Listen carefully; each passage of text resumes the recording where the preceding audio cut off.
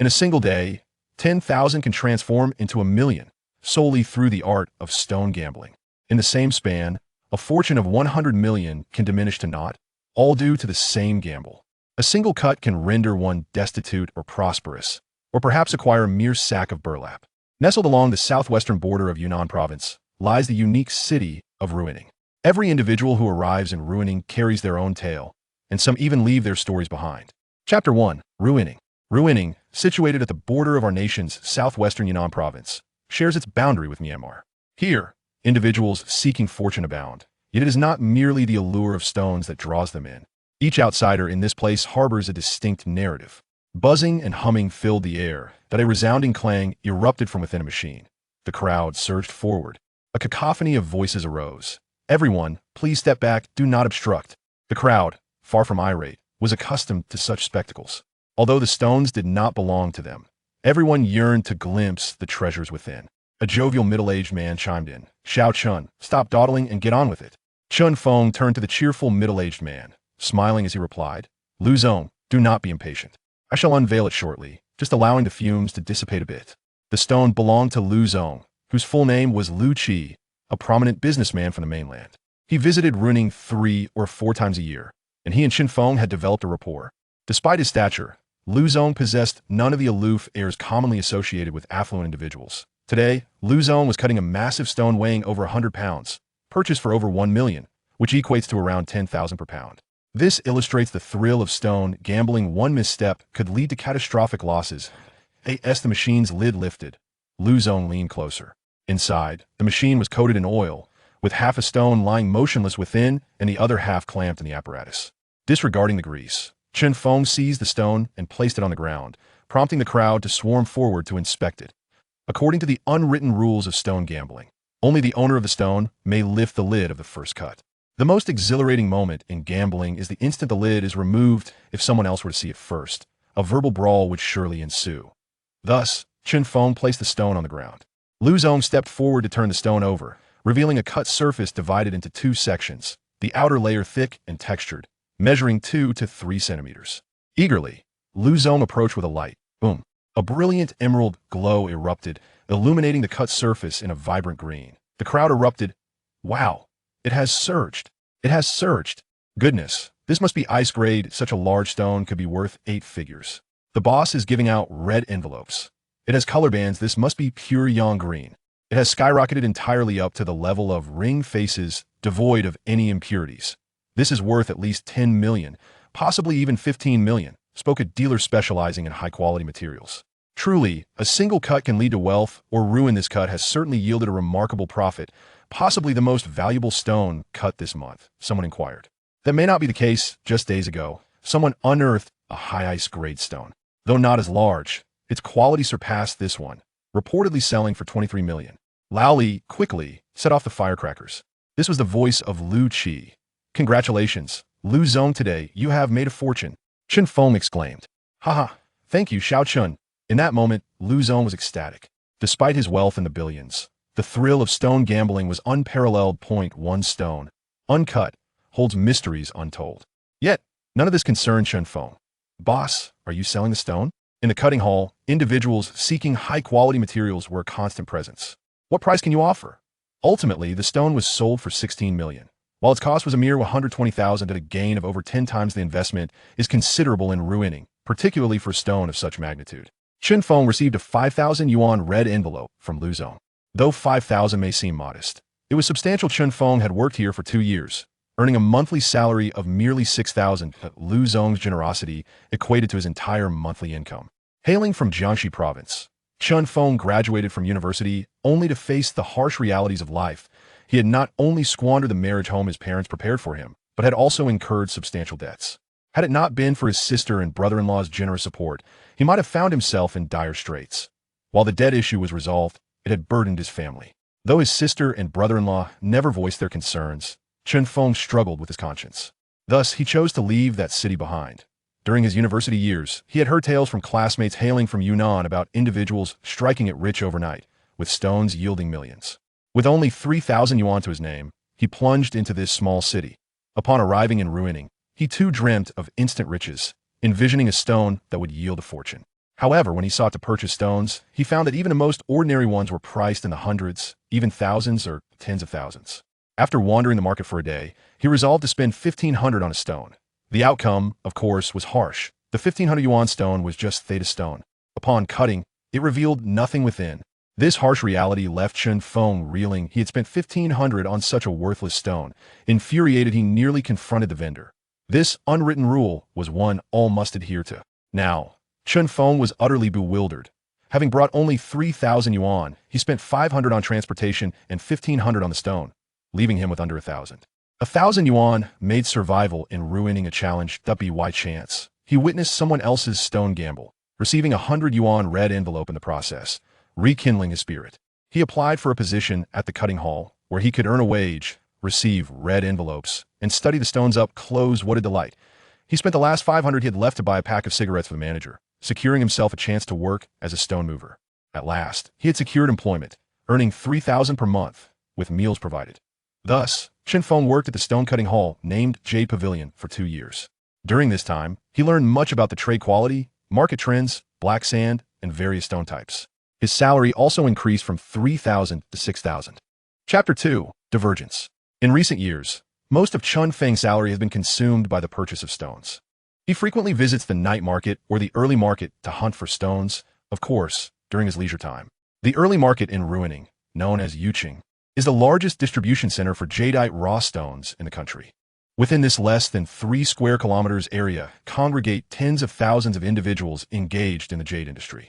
As the jade market has become increasingly vibrant in recent years, the influx of treasure seekers to Ruiling has surged. The early market typically operates from 7 in the morning until noon, while the night market has no fixed hours and is located in a different area known simply as the night market, which is the most bustling part of Ruiling for tourists. Many visitors to Ruiling also venture there to seek their fortunes, gradually giving rise to a vibrant trading market in the night. Over the years, Chen Feng has primarily sourced stones from both the early and night markets. However, unlike others who either resell their finds or simply admire them, Chen Feng focuses on learning how to open windows and cultivate water. Opening windows differs from gambling on stones, where one can easily discern the outcomes of their bets. It requires a skillful understanding of the stones. First, one must possess a deep knowledge of the stones themselves. Secondly, one must identify the optimal portions of the stone to showcase. This expertise was acquired during his time at the Jade Pavilion, where he encountered a plethora of jadeite raw stones daily, accumulating considerable experience. In a corner of his room, numerous stones lie scattered, adorned with holes of various sizes, some merely a few millimeters in diameter, while others are as thick as a thumb. Occasionally, when Chen Feng stumbles upon a fine stone, he may choose to cut it open himself. However, more often than not, he entrusts the open stones to someone else for sale. After all, mastering the art of opening windows demands substantial financial resources, and relying solely on his modest salary, he can only afford to purchase a couple of stones before his funds dwindle. After finishing a cigarette, Chen Feng locked the door and descended the stairs, mounting his electric bicycle to head towards the night market. The clientele at the jade-gambling scene in Ruining is diverse, encompassing individuals like Chen Feng, business owners from the mainland, and tourists who merely wish to buy a few stones for fun. Upon entering the night market, Chen Feng was greeted by a vibrant atmosphere, bustling with crowds as he followed the throng deeper inside. He eventually reached a stall situated in the center of the market, where the vendor, upon spotting Chen Feng, promptly stood up with a smile, exclaiming, "Brother Feng, you've arrived." The vendor, Zhang Enz, is a friend of Chen Feng's, to whom he has entrusted the sale of most of his stones. Not all are opened. Indeed, not every stone is suitable for this process. Only those of promising quality are considered for opening windows. There are generally 2 methods of selling. One involves negotiating a price with Zhang Enz directly, allowing him to sell at whatever price he sees fit, with a subsequent reduction for Chen Feng. The second method pertains to higher value stones, which Zhang Enz is reluctant to accept since they're often difficult to sell at the market. Moreover, it is noteworthy that Chen Feng has yet to open a truly valuable stone. The most expensive one he has sold fetched merely 30 to 40,000, a trifling amount in Ruining, where stones can easily reach hundreds of thousands to millions, or even tens of millions. The jade trading market is perpetually a realm with a mad buy, the mad sell, and the mad await. There is never a shortage of the audacious, those who yearn to amass wealth overnight. "Well, Enz, have my stones sold?" "Indeed, Chen Feng, I came today to inquire about the fate of my stones." Zhang En's replied with a smile. Brother Feng, 3 have been sold. 1 remains unsold, yet there are interested buyers. We've already discussed a price. And barring any unforeseen circumstances, it should close today. Very well. I shall take a stroll through the market. Wait a moment, Brother Feng. There is something I need to discuss with you. What is it? Speak freely. Chun Feng halted, turning to inquire. Well, it is like this. Zhang En's hesitated, seemingly a loss for words. Chun Feng chuckled. Come now, do not dawdle. Just say what's on your mind. This indecisiveness is uncharacteristic of you. Did you not ask me to keep an eye on the stalls? One has opened up at the morning market, and I wanted to know if you're interested. Is that all? Chun Feng furrowed his brow, skeptical. There's another matter. Zhang En's gaze flickered. Chun Feng remained patient, observing him intently. Standing beside Zhang En's, his wife shot him a disapproving glance, taking the initiative to speak. Brother Feng, you once extended a helping hand to our ends, and we have not forgotten your kindness. For over a year now, we have diligently tended this stall, rising early and toiling late. At this juncture, Chun Feng began to comprehend the underlying sentiment and responded with a smile. Indeed, you both have worked hard over this past year. How about this for now on? You shall receive an additional salary each month. What do you think, sister-in-law? That is not what we meant, Brother Feng. No, it's not that, Chun Feng interjected, waving his hand to interrupt Lu Feng. You have labored diligently. It is only fitting. Do not decline. Lu Feng nudged her husband, who merely lowered his head in silence, inciting her frustration. However, given the situation, a resolution was necessary. Thus, with determination, she stated, Brother Feng, over the past year, you have taken approximately 70 to 80,000 from us, have you not? At this remark, a flicker of displeasure crossed Chun Feng's mind. He had known Zhang En's for over a year, entrusting most of the stones he acquired from the market to ends for sale. This arrangement tested one's discernment, as perceptions of the same stone varied greatly among individuals. When Zhang En's first arrived, he possessed little capital and aspired to enter the jade industry. Coincidentally, Chun Feng had several stones to sell and about 70 to 80,000 at hand. Thus, they partnered to manage the stall. But what was Lu Feng implying with her statement? Did she intend to cast him aside? He chose silence, merely observing Lu Feng and Zhang En's. Lu Feng continued, Brother Feng, since we have broached the subject, let us address it openly. This stall has consistently been under our management. You have entrusted us with the sale of your stones, and we only take a 7% commission, which is already among the lowest in the market. Would you not agree? Moreover, you take away 30% of our profits each month. To be frank, with the constant influx and outflux of stones, I sometimes miscalculate, and Enz has compensated you for those losses. Over the past year, my spouse and I have toiled from dawn till dusk, yet the money we have earned pales in comparison to yours. Therefore, we propose to procure 20,000 yuan to acquire some of your shares. What do you think? Chun Feng fell silent for a while before responding. I have not considered this matter thoroughly. Over the past year, I have indeed earned a considerable sum from you. Initially, it was merely a verbal agreement regarding the acquisition, so let us put this matter aside. Brother Feng, Zhang En's attempted to interject, but Chun Feng interrupted him, continuing, En's Lu Feng is correct. I have not contributed much effort. This stall has been managed by both of you. It is indeed inappropriate for me to take a share. I have already received a substantial amount over the years, so let's leave it at that. Brother Feng, what are you saying? If it weren't for you back then, I would still be a mere errand boy, Zhang En's exclaimed, growing anxious. Lu Feng chimed in, Brother Feng, what has been divided is done. After all, without you, we would not have managed this stall. Chapter 3. The physical nature of Wood's heart was far from tranquil. The events of the night market had thoroughly tarnished his joy from receiving 5,000 in tips today. Truth be told, this incident dealt a significant blow to Chun Feng. He had already contemplated resigning from the stone-cutting workshop and intended to set up his own stall. With his experience, while he might not become fabulously wealthy, he believed he could manage reasonably well. He had initially hoped to continue collaborating with Zhang En's and his spouse, but now it seemed unnecessary. Chun Feng fell into a hazy slumber. The following day, he awoke around 6 o'clock, wiping drool and sleep from his eyes with the back of his hand. He sat up and lit a cigarette. The reason for his drooling was the dream he had the previous night, in which he cut a stone worth several million. Just as he hugged that stone, the dream abruptly ended. Back in the dream, Chun Feng chuckled to himself. He had indeed dreamt of cutting stones worth millions on numerous occasions. He picked up his phone to check for messages and missed calls. Upon unlocking it, he saw 2 calls from Zhang En's and 1 from Wang Zhe, one of his few friends in Ruiling. Chun Feng opened WeChat to review the messages and found a transfer notification from Zhang En's, along with several voice messages. The total transfer amounted to 33,000 yuan, a rather auspicious figure. The transfer note indicated that 20,000 was the parting fee Lu Feng mentioned yesterday, while the remainder was for the 4 stones, thus marking their separation. Chen Feng accepted the transfer without hesitation. It was rightfully his. He had merely been polite yesterday. Had the other party chosen not to pay, he would not have pressed the issue, treating it as if the money did not exist. Noticing the time was still early, barely 6:30, with work starting at 8, Chen Feng got up to wash up and then rode his electric bike to the morning market. Upon arriving and parking his bike, he casually strolled around. Although it was only 7 o'clock, the morning market was already bustling with activity. "Little Chun, you are here so early." A middle-aged man glanced at Chen Feng and greeted him. "Brother Wu, do you have any fine goods? Let me have a look."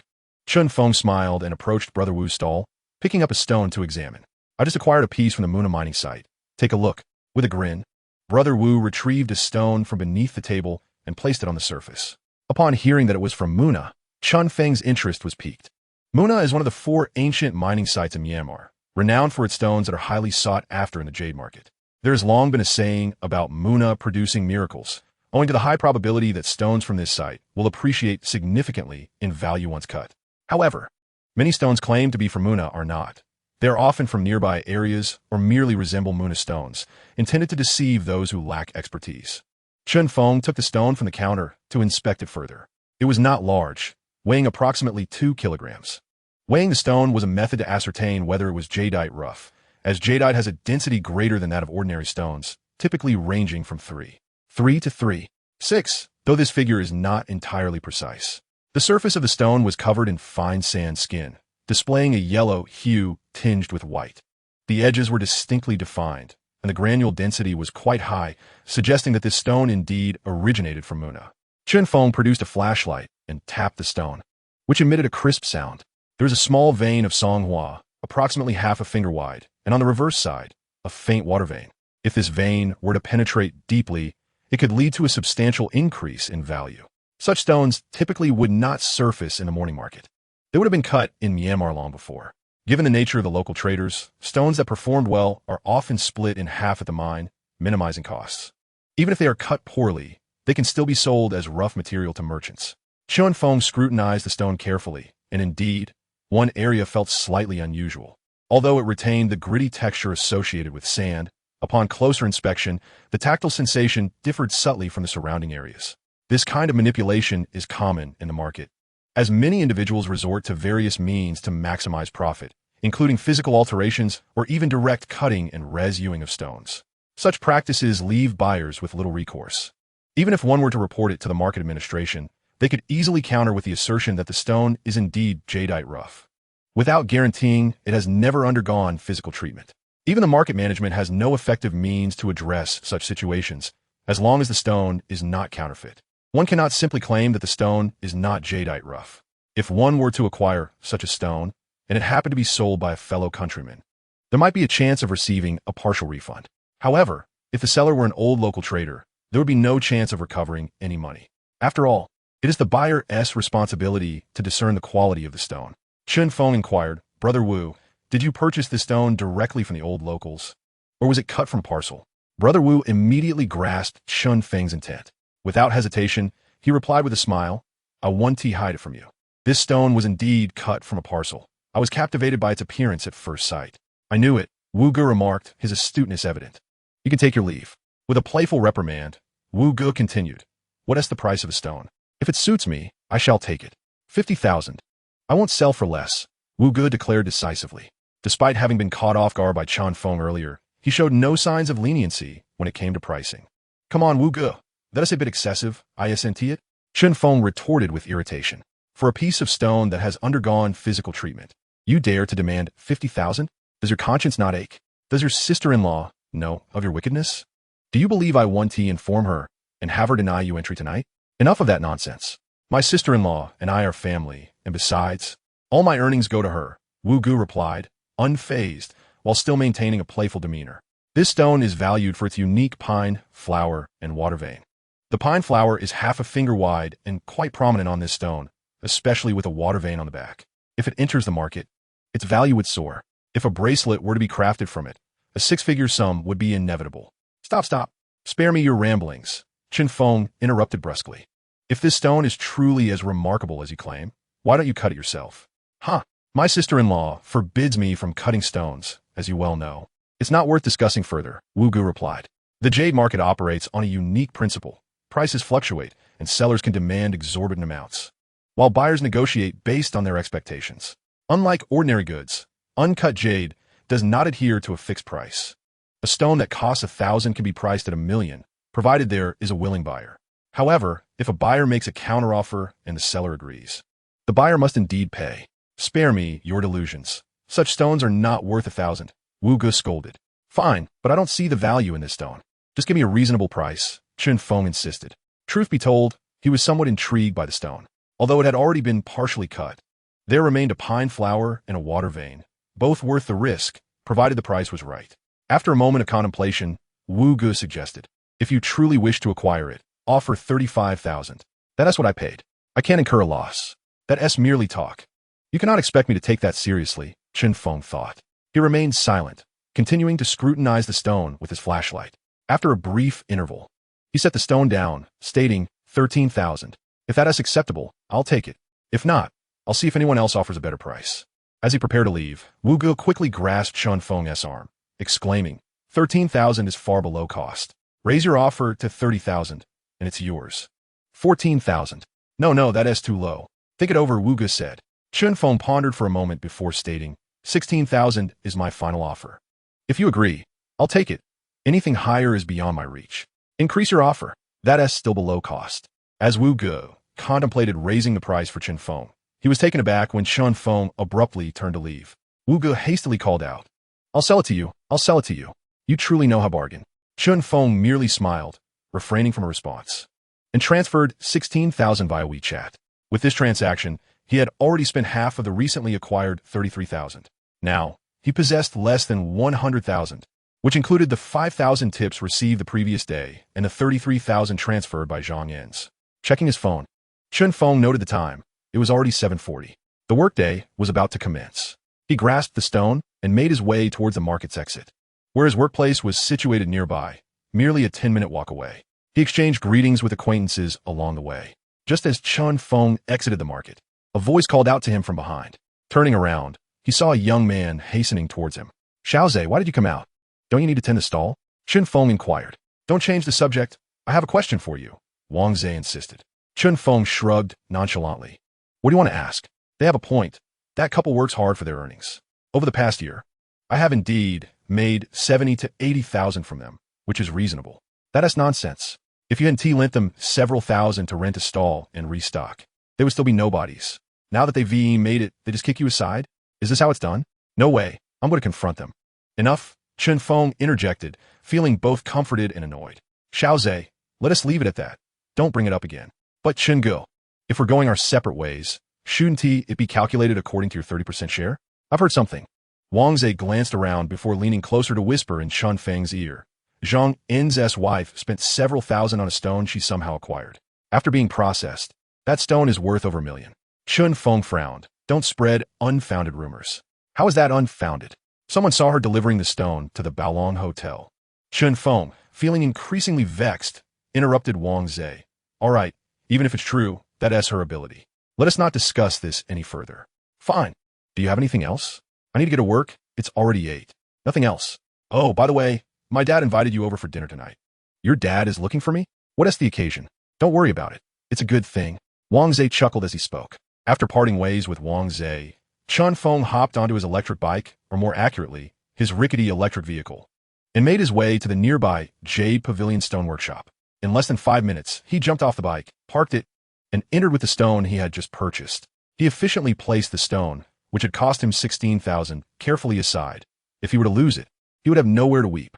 Ah, Xiao Chun, where did you manage to unearth another stone? A middle-aged man remarked upon seeing Chen Feng enter with a bag. Chen Feng smiled and replied, Enough. Uncle Lu, please spare me the jest. I hope I'm not late today. Uncle Lu took a puff from his cigarette, exhaling a ring of smoke before speaking. No, we haven't commenced cutting yet today. You know how it is in our line of work. Sometimes, we have clients arriving as early as 7 in the morning, or even in the dead of night. Just yesterday, didn't Boss Lu cut a remarkable stone? He was at it until 2 in the morning, yet today, no one has shown up. The boss Liu he referred to was none other than Liu Qi, who had skillfully unearthed a high-quality jadeite the previous day.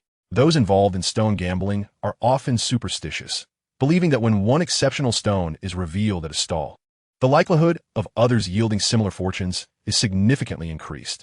Likewise, if a stone-cutting workshop produces a remarkable find, patrons will consider it a site of good fortune. It is, fundamentally, psychological comfort. Hence, many stone shop owners fervently wish for one of their stones to yield a remarkable gain, as it would elevate the perceived value of their other stones as well. Chapter 5. The Heavens and the Earth, Mo Wanji. As a few of them were engaged in light-hearted banter, they noticed the manager approaching. The group promptly rose to their feet. The manager, a relative of the owner, was nicknamed Zhou Ba Pai, overseeing the stone-cutting workshop. Although he held the title of manager, there was little for him to manage, having been there for 7 or 8 years with only a rudimentary understanding of jadeite raw stones. Fortunately, he possessed enough self-awareness to refrain from discussing the quality of the materials, delegating such matters to another seasoned craftsman while he focused solely on collecting payments. Yes, that was his primary role. Each month, Chun Feng and his colleagues earned a salary of 6,000, supplemented by additional income. For instance, when the summer heat became unbearable, the owner would occasionally grant them an extra 3 to 500 yuan as a bonus for refreshments. However, last year, Zhou Ba Pai concocted a rather peculiar idea. He approached the owner with a suggestion. Instead of distributing the extra cash directly, they should provide the workers with mung bean soup and other cooling refreshments, which would not only benefit them, but would also delight the customers who came to the workshop. Unsurprisingly, there were dissenting opinions, as everyone was working to earn a little extra. However, since this was merely supplementary income and the owner initially managed it well, the staff acquiesced. Yet within 2 months, the cooling refreshments dwindled to nothing but a herbal remedy, and even the mung bean soup was only prepared for those with fevers exceeding 40 degrees Celsius. And it was served warm, masquerading as fresh. Fresh my foot, they would mutter, cursing Zhou Ba Pai under their breaths. This was not the extent of Zhou Ba Pai's mischief. He had devised various ill-conceived ideas, even attempting to appropriate tips given by customers. This led to a strike among the workers, prompting the owner to intervene. Upon inquiry, he learned of the situation and berated Zhou Ba Pai soundly. Yet, what could he do? After all, he was family, and it wouldn't do to dismiss him over such matters, lest his aunt come crying at his doorstep. As Zhou Ba Pai approached, he frowned and remarked, "Why is everyone idle? Don't you know you should be maintaining the machines?"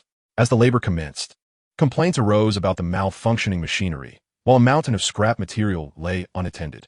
It was disheartening to witness such laziness. One could argue that a dog would serve better, for at least a dog would bark. "What did you say?" A hot-tempered worker directed a fierce inquiry at Zhou Ba Pai. "What do you mean by that? If you don't want to work, then leave." "I have no time for idlers," Zhou retorted. The young man, momentarily incensed, was quickly restrained by a colleague, who smiled at Zhou, saying, "Manager Zhou, please don't take it to heart. Everyone was busy until late last night, and now that there's no one to cut stones, they just wish to take a breather so they can resume work later without delay." "Humph, so you all stayed up late, did you? Was I not also awake?" The crowd rolled their eyes. Zhou had certainly vanished to indulge in drink long before the night ended. Just then, someone wheeled in a large stone, calling out for assistance. The workers promptly rushed to help, and Zhou refrained from further provocations, spitting in annoyance before heading toward his office. On such a sweltering day, who would choose to bask in the sun instead of seeking refuge in an air-conditioned room? Chun Feng and his companions hurried to the stone's owner, who was pushing a slab of black sand weighing over 80 kilograms, an impressive sight that astonished everyone. The stone was quite uniform in shape, with much of the wax shell having peeled away, leaving only a few scattered remnants. While assisting in lifting the stone, Chun Feng instinctively ran his hand along its surface, feeling its hardness and roughness, with several spots of loose flour visible. There has long been a belief that black sand yields vibrant green stones, and a stone of this size could fetch a fortune, potentially hundreds of thousands. If it were to yield a remarkable find, one might even become a millionaire. Chun Feng murmured softly, "Mo Wanji's black sand. It's rare to find a piece of this size." "Ah, the lad knows his stuff," the stone's owner replied with a chuckle. "Well, after cutting so many stones, one develops a discerning eye." "Huh, how much do you think it's worth?" Chun Feng quickly waved his hands, saying, "What do I know? I'm just a stone cutter." What could Chun Feng say? If he overvalued it, the owner would be pleased. Undervaluing it would lead to discontent. If the stone turned out to be less than anticipated, the owner might seek to place blame on him. The owner remained silent, squatting down to contemplate how to cut the stone. After several minutes, he marked the cutting line. The group then assisted in lifting it onto the machine, requiring the combined effort of 2 or 3 individuals to secure it. After making slight adjustments and confirming the angle with the owner, they placed the lid down and activated the machine. With a roar, the entire cutting workshop reverberated with the sounds of machinery. The stone owner remained unhurried. Given the size of the stone, it would take at least an hour to cut. After all, jadeite possesses a hardness far superior to that of ordinary stones. If it could be sliced in mere minutes, there would be no need for further inspection. One could simply turn and leave. During this time, individuals intermittently arrived with stones to be cut, yet most were merely in the range of 20 kilograms. Although stones weighing over 80 kilograms were not uncommon in Ruining, few were willing to take the plunge. Sometimes, an entire day could pass without encountering a stone ready for cutting. After all, size often equates to higher value, but also greater risk. In the cutting workshop, cheers would occasionally erupt, while many others sighed softly, and some even wept openly.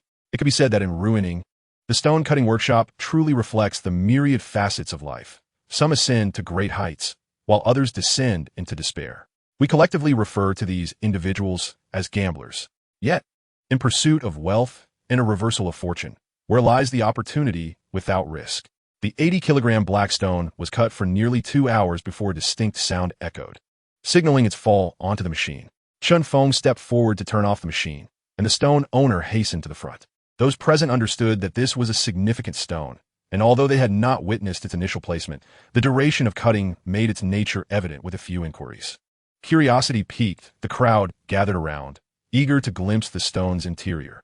As the stone owner reached the machine, he forcefully lifted the lid, causing a cloud of white smoke to billow upward, prompting nearby individuals to cough incessantly.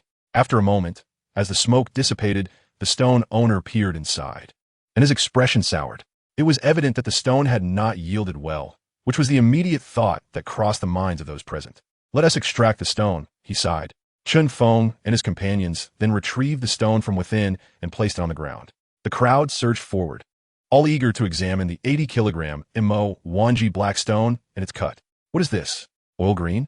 "Old oil green, but it doesn't seem to be a complete loss, does it? Did the owner spend a large sum on this stone? Who could say? Yet, a stone of such size would likely demand a price of 3 to 500,000. Chun Feng scrutinized the stone, noting that the entire cut surface bore a gray-green hue with a fine, soft texture. However, the presence of cracks significantly diminished its value. The difference between a stone that could yield a bracelet and one that could not was substantial. Had it not been for those fissures, this stone might have been considered a modestly successful specimen. Such a pity. The stone owner, feeling somewhat disheartened, squatted down to continue his examination. Nearby, someone inquired, "Are you selling the stone, boss?" Without lifting his head, the owner replied, "What can you offer?" Upon hearing this, the inquirer sensed an opportunity and moved closer to examine the stone. After a few minutes, he spoke. The entire stone weighs over 80 kilograms, with roughly 10 kilograms in the center. It's old oil green, but there are cracks, and it lacks a bracelet position, presenting considerable risk. "How about 80,000? What do you think of this price?" The stone owner shook his head. The offer of 80,000 was insufficient, barely a third of his investment. He had acquired this stone for 280,000, rendering such a price utterly untenable. Although this stone lacked a bracelet position, it still held considerable value, and the proposed amount was far too low.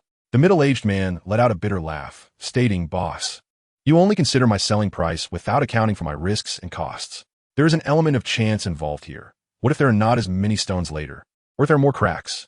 Moreover, I must entirely strip and polish the stone, which incurs additional costs. This offer is simply too low. The surface of this stone has at least 10 kilograms of material, with a significant portion still intact. At the very least, it can yield 30 kilograms. Although there is some gamble involved, it is minimal. 18,000 is the final offer. Take it or leave it. If you can't see the potential. We operate on the principle of valuing what we can see. Your price is unacceptable. How about this? I will make another offer. If you find acceptable, we can conclude our transaction.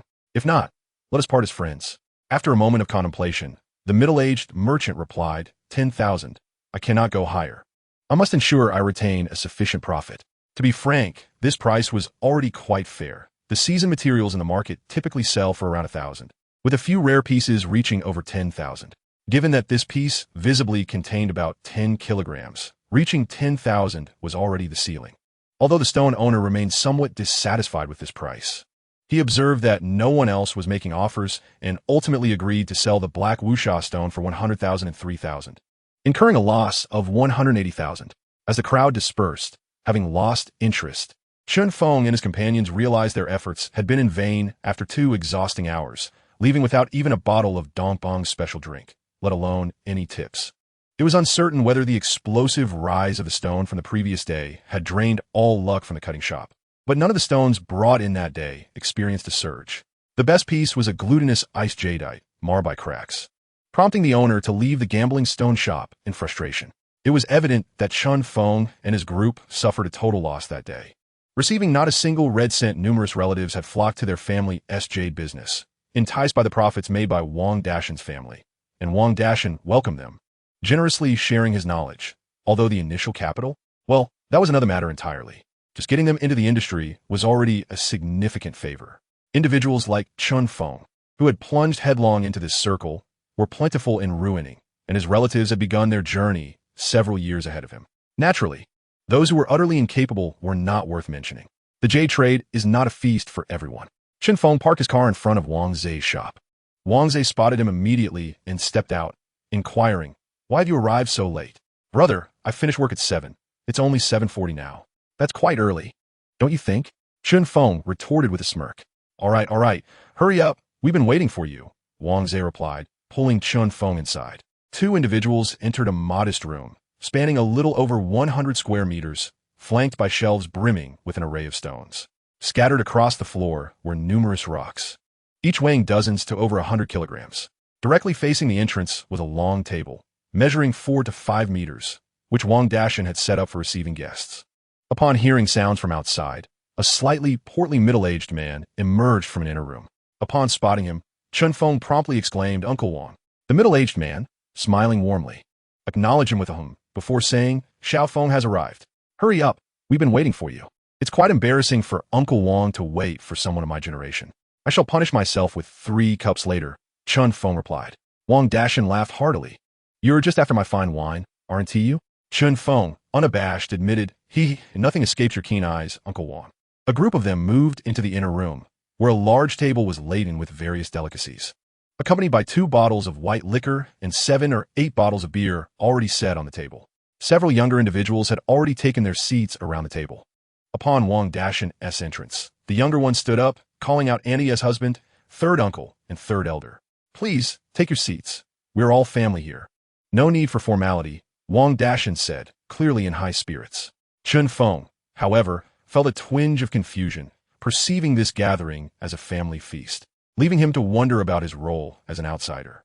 Yet before he could voice his thoughts, Wang Zai pulled him into a seat, where he greeted a few young acquaintances at the table, though there was one girl he did not recognize, merely smiling and nodding at her.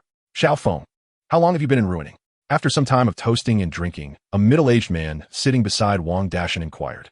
This man was Wang Dashan's sister-in-law's husband, thus Wang Zai's uncle by marriage. Chun Feng, hearing the question, smiled and replied, "Uncle, I haven't been in Ruining for long, just about 2 years." 2 years? Not too short, yet not too long. "What business are you engaged in now?" the uncle asked with a smile. Upon hearing this, both Chun Feng and Wang Dashan exhibited a hint of discomfort.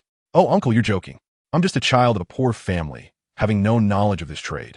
I simply plunged into it and have been working in a stone-cutting workshop," Chun Feng replied, feeling somewhat awkward. The uncle pondered for a moment and then asked, "What are your future plans? Will you remain a machine operator for life?" Upon hearing this, perhaps due to the effects of alcohol, Chun Feng's face flushed crimson, and he awkwardly responded, "I haven't given it much thought yet. My time in this field is still short, and I'm not very familiar with many aspects." Chun Feng assumed the conversation would conclude there, but the subsequent remark from Wang Zai's uncle left him feeling somewhat flustered and irritated. "Xiao Chun, it's not that I, as an elder, am criticizing you, but how can you not learn anything after being here for 2 years?" Suddenly, Wang Dashan began coughing, seemingly choked by smoke. The uncle, whether truly oblivious to Wang Dashan's intentions or merely inebriated, continued, "Young people must venture forth. One cannot spend a lifetime merely feigning smiles while operating machines. A man should possess his own ambitions. If all else fails, I suggest delving into the study of stones. Should you manage to carve out a fortune from one, wouldn't that provide you with the necessary capital? The woman seated beside him discreetly kicked him under the table, signaling him to silence. The uncle shot an indignant glare at his wife. Why did you kick me? Am I wrong in what I say? Indeed, you are utterly correct, she retorted with sarcasm. As the adage goes, in ruining, one should refrain from inciting others to gamble on stones, for this pursuit bears consequences not unlike the dangers of addiction. The only difference lies in legality. In ruining, among 100 stone gamblers, 90% will face ruin, and of the remaining 10%, 90% will merely break even, leaving a mere 1% chance of profiting from stone gambling. Encouraging others to partake in such folly could lead to physical reprimand, with no authority to intervene. Indeed, one might even receive applause for their misguidance. Brother-in-law, where have I erred? He continued to assert. Before he could finish, Wang Dashan was on the verge of erupting in anger. Just as he was about to unleash his fury, Chun Feng interjected, wishing to ease the tension. Uncle, you have a point. Indeed, in ruining, if one seeks wealth, cutting stones is the swiftest route to riches. See, brother-in-law, I am correct. Even Xiao Chen acknowledges my words, the uncle declared triumphantly. Chun Feng poured himself a drink and raised his glass towards the uncle. Your insights are appreciated. I toast to you. Without waiting for Wang Dashan's response, he excused himself and made for the exit. Wang Zhe, noticing this, hurried after him. Grasping Chun Feng's arm at the door, Brother Chun, forgive my uncle. He becomes quite forgetful after a few drinks. Do not take his words to heart. Chun Feng smiled. No worries. He is an elder. How could I possibly hold a grudge? Besides, he may have a point. Perhaps this endeavor is not suited for me after all. No, Brother Chun, listen to me, Wang Zhe insisted. As Chun Feng accelerated down the road, the electric bike creaked ominously, as if on the verge of collapse. The night air was refreshingly cool, dispelling much of his intoxication. He shouted loudly, eliciting a chorus of curses from passers-by. It was now well past 11, and the streets were sparsely populated. Ruining lacked the abundance of streetlights found in inland towns, with only a handful of dim lamps casting shadows along the way. Occasionally, the headlights of passing cars illuminated the road. He made his way from Wang Zhe's home towards his rented accommodation, traversing the street of a morning market and then through a bustling night market filled with delectable street food. The atmosphere was vibrant, with numerous young people enjoying barbecues and drinks and several bars lining the street. As the night deepened, the number of revelers seeking intoxication increased, making this street the most chaotic in all of Ruining, where drunken brawls were a common occurrence. While the locals exhibited a modicum of restraint, the residents from Myanmar harbored no such reservations. After a fight, they could simply flee to the border, seeking refuge in Muse. Generally, as long as no fatalities occurred, the domestic police would not intervene. However, if a death did occur, an investigation order would be issued, and the local police in Muse would cooperate with their counterparts back home, thanks to the enduring ties of their shared heritage. Unless they managed to escape to northern Myanmar, where the domestic authorities had little jurisdiction, it was unthinkable for them to pursue individuals deep into another territory. Chun Feng's vehicle slowed, and he couldn't help but curse, realizing he had forgotten to charge it. With no other choice, he trudged towards his rental accommodation. Suddenly, his gaze fell upon a group ahead that was embroiled in a heated argument, and his curiosity compelled him to observe. This fleeting glance would lead to his regret. Why? Because the woman among them was strikingly beautiful, and Chun Feng found himself transfixed by her, oblivious to the chaos unfolding before him. Alas, disaster struck with a loud thud. He felt a collision and heard a voice exclaim, "Are you blind?" as he stumbled to the ground. Awakening from his stupor, Chun Feng hastily rose to assist the individual he had collided with, profusely apologizing. "I'm so sorry. Are you all right? Do you need to see a doctor?" Frustrated, he thought, "Stay right there. I'll settle the score with you later. I'll one tea forget your face." With that, the young man stormed towards the source of the argument. Chapter 8. Unforeseen Misfortune. The young man ignored Chun Feng, plunging into the throng. Chun Feng had initially intended to leave, recognizing that the tumultuous atmosphere was far from safe. After all, who would insist he stay when he wished to depart? He hoisted his electric bike off the ground and prepared to flee. Just as he mounted it, a cacophony erupted from the crowd, followed by shouts of anger. Chun Feng found himself involuntarily halting, drawn into the spectacle. Soon, a full-blown altercation erupted. Tables and chairs scattered across the ground. It was evident that the group of young men was at a disadvantage. In Ruining, aside from the Burmese, The local Dai people were not to be trifled with. They banded together, and even the police found them formidable. Nevertheless, the young men from the mainland were not pushovers either. Despite sustaining injuries, they managed to take down several opponents. Just as Chen Feng was engrossed in the unfolding drama, two intoxicated youths mistook him for one of their adversaries and hurled objects in his direction. Alarmed, Chen Feng's pupils dilated as he swiftly sidestepped to avoid the oncoming projectiles. Frustrated, he thought, I was merely an observer. How did I become embroiled in this chaos? Why am I being targeted? Two young men noticed Chen Feng attempting to evade them, cursing as one of them casually picked up a beer bottle from the table and approached Chen Feng, all the while hurling insults. You little punk, daring to provoke us in this area.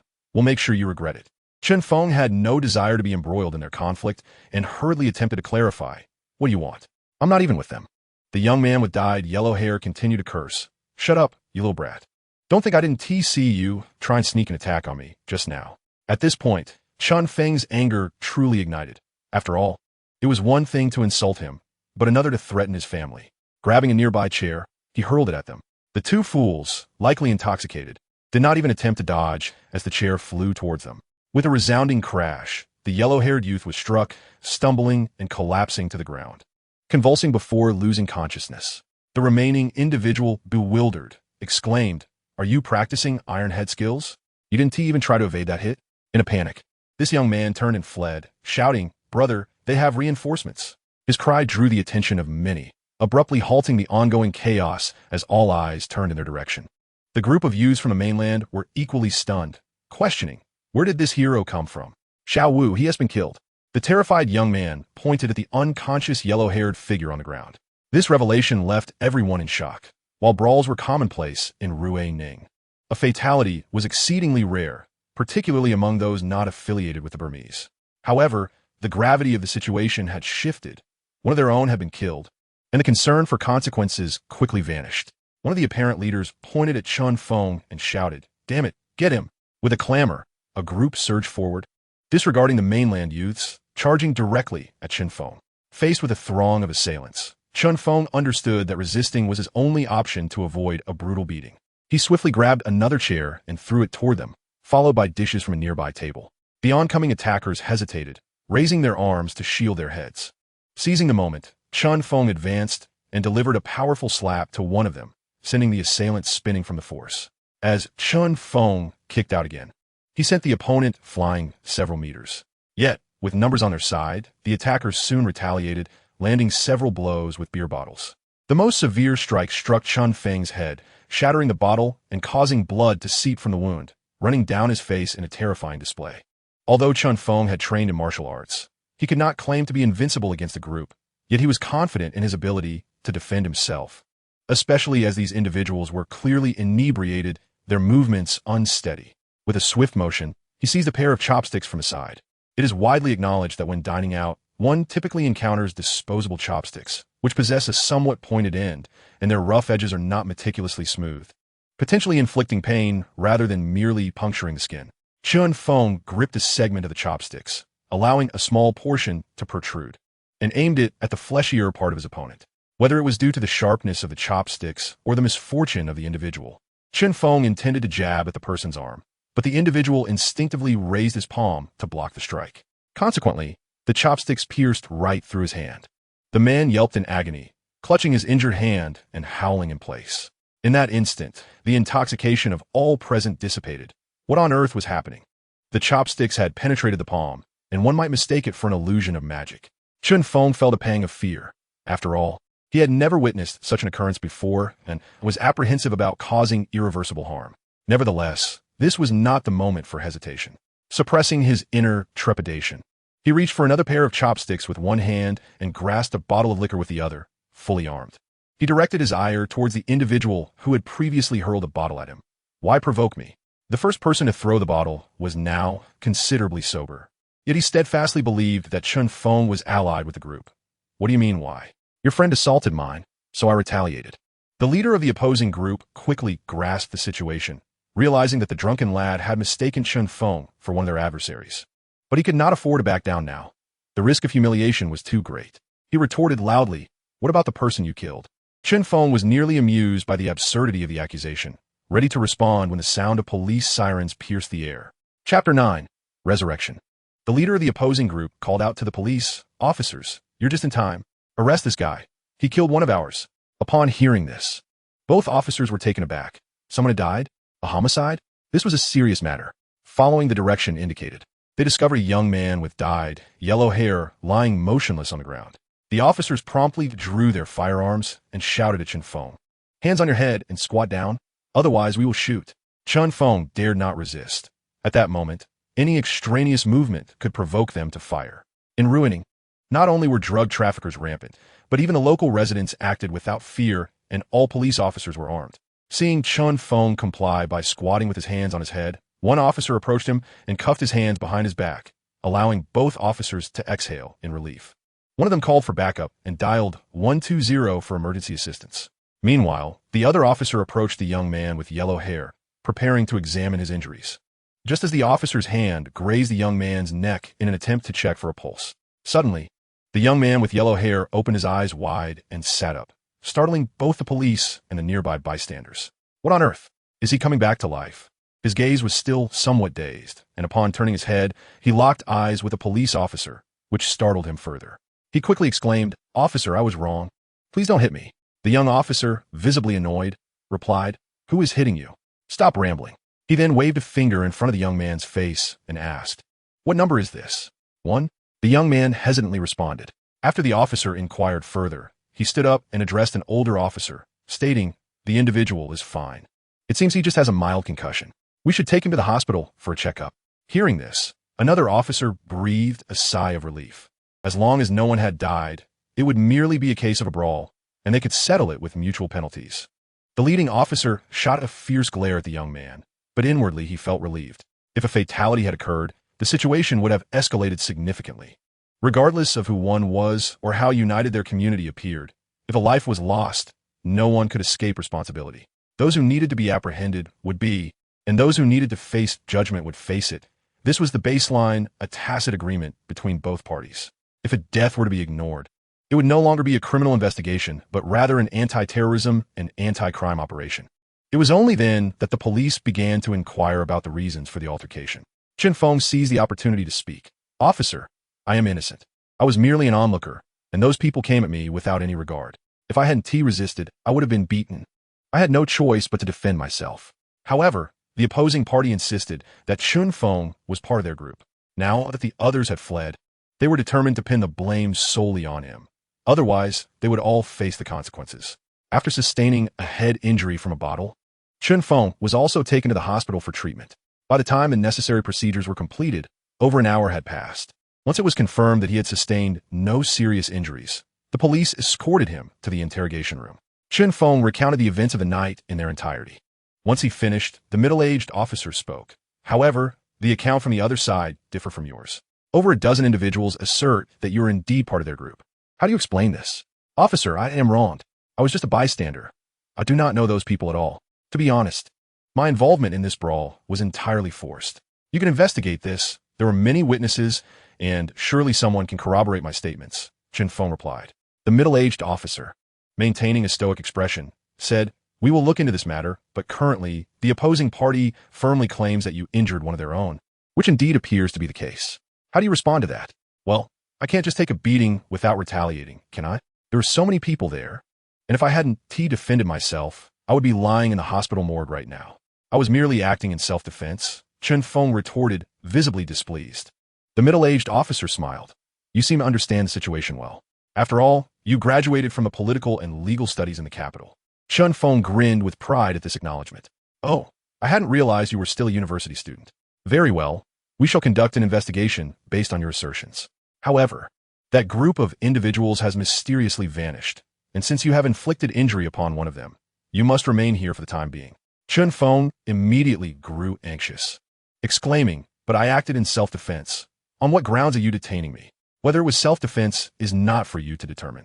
Are you aware that the young man you pierced through the palm has sustained severe injuries? Given this, even a lenient sentence could result in several years of imprisonment." Upon finishing his words, the middle-aged officer stood and exited the interrogation room, leaving Chen Feng seething with indignation within. As the middle-aged officer stepped out, He was met by a young officer who saluted him, saying, "Director Zhao, I have just retrieved the surveillance footage from the incident location. It appears that Chen Feng was merely a bystander who inadvertently became involved. We can preliminarily rule out any collusion between him and that group." Director Zhao replied with a mere acknowledgement. "Have we located that group yet?" "Not yet, but we have preliminarily identified a suspect. Given that they have sustained injuries, they will likely seek medical attention. We have already notified the hospitals and anticipate news shortly. Thank you for your efforts, Shaolin. Please inform me immediately upon receiving any updates." "Understood, Director Zhao." "Should we release Chen Feng, considering his actions were in self-defense?" Shaolin continued. "Let us keep him detained for now.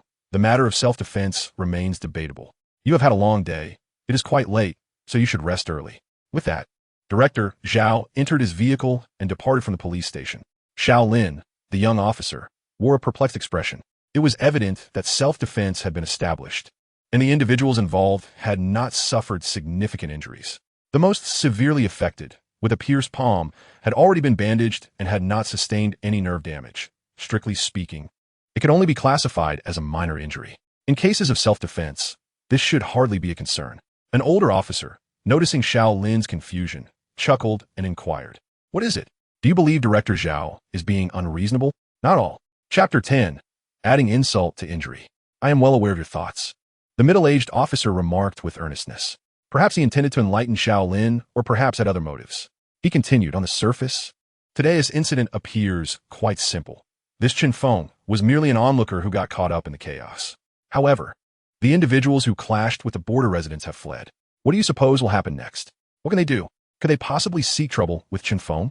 To put it bluntly, Chen Feng could even countersue them for assault," Shaolin asserted with righteous conviction. The middle-aged officer chuckled softly. "Indeed, but do not forget, we are in Ruining on the border. Stability is paramount. For minor matters, as long as they do not escalate too severely, we tend to turn a blind eye. If Director Zhao were to release Chen Feng today, do you believe they would not seek retribution against him? What if that leads to further complications?" Shaolin found himself momentarily at a loss for words. Thus, one should not merely judge by appearances. In truth, those in power have long harbored dissatisfaction towards the border residents. However, in the interest of maintaining stability, they have chosen to endure. Once their patience reaches its limit or an opportunity arises, they will strike with great force, quelling dissent with an iron fist. Until that moment, stability remains paramount. Do you understand? The middle-aged officer imparted this wisdom earnestly. Shaolin finally comprehended the intricate dynamics at play. Consequently, Chen Feng was confined to a holding room, receiving meals daily, yet no one came to interrogate him, as if he had been forgotten.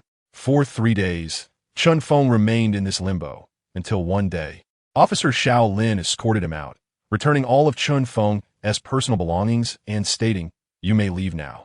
Chen Feng instinctively queried, "I can leave? Have those people been found?" Upon returning to his rented accommodation, after a refreshing shower and a meal, he powered on his phone. Instantly, dozens of missed calls and hundreds of text messages flooded in. As he perused the notifications, he noted that most were from Wang Zhe, while a few originated from the Qishifang side. Realizing he had been absent from work for several days, Chen Feng decided he must clarify his situation. Grabbing his phone and keys, he locked the door and hurried to his workplace. Upon entering Qishifang, he was met with the cacophony of bustling machinery. Several colleagues glanced at him with peculiar expressions, leaving Chen Feng momentarily bewildered. At that moment, old Lu waved him over, pulling him aside to inquire, "Where have you been these past few days?" Zhou Bapai has been quite upset. With a wry smile, Chen Feng recounted his recent tribulations. Old Lu sighed in response. "No wonder. There have been numerous locals causing disturbances here lately. Be cautious. Those border residents are unlikely to let this go easily and may come seeking retribution." "Surely not. The police have already classified the incident. Would they dare to confront me?" Chen Feng replied, unconvinced. Old Lu, with a serious demeanor, insisted, "You should believe me. I've been here for over a decade and know the temperament of these border residents better than you. Just take extra care." "Understood, Old Lu. I'll head to Zhou Bapai now." "Go on then." Just then, someone called for Old Lu, and he swiftly departed, leaving Chen Feng to continue on his path to Zhou Bapai's office. Although referred to as an office, it consisted merely of a desk, a chair, and a computer. Chen Feng knocked on the door, and Zhou Bapai's voice beckoned him to enter. Upon stepping inside, Chen Feng forced a smile and said, "Brother Zhou, I sincerely apologize for the inconvenience. I encountered some issues these past few days." "Stop. I have no interest in your personal affairs. But you have certainly caused considerable trouble for the company. Locals have been coming here looking for you, Zhou Bapai interrupted. After a pause, he continued. You know the temperament of these border residents. I cannot accommodate you here. It would be best for you to seek opportunities elsewhere. With that, he turned away from Chun Feng, leaving the smile on Chun Feng's face to freeze in disbelief. But, Brother Zhou, it cannot be so. I have resolved my issues. In truth, this matter was never of great significance. It was merely Zhou Bapai's attempt to establish dominance over others through Chen Feng. One could only lament that Chen Feng had inadvertently fallen into his grasp, prompting Zhou to extend no courtesy. You might think it trivial, but are you aware of the tumult caused by numerous border residents in recent days, resulting in substantial losses for the company? Enough of this idle chatter. Leave at once. With that, he resumed his work, manipulating the mouse with fervor. Chen Feng suppressed his fury, forcing a smile as he inquired. What about my salary from last month and this month? Zhou Bapai, pushing the mouse aside, regarded Chen Feng with a smirk that danced between amusement and disdain. Salary? You were absent for 3 days this month, which I could overlook considering the circumstances. However, do you comprehend the extent of the losses you've inflicted upon the company these past few days? This group of border residents has frightened away customers. Who do you propose I hold accountable for this? You dare to ask for your salary? It's fortunate I Haven Tea demanded compensation from you. Now be gone. Chun Feng's expression turned icy. Zhou Bapai, do not overstep your bounds. I shall ask once more. Will you pay me my salary? Oh, I won't give it to you. What can you possibly do to me? Zhou Bapai scoffed, his gaze dripping with contempt. Once outside the stone-cutting workshop, Chun Feng mounted his electric bike, retrieved a cigarette from his pocket, and ignited it, inhaling deeply, his eyes ablaze with fury. Damn it, if I'm not welcome here, I shall find another place to belong. Zhou Bapai, you will regret this. With that, he sped away on his bike. Unbeknownst to him, a few individuals who had been covertly watching emerged as soon as he departed, pulling out their phones to make a call. Chapter 11. The road ahead, Chen Feng rode his electric bike in a state of agitation, completely oblivious to the followers trailing behind him. The alley was narrow, scarcely 2 meters wide and less than 150 meters long. Lost in thought, he failed to notice his surroundings. As he reached the middle of the alley, an unsettling feeling washed over him. Lifting his gaze, he spotted several figures blocking the exit ahead. Instinctively sensing danger, he prepared to turn back, only to find more individuals emerging from the alley behind him. The faces of these individuals seemed familiar. Were they not the same ones with whom he had clashed at the night market days earlier? Armed with bricks and clubs, they glared menacingly at Chen Feng. Kid, we've been looking for you. The leader of the group spoke, his tone dripping with malice. It's you. What is this?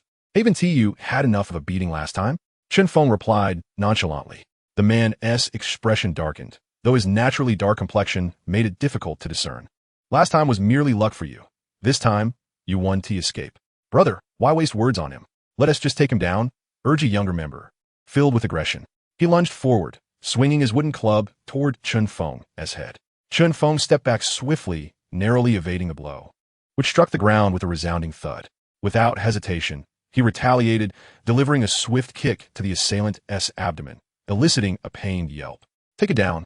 No one dares oppose us in Ruining, shouted another, as the group surged toward Chen Feng, the alley erupting with a cacophony of violence. Although Chen Feng had undergone training, he found it challenging to unleash his skills in the narrow alley. As the saying goes, 2 fists are no match for 4 hands. After taking down a few adversaries, he himself sustained several blows. Just then, a furious shout echoed from outside the alley. Stop! Knife Kai, are you not done yet? A group of police officers emerged from the alley's entrance. Among them was the notable officer Shaolin. He approached Chen Feng directly, helping him to his feet and inquiring, Are you all right?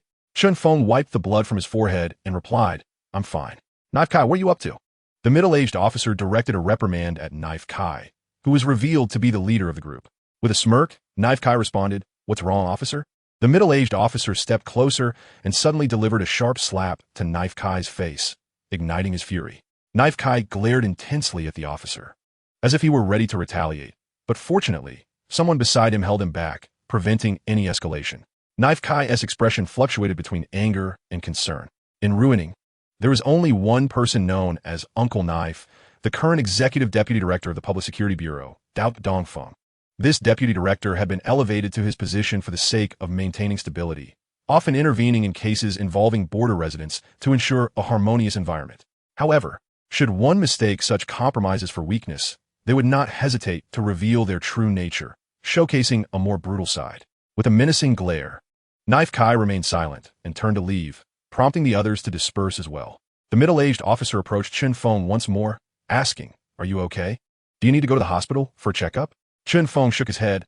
"I'm fine, just some superficial injuries. Thank you for your assistance today. That's good to hear. Allow me to introduce myself.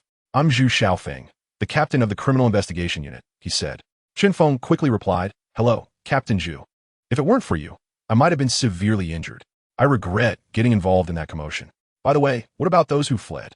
Will they face prosecution?" Zhu Xiaofeng chuckled. "You seem to hold a grudge." "Not at all.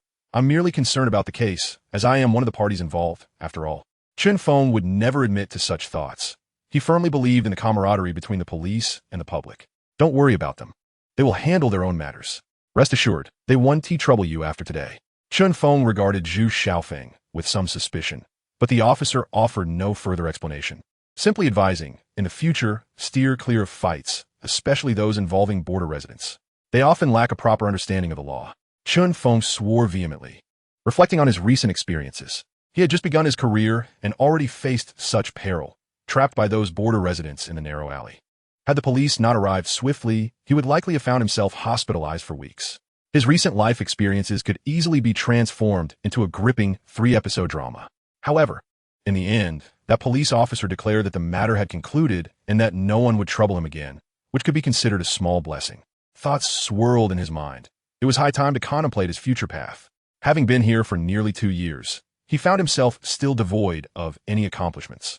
He was indifferent about losing his job, for he had never intended to stay long. Yet now he found himself at a loss regarding his next steps. Should he perhaps set up a stall at the morning market to sell stones? This notion took root in his mind, and Chen Feng found himself fixated on it. As for gambling on stones? He would rather not, considering his frail physique. He could hardly fathom the risks involved.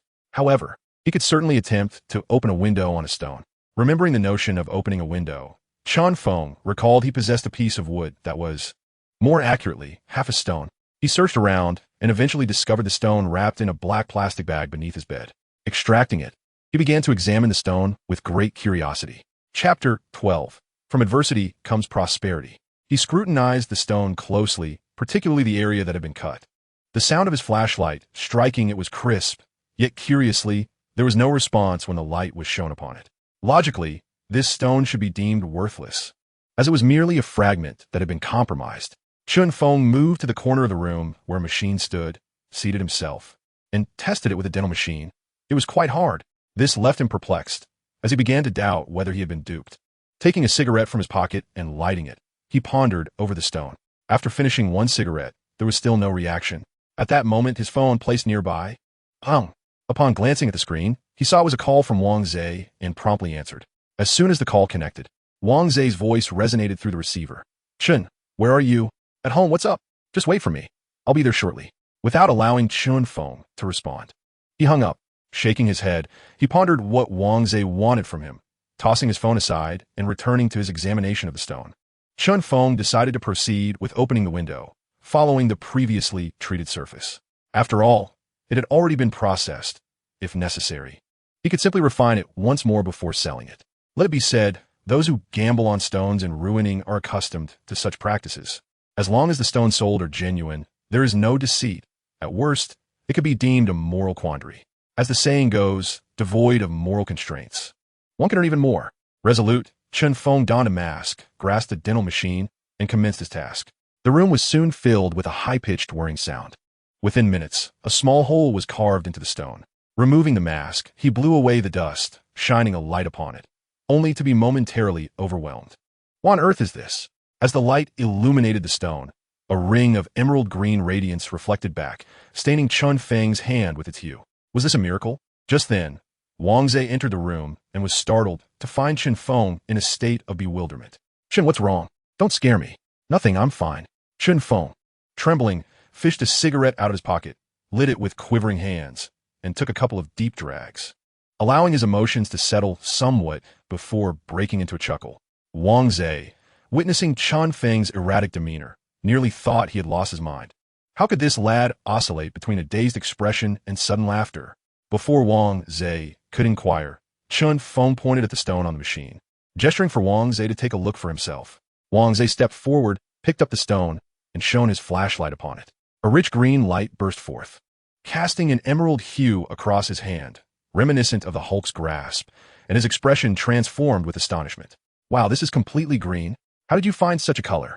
Wang Zhe exclaimed, his disbelief palpable as he scrutinized the stone more closely. It's likely fully colored, but I can't ascertain its size just yet. I need to extract it completely, Chun Feng replied with a grin. What do you plan to do? Wang Shi inquired. Chun Feng pondered for a moment before responding. I think I'll open a few more windows along the area of the cave to gauge the situation inside and determine its true size. That sounds feasible. Hurry up.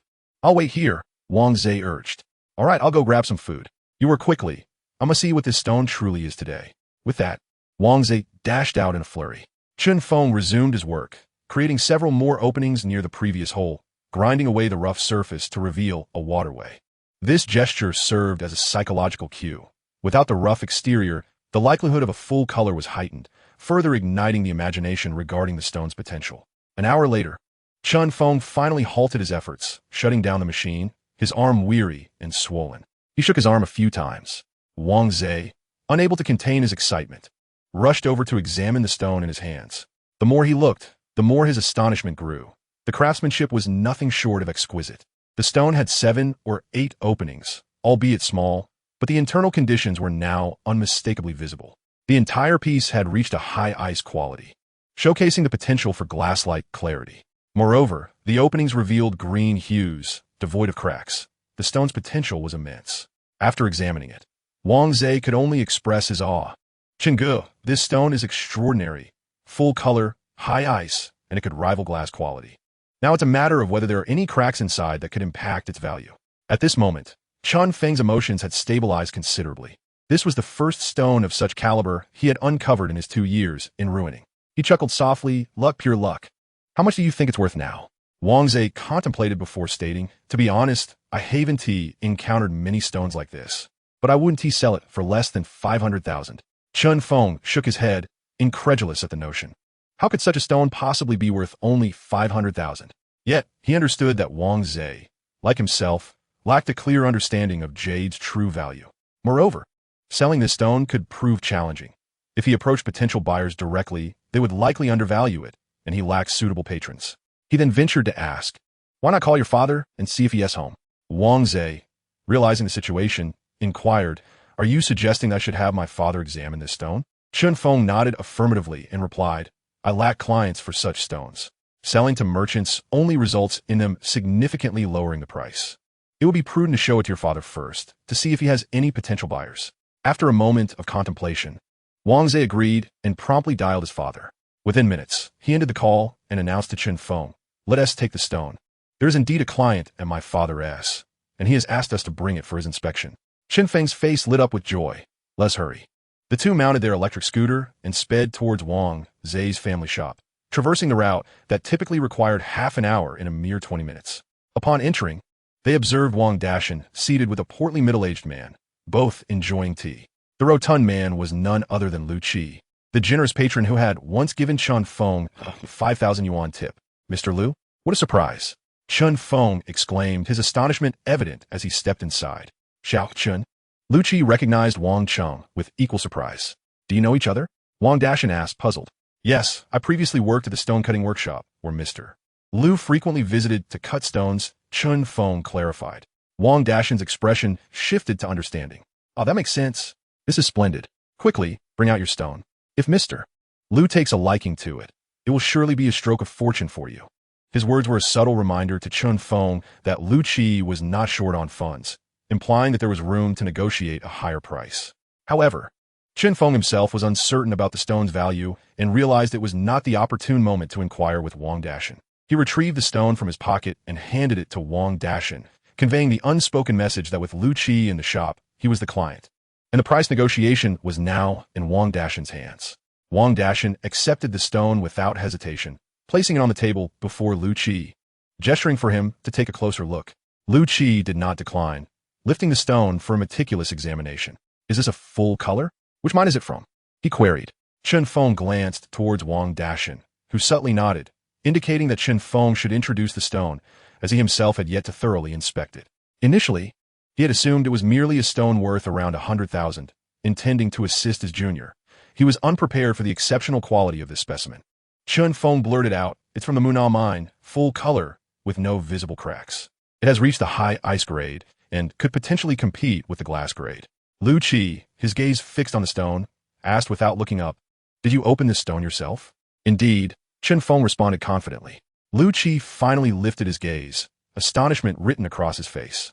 Chun Feng met his incredulous stare unflinchingly, a smile curling at the corners of his mouth, reminiscent of a student awaiting praise after acing an exam. "You were a stone cutter, weren't you?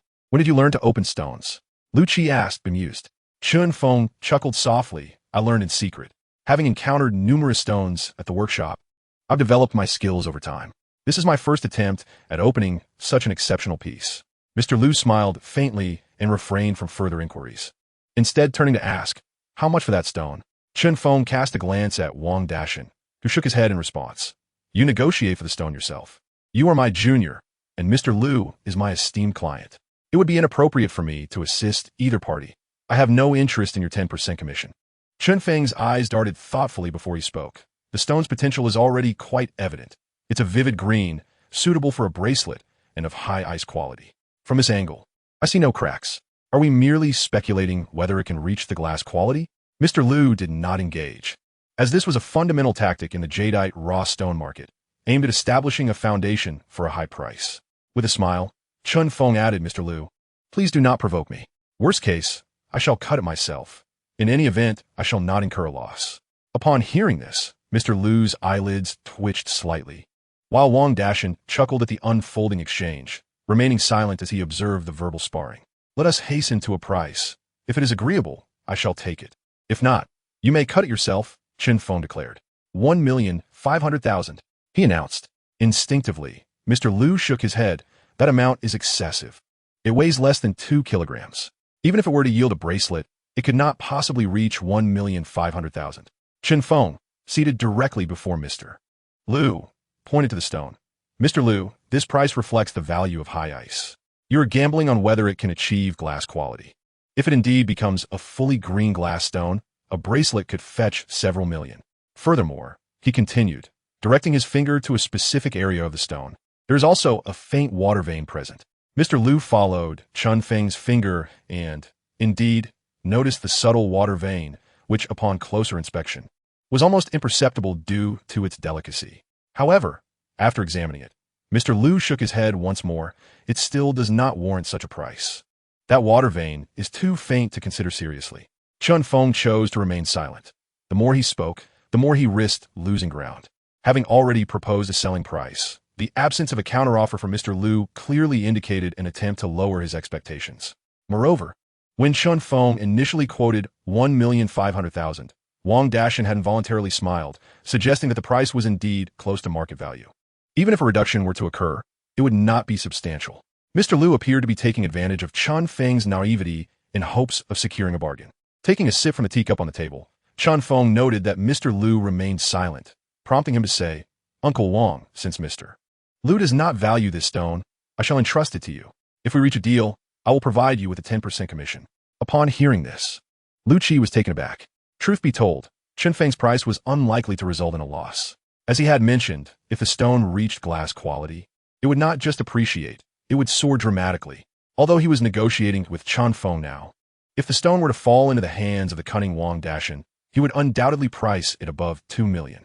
"Please do not provoke me. I shall suggest a price. If it is acceptable, I shall take it. If not, you may cut it or present it to Wang Deju. That is your concern, Mr. Lu pondered for a moment before finally declaring a price, 1,100,000. Chun Feng shook his head. "Uncle Lu, as a prominent businessman, is it truly appropriate for you to take advantage of a mere child like myself?" Wang Dashin's lips curled in a wry smile, yet he remained silent. Chun Feng, that rascal, had escalated the matter to personal attacks. General Lu, equally vexed, remarked with displeasure, "Chun, we are here to conduct business. Who has wronged you? This is not pocket money we are discussing. Tens of thousands, even hundreds of thousands. In that case, why not grant my nephew an additional 20,000 as pocket money? 130,000, 110,000 are for the stone, and 20,000 is your generous gift to your nephew. Chun Feng retorted without a hint of shame. Upon hearing this, Wang Dashin could no longer contain himself, bursting into laughter while exclaiming, "Old Lu, enough is enough. You cannot continuously take advantage of the younger generation. Consider it as supporting your own nephew's business. You, Wang Dashin, every word from your mouth cost me an extra 20,000. Do you truly believe my money grows on trees?" General Lu was genuinely irked, frustrated with himself for not having recognized this young man's cleverness sooner. "He is indeed my Uncle Wang who looks after me," Chun Feng said with a cheeky grin. "Get lost. I am the one providing the funds. Yet all the benefits go to that blockhead Wang Dashin. Not at all. It is my Uncle Lu's generosity." Although General Lu was not pleased with this young man, he acknowledged that securing the deal at this price was indeed a fortunate break. The stone would not fetch less than 150,000 at public auction. Even if he chose not to cut it, it would serve well as a gift. With this thought, he felt considerably lighter in spirit. Chapter 14. Chun Feng's Past. General Lu had successfully acquired a coveted stone and, after sipping tea for a while, rose to take his leave. The two resumed their prior positions, and Chun Feng spoke. "Uncle Wang, I shall transfer this card to you." Wang Dashin waved his hand dismissively. "No need. I did not contribute much. You negotiated this on your own. If you had firmly insisted, you could have completed the deal for 150,000. But this way is better. At least you won't have to worry about sourcing good goods in the future." Chun Feng smiled wryly. "Uncle Wang, even with this stone, I still feel somewhat incredulous. To be frank, I never dared to imagine that I could acquire such a remarkable piece." Wang Dashin chuckled. "Do not lose heart. You are already ahead of the majority. Arriving in Ruiling alone and mastering such window-opening techniques in less than 2 years, it is only a matter of time before you find success. I shall take your words to heart, Uncle Wang." Chun Feng replied with a laugh. Wang Dashin regarded Chun Feng as one would a younger relative. After sipping tea, Chun Feng also took his leave, choosing not to mention his aspirations of setting up a stall at the morning market. Upon returning home, Chun Feng retrieved his mobile phone and meticulously counted the digits several times. A total of 137, 283, 186 yuan, 137,000, finally gave him a glimmer of hope. Shortly after graduating, he had been persuaded by his cousin to join the company, which was still in its infancy. With a bit of his own capital, he had become a small shareholder. Unfortunately, the good times did not last long, as the company suddenly faced financial difficulties. Those who experienced the years 2014 and 2015 could surely guess where the money had vanished. At that time, the stock market experienced an unprecedented surge, with many proclaiming the arrival of a bull market. Even the cleaning lady sweeping the floor at the company began to invest her pension into the stock market. As we all know, the outcome was dire. After reaching its peak at 5,000 points, the market began a relentless decline, with thousands of stocks hitting their limit down and countless others suspended from trading. Many individuals found themselves bankrupt in this catastrophic crash, though it remains uncertain whether Chun Feng's cousin suffered the same fate. However, it was too late. News had somehow spread among the villagers, and they began to show up demanding repayment. Initially, there was no rush, as Chun Feng's cousin's company still possessed considerable assets capable of settling the debts.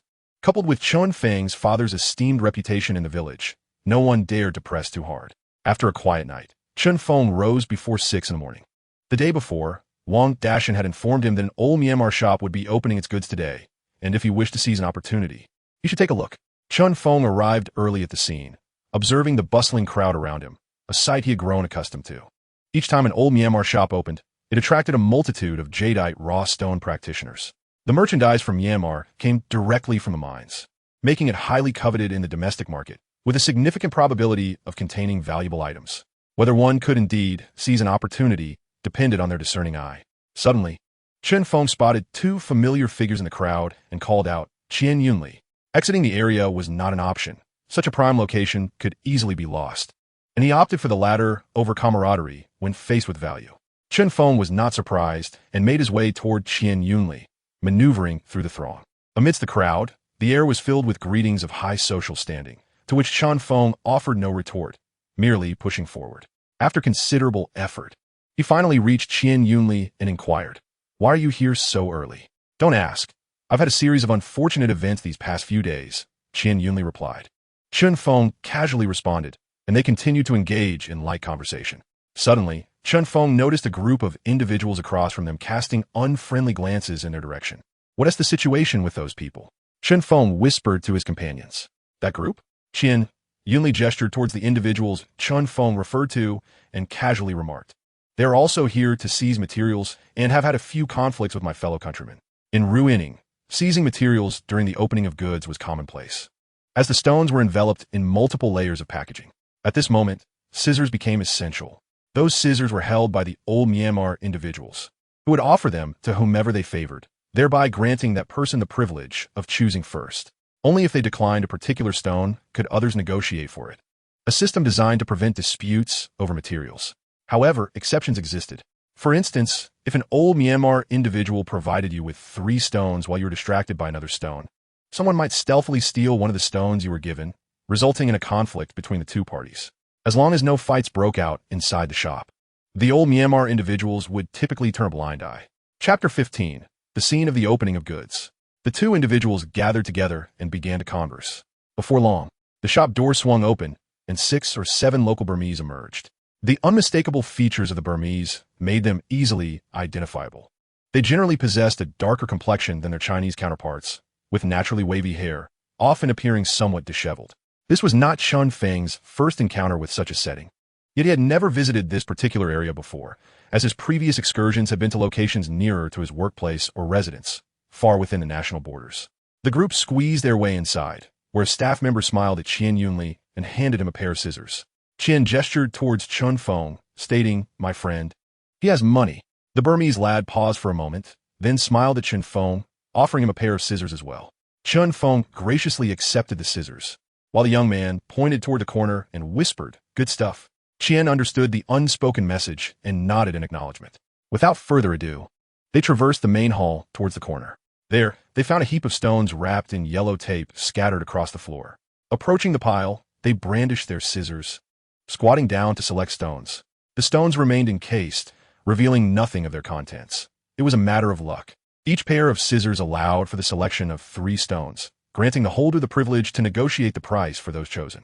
Should one decide against purchasing, others could step in a bargain. However, the Burmese had a customary approach to business. If one appeared uninterested, they would be excluded from future dealings, and good items would no longer be shown to them. Chen Feng crouched down, weighing a stone in his hand before setting it aside and picking up another. Meanwhile, Qian Yunli had already selected his stones and stepped aside to unwrap them, while Chen Feng had only managed to choose a piece weighing approximately 4 to 5 kilograms. Just as disappointment began to wash over Chen Feng, the same Burmese lad who had earlier handed him the scissors approached again. Perhaps it was Qian's remark about having money that sparked the young man's interest, as he casually kicked a few stones. Chen Feng quickly understood and seized those stones, weighing them in his hands before choosing 2 to join the one he had already selected, and moved to a quieter area to begin unwrapping. Upon reaching a less crowded spot, Chen Feng began to peel away the layers of yellow tape with the scissors. After several minutes of effort, he finally uncovered the outer layer. Inside, the stones were wrapped in thick newspaper, making the next step straightforward. Grabbing a corner, he pulled, and the stones were revealed. Before him lay a piece of gray-white sandskin material. Was this from the Mwangia region? Chen Feng's heart leaped with joy as he began to examine the stone. Although small, weighing only 4 to 5 kilograms, its surface appearance was promising. When struck with a flashlight, it produced a resonant sound, and when illuminated, a hint of translucence appeared. Such material was highly sought after in the market, typically fetching prices in the thousands, and while it might not reach tens of thousands, it was certainly open to negotiation. Moreover, this type of stone was particularly suitable for window opening. Chen Feng carefully stored the materials, intending to discuss prices after examining the other 2 pieces. He then unwrapped another piece and began to inspect it. At that moment, he felt a jolt as someone bumped into him, disrupting his examination. Just as he was about to unleash a torrent of curses, he saw a slender middle-aged man directly snatch the piece of Mwangi and make off with it. Chen Feng, alarmed, shouted, "What are you doing? Put that down. Just because you're not negotiating doesn't mean others can't." The middle-aged man scoffed in response. Chen Feng, incensed, glared at him and retorted, "Who says I'm not negotiating? Are you a parasite in my stomach? You've abandoned that piece, clearly indicating you're not interested. I've already marked this one for negotiation." The slender man regarded Chen Feng with disdain. "What is all this noise? If you want to argue, take it outside. Others are trying to look too." Discontent murmurs arose from the crowd. The middle-aged man chuckled menacingly, turning his back to Chen Feng to examine the stone. Infuriated, Chun Feng approached and slapped the back of the man's head, causing him to stagger. Anger bubbled within Chun Feng. What? Are you looking for trouble? The man who had initially bumped into Chun Feng stepped forward, saying, Kid, do you dare strike someone? Chun Feng replied with a cold smirk. Strike someone? If I were to, it would be well-deserved. He pointed at the stone in the man's hand, declaring, that old man just stole my stone. Instantly, Qian Yunli's face darkened. Guan Laogo, are you seeking a fight? A fight? Today, I'll end you, Guan Laogo snarled. Irate, Chun Feng kicked towards him while thrusting the scissors he held towards Guan's abdomen. The slender middle-aged man felt a chilling sensation at his belly, and the onlookers halted, unsure how to intervene in a situation that escalated so violently over a mere material dispute. With the scissors aimed at Guan's eye, Chun Feng shouted, I don't want the stone anymore. I'll compensate you with 100,000, but I demand one of your eyes. No, don't do anything reckless, brother. Concede? Guan Laogo, terrified, stammered. The material is yours. Go ahead and negotiate. I truly concede. Chun Feng, seeing his opponent relent, released him. Guan Laogo's companions hurried to assist him, as he felt dizzy from the stab he received. One of Guan's friends, his expression dark, turned to Chun Feng and said, You seem unfamiliar, but today we underestimated you. However, my friend has been stabbed. How do we resolve this? What? Looking to extort some medical fees from me. Perhaps I should offer you more? As he spoke, he brandished the scissors, threatening to strike again. The man quickly retreated, saying nothing further, helping Guan Laogo away in disgrace. Needing to rush him to the hospital. Is everything all right? Qian Yunli asked, patting Chun Feng on the shoulder. Chun Feng nonchalantly remarked, It's nothing. Individuals like these are merely fodder for the trade. Now, let us hurry and examine the stones. I still have one piece that remains uncut. Chapter 16, Bargaining. The two stones that had already been scrutinized lay carelessly aside, and this time, no one dared to approach and seize them, evidently intimidated by Chun Feng's earlier ferocity. Qian Yunli picked up the two stones belonging to Chun Feng and remarked with a smile, Both of these stones are quite impressive, especially this one. It reveals half a water vein when illuminated. Even as it stands, this stone could fetch a substantial sum, ranging from several thousand to tens of thousands. This one is also decent, provided the price is right. Both can be acquired.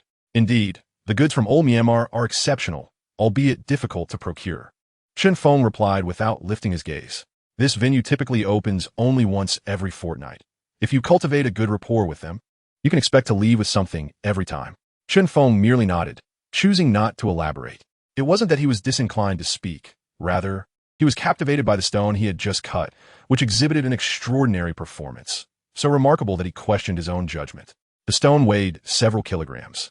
Its surface a blend of yellow and white sand skin, with a 1 centimeter long water vein running along one side. The entire surface was adorned with exquisite knife marks, and when illuminated, it became completely translucent. Mo Shisha's sand-extracted material is not cheap. This thought resonated in Chun Feng's mind. What a marvelous find, old Chun. On your first visit, you've managed to acquire 3 excellent pieces. Qian Yunli chuckled from the side. Indeed, Chun Feng nodded.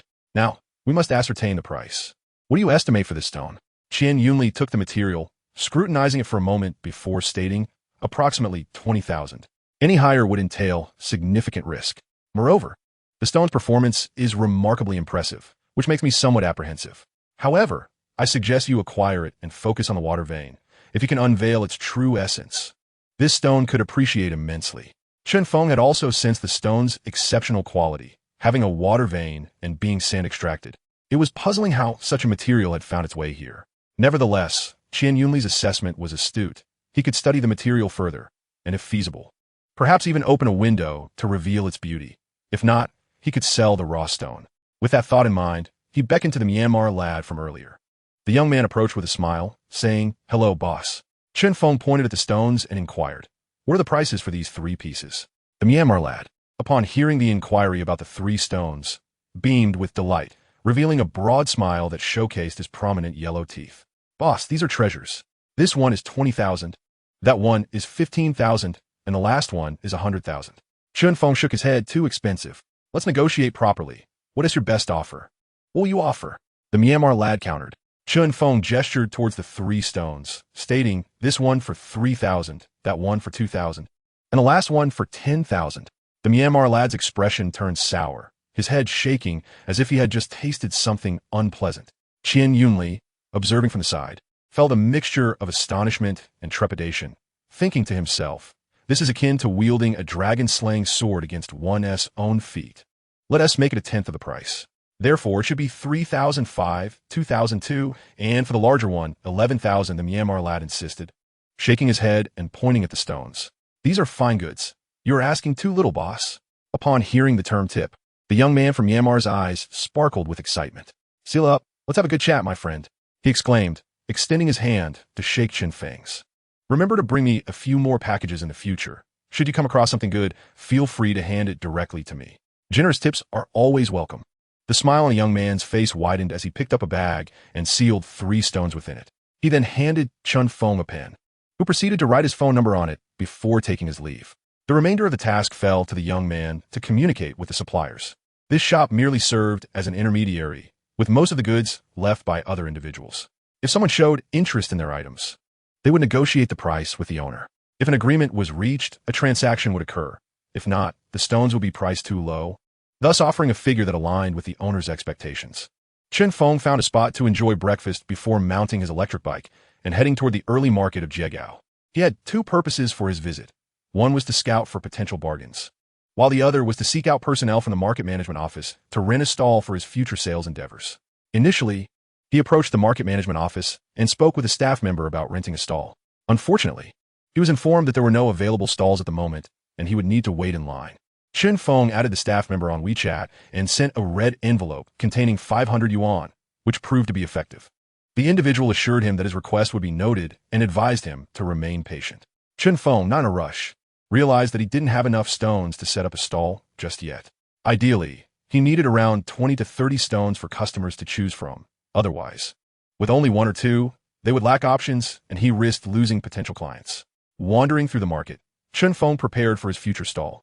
The weather in May was sweltering, likely reaching 37 or 38 degrees Celsius. The sun hung high in the sky, causing a sheen of perspiration to form on his skin, and sweat streamed down his forehead uncontrollably. In the bustling market, it became difficult to discern how much sweat was his own and how much belonged to others. Amidst the crowd, he found his attention captivated by a stone the size of a fist displayed prominently on a cloth at a stall. Approaching, he picked up the stone to examine it closely. The stall owner, a woman dressed in traditional Dai attire, greeted him with a smile, saying, "Brother, take a good look. These are all fine treasures." Chen Feng remained silent, focused intently on the stone. It was extensively opened, with only a small shell remaining to showcase its interior. The jade within was fully exposed, revealing a beautiful yellow hue. Even without lighting, the sunlight made it clear that this was a remarkable piece, likely of the glutinous ice variety. After setting the stone down, Chun Feng inquired, "What is the price, boss?" 20,000 for this exquisite piece. The young woman replied with a sweet smile, yet her initial price was unwavering. Chun Feng shook his head. "Can we negotiate to 100? Not possible, not possible," she replied, her excitement evident as she shook her head, wearing a look of feigned sorrow. Chun Feng chose not to respond further and simply walked away. The stone brought over holds little significance. He merely seeks to prepare for his stall. This stone might fetch a sum of 2,000 to 3,000. Yet, judging by the other party's demeanor, it is unlikely to be acquired for less than 1,005 to 2,000. Thus, further price negotiations seem unnecessary. Chapter 17. The Transaction of Raw Stones. After placing the stone down, Chun Feng resumed his stroll through the market, occasionally pausing at various stalls. He would pick up items that caught his eye and inquire about their prices, but they never seemed quite right. The stall owners remained indifferent, accustomed to daily inquiries. Whether there were 100 or 80 such queries, they had long since become accustomed to it. As Chun Feng passed the stall, the owner called out, "Brother Chun."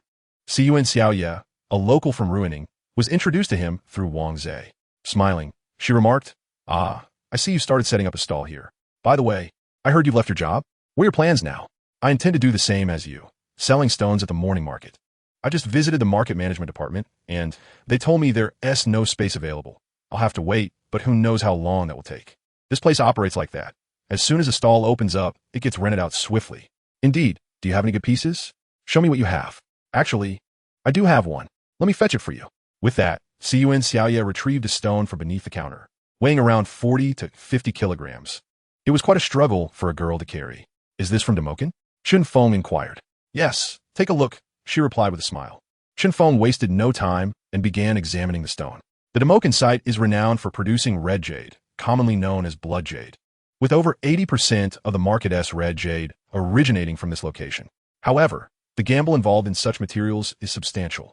It is a realm of both paradise and hell, making it difficult to discern the quality within.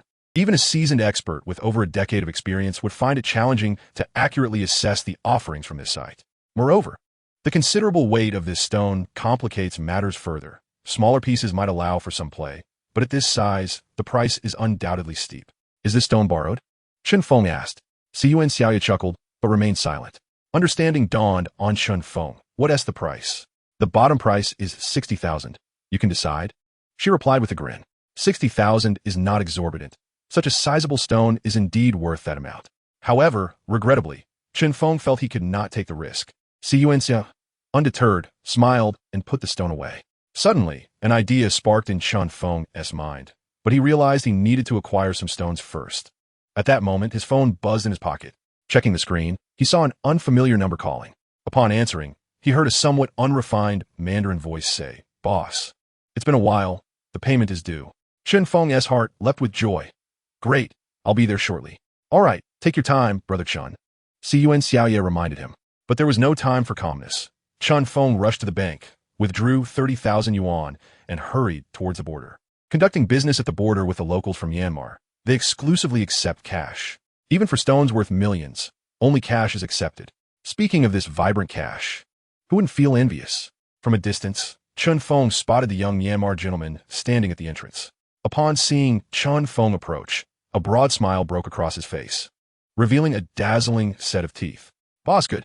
Very good. Where are the stones?" Before Chen Feng's vehicle had come to a complete stop, he eagerly inquired. The young man gestured toward a corner, and Chen Feng stepped forward to open a bag, inspecting the stones. Satisfied, he handed over 16,700 to the young man, followed by an additional 1,000, which the young man accepted with delight, repeatedly expressing, "May the boss earn more." Just as Chen Feng prepared to leave, he glanced inside the shop and noticed a considerable number of stones casually displayed. A thought struck him. These stones could be an opportunity for his own stall. He waved to the young man, asking, "Aren't those stones up for negotiation?" The young man replied, "No, sir." Delighted by Chen Feng's generosity, he was forthcoming with his answers. "May I take another look?" Chen Feng inquired. "Of course, please." The young man could hardly refuse such a request. After all, negotiations indicated potential profit, especially with a client so willing to spend. Chen Feng exited his vehicle and ventured inside, selecting 7 or 8 more stones, spending 11,000, and generously tipping the young man 500. He successfully negotiated the price for the stones. This time, Chen Feng chose not to leave immediately, but opted to wait. As he departed, the young man warmly escorted him to the borderline, remarking, "Boss, if there are good things, do let me know." Chen Feng felt a surge of joy. Indeed, these locals rarely reveal their best items unless prompted.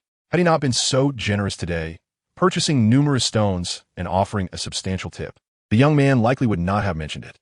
Genuine treasures are seldom shown to others. Since Chen Feng had resolved to engage in the jadeite raw stone trade, interactions with these individuals were essential. "If you have good items, give me a call. The tip will not be forgotten." "All right, I await your call."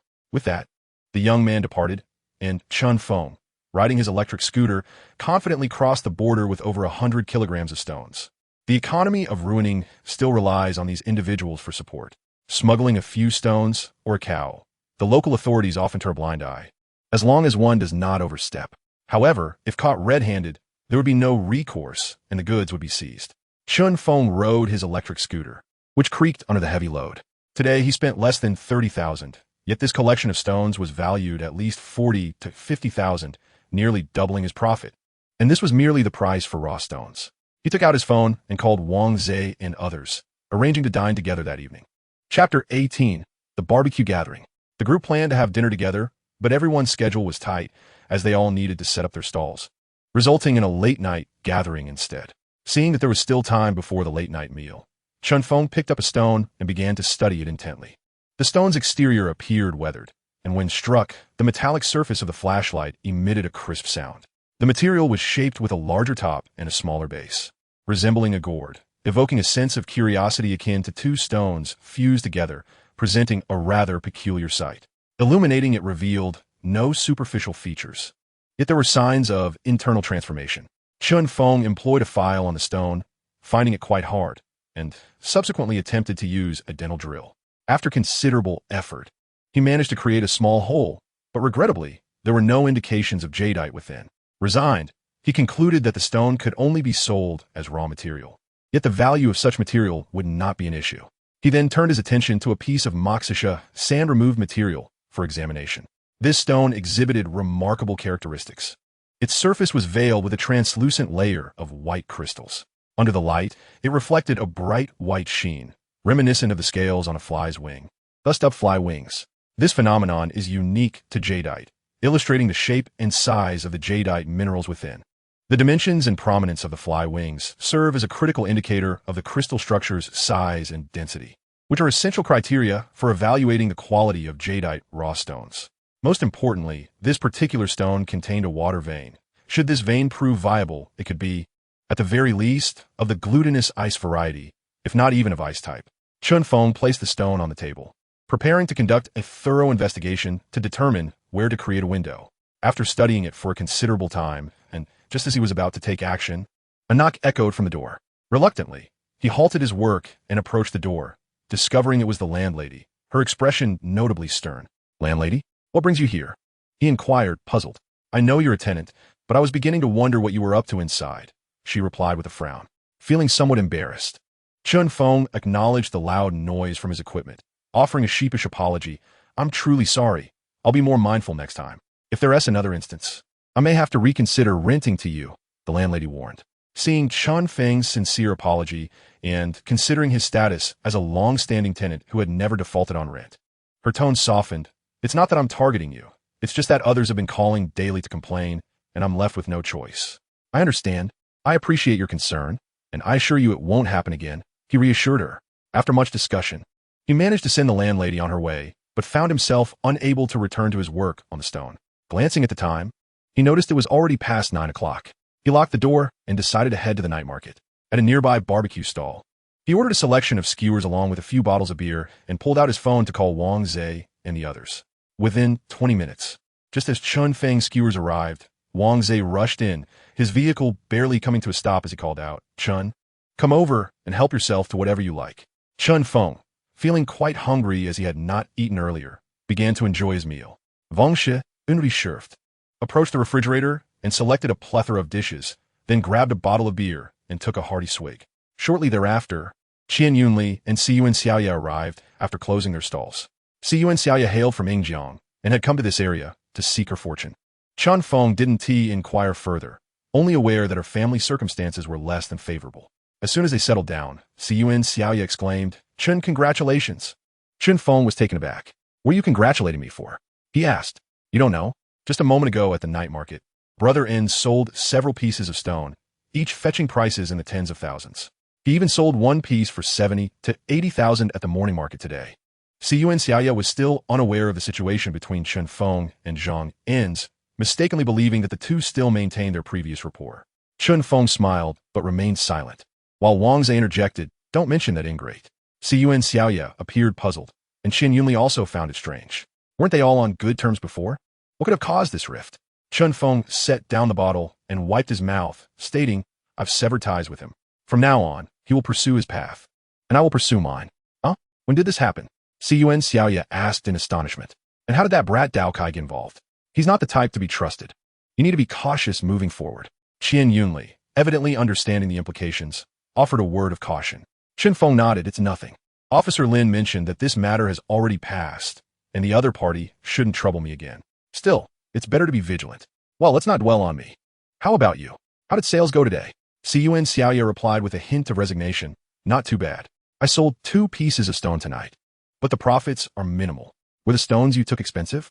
Chun Feng knew that Siyuan Xiaoya's stones were all borrowed and should carry a hefty price. Yet he was unaware of the specifics. Yes, the prices offered by these individuals are quite steep, leaving little margin for profit, unless I encounter someone who lacks knowledge. But generally, those who are uninformed are also hesitant to purchase expensive items. "For now, I'm just scraping by," Siyuan Xiaoya lamented. "That's not acceptable. I'll take you to the site to pick up some stones," Qian Yunli interjected. "Yes, I can also procure some stones from my father for you to sell," Wang Zhe added. "Forget it. I lack the capital and wouldn't be able to get anything worthwhile from the site. Yun Xiaoya shook her head. After taking a sip of his drink and swallowing, Chun Feng turned to Yun Xiaoya and proposed, "How about we collaborate?" Yun Xiaoya inquired, puzzled. "Collaborate?" "Yes. I will entrust the stones to you for sale, and I will share 20% of the profits with you." "My stones are all of considerable value," Chun Feng asserted. Upon hearing this, the other's eyes brightened with intrigue. Before Yun Xiaoya could respond, Wang Zhe exclaimed, "This is feasible. Brother Chen's ability to evaluate stones is beyond reproach. His skills in opening stones are among the best in Ruining. Just yesterday, he opened a piece of full-color stone." Yun Xiaoya and Qian Yunli gazed at Chun Feng in astonishment, their expressions filled with inquiry. Chun Feng nodded, remaining silent. Chapter 19. Collaborating with others. "Here's my thought. Xiaoya, I currently cannot rent a stall, so I will entrust the stones to you for sale. I will handle the stone selection, and I'll give you 20% of the profit from each piece. The stones range from hundreds to several thousand, but prices beyond that won't sell well at the morning or night markets." Yun Xiaoya hesitated. It wasn't that the terms were unfavorable, but rather that they were exceptionally generous. They all recognized Chun Feng's discerning eye for stones. Any stone he selected would undoubtedly possess significant value, and the odds of a favorable outcome were far greater than those at other stalls. Otherwise, Zhang En's would not have risen so swiftly, particularly in the past 6 months, as Chun Feng's discernment in selecting stones has visibly improved. While selling stones with Ruiling typically yields a profit margin of only 5 to 10%, Chun Feng generously offers a 20% profit. It is noteworthy that a small stone priced at 100 yuan can fetch over 1,000 or even several thousand, far surpassing the profit margins of larger stones. Observing the hesitation of Yun Xiaoya, Chun Feng jestingly inquired, "What is the matter? Do you find it insufficient?" No, it's just that your offer is too generous," Yun Xiaoya replied, a hint of excitement in her tone. Laughter erupted among the three, and with it, Yun Xiaoya's cheeks flushed even deeper. It is indeed a rare occurrence for someone to express dissatisfaction over an abundance of money. Qian Yunli couldn't help but marvel. "How about you give me the stones, Chun Feng? I would only require 15%. What do you think?" Yun Xiaoya, feeling a sense of urgency, interjected, "Yunli, you can't just poach my business. You have more than enough stones yourself, and now you're eyeing Chun Ji's stones." Another round of laughter ensued. "All right, Yunli, don't interrupt. Just focus on selling your own stones. I'll leave mine to Xiaoya. This also allows me more time to search for stones," Chun Feng remarked. Turning to Yun Xiaoya, "I currently have just a dozen stones, and I will deliver them all to you tomorrow." "Great, thank you, Chengge." Yun Xiaoya replied with a sweet smile. "Come, let us drink." Once business matters were concluded, Wang Zhe encouraged everyone to indulge in merriment. The young individuals were genuinely excited, as the collaboration between Yun Xiaoya and Chun Feng promised greater profits for both, while Qian Yunli and Wang Zhe were sincerely pleased with their success. That night, Chun Feng indulged in quite a bit of drink. After 2 years in Ruining, he finally felt confident enough to establish himself there and celebrated accordingly. Upon awakening the next morning, he realized it was already past 8 o'clock. Having overindulged the night before, he awoke parched and drained, consuming an entire bottle of water before his throat began to feel somewhat relieved. After freshening up, he had no time for breakfast and promptly took photos of the stones, then set out towards the jade-gambling morning market. By the time he arrived, it was already 9 o'clock, yet the market thrived with activity. Maneuvering through the crowd on his electric bike took him several minutes before he finally reached Yun Xiaoya's stall, where she was attending to a customer. Upon noticing Chun Feng's arrival, she greeted him before returning to her tasks. Chun Feng unloaded the stones he had purchased the previous day, along with a few of his own, from his bike. The customer, spotting Chun Feng with a woven bag, inquired, "Are there stones in there as well?" "Indeed. Would the boss like to take a look?" "They're all quality pieces," Chun Feng responded. Prior to his arrival, he had already shared photos and base prices of the stones with Yun Xiaoya, and thus, he entrusted her with their sales. After placing the stones down, he exchanged a few words with Yun Xiaoya before stepping away, as she had no time to engage further. The customer had already begun inspecting one of the stones. Chun Feng parked his bike behind the stall and commenced his exploration of the market. Yesterday, Qian Yunli was right. As long as a stone is of sufficient quality, there is no shortage of desire for it. However, discovering hidden gems in the market is an arduous task. The stones circulating in the market have long been scrutinized and evaluated. To unearth a significantly appreciating stone within a month is a rare occurrence. To profit, One must acquire stones at their base price, which can only be sourced through two channels. One is from old Myanmar packages, and the other is from border areas. As for the latter, it is a realm reserved for the privileged, where individuals like Chun Feng, lacking influence and connections, cannot penetrate. The only viable path remaining is through old Myanmar packages, yet even those stones rarely yield high-quality specimens. This explains why those at the grassroots level depend on a business association. In Ruiling, every province boasts its own commercial guild, where one can procure stones overlooked by the affluent, which are, in fact, superior to most stones available in the morning market. Lost in thought, Chun Feng wandered to Qian Yunli's stall, where the latter appeared somewhat bleary-eyed and lethargic. Observing Qian's condition, Chun Feng surmised he had once again spent a sleepless night. "What kept you up last night?" he inquired. "After drinking with you, I had to make a trip to Ruining Airport to pick someone up," Qian Yunli replied. His spirits seemingly lifted at the mention of the airport. "Guess who I want to pick up?" "How would I know? It wouldn't happen to be one of your old flames, would it?" Chun Feng pretended to be astonished. "Oh, come on," Qian Yunli retorted with mild irritation. "I went to pick up a client, a significant one at that, specializing in high-quality stones. I merely accompanied someone else to see if I could forge some connections and earn a bit of commission." "Well, who would have thought you had connections?" Chun Feng remarked, genuinely pleased for Qian Yunli. If he could maintain several high-end clients from the mainland, success would be within reach. These affluent clients are known for their generosity, often spending tens of millions during their visits, making them prime targets. "Do you have any good stones?"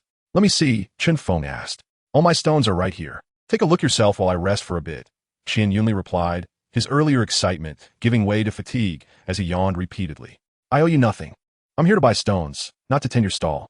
Believe me, I could take all your stones if I wanted," Chun Feng jested. "Do as you please." "I'm utterly exhausted," Qian Yunli said, and without waiting for Chun Feng to respond, he laid his head on a woven bag and fell asleep. Chun Feng shook his head in resignation and began examining the stones of the stall. Chapter 20. The Emperor's Crack. Qian Yunli slept for 2 hours. An impressive feat given the sweltering weather, one that Chun Feng believed he could not achieve. Upon awakening, Qian Yunli blinked away the remnants of sleep and glanced at the time. "It's already 11 o'clock. Chun Feng, why didn't you wake me?" Chun Feng shot him an exasperated glance. "With that snoring of yours, we could hear you from 100 meters away. How could we possibly wake you?" Upon hearing this, Qian Yunli felt a hint of embarrassment and chuckled awkwardly. "I sold 2 pieces of stone, one for 3,500 and the other for 1,003. I am unaware of your costs, but I have transferred the money to your WeChat. Remember to treat me to a meal." With that, Chun Feng prepared to leave. Finding the scorching weather unbearable, even a single step brought forth beads of sweat. Typically, the morning market concludes around noon, yet many patrons do not linger until that hour. The heat in Ruining is particularly oppressive, especially during midday. After 10 in the morning, the temperature rises significantly, making it easy to suffer from heat stroke in such a densely packed marketplace. Chun Feng, thus, refrained from lingering and headed directly to the stall of Yuan Xiaoya. Upon reaching her stall, he noticed 2 customers engaged in haggling over stones, so he opted not to intrude. Instead, he seated himself at a neighboring stall, where the vendor, though not very familiar with him, recognized Chun Feng. He casually inquired, "Xiao Yang, do you have anything worthwhile?" Xiao Yang retorted with a hint of annoyance. "What about that stone over there?" Chun Feng laughed. Right, I misspoke. Take it out for me to see. I might buy 2 if they are good." He smiled, undeterred by any awkwardness. Xiao Yang reluctantly retrieved the stones he had already set aside, and Chun Feng began to examine them. After a moment, he felt somewhat speechless. The quality of these stones was inferior to those he had seen yesterday at Jie Gao's place. "Is this all you've got? No other options?" Xiao Yang pondered briefly before responding. "In a few days, my brother will bring over some stones. I will let you know when we open them." "All right, I'll hold you to that. Don't forget," Chun Feng said, picking up a stone weighing 3 to 4 kilograms, only to find it lacking in potential. Just as he was about to depart, his gaze fell upon a stone at Xiao Yang's feet. He inquired, "What about that stone?" "This one?" Xiao Yang struggled to lift the stone and placed it on the table. "This is an authentic yellow-shelled material from the Peigang quarry. Such shell materials are nearly extinct and are considered collectible." Chun Feng leaned in for a closer look, momentarily taken aback. "What kind of material is this? Emperor's Crack?" "The red and yellow shell from Peigang is rarely found. You are correct. It is indeed of collectible quality. However, this should not be for collection. It ought to be sent to a geological research institute or museum for display." The entire piece was riddled with cracks, resembling a mirror that seemed on the verge of shattering with the slightest touch. One would have to be exceedingly myopic to claim that it bore no cracks. This material is hardly suitable even for sitting upon. Xiao Yang chuckled. Chun Gu, stones like this are sold for their shell. How much? Chun Feng was intrigued and wished to purchase it for further examination on how it could be so extensively cracked. 30,000. Xiao Yang replied without hesitation. Go ahead and rob me. You dare ask 30,000 for this broken stone? Chun Feng retorted with irritation. Xiao Yang remained unfazed. What can you see in it? After a moment of contemplation, Chun Feng replied, 2,000. Will you sell it? Xiao Yang shook his head. Your offer doesn't even cover the cost. Does this wretched stone even have a cost? It's on the brink of crumbling to pieces. One cannot express it in such a manner. After all, any stone incurs a cost, does it not? The mere skin of this stone alone is worth more than you have suggested. Chun Feng pondered for a moment and added another 1,000. Then 3,000 it is. I shall purchase it to experiment and study. This stone is fundamentally flawed and presents no opportunity. Sell, sell, sell. 3,000 it shall be. Xiao Yang, adhering to the principle of selling whatever can be sold, acknowledged that the cost of this stone was indeed minimal. However, having held on to it for over half a year, anyone who had examined it had offered no less than 800, and every individual who scrutinized it merely shook their head, devoid of any intention to inquire further about the price. Chun Feng transferred 3,000 yuan to Xiao Yang, who carefully wrapped the stone in tape and newspaper. He dared not treat it like other materials, as a careless mishap could lead to a damaging blow, which would surely cause him great distress. Just as he completed his task, Yuan had also seen off the two customers and, with a beaming expression, exclaimed to Chun Feng, Brother Chun, your stones are incredibly easy to sell. 3 pieces have sold in just one morning. That is due to your remarkable ability, even with the finest stones. I cannot sell them without you. Chun Feng sincerely replied. Let's pack up and go. I shall treat you to a meal. All right. The two dismantled their stall and shared a meal together. Yuan had transferred all the proceeds from the 3 stones to Chun Feng, and thus they reconciled their accounts. Chun Feng also allowed her to take the remaining stones, as it was cumbersome for him to deliver them daily. After parting ways with Yuan Xiaoya, Chun Feng found himself at a loss for what to do next. With no work to occupy him, he felt somewhat aimless. He could still meander through the morning market or visit the night market in the evening, but afternoons offered no enticing destinations. As he contemplated his options, his phone rang. Upon checking, he discovered it was the young Burmese gentleman from the previous day. Once connected, he heard a somewhat clumsy Mandarin on the other end. Hello, boss. Stone. Good. Look. Chun Feng felt a surge of joy. It was as if a pillow had been delivered just when he had fallen asleep. He quickly inquired, Where are you? At Guamin 1234. Call me when you arrive. All right. With that, the call ended. There exists a street along the border of the two nations, inhabited by citizens from both sides. This street connects China and Myanmar, where many individuals are related to one another. Indeed, some houses straddle both countries. Here, you might find yourself in your homeland one moment and stepping into another nation the next. Chun Feng hurried to the bank, withdrew 50,000 yuan, and placed it into his bag. He then hailed a taxi that sped towards Guamin Street. These taxis are permitted to navigate this street, but they cannot venture beyond it. Should anything go awry outside the street, there would be no one to assist. The taxi halted at Guamin 1234. After paying the fare, Chun Feng stepped out and immediately spotted the young Burmese gentleman waving him over. The two exchanged greetings, and the Burmese gentleman led Chun Feng through a labyrinth of alleys. At that moment, it would be disingenuous for Chun Feng to claim he was not anxious. Robberies in Ruiling are quite commonplace. In Jiegao, the situation is somewhat better, as such incidents are rare, but in more remote areas, should one be robbed, they would have no choice but to accept their misfortune. Fortunately, the Burmese gentleman had no such intentions. He guided Chun Feng through the twisting alleys until they arrived at a side street, where they entered a small hotel. Chapter 21. The Border Town Streets and the Stones. Chun Feng followed a Myanmar acquaintance to a room on the 2nd floor. As soon as the door swung open, a pungent odor of sourness assaulted him, making him want to turn back immediately. However, he steeled himself and stepped inside the room. Within, 3 individuals were seated on the bed, presumably also from Myanmar. The trio showed no reaction upon his entrance. Covering his nose, Chun Feng inquired, What valuable items do you have? Hurry up and show me. He could hardly fathom how these individuals could endure such an environment. It was common knowledge that the locals often went without bathing for 10 days to 2 weeks, and coupled with their frequent drinking, the stench was unbearable, especially in such a confined space. One of the older Myanmar men pulled out 2 woven bags from under the bed and extracted 7 or 8 raw stones. Placing them on the table, with a grin, he remarked, "Boss, take a good look. These are all fine specimens." Chun Feng suppressed the urge to vomit and approached to inspect the stones. He had to admit that these pieces were indeed superior to most found at the morning market. Yet their quality was still limited. The Myanmar acquaintance who had brought Chun Feng stepped forward, grinning as he said, "Boss, all good stuff. Take your time." After examining the stones, Chun Feng felt a twinge of disappointment. Honestly, if these were the only items available, his trip would be a sheer waste of time. He expressed his dissatisfaction, saying if they're all like this, there's really no need to continue looking. "Do you take me for novice?" He picked up a piece of jadeite rough, noting that it had been partially cut but was now flawed, with nothing evident on the cut surface. However, it was sizable, and the skin exhibited signs of good quality.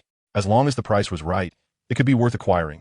Even if he chose not to cut it, he could still fetch a good price at market.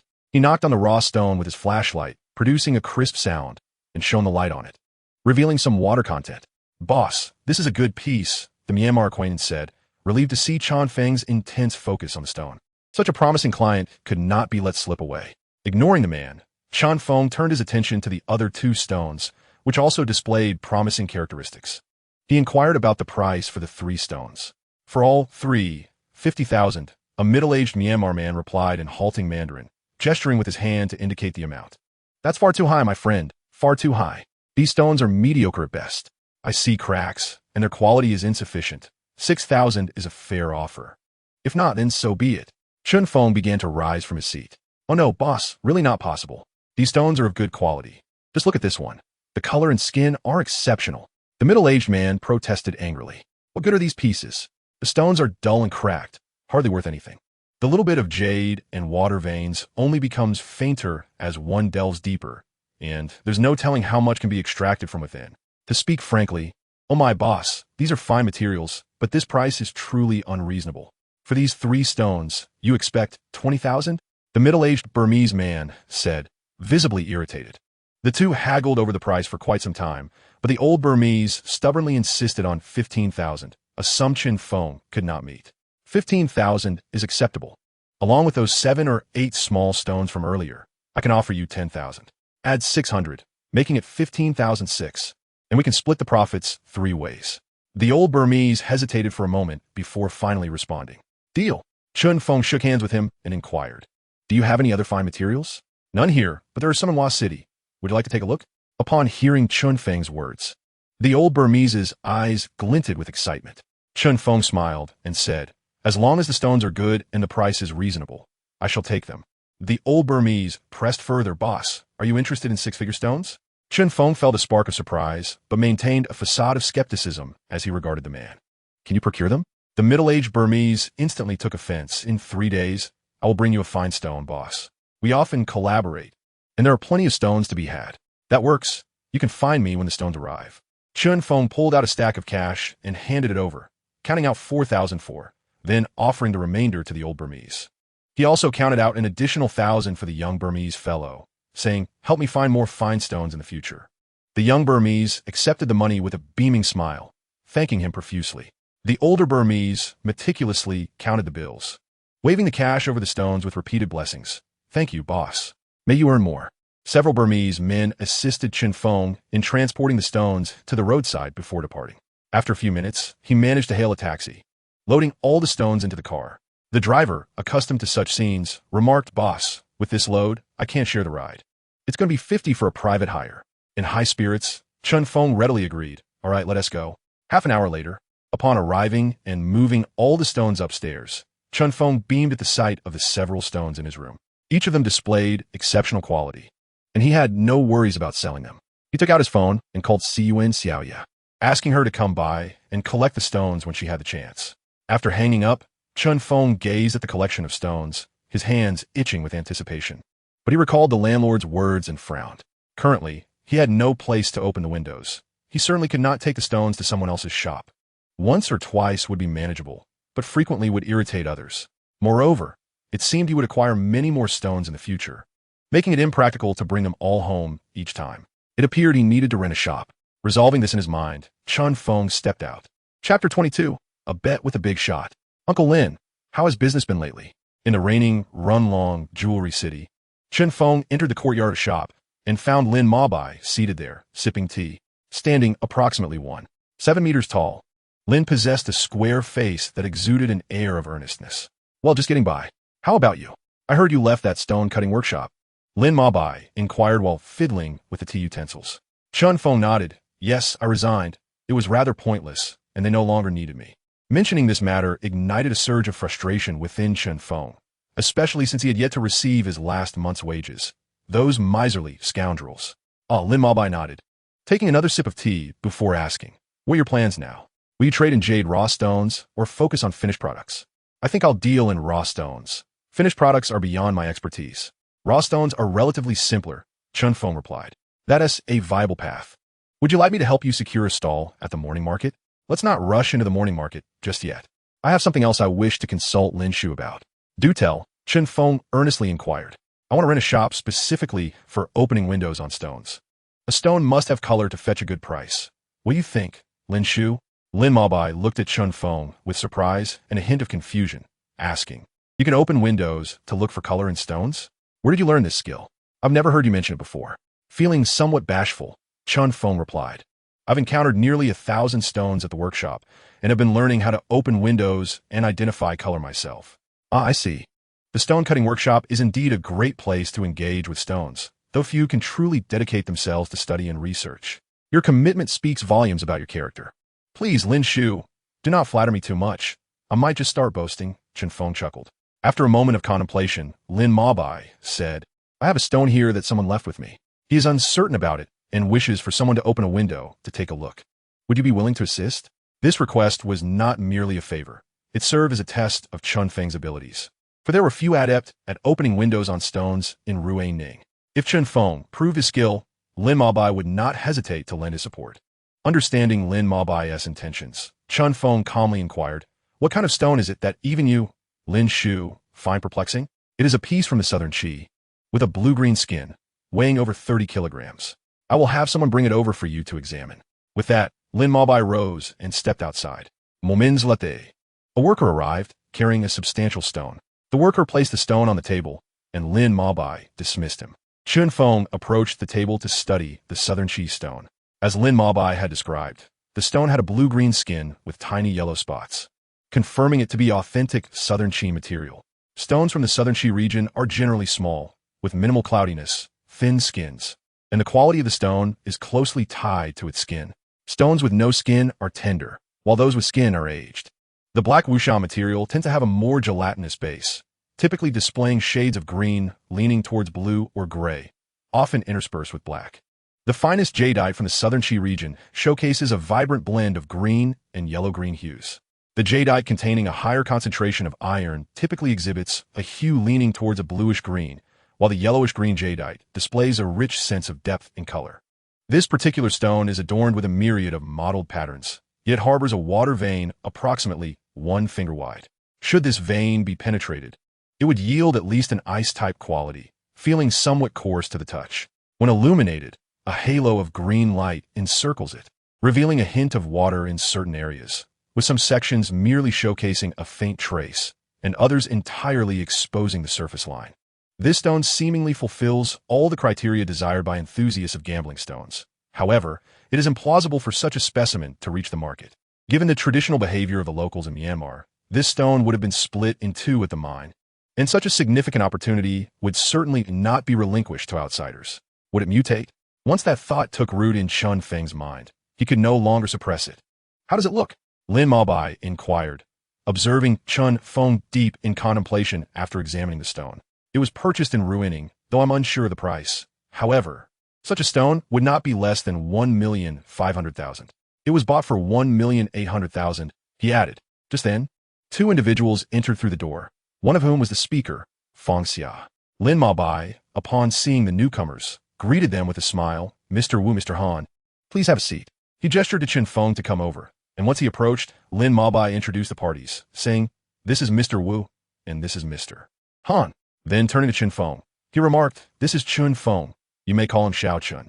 He is a skilled expert on window opening and ruining, and I've invited him to take a look at this stone. Xiao Chun, this stone belongs to Mr. Wu. Feel free to ask him any questions. Chen Feng promptly replied, I have no questions, merely some doubts.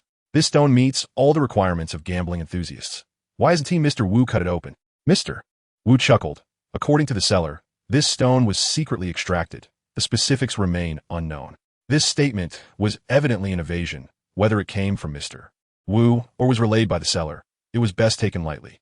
In Ruining, the jadeite raw stone trade is characterized by individuals who boast extravagantly during sales, all with the intent of securing a good price. Chun Feng chose not to dwell on this matter further. Lin Maobai turned to him and asked, "Can you open it?"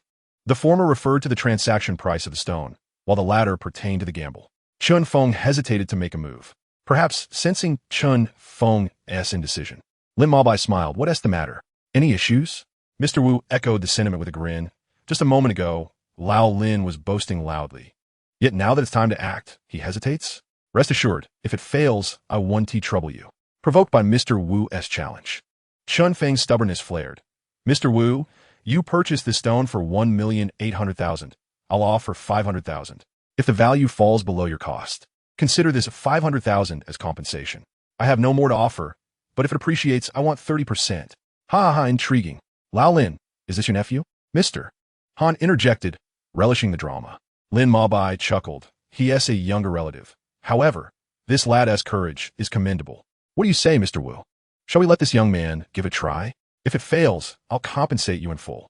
Wu, with a hint of irritation, retorted. You think you can profit from me? Dream on.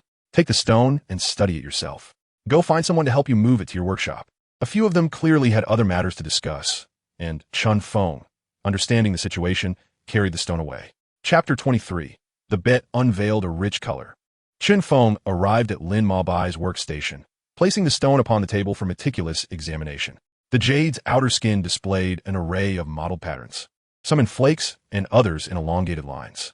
These patterns varied in length and width, with one line traversing the entire stone. However, the most peculiar aspect was the constellation of tiny dots on the opposite side. Judging by their form, the dotted patterns represented a flaw, diminishing the overall allure of the stone. If a window were to be opened, that side could not be chosen. The adjustments would have to be made on the other surfaces. Ideally, a window would be created near the water vein, allowing a clear view of its depth and width. Yet, this approach bore greater risks. Should the water vein be narrow or absent, the stone's value would significantly decline. After much contemplation, Chun Feng resolved to avoid the water vein and the dotted patterns. He took a file and gently scraped the mottled sections, noting their hardness, and tested with a dental tool. Lighting a cigarette, Chun Feng pondered the best course of action. This endeavor was pivotal for his future, although today seemed reckless. Challenging Wu in a bet, it also represented an opportunity for Chun Feng. If he could prove his abilities, he might secure a place within the high-end circles of Ruining. Conversely, failure would lead him back to selling raw stones at the morning market. After finishing his cigarette, Chun Feng ceased his deliberation and began working on a section where the mottling was neither sparse nor abundant. The whir of the dental tool filled the room, creating a symphony of grinding sounds. Minutes later, he paused the tool, deciding to grind a centimeter away from the initial hole. This technique was based on the principle of light reflection. By creating an additional hole adjacent to the first, he could observe the refracted light of a jade through the new opening, thereby assessing its quality. After several more minutes, Chun Feng carved a small hole into the stone, then took a deep breath, realizing the significance of this moment. As he illuminated the hole, a vibrant green light burst forth, casting rich hues onto his hand holding the flashlight. Elated, Chun Feng noted the presence of green, though the extent remained uncertain. Nevertheless, this piece had already achieved a full color classification. Having spent 3 to 4 hours immersed in his task, Chun Feng emerged from the room, cradling the stone. In the backyard, Lin Maobai, Wu, and Han were seated, enjoying tea. As Chun Feng approached, expressionless, a wave of apprehension gripped them. Could it be that he had failed? Wu, impatient, inquired. Chun, how did it go with the stone? Chun Feng remained silent as he placed the stone upon the table. He poured himself a cup of tea from the kettle, having busied himself for 3 to 4 hours without a sip of water, leaving him parched and indifferent to everything else at that moment. Lin Maobai retrieved a flashlight from the side and shone it upon the stone. In the darkness, a green glow flickered, casting Lin Maobai's figure in a ghastly light. The others were startled by this eerie green luminescence, their eyes filled with disbelief. The stone had been punctured by Chun Feng, riddled with holes varying from less than a centimeter to as large as a baby's fist. Haha, ice-type full color? What a significant increase! Exclaimed Wu, his excitement palpable. Wow, this technique is extraordinary. Old Lin, how much is this stone worth now? It's definitely over 10 million, Lin Maobai replied, equally astonished. A piece of southern chi stone valued at 180,000, transformed by Chun Feng in such a manner, could not possibly be sold for less than 10 million. Such masterful craftsmanship was rarely seen, even in Ruining. The prominent figures had long ceased helping others. They opened their own windows and sold their own stones, their fortunes soaring into the billions. Now, before him stood a talent rivaling those elite window openers, evoking both shock and exhilaration within him. Mr. Han, I'm a bit puzzled. He inquired, why didn't you open windows on those other sides? As far as I remember, the sides you did open were the ones with more, correct? Before Chin Feng could respond, Lin Maobai interjected, by removing all the potential becomes even greater. Without, it emerged in full color. So Uncle Lin speaks wisely. I have certainly lived up to the task, Chun Feng remarked, now composed. Wu inquired, Old Lin, how much can we see of this stone? Is it cuttable? Let us not cut it. It's highly likely it's not full color. Chun Feng interrupted Wu's daydreams. Why not? Wu asked, somewhat confused. Chun Feng elucidated. I worked on the sides with more, while I merely polished the two sides with little. Those vanished. But if you observe closely, the color fades the closer you get to those sides. It's not easily noticeable. The group examined the stone again, and after a while, Wu remarked, it looks full color to me. Lin Maobai shot him a disapproving glance and teased, you, a mere novice, know nothing about jade. This piece, worth 180,000, could easily deceive someone like you. Today is the happiest I have been on my visits to Ruining. I intend to keep this stone for my collection. You're not selling? Lin Maobai asked, somewhat perplexed. A moment later, understanding dawned upon him. These coal tycoons were immensely wealthy, and money was merely a number to them. Wu turned to Chin Feng and declared, listen here, kid, let us value this stone at 10 million. I'll give you 3 million. How does that sound? Chun Feng was taken aback. He had merely mentioned that in jest. No, Mr. Wu. I was only saying that casually. Please don't take it to heart. Wu narrowed his eyes. What? You think you're better than me? No, that is not what I meant. Then what do you mean? All right, Chin Feng. Just accept it. Don't let this old fellow from Shilao save money. He has left with nothing but wealth, Lin Maobai advised. Old Lin understands me well.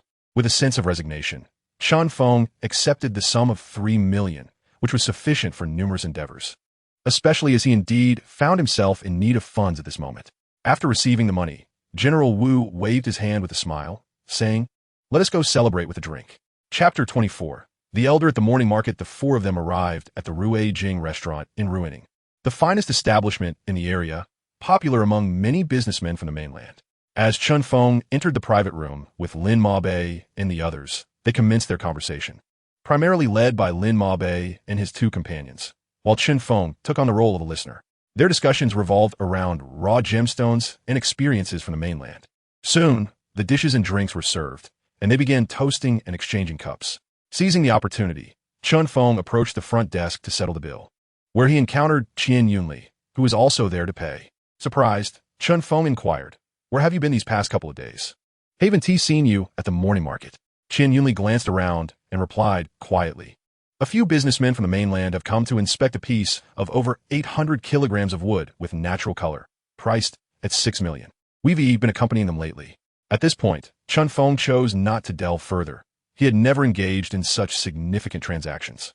After exchanging a few casual remarks, they parted ways. Chun Feng took a bottle of water from the table and drank it quickly, feeling somewhat rejuvenated. He had learned from his conversations with the two businessmen last night that they hailed from Hangzhou. General Wu was involved in international trade and operated a cotton spinning factory alongside an electronic components company, while General Han worked in e-commerce. Both had exchanged contact information with Chun Feng, establishing a fragile acquaintance. Rising from his bed, Chun Feng reflected on the events of the previous day. Wu had provided him with 3 million, a sum that made him uneasy to accept entirely. He had even discreetly consulted Lin Maobai about splitting the amount, but was met with a firm refusal. Now, with 4 million in hand, he felt he had the capital to engage in raw gemstone business in Ruining. In this trade, one must pay promptly upon finding a desirable stone. Otherwise, it could easily be snatched up by another buyer. His immediate priority was to find a suitable storefront. Without one, even if he found a stone he liked, he would have nowhere to store it, let alone prepare it for sale. Checking the time, he noted it was only 9 o'clock, still early. Chun Feng grabbed 2 pieces of stone and headed towards the morning market. Upon arriving at the market, his phone rang. Pulling it from his pocket, he saw it was Wang Zhe calling. After answering, he heard a cacophony on the other end. Chingo, where are you? I just reached the morning market. What is up? Once the market disperses, come to my shop. I need to discuss something with you. What can't be said over the phone? Chen Feng asked, puzzled. It's not something that can be explained in a few words. To come by later. All right, I understand. After hanging up, Chen Feng set the matter aside and approached Yunnan Xiaoya's stall, presenting her with the 2 pieces of stone. Upon catching sight of the stones, Yunnan Xiaoya exclaimed with delight, Chen Gu, where did you unearth such exquisite stones? The performance of these 2 pieces is remarkable. Chen Feng chuckled and replied, merely luck. You can sell them for now. I have plenty more where that came from. When you have time, feel free to select some. All right, Chen Gu, Yunnan Xiaoya began. But her words were interrupted as an elderly gentleman approached the stall to examine the stones. His keen eyes quickly fell upon the 2 pieces Chen Feng had just acquired. As the old man picked up a stone, Chen Feng was about to take his leave when he heard the elderly man inquire, Young lady, what is the price of this stone? Yunnan Xiaoya, unsure, glanced at Chen Feng since he had just brought the stones and she had not yet inquired about the price. Chen Feng halted, stepping toward the old man with a smile. Esteemed sir, this is authentic semi-water material from Dama, weighing 6 kilograms. Observe the skin. It has a fine texture, and the surface is smooth with no visible cracks. I am asking for 250,000. I assure you, whether you gamble with it or sell it, you will surely profit. Indeed, it is rare to find semi-water material from Dama weighing over 5 kilograms. Are you so certain it is from Dama, The old man, evidently knowledgeable, questioned with a grin. Chen Feng maintained his composure. You are correct, sir. It is indeed rare, but that does not imply it does not exist. This stone was personally sourced by me from Myanmar. The origin is absolutely legitimate. Chen Feng spoke his fib with unwavering confidence, locking eyes with the elder, a form of psychological assurance that this stone was indeed from that place. The old man chose not to engage further in debate, lowering his gaze to continue examining the stones.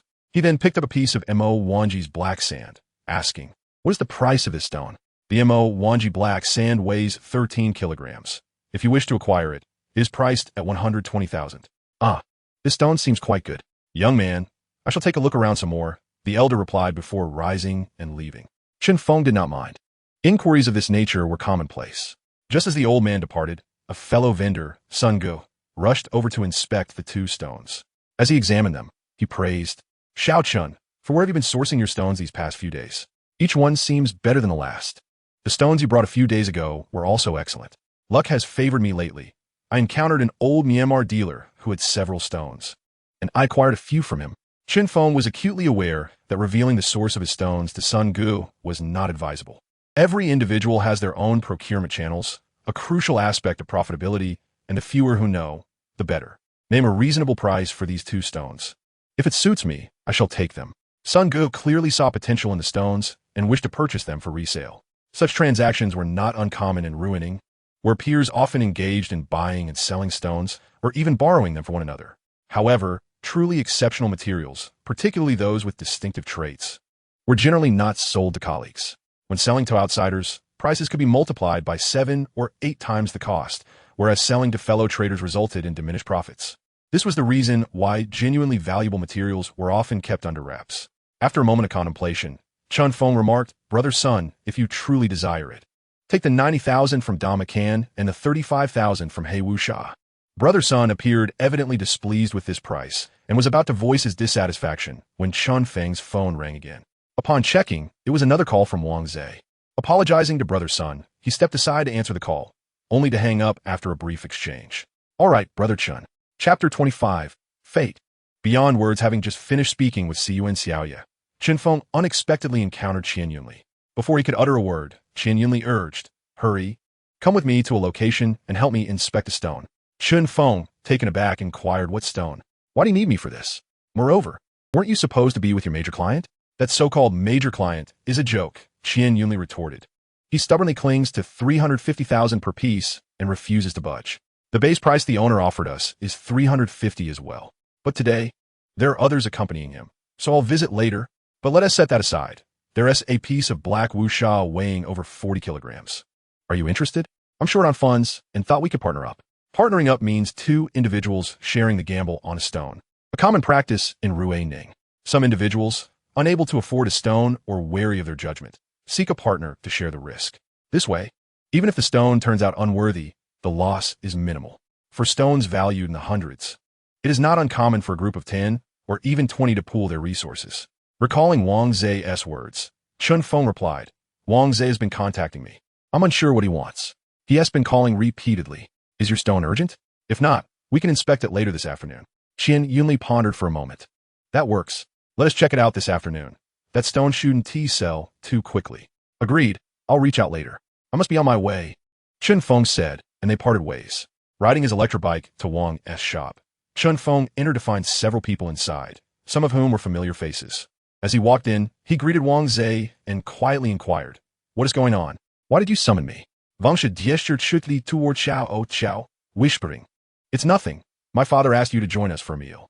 As they conversed, Wang Dashan emerged from the back. Chun Feng approached and greeted Uncle Wang. Chun Feng, come, take a seat. I was just talking about you. Wang Dashan responded warmly. Chun Feng approached the coffee table, and as Wang Dashan prepared to pour tea, Chun Feng swiftly took the teapot and poured a cup for him, then one for himself. Wang Dashan simply smiled, watching Chun Feng with delight. After setting down the teapot, Chun Feng finally asked, Uncle Wang, you want to see me? Oh, it's nothing significant. Just wanted to chat, Wang Dashan replied, taking a sip from his cup. Xiao Chun, you've been in Ruiling for nearly 2 years now. Haven't you? Yes, it will be 2 full years soon. Time really does fly. Chun Feng responded. Indeed, it has been over a decade since I came here. I've spent most of my life here, and now our entire family is engaged in the jade business. Chun Feng smiled broadly. Uncle Wang, you're treating this as a family enterprise to cultivate, aren't you? Wang Dashan was taken aback for a moment, then burst into hearty laughter, gesturing playfully at Chun Feng and saying, You rascal. Chun Feng's expression darkened as he quietly replied, Uncle Wang, my situation is somewhat unique. My family is unaware of my dealings in jade here. Wang Dashan was visibly surprised, evidently unaware of this matter, which Chun Feng had not disclosed to anyone. Those who came to Ruining often carry their own stories. Wang Dashan chose not to pry further and instead inquired about other aspects of Chun Feng's life. Just as they were conversing, Wang Zai's mother entered from outside, carrying a bag of vegetables, clearly having returned from the market. Chun Feng stood up and greeted, Hello, Annie. Wang Zai's mother smiled warmly and said, Little Chun is here. Please join us for lunch. I bought plenty of pig trotters to stew. Aunt Lu, upon hearing Chun Feng's invitation, did not insist further and exchanged a few words with him before heading to the kitchen in the backyard. At that moment, Zhang Enz and Lu Feng arrived, carrying a substantial bag. Upon entering, they called out to Wang Dashan, Uncle, I've acquired a piece of stone. Could you take a look? They placed the bag on the table and retrieved a large piece of semi-water, semi-mountain material from it. Wang Dashan stepped forward to examine the stone, and after a moment, he inquired, Is this semi-water, semi-mountain material from Damakan? This stone must weigh more than 5 kilograms. Such large pieces are quite rare. Chun Feng, however, waved his hand and refrained from approaching. At this point, Zhang Enz noticed Chun Feng standing nearby, feeling somewhat awkward, yet still managed to greet him. Chun Feng nodded in response. Although their collaboration had ended, there was no need for animosity. It was essential to consider the feelings of Wang Dashan and Wang Zai. Wang Dashan scrutinized the stone for a while before asking, How much did you acquire this stone for? Instead of providing a direct answer, Zhang Enz countered, Uncle, what do you think it's worth? The stone revealed a hint of water when illuminated, its surface exhibiting a sandy texture with well-formed granules, and such sizable semi-water. Semi-mountain material was indeed uncommon. Around 40 to 50,000, perhaps, but the higher the price, the greater the risk, he concluded. After saying this, Wang Dashan turned to Chun Feng and asked, Little Chun, why don't you take a look and tell us what you think?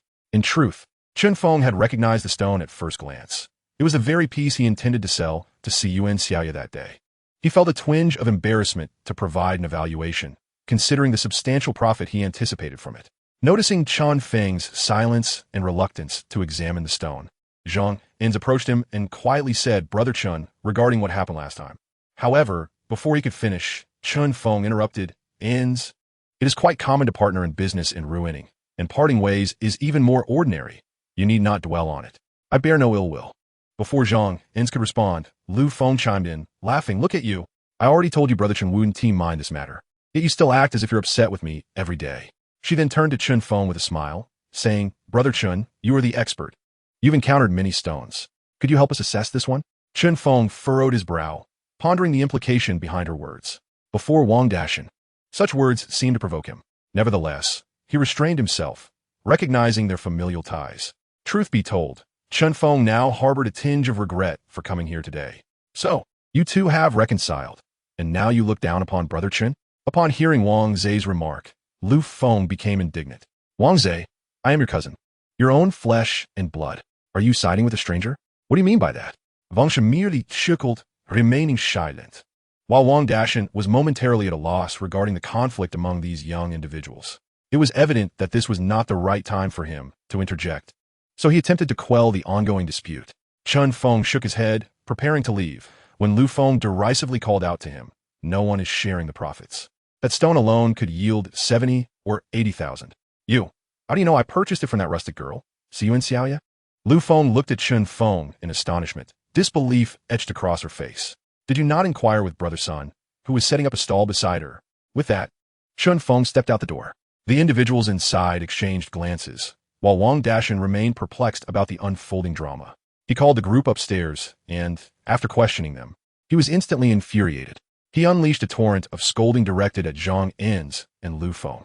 However, despite his anger, he was at a loss on how to handle the situation, as Lu Feng was his niece by marriage. Ultimately, he ordered them to leave. After departing from the shop, Chen Feng took out his phone and called Qian Yunli. They arranged to meet at the Friendship Hotel.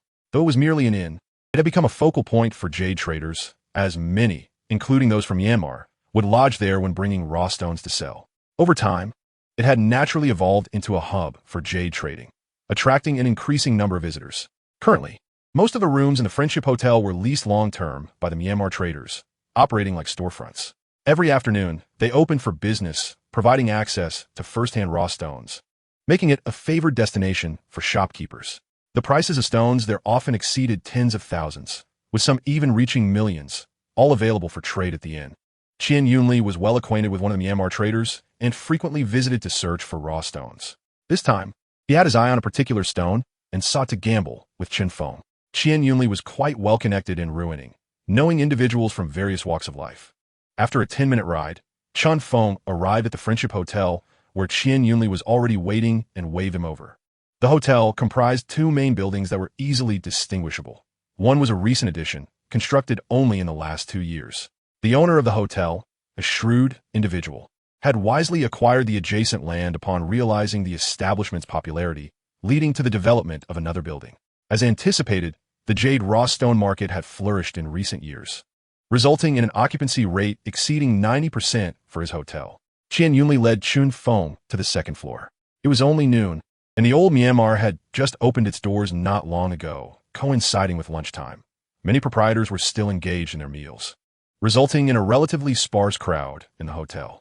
By 2 or 3 o'clock, the establishment would undoubtedly be bustling with patrons, rivaling the density of a morning market. Upon reaching a room on the second floor, with doors ajar, Qian Yunli ushered Chen Feng inside. The sight of Qian Yunli brought an immediate smile to Lao Mian's face as he exclaimed, "Boss Qian, you've arrived." Qian Yunli nodded and replied, "Yes, Mao Wu. Please present that stone for my inspection." "Certainly." Mao Wu turned and retrieved a piece of raw stone from beneath the bed, placing it before the two men. Chen Feng and Qian Yunli crouched down to examine the stone. Weighing approximately 35 kilograms, it was a piece of wood-like yellow rock, exuding a warm visual appeal.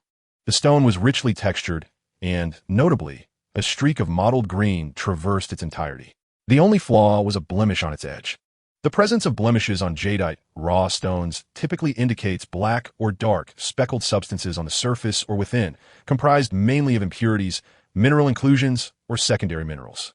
These blemishes not only detract from the aesthetic allure of the jade, but may also diminish its value. The formation of such blemishes can arise from various factors, including the intrusion of impurities, mineral inclusions, and secondary minerals, all of which play pivotal roles in the formation of jadeite. Moreover, blemishes significantly influence the pricing of the stone. It does not imply that a stone with blemishes is devoid of worth. In fact, if the blemish is substantial, it may harbor a piece of dark jade within, commonly referred to as ink jade. Should the quality of the ink jade be sufficiently high, it could command a considerable price. In essence, the presence of blemishes indicates that the stone carries greater risk in terms of potential value. Chen Feng scratched the surface of the stone with his fingernail, dislodging only a fine layer of dust. He tapped it gently with a flashlight, producing a sound akin to metal striking metal. The light failed to penetrate, particularly at the blemish's location, which yielded no response. In a hushed tone, Chun Feng inquired, "What is his asking price?" "For 100,000. I've already offered 110,000, but he still refuses to sell. Others may be unaware. How much do you perceive?" Chun Feng remained silent, continuing his meticulous study of the stone. Truthfully, this stone had a high probability of yielding a profit, yet the blemish amplified its unpredictability. After surveying the stone, Chun Feng found no feasible place to cut into it. It resembled a fusion of angel and devil.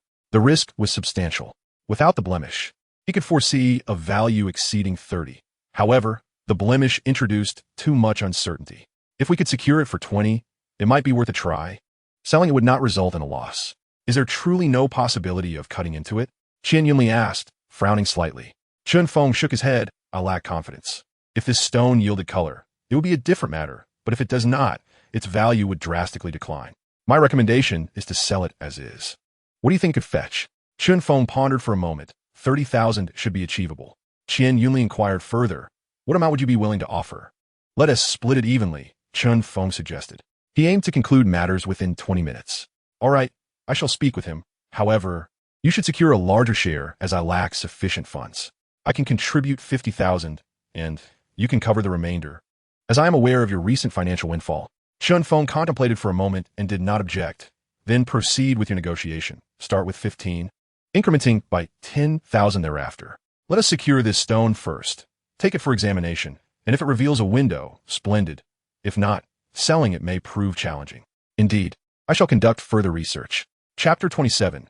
Renting a shop. After their discussion, Qian Yunli rose and approached the elderly man from Myanmar, engaging in a hushed conversation. The old man repeatedly uttered phrases of disbelief, shaking his head vigorously. "Well then, let's finalize the payment. I will cover the initial costs, and you can reimburse me later. You want me to pay, but I do not possess such an amount." Qian Yunli chuckled. After several minutes, Qian Yunli remarked, "Chun Feng, where did you acquire such exceptional stones?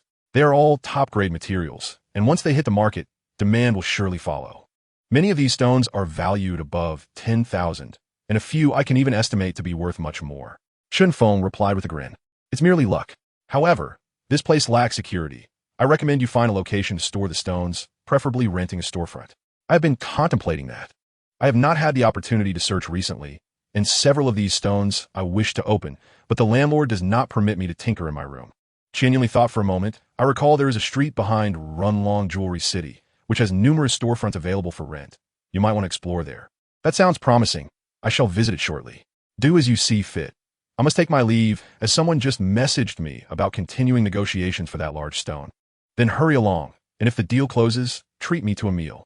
"Absolutely. I'll take you for spa treatment, if you prefer. Get lost."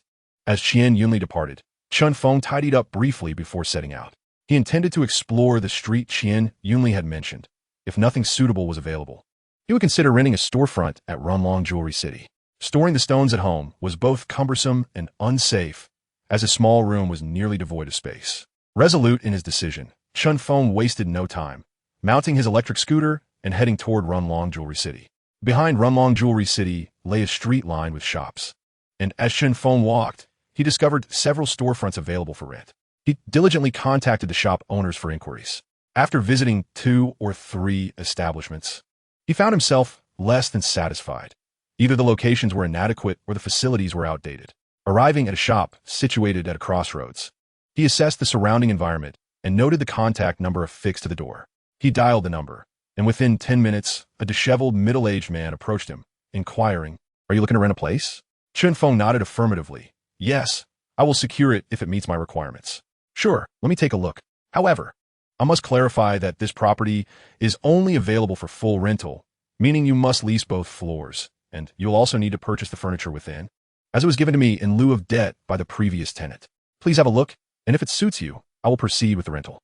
Chun Feng did not make a definitive statement, and the middle-aged man refrained from further comments as he produced the key to unlock the main door.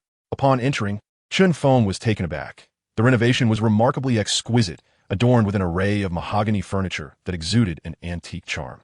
The entire hall spanned over 100 square meters, featuring several small rooms likely designated for storing stones and machinery. Above the hall hung an antique-style chandelier, while the corners of the walls were encased in mahogany. To the left of the hall stood a tea table, distinct from the typical marble ones that are both inexpensive and durable. This particular table was crafted from Burmese rosewood, elegantly displaying a fine tea set that immediately suggested considerable value. Chun Feng was astonished by the opulence of the decor, estimating that such renovations would easily cost hundreds of thousands. Now, the owner required the purchase of the furniture along with the rental, which he presumed would be a hefty sum. Exploring the second floor, Chun Feng noticed it was rather ordinary in terms of decor, which relieved him somewhat. Had it been similarly adorned with Burmese rosewood, he would have turned away without inquiring about the price. It wasn't a matter of affordability, but rather a lack of cost-effectiveness. With his limited funds and significant debts, he could not justify such extravagant expenses. After surveying the premises, he approached the middle-aged man and inquired about the rental terms. The man grinned, stating, "This property is available for an annual lease at 200,000, with a minimum rental period of 6 months. This price is quite reasonable for the region of Ruining. However, you must purchase all the furniture within, as I will not rent it otherwise." The middle-aged man continued, "These furnishings were collateral from the previous tenant, who absconded without payment. Had I not acted swiftly, they would have been taken by others." Chun Feng then asked, "What is your asking price for the furniture?" The man, with a cunning smile, replied, "These are quality pieces. The renovation alone cost over $1 million. I won't ask for much, just 800,000 for everything. Should you decide to cease renting, you can take them with you." Chun Feng shook his head. "That price is exorbitant. A complete set of such furniture would not command that much on the market. And I do not favor this decor. I would require renovations upon renting. What amount would you offer?" The man inquired.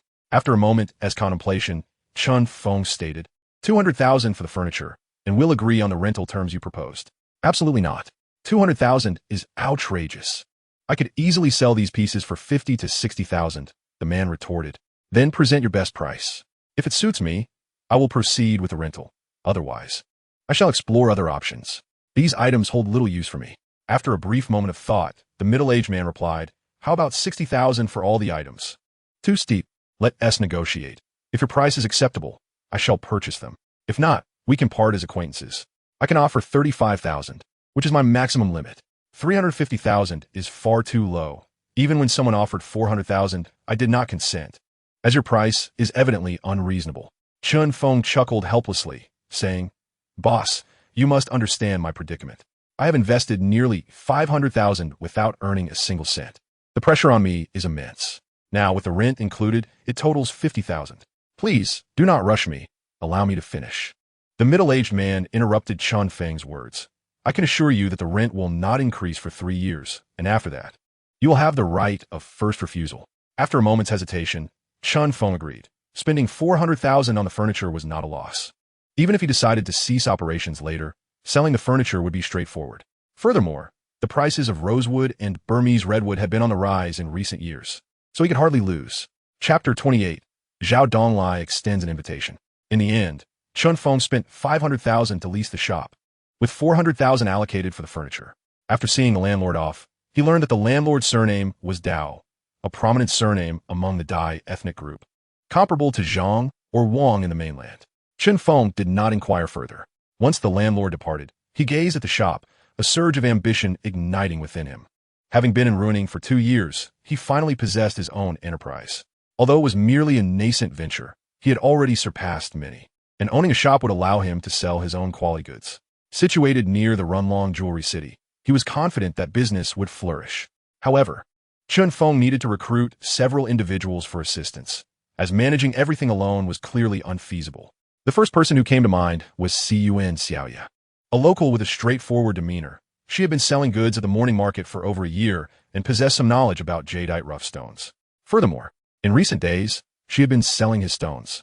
Resolute in his decision, Chun Feng promptly took out his phone and called her. "Xiaoya, where are you?" The noise on the other end suggested she was sifting through stones. After a while, the clamor subsided, and he finally heard her voice. "Brother Chun, I'm here sorting through stones. What is up?" Yuan Xiaoya did not possess her own stones. She borrowed them from others, who inflated the prices, resulting in meager profits for her. Often, her earnings for the month were less than what those individuals made from selling just 2 or 3 stones. Yet, this was an unavoidable circumstance. Without capital, It was challenging to thrive in Ruining, unless one happened upon a lucrative find, which could lead to instant wealth. Chen Feng spoke to Yuan Xiaoya. Come to my place. I need to discuss something with you. Yuan Xiaoya hesitated. Brother Chun, is it urgent? Not particularly. Just come when you have some time. Call me before you arrive. All right. After hanging up, Chen Feng had just stepped out of the shop when he received a call from an unfamiliar number. Without overthinking, he answered, and a middle-aged voice greeted him. Is this Chen Feng? Chen Feng, somewhat puzzled, replied. I am Chen Feng. Who is this? I am Zhao Donglai from the Public Security Bureau. Do you recall the incident from the last fight? Chen Feng's heart immediately filled with apprehension. Wasn't this matter supposed to be settled? Why was it being mentioned again? Could it be that the other party was stirring up trouble once more? He quickly responded, Director Zhao, greetings. Is there something you need from me? Yes, there's a matter. Please come to my office. I will be waiting for you at the Public Security Bureau, Zhao replied. Could you enlighten me on the nature of the matter? Chen inquired. You will find out once you arrive. Hurry. With that, the call ended abruptly. Feeling a sense of unease, Chen Feng pondered the sudden summons from the Public Security Bureau. Nevertheless, since they had reached out to him, he felt compelled to go. Upon arriving at the bureau, he was escorted to Zhao Donglai's office, where Zhao merely coldly instructed. Seat. After taking a seat, Chen, still anxious, asked, Director Zhao, you summoned me for a reason? Indeed, I have a matter to discuss. The family of the individuals involved in the previous altercation has contacted me, expressing their gratitude towards you. Chen looked at Zhao in confusion, who continued without reservation. Among those who fought, one is the child of my former superior. Had you not intervened that day, they likely would have sustained injuries. That explains it, Chen thought. Realizing why Officer Lin had mentioned that the matter was closed, it seemed that influential figures were now involved. Chen quickly replied, Director Zhao, you flatter me. I hardly did anything. By the way, what has become of those individuals? No need for modesty, Director Zhao. I truly did not do much, Chen insisted. Zhao Donglai regarded the young man before him with satisfaction and casually inquired, Xiao Chun, how long have you been in Ruining, and what are you currently engaged in? The crux of the matter. Jadeite, raw stones? Yes, most who come to Ruining are involved in this industry, though it is not without its challenges. Indeed, we are still young and can barely scrape by with a stall. Should you need assistance while in Ruining, do not hesitate to reach out to me. I will certainly help where I can. He then took a sip from the teacup on his desk. Chen understood this to be an indication of goodwill and quickly stood to express his gratitude. Thank you, Director Zhao. I will surely be in touch. And I appreciate your time, so I won't take up more of it. Very well. Upon returning home, Chen received a call from Yuan Xiaoya, informing him that she would not be able to visit today and would come tomorrow instead. Chen paid it little mind. However, he soon received another call, this time from the Burmese young man, notifying him that the opening of the package would occur the next day and that there were many valuable items inside. The following morning, Chen rose early to head to the designated opening location, which was not the same shop as before, but rather a warehouse. Upon entering the warehouse, he spotted the familiar Burmese young man. Chen offered a slight smile, and the young man approached, whispering a few words while glancing toward a particular stone in the corner. Instantly understanding, Chen feigned interest in another stone before making his way to the one indicated by the young man. It was a substantial stone, estimated to weigh over 100 kilograms, precisely the kind of prized possession he sought. If the price is reasonable, Chen Feng wishes to acquire this stone. The young man summoned 2 colleagues for assistance, as the material was wrapped quite securely. It took the 4 of them over 10 minutes to unwrap the entire piece. Upon unveiling it, they discovered a complete stone. The exterior bore a gray-black skin, with some areas featuring a waxy texture, and the surface was evenly sanded. Judging by its appearance, it seemed to be a piece from the Monji region. Chapter 29. Inviting Yuan Xiaoya. The stone was whole, though one corner had a small chip. When illuminated, a faint green hue was distinctly visible at the chip. It appeared to have reached a glutinous quality in terms of water content. The glutinous variety, with a pale blue tone, generally does not command a high value. Yet the stone's substantial size led Chen Feng to estimate its price would not be modest. He smiled at the nearby Burmese young man and inquired, how many kilograms does this piece weigh, and what is the price? The young man consulted his notebook, 109 kilograms. Priced at 500,000. That's excessive. Let's negotiate, Chen Feng replied, casting a discontented glare at him. The young man, looking quite aggrieved, explained, you asked, and the boss knows how much is worth. Chen Feng retorted, 80,000. The young man protested, no way. That's not feasible. He pointed at the exposed surface and then at the modeled pattern above, adding, look here, the boss should reconsider. What price does the seller want? Chen Feng whispered. The young man glanced around and quietly informed Chen Feng. The seller is asking for 250,000. They won't entertain offers lower than that. That's too high. I can't see it. 18,000 is my final offer. Please negotiate well. If you succeed, I will give you 1,000 as a tip. Chun Feng smiled at him. Upon hearing the prospect of 1,000 as a tip, the young man's eyes sparkled with interest. Such a generous incentive was clearly enticing. Chun Feng, slightly irritated, urged him. Why are you dawdling? Hurry and seal the deal, or I will seek someone else. The young man, with a pained expression, replied, Boss, I can't guarantee this price can be achieved. I can only try my best. No worries, I trust you. Just think of that $1,000 tip. Chun Feng grinned, confident that the allure of 1,000 would sway him.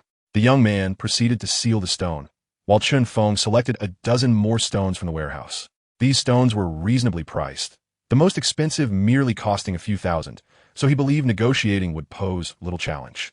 After explaining the situation to the landlord, the latter made no objections and promptly refunded Chun Feng's deposit along with the remaining 3 months' rent. After a whirlwind of activities, the afternoon slipped away. When Chun Feng returned to the shop, the cleaning lady had already tidied up everything. He surveyed the premises, quite pleased with her meticulousness, and handed her 100 as a tip before she departed. Now, the shop contained only the 10 or so stones Chun Feng had selected. It appeared rather empty and hardly resembled a jadeite raw stone shop. For the next few days, his mission was to procure stones, aiming for at least 100 pieces in the store. Otherwise, with only a few stones on display, potential customers would glance in and promptly leave, showing no inclination to linger. Suddenly, his phone rang. It was Yunnan Xiaoya calling. Unaware of Chun Feng's recent move, she inquired about his new residence and learned that he had relocated that very afternoon. In less than half an hour, Xiaoyu arrived, gazing in astonishment at the house before her. Brother Chun, have you rented this place? She inquired. Yes, from now on, this will be my stronghold, Chun Feng replied. Xiaoyu looked at the shop with an envious expression. Chun Feng turned to her and said, Xiaoyu, I just rented this place, and everything is still in its infancy. I'm a bit overwhelmed managing it alone, so I would like to invite you to join me. Are you interested? Xiaoyu hesitated, aware that everything here was just beginning and the future uncertain. However, having a shop meant access to more upscale clientele, yet neither had established channels, which worried her. Sensing her hesitation, Chun Feng smiled and proposed. How about this, Xiaoyu? You can continue with your morning market routine, and you can sell the stones I have here at your stall. I will give you 20% of the sales. What do you think? According to the customs of Ruiling, sales typically earned only 10% for displaying cards, especially for lower-priced stones.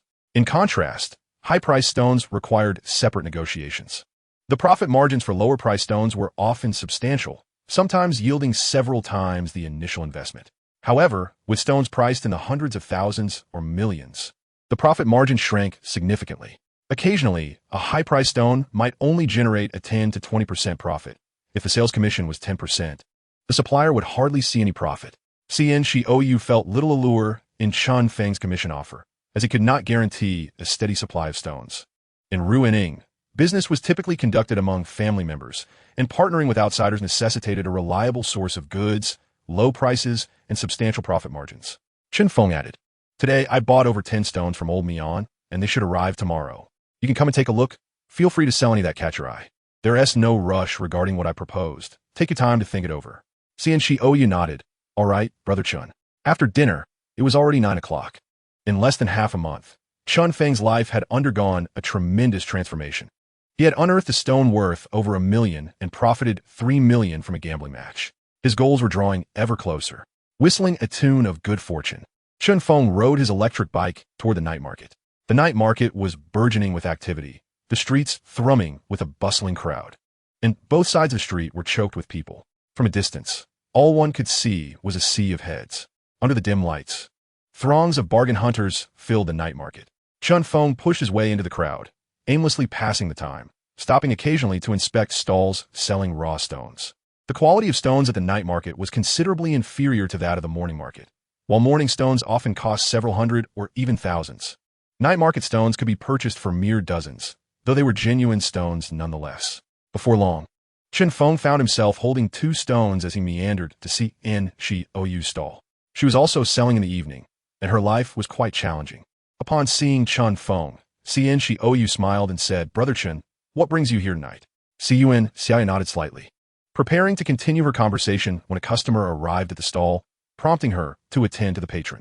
Chun Feng observed for a moment, realizing he had no further business there, and decided to continue his exploration of the night market. As he was about to leave, Yuan Xiaoya called out to him, informing him that tomorrow, at Xiao Yang's place, there would be a package available, advising him to arrive early to take a look. Chun Feng acknowledged her and began to depart. However, just a few steps away, he heard the commotion of an argument erupting from the crowd. "Get lost, you scoundrel!" Looking like a lump of charcoal. The voice, thick with a regional accent, unmistakably belonged to someone from Jiangxi province, revealing the distinct intonations of their dialect. Chun Feng followed the sound, noticing a group of people had gathered, suggesting a potential brawl was about to unfold. In the night market, such frictions were common, yet actual fights were rare. The local residents and vendors were well aware of the temperament of these Burmese individuals and typically refrained from conflict, though unsuspecting tourists often did not understand this nuance. Initially reluctant to interfere, Chun Feng's innate curiosity drew him into the throng to witness the spectacle. He observed several young individuals encircled by a group of Burmese, locked in a heated dispute. Chun Feng turned to a bystander and inquired, "What transpired here?" "Ah, yet another tourist has fallen prey," came the response. "Even if you were to call the police, there's little they could do. Here in Ruining, or rather within the jade stone trade, exorbitant prices are commonplace, and haggling is expected. If they ask for 1,000,000, offering 100 is no issue. They may simply think you're ignorant or causing a ruckus. However, should you refuse to purchase after bargaining, things can escalate. Not buying? Let us see what happens if you don't. A beating would be the least of your worries. And the police would hardly intervene unless severe injuries occurred or someone was killed. Generally, they preferred mediation in such matters." Soon, the crowd swelled, and the police arrived promptly, dispersing the gathering and escorting the involved parties away. Despite it being night, the heat in Ruining was stifling. Chun Feng, tossing and turning in bed, found himself awake several times throughout the night, resolved to purchase an air conditioner the following day. He considered the implications of his current situation. If clients came to inspect the stones and were met with such conditions, they would surely leave without hesitation. There had once been air conditioning in the establishment, but it had been removed, leading Chun Feng to chastise the landlord in a letter. The next morning, Chun Feng did not wake naturally. The oppressive heat roused him. To be precise, he had barely slept at all the previous night. Agitated, he took a shower to collect his thoughts before heading to a nearby breakfast shop, where he enjoyed a bowl of noodles. Just as he was about to purchase an air conditioner, his phone rang. Upon checking, he discovered it was the Burmese gentleman calling. A spark of hope ignited within him. After a day of negotiations, it seemed a deal had been struck. Indeed, upon answering the call, the gentleman instructed him to come by to finalize the payment and collect the goods. Chun Feng swiftly rode his electric bike to the warehouse. Upon his arrival, the Burmese gentleman greeted him with a smile and a wave. After Chun Feng parked his bike, the gentleman approached him and declared, "Boss, we have a deal. 180,000. Very well." Chun Feng, with a sense of ease, paid for the stones and took them away. As he was leaving, he quietly remarked to the young man, "If you have any fine pieces, feel free to send them to my shop. I've rented a space behind Runlong Jewelry City. Just let me know. I'm eager for quality pieces." With a smile, he placed the stones in his vehicle and departed. However, everything must take its time. Chun Feng had merely embarked on his journey, relying on the modest funds he possessed. Otherwise, he would never have dared to open a shop. Upon reaching his tea table, he brewed himself a pot of tea, the water bubbling fervently within the kettle. Sitting back in his chair, he contemplated various matters. Just then, Yuan Xiao entered the room. Chun Feng looked up and waved at her. "Finished for the day? Come, have a seat." He poured a cup of tea for her. Yuan Xiao wiped the sweat from her forehead with a tissue and said, "Brother Chun, you truly have it easy. The air conditioning makes it quite comfortable." "There's no choice," he replied. "The weather in Ruining is just like this. I really don't want to step outside during the day." She then inquired, "How were sales today?" "Not great," he admitted. After the May Day holiday, the number of tourists from out of town has dwindled. Most of the market is filled with competitors' goods or seasoned veterans, making it quite difficult to sell. Chun Feng nodded, understanding the situation. In Ruining, the prime sales periods align with tourist seasons. During other times, while business does exist, it pales in comparison. Of course, this excludes the top-tier high-value materials, which are often dormant for 3 years, only to yield substantial profits when sold. Much like the 600-kilogram piece of wood jade that Qian Yunli had recently handled, which promised a minimum 7-figure profit. Speaking of Qian Yunli, Chun Feng realized he hadn't seen or heard from him in several days and was unaware of how things were progressing. While pondering this, 2 older Burmese men peeked into the shop. Chen Feng looked up and asked, "Can I help you?" One of the lean men inquired, "Boss, are you interested in some materials?" "What materials?" "Bring them over for me to see," Chen Feng replied, rising to head toward the entrance. Seeing Chen Feng's interest, the Burmese man pulled several stones from a woven bag and laid them on the ground. "Boss, take a good look. These are all exquisite pieces." Chen Feng crouched down, inspecting one stone briefly before setting it aside. He picked up another, glancing at it but quickly losing interest. The stones presented were merely the leftovers from the street vendors, suitable only for attracting unsuspecting tourists at night markets who lacked knowledge of jade raw materials. Shaking his head, Chen Feng addressed the man. "If you have genuine good pieces, bring them out quickly." The old man grinned. "Boss, trust me, these are all good pieces. These are not to my liking. You can keep them," Chen Feng replied, using colloquial jargon that indicated his disinterest in the stones. Noticing Chen Feng's lack of enthusiasm, the old man whispered something in Burmese to his companion, who then left the premises. The old man turned back to Chen Feng, saying, "Don't worry, we do have good pieces." Before long, the young man returned, carrying 2 stones, each weighing approximately 7 to 8 kilograms, with a heavier one around 10 kilograms. Chen Feng took the stone and examined it closely. The smaller piece was a red wax shell from Baishan Bridge, adorned with a line resembling a loose python, yet the flesh of such stones is notoriously difficult to carve, being coarse and tender. Very few of these Baishan Bridge stones have appeared in the market recently. The other piece was a mountain stone from Damakin, characterized by its hard, aged skin, which, when illuminated, revealed a layer of yellow mist, indicating its fullness. Both stones were of excellent quality, though their pricing remained uncertain. Chapter 31. Transactions with the Traveling Merchant. Chen Feng offered cigarettes to both men and provided them with bottles of water before inquiring about the price of the 2 stones. "Boss, these 2 stones are treasures. One is the mountain stone from Damakin, and the other is the red wax shell from Baishan Bridge. Together, they are worth 200,000. That price is excessive. What is the selling price?" The old Myanmar merchant replied slyly, "Well, boss, you propose a price. If it's acceptable, we can proceed." After a moment of contemplation, Chen Feng suggested, "How about 30,000? "Oh no, boss, that is too low." The old Myanmar merchant shook his head vigorously, clearly dissatisfied with the offered price. Grabbing the flashlight from Chen Feng, he illuminated the Damakin stone and said, "Look here, boss, take a good look." As the light revealed a layer of yellow mist, it was evident that the old merchant was knowledgeable about raw stones. Chen Feng crouched down to scrutinize the stones once more, standing up after a moment to declare, 30,000 for both stones. "If that works, I will take them. If not, you may leave with them." "That's barely covering the cost," he retorted, turning to leave. The old Myanmar merchant hurriedly interjected, "Boss, let us negotiate a bit more. Increase the price slightly, and I'll sell them to you." The old merchant's words indicated that the price had reached their psychological threshold. Chen Feng shook his head. "Only 30,000. I'm not inclined to pay more. Were it not for the fact that you're the first traveling merchant to bring stones to me, I wouldn't have considered this at all." The 2 old Myanmar merchants whispered among themselves before addressing Chen Feng. "Boss, let us be friends. We'll sell them to you." "All right, Chingu, you may proceed." After withdrawing the money from the bank, Chen Feng handed the 30,000 to the old merchant, who carefully counted it in front of him, then cautiously placed it into his bag.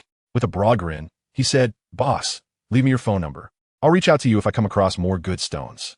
Chen Feng provided his phone number. "In the future, if you have quality stones, feel free to send them my way, but please, no rubbish." The old merchant's eyes brightened with excitement as he asked, "Boss, I have a stone weighing over 300 kilograms.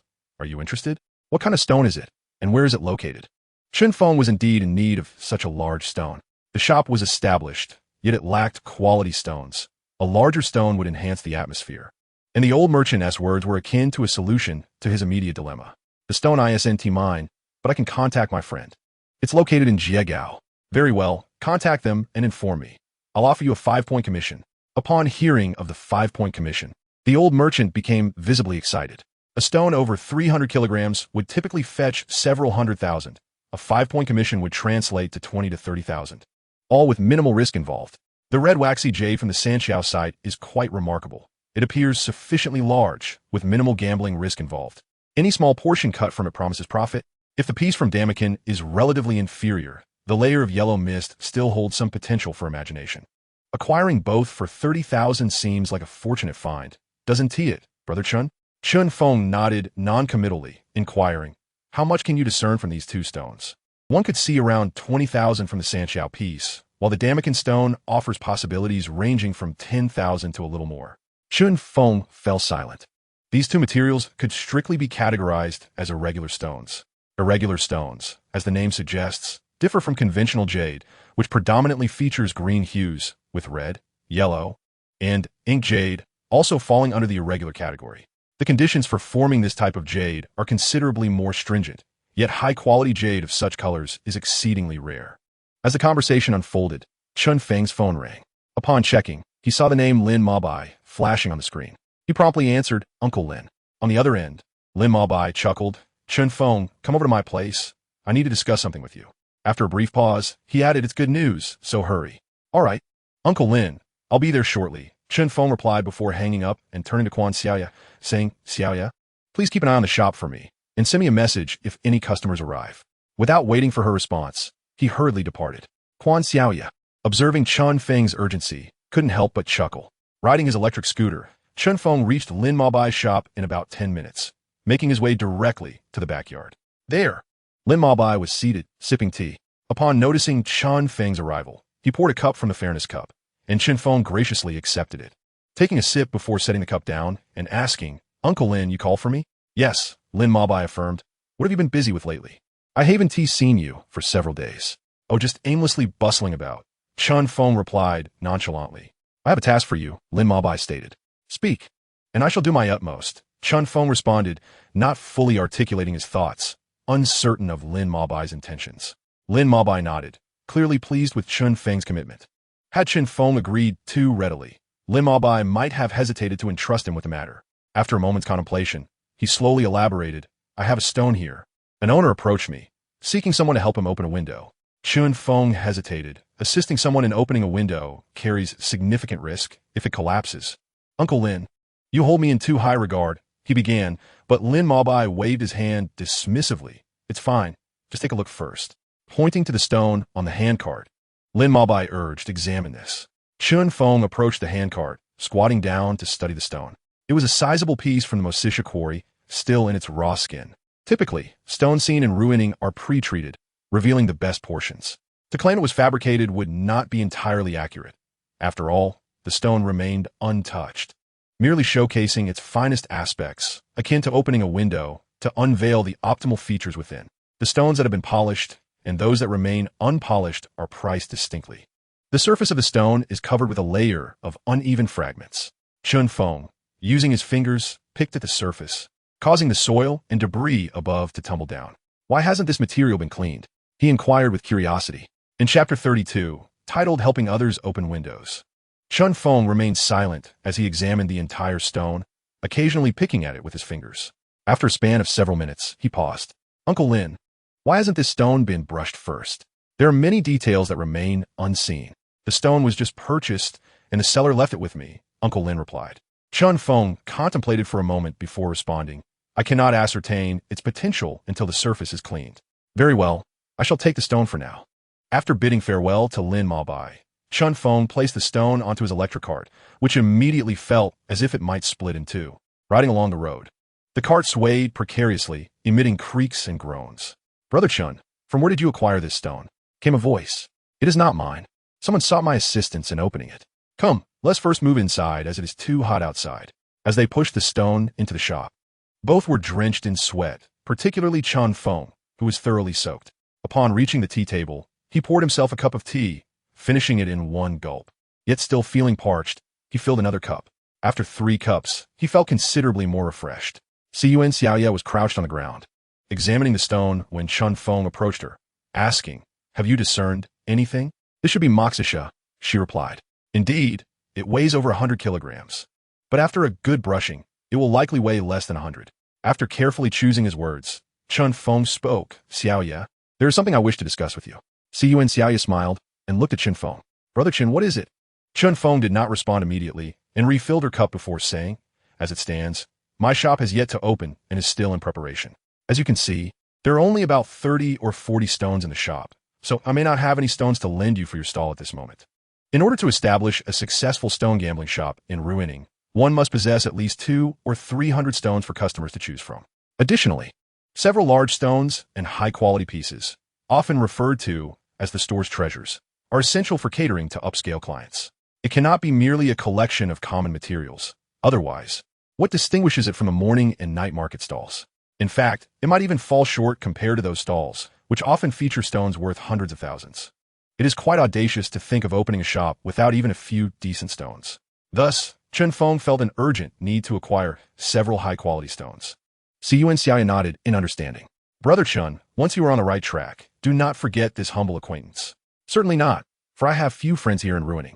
They exchanged smiles, and Chen Feng inquired further, Xiaoya, from whom did you borrow your stones? Do they have any high-quality pieces? Yuan was momentarily taken aback by the remark. Yet she responded, I acquired these goods from some fellow villagers, but the price was exorbitant, leaving me with little to no profit. If we were to buy outright, I would need to negotiate a lower price. I haven't seen any premium items among them, as they are merely ordinary folks with no access to finer goods. However, circumstances may not be absolute. There might be some hidden stock. I can certainly inquire on your behalf. That would be splendid. I'm currently in need of stones worth around 10,000, preferably with 1 or 2 larger pieces. Please do ask, and rest assured, I shall not forget your kindness, he replied. Brother Chen's words are something I take to heart. I will make time to ask. She assured him. Thank you in advance, he expressed gratefully. Not at all. It's a simple favor, she replied, glancing at the time. I must take my leave now to prepare for the night market. Arriving late means missing out on prime spots.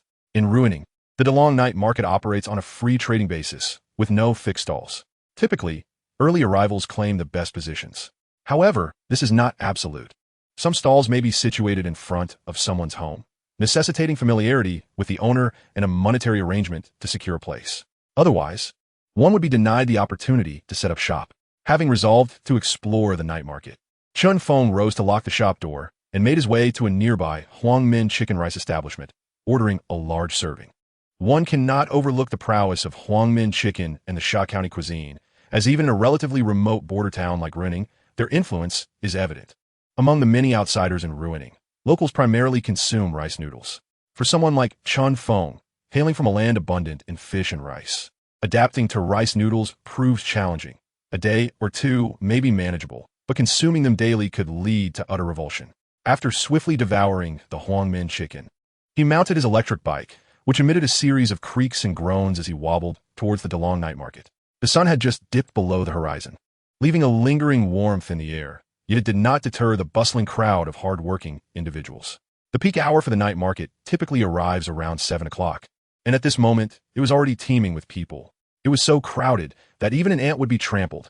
Chen Feng navigated through the various stalls, noting that it had been over a week since his last visit, and there were indeed several new items available. However, the quality left much to be desired. Perhaps it was due to the end of the holiday season, but he found it challenging to locate any particularly fine stones. After surveying nearly half a street, he had yet to encounter a stone that piqued his interest.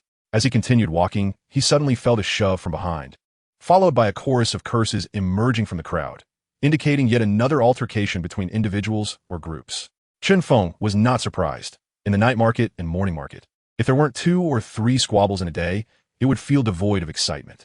This fervor was distinctly different from the thrill of stone appraisals. The former served as entertainment amidst mundane life, while the latter was a passionate dance between heaven and hell. As Chen Feng prepared to continue his stroll, he noticed a stall nestled in a somewhat dim corner. Approaching it, he crouched down to inspect the items on display, only to find himself at a loss for words. The layer of dust on the stones suggested they had been there for an eternity. He picked up one stone, closed his eyes, and blew gently to remove the dust.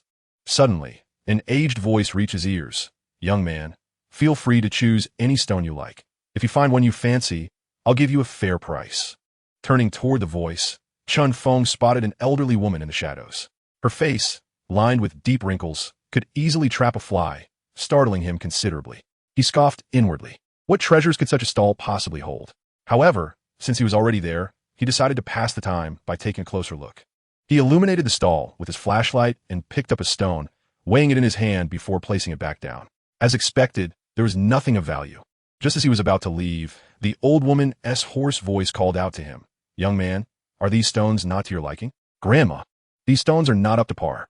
I seek something of higher quality, and these lack any noteworthy characteristics. The elderly woman remained unfazed. She retrieved a piece of material from a bag behind her and handed it to Chun Feng. Then take a look at this, Dama can water stone, yellow with green. Upon presenting the stone, Chun Feng instinctively looked at the old woman. He weighed the piece in his hand. It felt right. The stone, weighing around 2 to 3 kilograms, was shaped like a smooth pebble with fine texture and good quality. It appeared intact, and when illuminated, it showed no cracks. The overall hue was a vibrant icy yellow, and if crafted into a bracelet, a yellow-green piece could fetch over 100,000 in the market, especially with its beautiful color variations. The only drawback was that only one bracelet could be made from it, and the gamble was significant. Dama-kin stones relied heavily on the cotton within, and such high-quality stones were rare to come by. Chun Feng found himself quite intrigued by this piece, but now the question of price loomed. Grandma, what is the price for this stone? To start our business, I won't ask for much. I'll give you a reasonable price, 400,000, and it's yours. Chun Feng responded with irritation. Is that what you consider reasonable? Grandma, at that price, I could buy a larger Dama-kin water stone. Do I look like a fool? The entire piece weighed only 2 to 3 kilograms. Even if a bracelet could be made, it might yield only 2 at most. Selling it as a finished product might not even reach that price, and there was no certainty regarding the quality of the cotton within. If the cotton was too pronounced, this stone would be worthless. The old woman, undeterred, smiled and replied, gambling on stones is all about taking risks. If this piece reveals icy quality, then the price would. Well, never mind. You might as well keep it for yourself. As she spoke, she prepared to set the stone down. Then why not offer a more suitable price? If it's reasonable, I will take it, she urged, rising to her feet, trembling as if a gust of wind could topple her. She needed a cane for support, which startled Chun Feng even more. Did this old woman intend to pressure him into a sale? Now that I find myself in his grasp, should I inadvertently cause him to stumble? The consequences could be dire. Would that not be akin to being extorted more than the worth of the material? No, no. Please release me for a moment. I wish to observe. Chun Feng spoke cautiously, ever ready to extend a hand to support the other party, denying them even the slightest opportunity to deceive him. Fear not. My dear, this old bone of mine is quite sturdy, the elderly woman remarked nonchalantly. Sturdy? Chun Feng felt a twinge of apprehension. Perhaps it would be best to regard this as a necessary expense to avert disaster. What are the materials? Are they for sale? I can't see them all. At most, I can offer 40,000. Beyond that, I cannot see, she replied. After a moment's thought, she retrieved several pieces from behind and handed them to Chun Feng. Take a look at these. Chun Feng crouched down to examine each piece. None were particularly large, the largest weighing around 5 kilograms, while the smallest was but a few hundred grams. Each stone displayed exceptional quality on its surface. One piece, merely the size of a palm, had a sandy texture and was predominantly grayish-white, interspersed with flecks of yellow. Light as it was, weighing just over a kilogram, the stone's surface bore a rough texture, with tightly woven skin patterns. Chun Feng held it up to the light, and it illuminated beautifully. If fortune favored him, this stone could very well be a yellow jadeite. The formation of yellow jadeite occurs primarily due to the infiltration of brown iron or from the surface of jadeite rough into its interior, undergoing a prolonged geological transformation and weathering process that results in a layer of yellow mist, known as yellow jadeite. This process typically transpires once the jadeite rough emerges above ground, subjected to weathering, where brown iron or begins to stain the jadeite, particularly at the surface, leading to the formation of yellow jadeite. The hues of yellow jadeite can range from pale yellow to deep yellow, with variations in color and shape arising from differing mineral compositions and structural changes. High-quality yellow jadeite, often referred to as golden jadeite, presents a vibrant orange yellow or honey hue, exhibiting clarity and uniformity, thereby categorizing it as a premium and rare commodity. The stringent conditions necessary for the formation of yellow jadeite render it a scarce resource in the market. Consequently, many individuals resort to artificially heating the stones to produce red or yellow variants, commonly referred to as counterfeit yellow jadeite. In his 2 years in Ruiling, Chun Feng had encountered only one piece of yellow jadeite, a water stone from Dama-kin, weighing approximately 4 kilograms. When sliced, it revealed a yellow jadeite of merely a glutinous ice variety, which was promptly acquired by a merchant from Guangdong at an astonishing price of 800,000. This experience had left a significant impression on Chun Feng, and now, the prospect of another potential yellow jadeite had undoubtedly piqued his interest. He was resolute. This material must be his. How do you find these stones, young man? Quite remarkable, are they not? Indeed, they are impressive, my lady. I did not realize you were a hidden gem of a jadeite dealer, Chun Feng flattered, his tone markedly different from before. Should an acquaintance witness this transformation, they might feel compelled to feign ignorance of their familiarity. The elderly woman beamed with pride. You possess a discerning eye, young man. However, these stones are not for wholesale. I only sell them individually. In Chun Feng's heart, a sudden pang of anxiety struck him. The elderly woman's selection of stones exhibited remarkable potential. Should he procure them, it would indeed yield substantial profit. However, he was left with merely over 3 million at his disposal. To acquire such a considerable quantity of high-quality stones presented a significant dilemma. Presently, he lacked the kind of clientele capable of affording such luxury, and possessing them might result in prolonged stagnation. Furthermore, his shop was in dire need of a substantial supply of stones. Yet, if he hesitated to secure these stones, the opportunity to obtain such quality in the future would likely elude him. Take, for instance, that piece of yellow jade, which could undoubtedly serve as a prized possession of his establishment. After a moment's deliberation, he cautiously inquired, "What price are you asking for this lot?" "Not too much," the old woman replied, sensing his interest and reveling inwardly. "Among these stones, the finest is the one in your possession. I shall not take advantage of you. For these 7 pieces, including the yellow-green one, the total comes to 1 million. 1 million was somewhat steep, yet was reasonable under the circumstances. Just considering the yellow jade and the yellow-green piece, their combined worth could reach 40 to 50. Coupled with the other stones, this price was somewhat acceptable. Steeling himself, Chun Feng declared, "I'll take them all. Please wrap them up." The old woman broke into a radiant smile and handed him the QR code for payment. As he scanned it, his balance diminished from over 3 million to 220,000. Chapter 34. Ice-type yellow jade. Once all the stones were wrapped, Chun Feng prepared to leave, but the elderly woman called out to him, "Young man, you have piqued my interest. My daughter will be bringing another batch of stones in 3 days. If you wish, you may come to take a look. Perhaps you will find something to your liking." "Thank you, grandmother. I will certainly come in 3 days. Please send me the address." Chun Feng did not decline. Those who could source stones from Myanmar were not ordinary individuals, and cultivating a good relationship with them could only benefit him. He had already unearthed several fine pieces today, and carrying dozens of kilograms of stones while strolling was impractical. He had reached the limits of his current endeavors. Additionally, he needed to devise a plan to sell some stones over the next few days.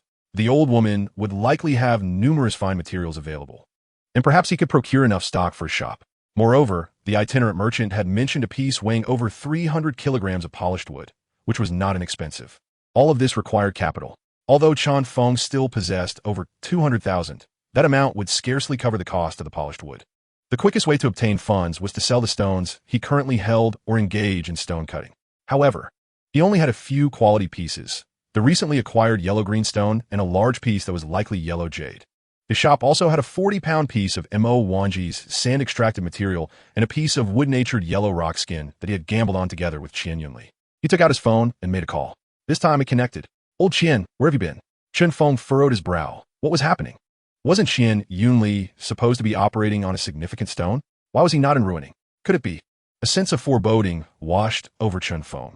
The weather outside was rather warm, and the heat seemed to stir an inexplicable agitation within him. Chun Feng attempted to delve deeper with his jade machine, and what he uncovered was astonishing. The deeper he went, the more intense the color became, defying all logic. Typically, in the realm of jadeite, the surface tends to exhibit a stronger yellow hue, while the interior displays a more subdued tone. However, in this case, the situation was quite the opposite. Chun Feng found himself perplexed and momentarily questioned whether he had inadvertently acquired a counterfeit material, fearing it might contain yellow fillers. After a night of contemplation, clarity began to dawn upon him. When illuminated, the whole stone radiated a rich yellow akin to gold, the quality reaching the level of icy jade with full yellow saturation. Although icy jade is not uncommon, yellow jadeite is rare. Yet, with diligent searching, it can indeed be discovered. Nonetheless, the piece in Chun Feng's possession was even scarcer than glass-like imperial green jade. Such materials are best suited for collection or transformation into decorative pieces. Crafting them into bangles is also a possibility. Presently, Chun Feng lacked the clientele for such exquisite items and was reluctant to entrust them to others. Releasing the stone would undoubtedly cause a sensation throughout Ruining. The other piece, the wooden imperial jade with cracks, had stumped him for quite some time. He had yet to make any moves on it, as there was no discernible area to work with. If left untouched, it could still fetch a decent price, but any alteration would render it worthless, akin to mere rock. While he pondered these matters, a young man in his 30s unexpectedly entered the shop. Chen Feng hastily concealed the yellow jade in his backpack. Rising with a smile, he greeted, "Boss, feel free to browse. The shop hasn't officially opened, and the stones haven't arrived yet. Have you rented this place?" Perhaps sensing that Chen Feng might find his words puzzling, the young man added, "I'm your neighbor. My name is Zhao Ruiling." Chen Feng paused, then recalled passing by this individual's shop several times. It was no wonder he felt a sense of familiarity. Having just rented the space days ago, they would soon be neighbors, providing mutual support. "My surname is Chun. You can call me Chen Feng. Please have a seat, Zhao boss. Here, a freshly brewed Longjing tea for you to try." Zhao Ruiling lifted the teacup and took a sip, exclaiming, "This is exquisite tea. You certainly know how to enjoy it, Boss Chun." "Not at all. If you like it, I can prepare a box for you later. And I shall not be polite. I have some raw powder tea as well. I'll let you sample it later." "Ah, now that sounds delightful. Zhao boss, let us enjoy our tea." After a sip, Zhao Ruiling inquired, "I don't believe I've met you before, Mr. Chun. Did you just arrive in Ruining?" "I've been in Ruining for 2 years, primarily frequenting the morning market on Jiao Street.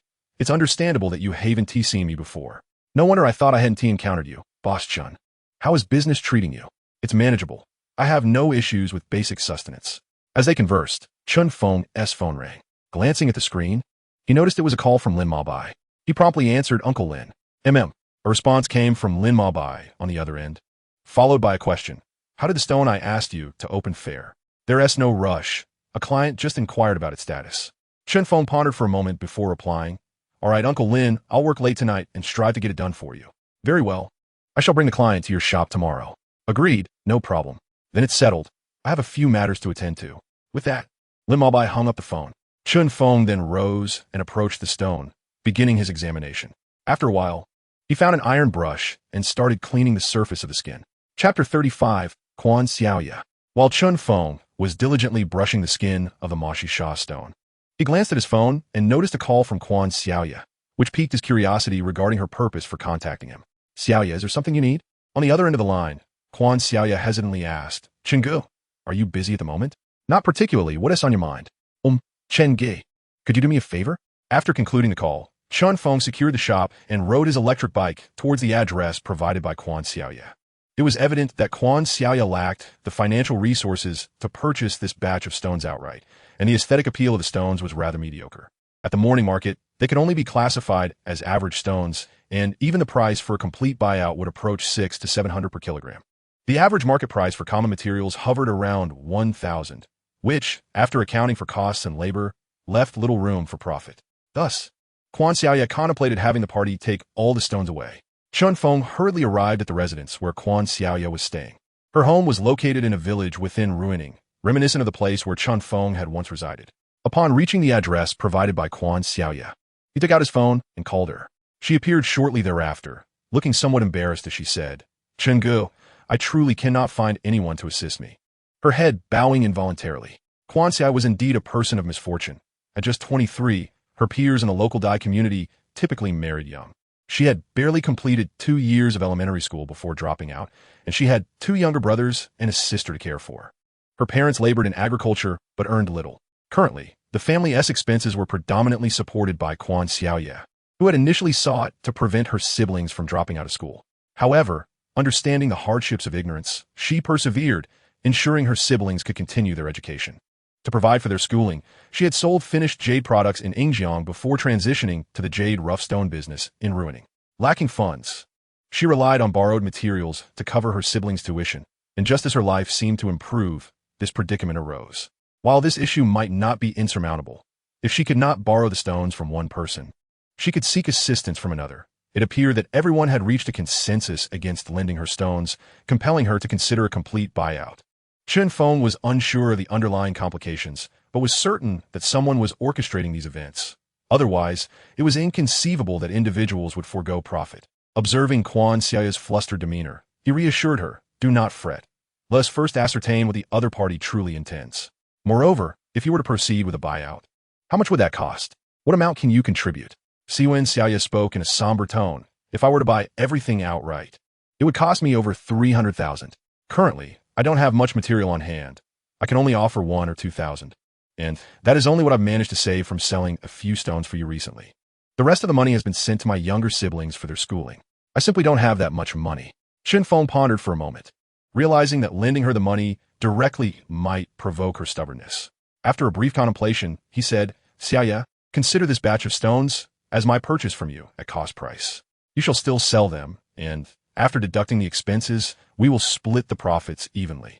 "No, that doesn't seem fair, Chen Guai. That has settled then.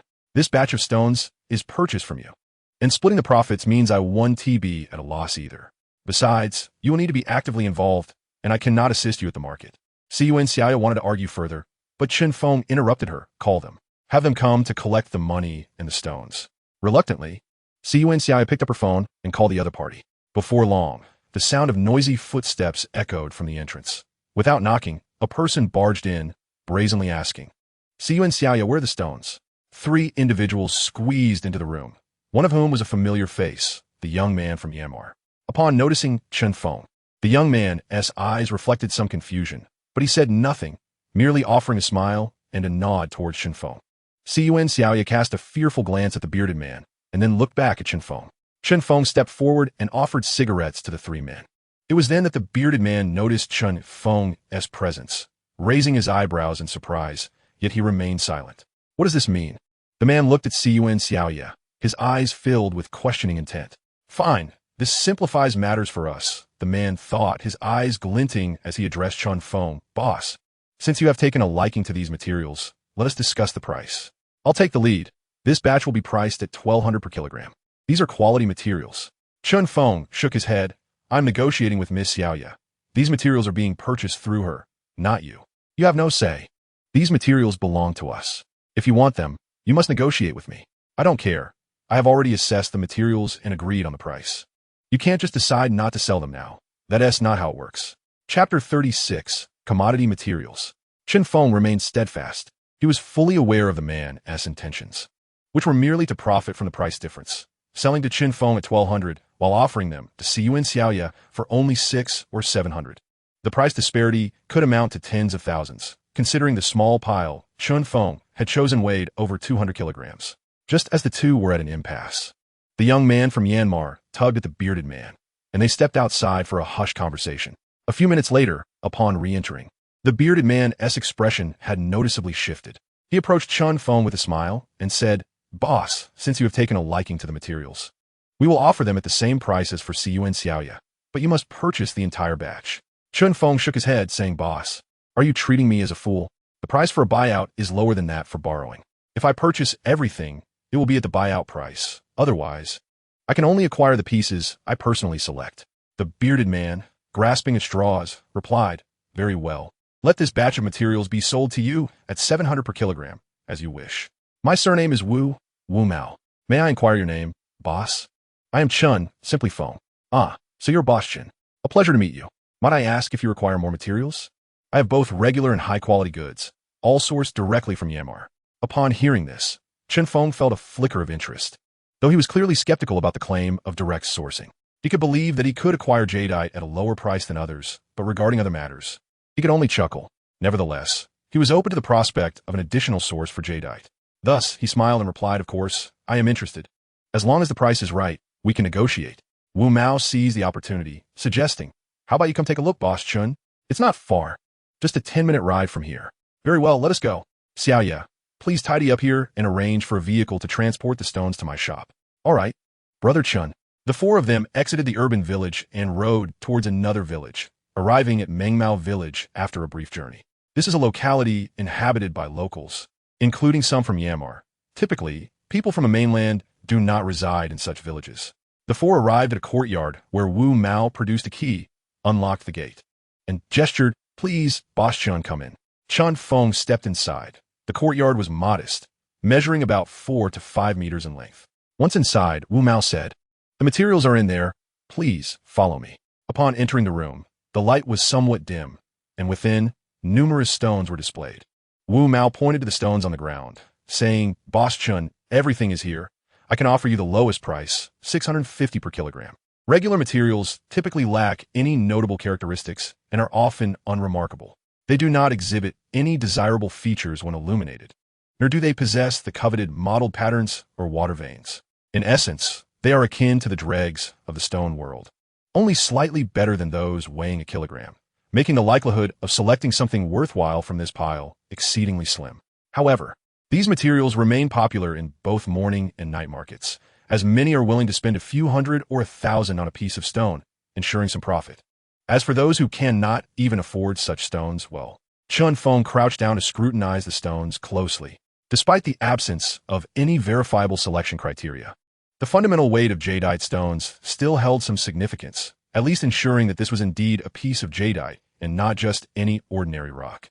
Without unexpected occurrences, everything proceeded as anticipated. Chun Feng selected approximately 20 pieces of material, totaling around 150 to 160 kilograms. Seeing that Chun Feng had finished his selection, Wu Mao approached with a smile and inquired, "Have you made your selections, Boss Chun?" Chun Feng nodded, "Yes, just this small pile. The other materials do not suit my needs." "Very well, I shall arrange for someone to weigh them," Wu Mao replied, turning to summon a young man from Myanmar to assist in weighing the stones. Ultimately, they measured a total of 161 kilograms, amounting to a total price of 104,650 yuan. "Please set aside a stone for me. Let's round it to 105,000. "All right, Mao. Please help Boss Chun with that larger stone," he instructed, before turning back to Chun Feng. "Boss Chun, I have a few more good pieces here. Would you like to take a look?" "Sure, bring them over," Chun Feng replied, open to acquiring any valuable materials. Although Wu Mao's stones were not of the finest quality, one could never know if he possessed something exceptional. It was merely a matter of spending a little time. Wu Mao emerged from the back room, carrying 2 stones, and placed them on the table. "Boss Chun, please have a look." The 2 stones were distinctly different from the common materials, exhibiting colored bands and a mottled appearance. The larger piece weighed about 10 kilograms, while the smaller was merely the size of a fist, weighing only a few hundred grams. "What are the prices for these 2 pieces?" Chun Feng inquired, without hesitation. He countered, 35,000 for the larger one and 10,000 for the smaller. "That simply won't do. The cost is not even covered. Both of these are quality materials. The larger piece is old moxisha." "Boss Chun, your offer is far too low. Please increase it." Chun Feng shook his head at this price. "One might think you're selling gold. How about this? For both stones, 50,000. Adding in the previous pile, it totals 155,000. But you must deliver them to my shop and familiarize yourself with the location. In the future, if you come across good materials, you may send them my way." Wu Mao pondered for a moment, but did not refuse. "All right, let us consider this as fostering a friendship. However, this price will not stand for the next time." Chun Feng merely took note of this, recognizing that Wu Mao often spoke with little sincerity, typical of someone who would capitalize on every opportunity. Today, he had likely profited at least 30 to 40,000 yuan from these materials. Nevertheless, Chun Feng did not dwell on this, acknowledging it was Wu Mao's skill. Once the payment was completed, Wu Mao directed the young man from Myanmar, Mao, along with another person, to deliver the stones to Chun Feng's shop. As they were about to leave, Chun Feng handed Mao 500 yuan, saying, "Mao, this is for you. If it weren't for your assistance today, things might have escalated." Mao grinned as he accepted the money. "May you earn more, boss." With that, the two departed. "Mao, should you come across any materials, feel free to bring them to my shop." "Understood, boss. I shall take my leave now." Chapter 37. Acquired a fake material. Mao did not linger, turning to leave. Yet he cast a few lingering glances at the moxisha stone. Once Mao had departed, Chun Feng felt increasingly uneasy about the situation. He rose to examine the moxisha stone closely, and upon closer inspection, he indeed noticed something amiss. At that moment, he heard the voice of Yuan Xiaoya at the door. "Chingu, I have brought the stones for you." Chun Feng set down the stone and walked over to assist in lifting it inside. This pile weighed over 300 kilograms, and the young girl, Yuan Xiaoya, had managed to bring it all by herself. "Were you not supposed to bring a cart? Why did you carry it all by yourself?" he inquired. I had nothing better to do. Since I arrived too early to help you pick stones, I figured I might as well do something productive," she replied with a hint of mischief. Yuan Xiaoya hesitated for a moment before cautiously asking, "By the way, Chungu, is what you mentioned before true?" Chun Feng, focused on arranging the stones, momentarily failed to comprehend her question, but soon realized what she was referring to. He smiled and replied, "Of course it's true, Xiaoya. You can sell these stones at the morning market, and I shall share half of the profits with you. You'll also help sell the good stones for my shop. I plan to officially open in a few days, and I hope you won't decline my invitation to assist me." "Chingu, I can help you sell the stones, but I only require a 10% commission or 5% at the very least. That is the customary practice at Ruining Jade Shop. Although I am in need of money, I cannot accept just any offer, she stated firmly. Yun Xiaoya, a typical member of the Dai ethnic group, was resolute in her principles. Despite her financial struggles, she was not one to casually accept money from others. While Chunfeng's initial offer of profit sharing pertained only to his own stones, now that he had agreed to allow her to sell from the shop's inventory, the stakes were considerably higher. The stones in question were of significant value, far beyond the ordinary materials she had previously borrowed.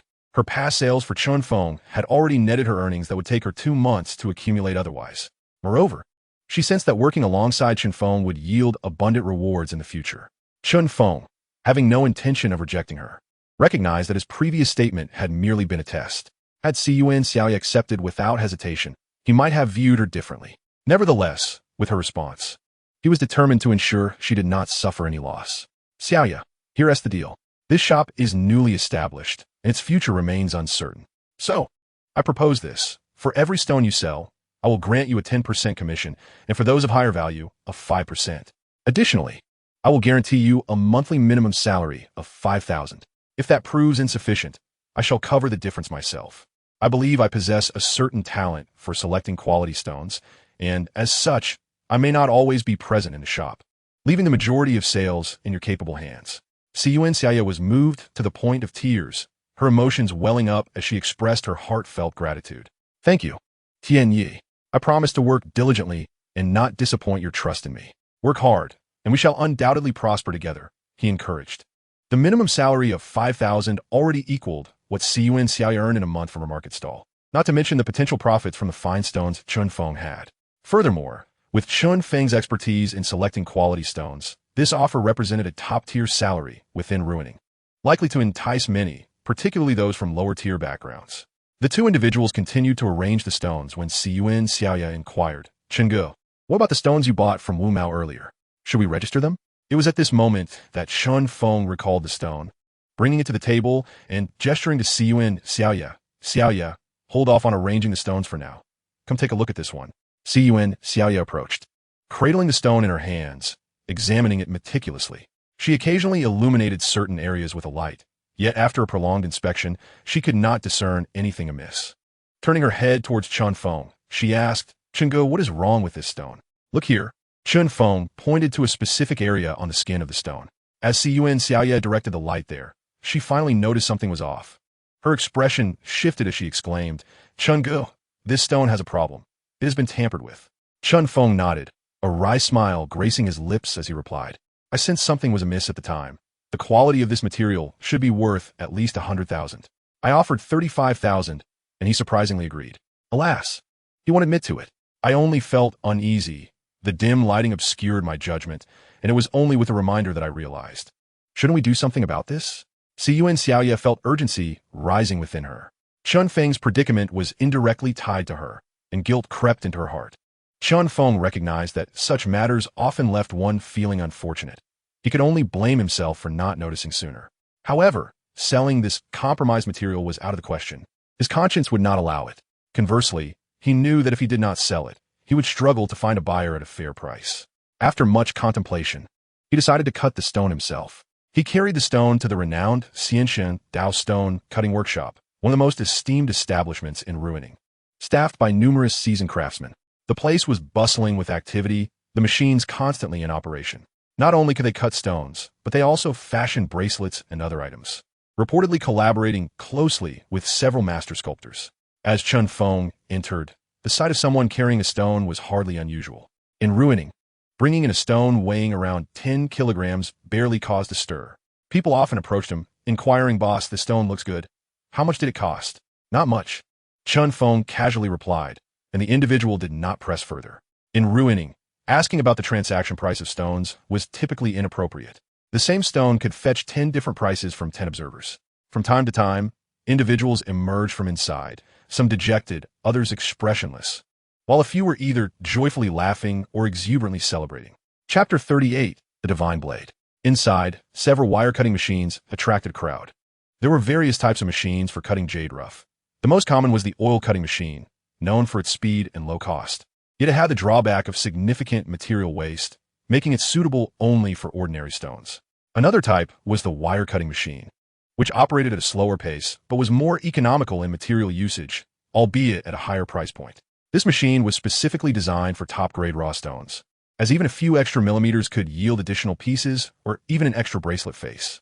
Those exceptional materials typically opt for wire saws. After all, the investment in a sturdy rope is trivial for those who have already purchased cattle. Suddenly, a fervent discussion erupted from the crowd. It has surged, skyrocketed. Remarkable. Is it ice type? Worth over 10 million. Wow. Are there any red envelopes? A throng of people surged forward, eager to witness the transformation of a stone that had just skyrocketed in value, even though they did not own it. Being able to witness such an event was a topic of conversation. The staff from the Divine Saw also arrived to maintain order with such a large crowd. Any disturbance would be overwhelming. They remained vigilant against any potential mischief and took the opportunity to promote some fireworks. Boss, can you set off a couple of fireworks? Sure. Let us go with your 8888 package. Set off 2 for me. The owner of the stone boisterously declared, red envelopes for everyone, 100 each, to thank you all for your support. As his words resonated, the crowd erupted in congratulatory exclamations. Listening to the chatter, Chun Feng felt a surge of excitement. Those who indulge in stones revel in such an atmosphere, and the owner of the cutting workshop also appreciated the scene, as it often attracted crowds when fireworks were set off for stones skyrocketing in value. Chun Feng received a $100 red envelope, and someone in the crowd inquired, Boss, is the stone for sale? Yes, how much can you offer? It's not convenient to discuss here. Come inside if you're interested. A group of intrigued merchants followed to the side to negotiate the price of the stone. After waiting for half an hour, it was finally Chun Feng's turn. He sliced the stone in half right down the middle, and as expected, it collapsed. The cut surface revealed cracks and inclusions, and the quality was quite poor. Chun Feng shook his head. This was a total loss. A stone worth 35,000 had been reduced to mere change, a staggering loss. He left with $3,000 after bringing the stone in. Just as he reached the door, his phone buzzed again. Upon checking, he saw a message from Wang Zhe and 2 missed calls, one from Wang Zhe and another from General Manager Liu. Chun Feng quickly texted back, General Manager Liu, I apologize. I was at the Divine, saw watching the stone cutting, and didn't he notice my phone? At this moment, he wouldn't admit he had just finished cutting a stone. What if the other party asked how it turned out? Should he speak the truth or maintain the facade? As expected, on the other end, General Manager Liu chuckled, Oh, how did the cutting go?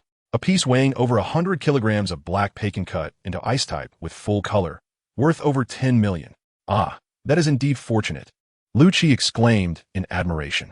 Chun Feng then inquired, General Manager Liu, is there something you need to discuss with me?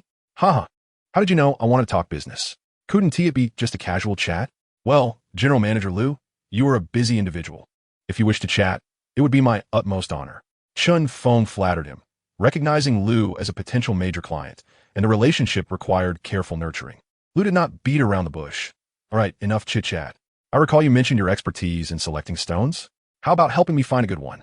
I have a use for it. Uncertain of the specific type of material desired, I inquired about any requirements regarding the size of the opening. There were no particular stipulations, save for one. It must be a material amenable to cutting. The dimensions were immaterial, and the opening could be of any size, though a large window would be preferable. At that moment, an idea sparked within Chun Feng. He had a piece of full-color ice-type yellow jade that he had been lamenting lacked a market. Here was an opportunity presenting itself. Mr. Liu, I possess a piece of ice-type yellow jade weighing less than a kilogram. It features a large opening, with sections reaching high-quality ice, free from cracks, and suitable for a bracelet. Are you interested?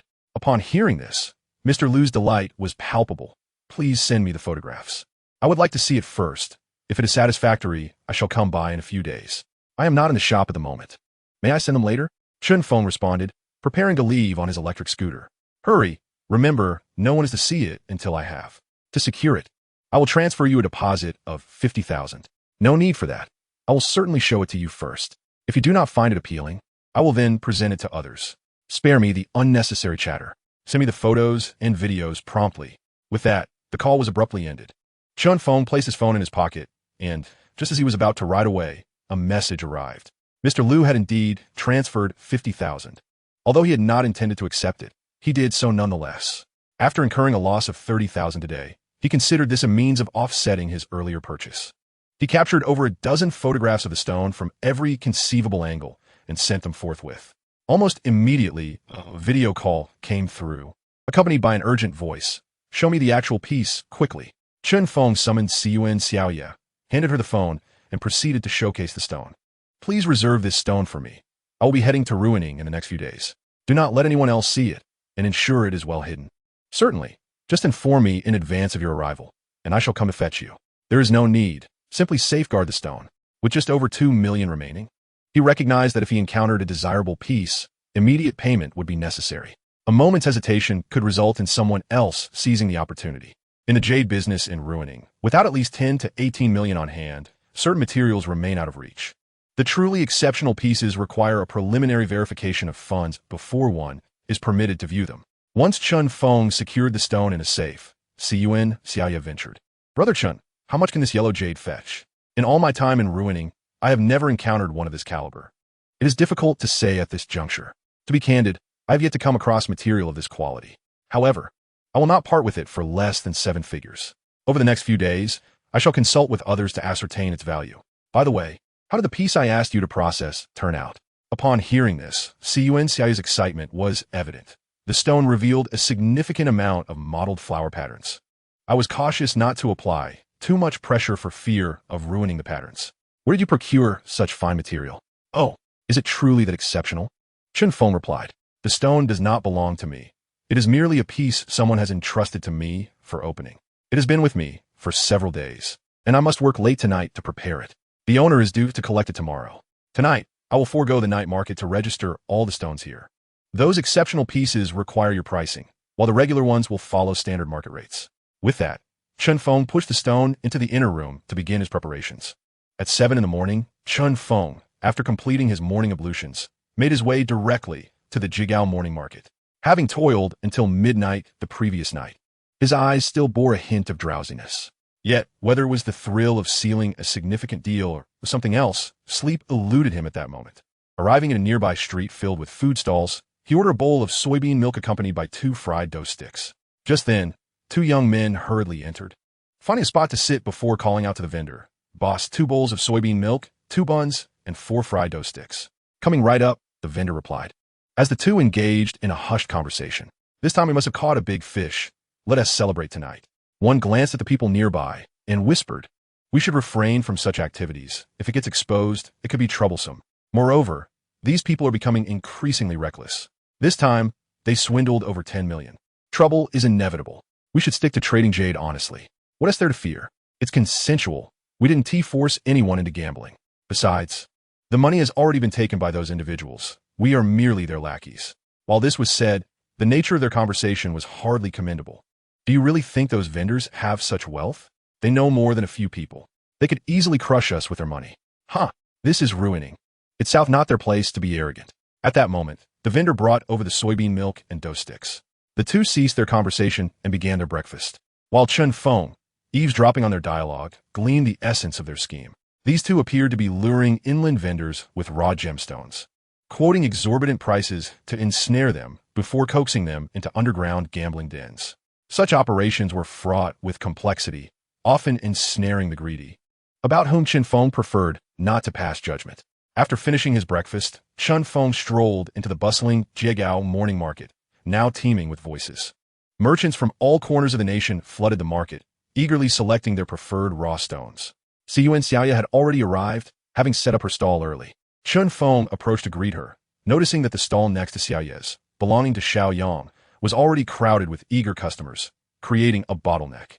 She had brought a substantial amount of materials today, prompting many to rush over for the reveal. "Brother, Xiaoyang has brought a lot of materials. You should hurry and check out the good ones." Chen Feng nodded in acknowledgement, aware that 2 young men were assisting Xiaoyang. The crowd at such reveal events could be overwhelming, making it easy to misplace stones. Upon seeing Chen Feng, Xiaoyang casually asked, "Chengu, are you interested?" "Yes. Give me 2 stones," he replied. One of the young men retrieved 2 stones from a woven bag and handed them to Chen Feng. The stones were tightly wrapped in a layer of yellow tape, and Chen Feng couldn't help but chuckle at the youth's lack of foresight in not providing scissors.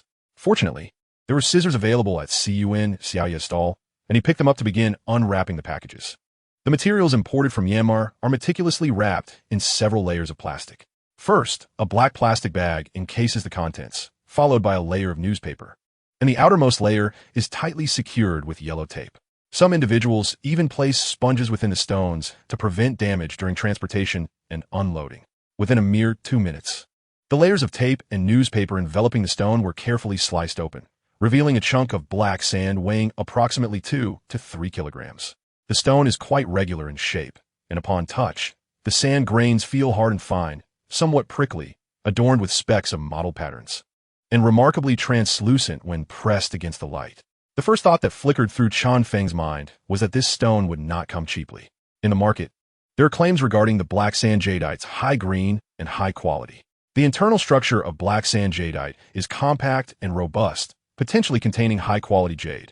Yet it may also harbor numerous impurities and mineral inclusions. High-quality black sand jadeite exhibits enhanced transparency. However, the black sand must be sourced from specific locations. Most black sand in the market originates from the Moenji site, although there are also productions from locations like Kaka, Nanzi, and Mamen.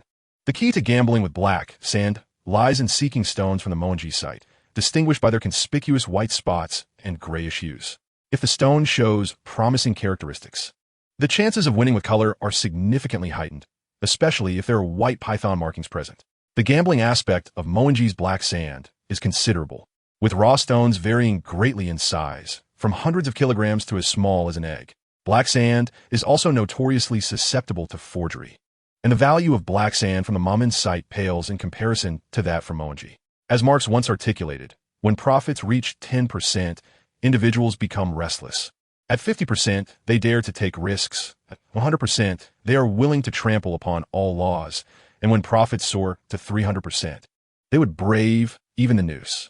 Chen Feng was engrossed in examining the stone in his hand, while another piece remained untouched. Xiaoyang, how much for this one? He inquired. Xiaoyang took the stone, scrutinized it, and then glanced at his phone. This piece is priced at 20,000.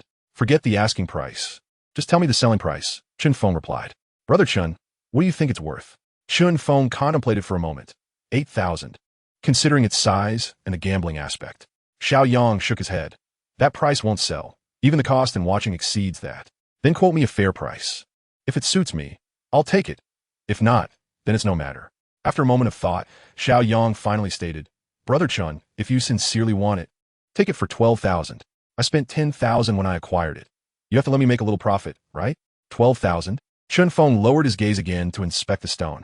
Observing this, Xiaoyang refrained from interrupting and continued to attend to other customers. At that moment, Chen Feng's phone buzzed in his pocket. He pulled it out to see it was Lin Mabai calling, and he quickly answered. As soon as the call connected, Lin Mabai's voice came through. Where are you? I'm at the Jigao morning market. What's up, Uncle Lin? Has the stone been opened? It's been opened, and it has color. What quality is it?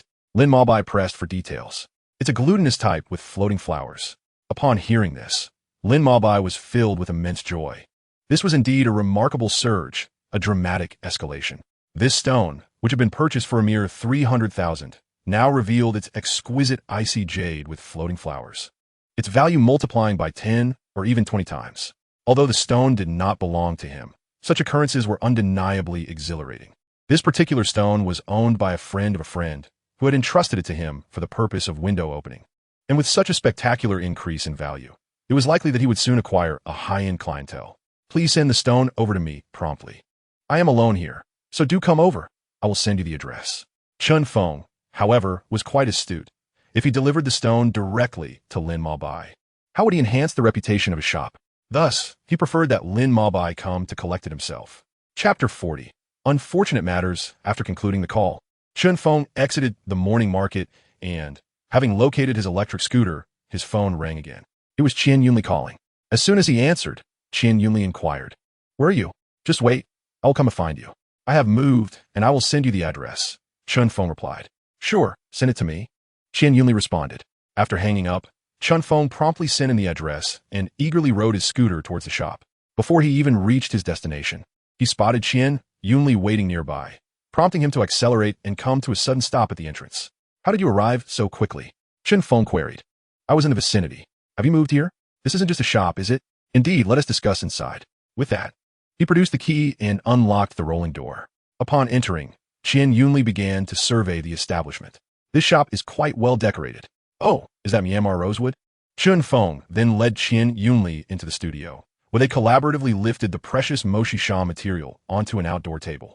It was at this moment that Qian Yunli's attention was drawn to the stone's impressive quality. Is this Moshi Sha material? You open this window? He asked, scrutinizing the stone. Ice type with floating flowers? Wow, Lao Chun, you have something special here. Chun Feng humbly replied, it's merely good fortune. This stone must weigh over 100 kilograms, right? How much material do you expect to extract? 102 kilograms. After washing, it will be around 95 kilograms. 95 kilograms. After removing the skin, it should yield 60 to 70 kilograms. You made quite a profit this time. Qian Yunli expressed some envy, reflecting on how he had toiled endlessly in ruining dealing with jadeite roughs. Yet here was Chun Feng casually handling a piece of material that outshone his efforts. This comparison left him feeling somewhat disheartened. Chun Feng chuckled, the stone isn't mine. I am merely assisting in the window opening. The owner will be here shortly to collect it. Upon hearing this, Qian Yunli's expression soured slightly. Well, it seems the owner has struck gold. Speaking of which, Qian Yunli's demeanor grew grim as he recounted his troubles to Chun Feng, who found himself at a loss for words. The prominent client from the mainland hailed from Jincheng with the surname Wang and was involved in the coal mining business, often referred to as a coal tycoon. Wealthy indeed, with a fortune estimated at 2 to 3 billion. He owned 2 coal mines and had profited significantly in recent years. However, as is often the case with the affluent, the more money one possesses, the more one craves exhilarating endeavors. Once captivated by the allure of gambling with stones, one might consider such indulgence a reckless squandering of wealth. Indeed, this Mr. Wang has experienced his fair share of losses in the pursuit of precious stones. Yet, he exhibits a modicum of self-restraint, visiting merely 2 or 3 times a year and typically wagering only a few million, a loss of which would not be catastrophic. This time, he sought to acquire a piece of jade known as Baiwa wood, and the first contact was Mr. Feng Jinkai. In previous visits to Ruining, Mr. Wang was always received by Mr. Feng, so he called him specifically in search of this jade. Mr. Feng readily agreed, although he did not possess the stone himself. However, after years in Ruining, a few phone calls yielded results, and he managed to locate the desired piece.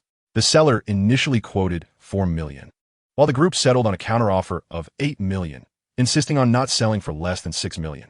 Typically, this would lead to a negotiation, and indeed, Mr. Feng, no novice in jade dealings, firmly insisted on 4,600,000, refusing to budge even a fraction. As the situation stagnated over several days, Mr. Feng and his associates remained close to Mr. Wang, fearful that he might abandon the deal. They engaged in numerous discussions, yet Mr. Wang remained steadfast in his price, prompting Mr. Feng to entertain darker thoughts. If Mr. Wang was unwilling to pay a fair price, then perhaps he should suffer a loss instead. It is worth noting that Mr. Wang's predicament was somewhat self-inflicted, as the nature of gambling often involved initial gains followed by greater losses. Unbeknownst to others, including Mr. Feng, who believed the casino was set to deplete Mr. Wang's fortune, the casino owner cleverly employed technology, allowing Mr. Wang to enjoy a modest profit of several thousand on the first day. This small win led Mr. Wang to believe that his luck had turned, and he continued to immerse himself in the casino over the following days, ultimately losing over 3 million. The final blow came when he placed a 2 million bet, only to be met with a devastating loss.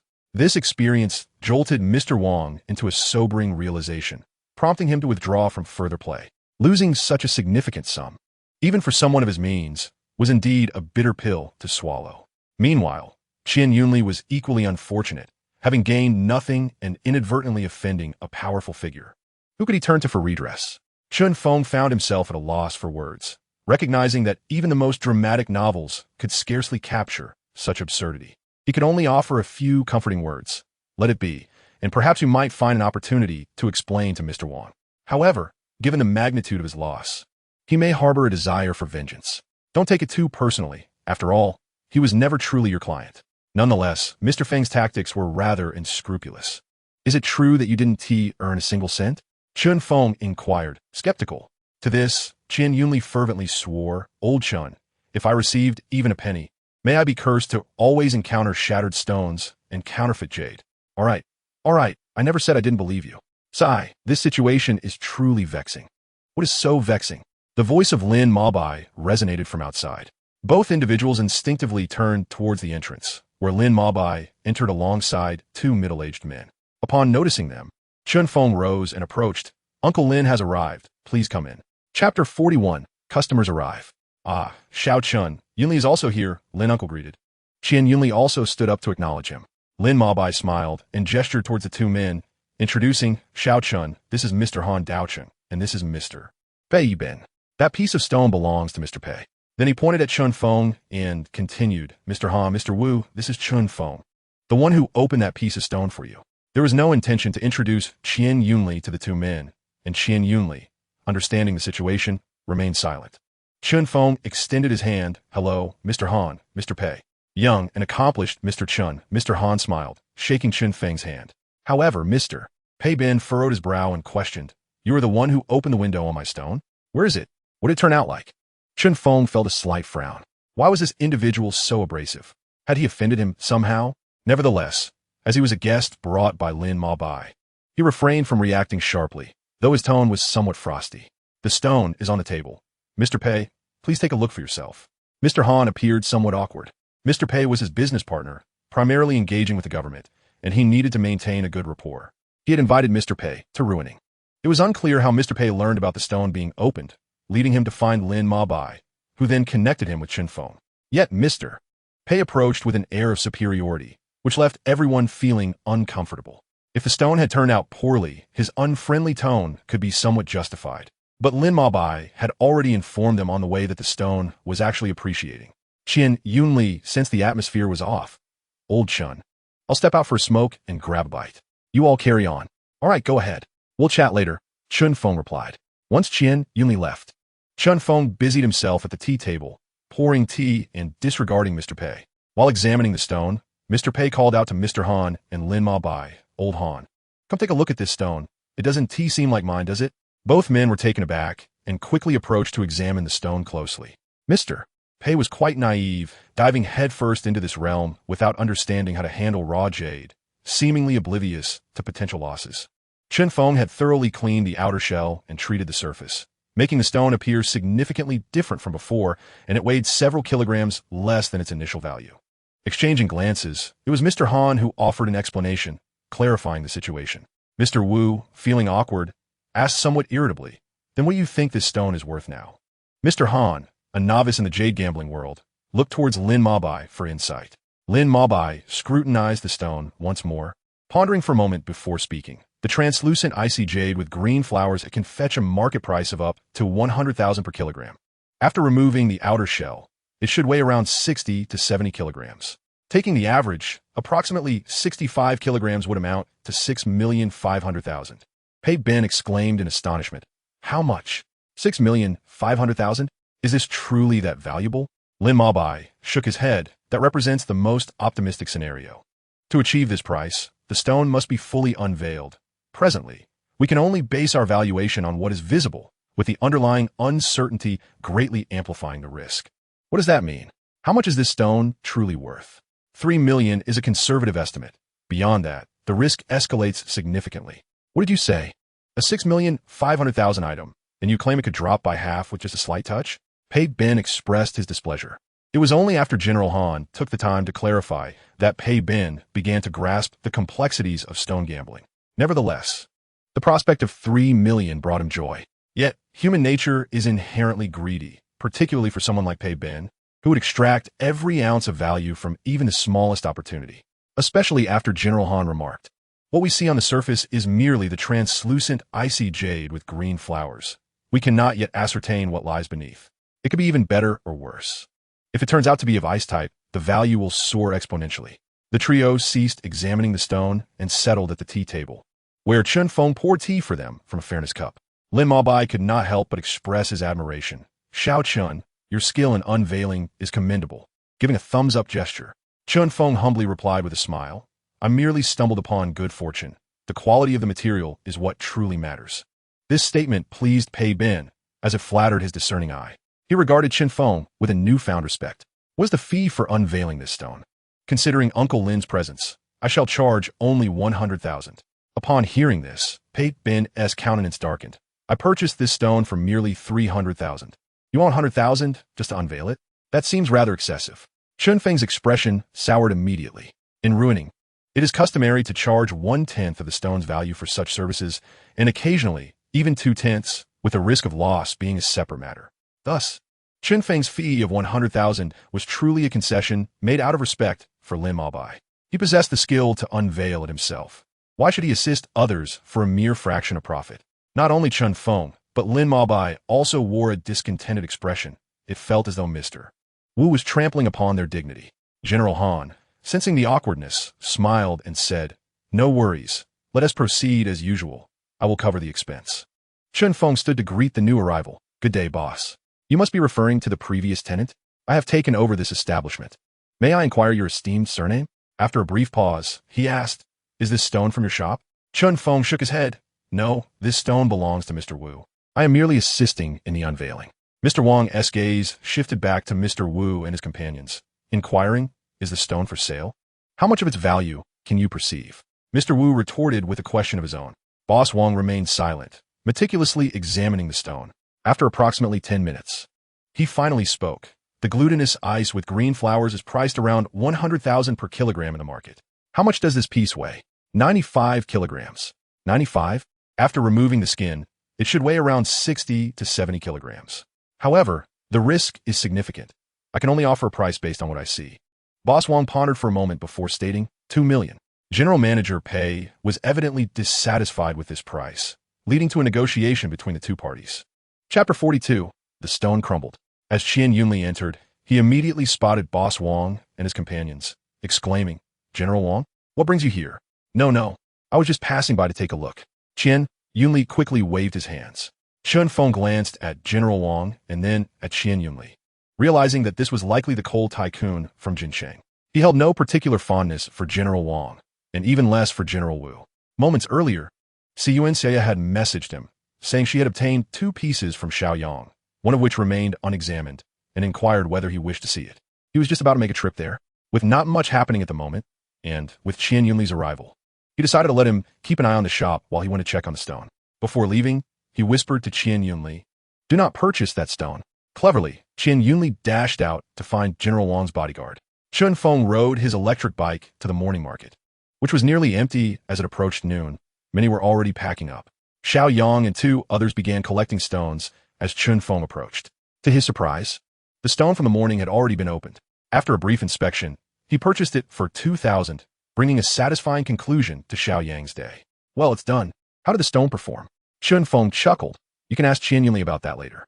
Yuan was still unaware of the recent events. Chunfeng refrained from mentioning anything during their ride, and although she felt a bit curious, she chose not to press further. Instead, she took out the ledger. "Brother Chun, we sold 3 stones at the morning market today for a total of 5,003, and after reviewing the costs, it appears to be around 2,006. Chunfeng nodded. Selling 3 stones in a single morning market was quite commendable, as many often struggled to sell even one. However, the quality of the stones he had acquired also played a role. After a moment of contemplation, Chunfeng remarked, "Xiaoya, in the future, you should sell some of the higher quality stones from the shop as well. Displaying good items at the stall can attract customers." "All right," Yuan agreed with a nod. Suddenly recalling something, she added, "I will also inquire with some contacts. I have previously sourced materials from several people, and I'll check with them." After they organized the stones, Yuan went out to buy boxed lunches, as they had no time to prepare their own meals. Just then, Chunfeng's phone rang with an unfamiliar number. He answered casually, and a somewhat halting Mandarin voice echoed through the phone. "Hello, this is the person who delivered stones to you a few days ago. Do you remember me?" Chunfeng was momentarily taken aback, but he quickly recalled who the other party was and smiled as he said, "David, right? I remember." Chunfeng inquired, "David, is there something you need from me today?" "I have something good. The stone I mentioned last time weighs over 200 kilograms. A large piece of jade. Would you like to take a look?" Chunfeng's spirits lifted instantly. Wasn't this akin to receiving a pillow when one was drowsy? He had merely mentioned it casually last time, yet David truly seemed to possess some capability. "Where is it?" he asked eagerly. "It's on this side of the border. If you want to see it, you can come over tonight. The owner is available then." "That sounds good. If it looks good, I can arrange for delivery." Upon hearing that the other party was offering a delivery service, Chunfeng felt a twinge of curiosity. He knew that the local merchants preferred to avoid unnecessary exertion. Yet today they were offering door-to-door service? Was the sun rising from the west? David, perhaps sensing something, grinned and said, "There will be an additional charge, 10,000 for delivery." Wow, this old fellow really knows how to play the game. No wonder he wants to show the stone at night. It's a clever maneuver. Nevertheless, Chen Feng did not refuse. After all, he was merely going to take a look. "All right, send me the address, and I'll come by tonight." After hanging up, Chen Feng turned to Yuan Xiaoya and said, "Xiaoya, there's a large stone I need to check out tonight. I must head out to get some cash now." Conducting business with the local merchants always required cash. Even for a stone valued at 100 million, it had to be in cash. This is why many shops kept several safes, not only to store stones, but also to have a substantial amount of cash on hand. Even in Ruining, the bank's vault was always prepared with tens of millions in cash, a luxury unimaginable in other cities. In other cities, to withdraw a large sum of cash, one had to make an appointment a day in advance, and the bank would prepare it for the next day. Otherwise, an individual could only withdraw a maximum of 50 to 100,000 at a time. If one were to take all that money, how would others manage to withdraw their funds? An hour later, Chen Feng emerged from the bank. Having spent 500 yuan to hire someone from the bank to drive him to his shop, it was his first time carrying 2 million in cash. And with such a substantial amount of money in hand, he felt somewhat anxious as he walked down the street, fearing that someone might suddenly appear and rob him. Chen Feng did not linger. "Yes, I'm going to see a stone tonight. Is it worth over 1 million? Qian Yunli inquired. "Yes, why do you ask?" Chen Feng placed the money into the safe and then asked, "How did the stone cut and go?" "It collapsed. The entire stone wasn't processed properly. Only that thin layer of jade on top was salvageable. You should have seen it.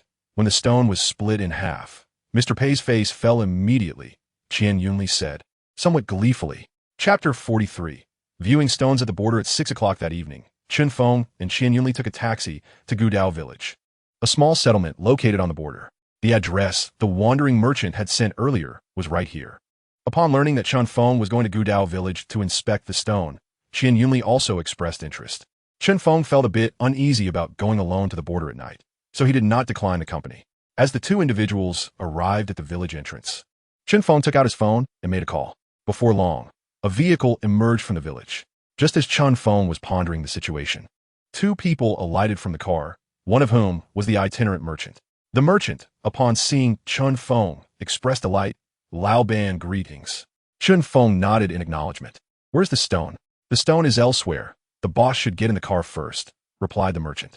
A frown creased Chen Feng's brow, and an unsettling thought crossed his mind.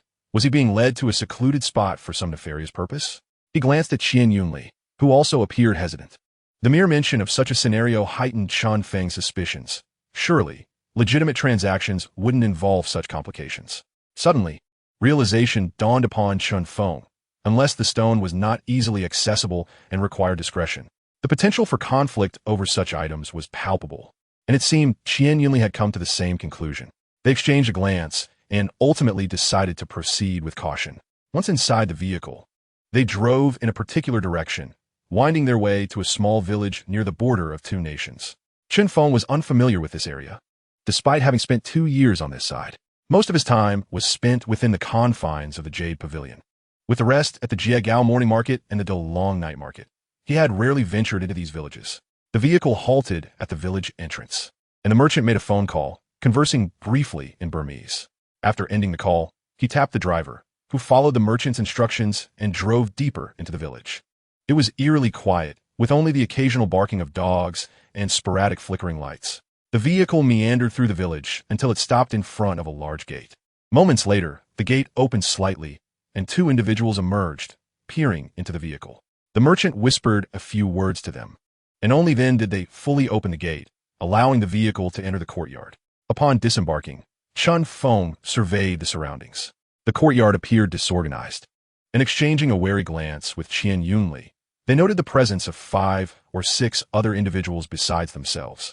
The merchant led Chen Feng into a room where a dozen stones were displayed on the floor. "Lao Ban, the stones are here. Please take a good look.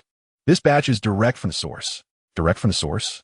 Chen Feng's brow furrowed slightly, as this detail had not been mentioned during their earlier discussions. Perhaps sensing their hesitation, the merchant continued to entice them. "Lao Ban, just take a look. The price is negotiable." Chen Feng nodded, refraining from further comment as he and Qian Yunli bent down to examine the stones. There were 13 pieces in total, with the largest weighing over 200 kilograms, a piece of Wudna white rock with a sandy skin. Two other stones bore a resemblance to aged skins, but were smaller, weighing around 60 to 70 kilograms each. The remaining stones were also noteworthy, exhibiting promising qualities. Chen Feng knew he could not afford these stones. The price of that 200-kilogram piece alone would likely exceed $1 million, not to mention the 12 other stones on the ground. He felt a pang of longing, yet regrettably resigned to his circumstances. Qian Yunli approached and whispered, "Old Chun, this batch of stones is certainly not cheap. We cannot afford it." Chen Feng nodded, contemplating for a moment. "Shall we negotiate a deal?" he suggested. Rising, he moved towards the merchant, stating, "The stones seem promising. Let us discuss the price." "Very well. Please wait a moment," the merchant replied and exited. Shortly thereafter, a middle-aged woman with a scar across her face approached. The merchant introduced them. "Mr. Chun, this is a supplier, Dan. Dan, meet Mr. Chun." Dan smiled, though the scar on her face appeared somewhat menacing as she greeted him. "Mr. Chun." Chen Feng nodded and inquired, "What is the price for the stones?" "For a full set, for $1,500,000, she replied. Chen Feng shook his head. "Regardless of their value, I cannot manage that." Dan, unfazed, asked, "How much can you offer, Mr. Chun?" After a brief hesitation, Chen Feng replied, "To be frank, I was unaware that you were looking to sell full set, or I would not have come." Pausing, he continued, "However, now that I am here, I certainly wish to acquire this batch of stones. Yet, the maximum I can offer is $2 million. That is all the cash I possess." This was not a falsehood. He indeed had just over $2 million remaining. After acquiring these stones, he would need to find a way to sell a batch of his own, or else he would truly be out of funds. Dan's demeanor shifted slightly, but she suppressed her anger. "Mr. Chun, your offer lacks sincerity. The large wooden stone alone is worth over $1 million. Your price is far too low." Chen Feng nodded. "What price do you seek, Dan?" After a moment of silence, Dan gritted her teeth and declared, "The lowest I can accept is $3 million. At this point, Chen Feng became certain that there was something amiss with the stones. Such a price suggested a significant issue. If released to the market, they would surely fetch over $5 million. He could not believe she would so easily part with them, unless he were her father. "I need to confer with my partner," he stated. "Don't nod it in silence." Chen Feng approached Qian Yunli, who whispered, "I overheard your conversation. It is clear these stones have dubious origins. What are your thoughts?" Chen Feng asked. "Our only option is to secure the stones. Otherwise," Qian Yunli's words trailed off, but Chen Feng understood the implication. "In that case, I will negotiate further to see if I can lower the price. What is the maximum you can contribute?" "I have around 600,000. Negotiate as you see fit." Qian Yunli replied. Chen Feng nodded and returned to Dan. "Dan, I offer a firm price of 2,400,000. We will cover the card fees." Dan pondered for a moment before agreeing. "Very well, the stones are yours." After the payment was completed, several individuals assisted in loading the stones into vehicles, which then sped towards Chun Feng's shop. Not far away, Dan was engaged in jovial conversation with a few others, her face betraying a mixture of disdain and pride. Chapter 44. The world is unsettled. The vehicle halted at the shop entrance, and the four of them unloaded the stones. Fortunately, there were no particularly large stones, and as it was now late at night with few people on the streets, they attracted little attention.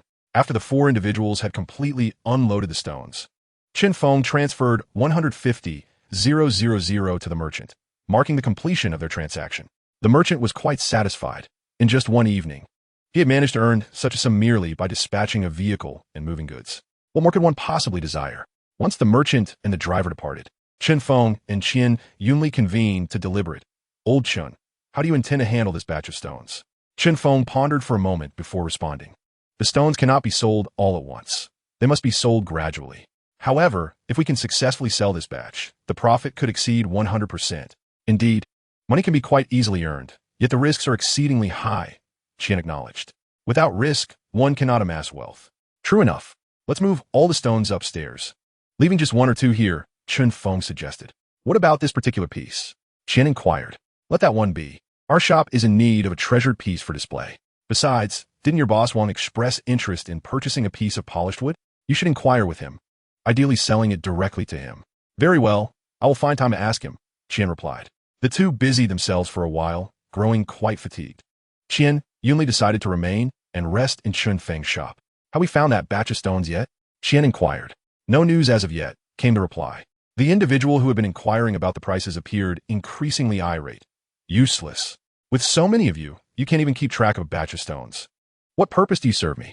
The onlookers trembled as they cast apprehensive glances at the seated brotherly, who spoke sternly, that batch of stones must be found. If not, you know the consequences. Furthermore, do not make a fuss about searching, lest you attract unwanted attention. I understand. Damn it, I know who is responsible. If not, I will flay him alive, he said. Has the family of the driver been consoled? Yes, that driver was once one of my subordinates. I have sent someone to his family. They should remain unaware. Does the driver know anything? The man shook his head. He should not know. If he did, he would not be assisting me in transporting the raw stones. Are you certain? I am certain. It becomes perplexing. Was the act of murder and theft aimed at him, the stones, or perhaps even you? Unclear. This matter must be thoroughly investigated. It is not trivial. I understand. Chun Feng awoke languidly around 11 o'clock and descended to the ground floor, where Qian Yunli was already awake, seated and brewing tea. Upon seeing Chun Feng, he smiled and greeted, "You're up." Chun Feng acknowledged with a grunt, approached the tea table, and poured himself a cup, drinking it down in one gulp. After setting the cup down, he inquired, "Has Boss Wang made contact?" "Yes, he has. However, he is not in Ruining. He has gone to Yingjiang. I have discussed the stones with him and sent photographs. Boss Wang mentioned he would come to inspect them in a couple of days." Chun Feng nodded, refraining from further inquiries. Suddenly, Qian Yunli inquired, "By the way, I haven't asked you yet. What became of that piece we gambled on last time? Has it opened yet? You should check it promptly. If it's good, sell it early." "What is the matter? Running low on funds? There's still some left. But I spent 500,000 last night." Chun Feng couldn't help but chuckle. "All right, I'll go check the stone. You take care of the shop." Upon hearing this, Qian Yunli urged him, "Hurry up. I'm not going anywhere today. I'll watch the shop for you." Chun Feng retorted with some annoyance, "But I'm still hungry. You want me to work? Fine, you're the boss. I'll go." As he entered to check the stone, he instructed, "Don't mind him." Yuan Xiaoya smiled, carefully placing the stones and recording them before sitting down at the tea table. "Brother Yunli, was that piece of stone purchased by my brother? It has a thick skin with a patina. It must not be cheap, right?" Qian Yunli nodded. "Yes, last night, Lao Chun and I checked it out. It wasn't too expensive. Consider it a lucky find." Their conversation meandered, and before long, they found themselves discussing the tragic fate of a driver who had been murdered while smuggling across the border. The world is indeed turbulent. That driver met a gruesome end, and his vehicle was incinerated. "I'm not sure. I heard it from someone at the morning market. That driver frequently shuttled between the borders, occasionally carrying contraband." Qian Yunli speculated, probing further, "Contraband? Stones?" Yuan Xiaoya burst into laughter. "Yes, I heard from someone familiar that he was transporting raw stones. Some even claimed to have seen raw stones in his vehicle." "Brother Yunli? Brother Yunli? It's nothing. I just think those matters are far removed from us. We have no involvement." Indeed, Qian Yunli was about to elaborate when Chun Feng emerged from the studio. "Lao Qian, come take a look at this stone. Has it opened up? See for yourself." "Haha, Lao Chun, you're incredible. We're going to strike it rich." Upon hearing the commotion, Yuan disregarded her duties at the shop and squeezed in, shining a light on the stone. Instantly, a vibrant green hue filled the room. Chapter 45, A Transformation. In that moment, Qian Yunli resembled a child, excitedly exclaiming as he held the stone. After a brief pause, he managed to compose himself. "Lao Chun, do you think this stone can open up another window?" Chun Feng shook his head. "I identified 3 potential areas of interest on this stone. 2 have already opened, and this one is now even riskier than before." "How risky?" Chun Feng pointed to the unopened area. "Look here, there's a vein. According to conventional wisdom, it should yield something, regardless of the color, but when I examined it, I hesitated to continue. Conversely, this area revealed a full spectrum of color. Do you suspect the color hasn't penetrated?" "No, the color has certainly penetrated. Now it's a matter of how much is inside." Qian Yunli scrutinized the stone carefully. It was icy green, weighing over 40 kilograms.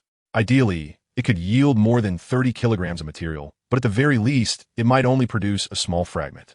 "Lao Chun, from the 3 areas you selected, let us also open the remaining 1 and take a gamble." Chun Feng paused for a moment, slightly taken aback. "Are you certain? If this stone were to be sold now, it would undoubtedly fetch 3 to 4 million. If that location does not yield results, its value will be halved." Qian Yunli gritted his teeth. "Let us take the plunge. It's likely I won't encounter such a stone again in my lifetime. We should extract from that very spot. We've already profited from this stone.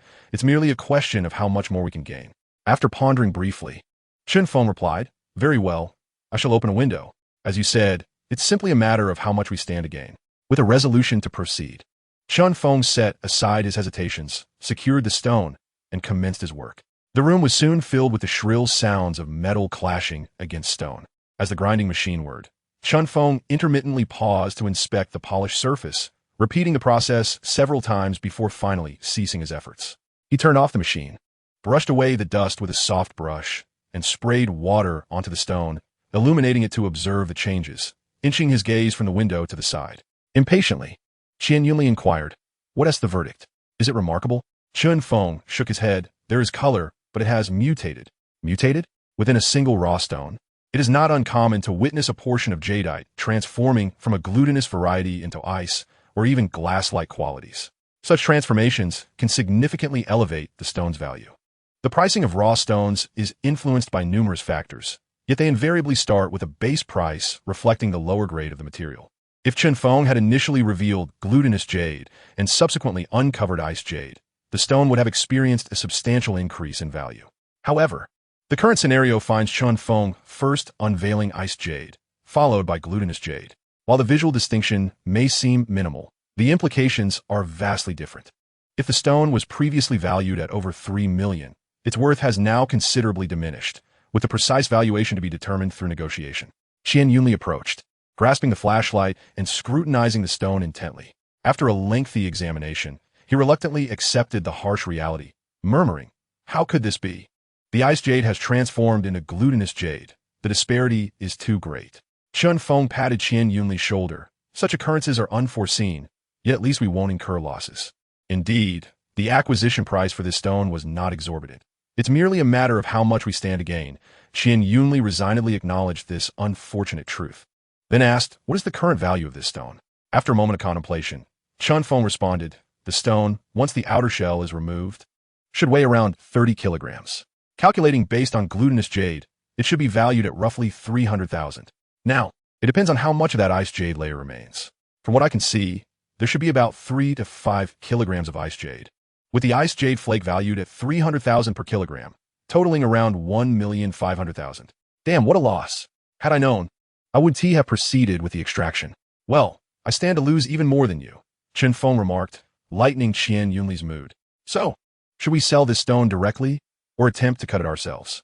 The risk associated with the stone has escalated compared to before. Let us sell it as is for now. If the price does not meet expectations, we can reconsider cutting it. You are the major stakeholder. The decision rests with you." "I shall await my share." Chun Feng, feeling quite irritable, remarked, "Is this how a shareholder behaves? Hurry up and contact the clients. Act swiftly."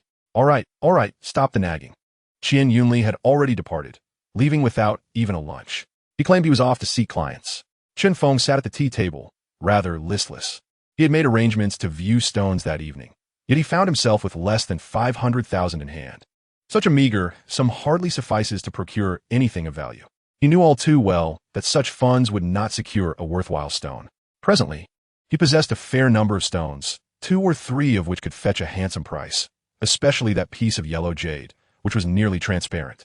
The outer skin of the stone had been largely removed, leaving only a small portion to attest to its origin. Should he entirely peel away the skin? Potential buyers would certainly question, why was the skin removed? Is there something concealed? Although this stone was not large, Chun Feng deliberately left a section untouched. If he could not negotiate a satisfactory price with General Liu, he could sell it to someone else. Should the buyer insist on peeling the skin, Chun Feng could do so right in front of them. As for reducing the price, that was out of the question. He would not part with the stone for less than his anticipated value. It had been 2 days since General Liu placed a deposit. Chun Feng picked up his phone and sent a message to inquire when Liu would be coming by. Anxiously, he pondered the nature of money. It truly was a wondrous thing. In a mere fortnight, he had spent millions, a notion he could scarcely have entertained in the past. "Where are you going? Skipping lunch?" "C'est annonce ou incroyable." "Not eating. You go ahead. I have something to attend to." With that, he hurriedly mounted his electric bike and departed, leaving Cian, Shi-Ou standing at the door, perplexed, clutching 2 takeout meals. Chapter 46. A thoughtful gesture. This was a warehouse, covering a modest area of just over 200 square meters, not particularly large, yet it housed a significant quantity of materials. The crowd had gradually dispersed, as evidenced by the disarray on the floor, littered with cigarette butts, yellow tape, and newspaper debris. Individuals like Chun Feng, invited at the last minute, had to stand behind the regulars, an unavoidable circumstance, given his lack of familiarity with the others. His presence here was a result of having purchased several pieces from the old woman's stall last time. which led to this invitation. The old woman's son-in-law was a Chinese national from Myanmar, which explained how she procured her materials. Upon seeing Chun Feng, the old woman greeted him with a smile. Boss Chun has arrived. There are a few stones over there that I saved just for you. Chun Feng promptly expressed his gratitude with a bow and approached the stone she mentioned. There were 5 pieces in total on the ground, the largest weighing over 20 kilograms, while the smallest was merely the size of a fist, weighing only a few hundred grams. One by one, Chun Feng began to unwrap the exterior of the stones. He first picked up the smaller piece, which was a black-skinned South Chi stone, flat in shape, with a delicate, sandy skin that revealed hints of green under the light. On one side, there was a fracture that appeared to be naturally formed, judging by its weathering. This particular material is typically formed under immense pressure during tectonic movements. The entire piece exhibits remarkable qualities. When illuminated, it nearly allows light to penetrate through, particularly at the fracture points, where a hint of green emerges, reminiscent of tender shoots sprouting in spring. The price of this material is unlikely to be modest, and the risk associated with it is minimal. The current gamble lies in discerning the quality of the internal water content. Setting aside this small piece from the southern Chi, he picked up a block of black wuxia material, which appeared entirely dark. The surface was rich in oil, and as he moved the light along the skin, it revealed subtle lines. The skin was not excessively thick, yet wherever the light touched, it unveiled traces of green, a rare find in the market. Chun Feng felt a surge of anxiety. Certainly, the price of such material would not be inexpensive, likely reaching at least 6 figures. After examining several stones, a woman in her 30s approached him and inquired, "Is this your first time here to inspect our materials?" Upon hearing her voice, Chun Feng stood up and smiled, nodding. "Yes, this is indeed my first visit to your establishment. I hope you can offer me a favorable price." The woman covered her mouth and laughed. "You charming rascal. Don't worry, I will surely give you the best price. So, do these stones suit your needs?" Chun Feng nodded. "The materials are all of good quality. Whether they meet my expectations depends on the price you offer." "Are these the only ones?" she asked. "I have a few more pieces. Would you like to select additional ones?" "Let's start with these," she replied. After crouching down to examine the stones, she pulled out her phone to check the codes. This piece is a small one from Southern Chi, priced at 35,000. This one is 18,000. This one is 10,000. This one is 45,000. And that one is the black wuxia from Pakong, priced at 60,000. 60,000 refers to a 6-figure price, generally indicating amounts ranging from 100,000 to 399,000. If a 6-figure price opens at 100,000, the second figure would be 200,000, and so forth, extending to millions. The woman shook her head with a wry smile. "You are quite the negotiator. You just slashed 28,000 from my initial quote without me even countering. The price you mentioned doesn't even cover the cost. Then please propose a number. If it's reasonable, I will take them all," Chun Feng urged. After a moment's contemplation, she replied, "How about this? You take all 5 pieces for 300,000. Chun Feng shook his head with a rueful smile. He certainly did not possess 300,000. He estimated he had around 230,000 left.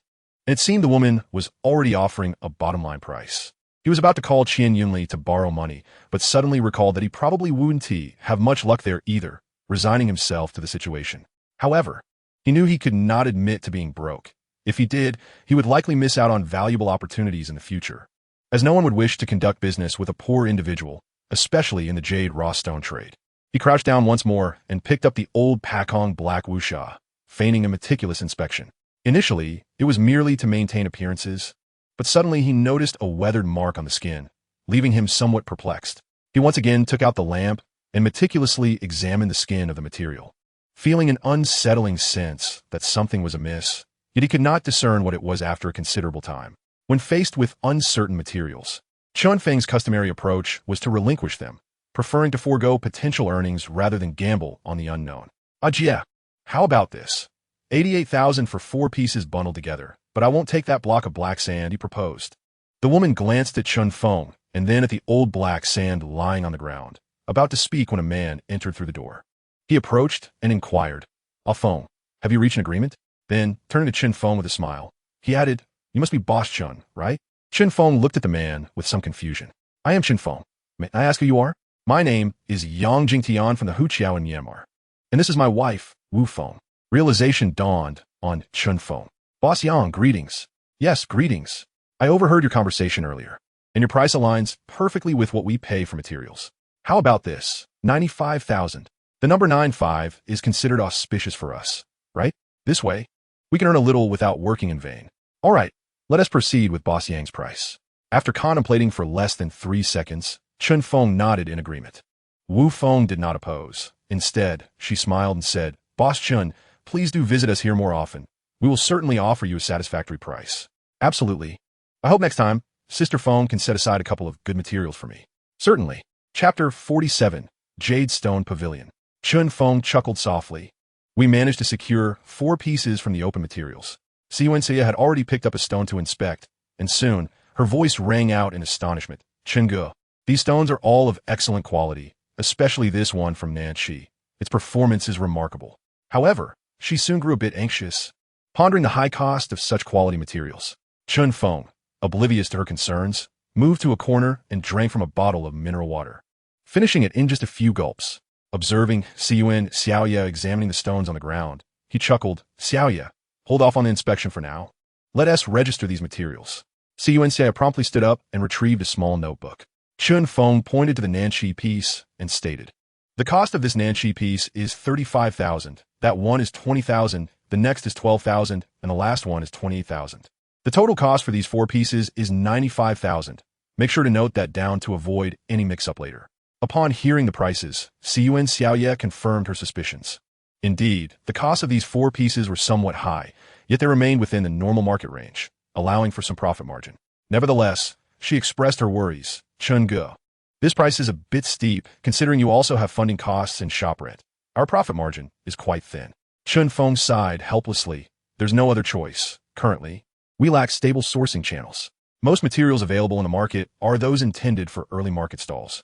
And any piece with even a slight performance edge will not be sold to us at a low price. The acquisition cost of these 4 pieces of material is indeed rather steep, with a maximum valuation of approximately 120 to 130,000. If these were to be sold at the morning market, the profit would certainly suffice. However, Chun Feng currently manages a shop, which complicates matters. The profit margin appears somewhat inadequate, given that his shop's reputation has yet to be established and there are no stable supply channels. Presently, he can only navigate through each step as it comes. Yuan Xiaoya is evidently aware of this predicament and kindly advises Chun Feng. Yet she overlooks a crucial point. Chun Feng has only been in Ruining for about 2 years, most of which was spent in a processing workshop, interacting primarily with owners of material processing businesses. His connections to sources of jadeite rough are limited, and his network can only be described as average. With his skill set, Chun Feng is inherently positioned favorably. What he lacks is merely an opportunity. Once everything was clarified, Chun Feng noted that the day was still young and decided to visit the Dalong night market for a stroll. Yuan Xiaoya was preparing to set up her stall, and they coincidentally departed together. Upon arriving at the Dalong night market and assisting Yuan Xiaoya in arranging stones at her stall, Chun Feng suddenly recalled that he had given a stone to a fellow trader earlier, uncertain if it had resulted in a sale. He then made his way to a shop named Yushi Xian, owned by Qin Yun, a surname that is quite rare in Huagua, making it somewhat niche. The proprietor, a native of Jiangnan, has established himself in Ruining over the past decade and has achieved a modest level of success. Their acquaintance blossomed through their mutual involvement with cutting machines, leading to a familiar rapport over time. Today, upon noticing that Qin Yun was sourcing quality materials within the trading circle, Chun Feng had sent over his 40-kilogram Mojwanji Tua Sha material. As Chun Feng arrived at the entrance of Yushi Xian, he observed 3 or 4 individuals within. Among them was Qin Yun, engaged in conversation with a middle-aged man who wore glasses and exuded an air of scholarly refinement. Beside him stood a young and attractive woman, likely in her early 20s, whose figure was striking as she clung tightly to the man's arm, while he rested his hand on her waist.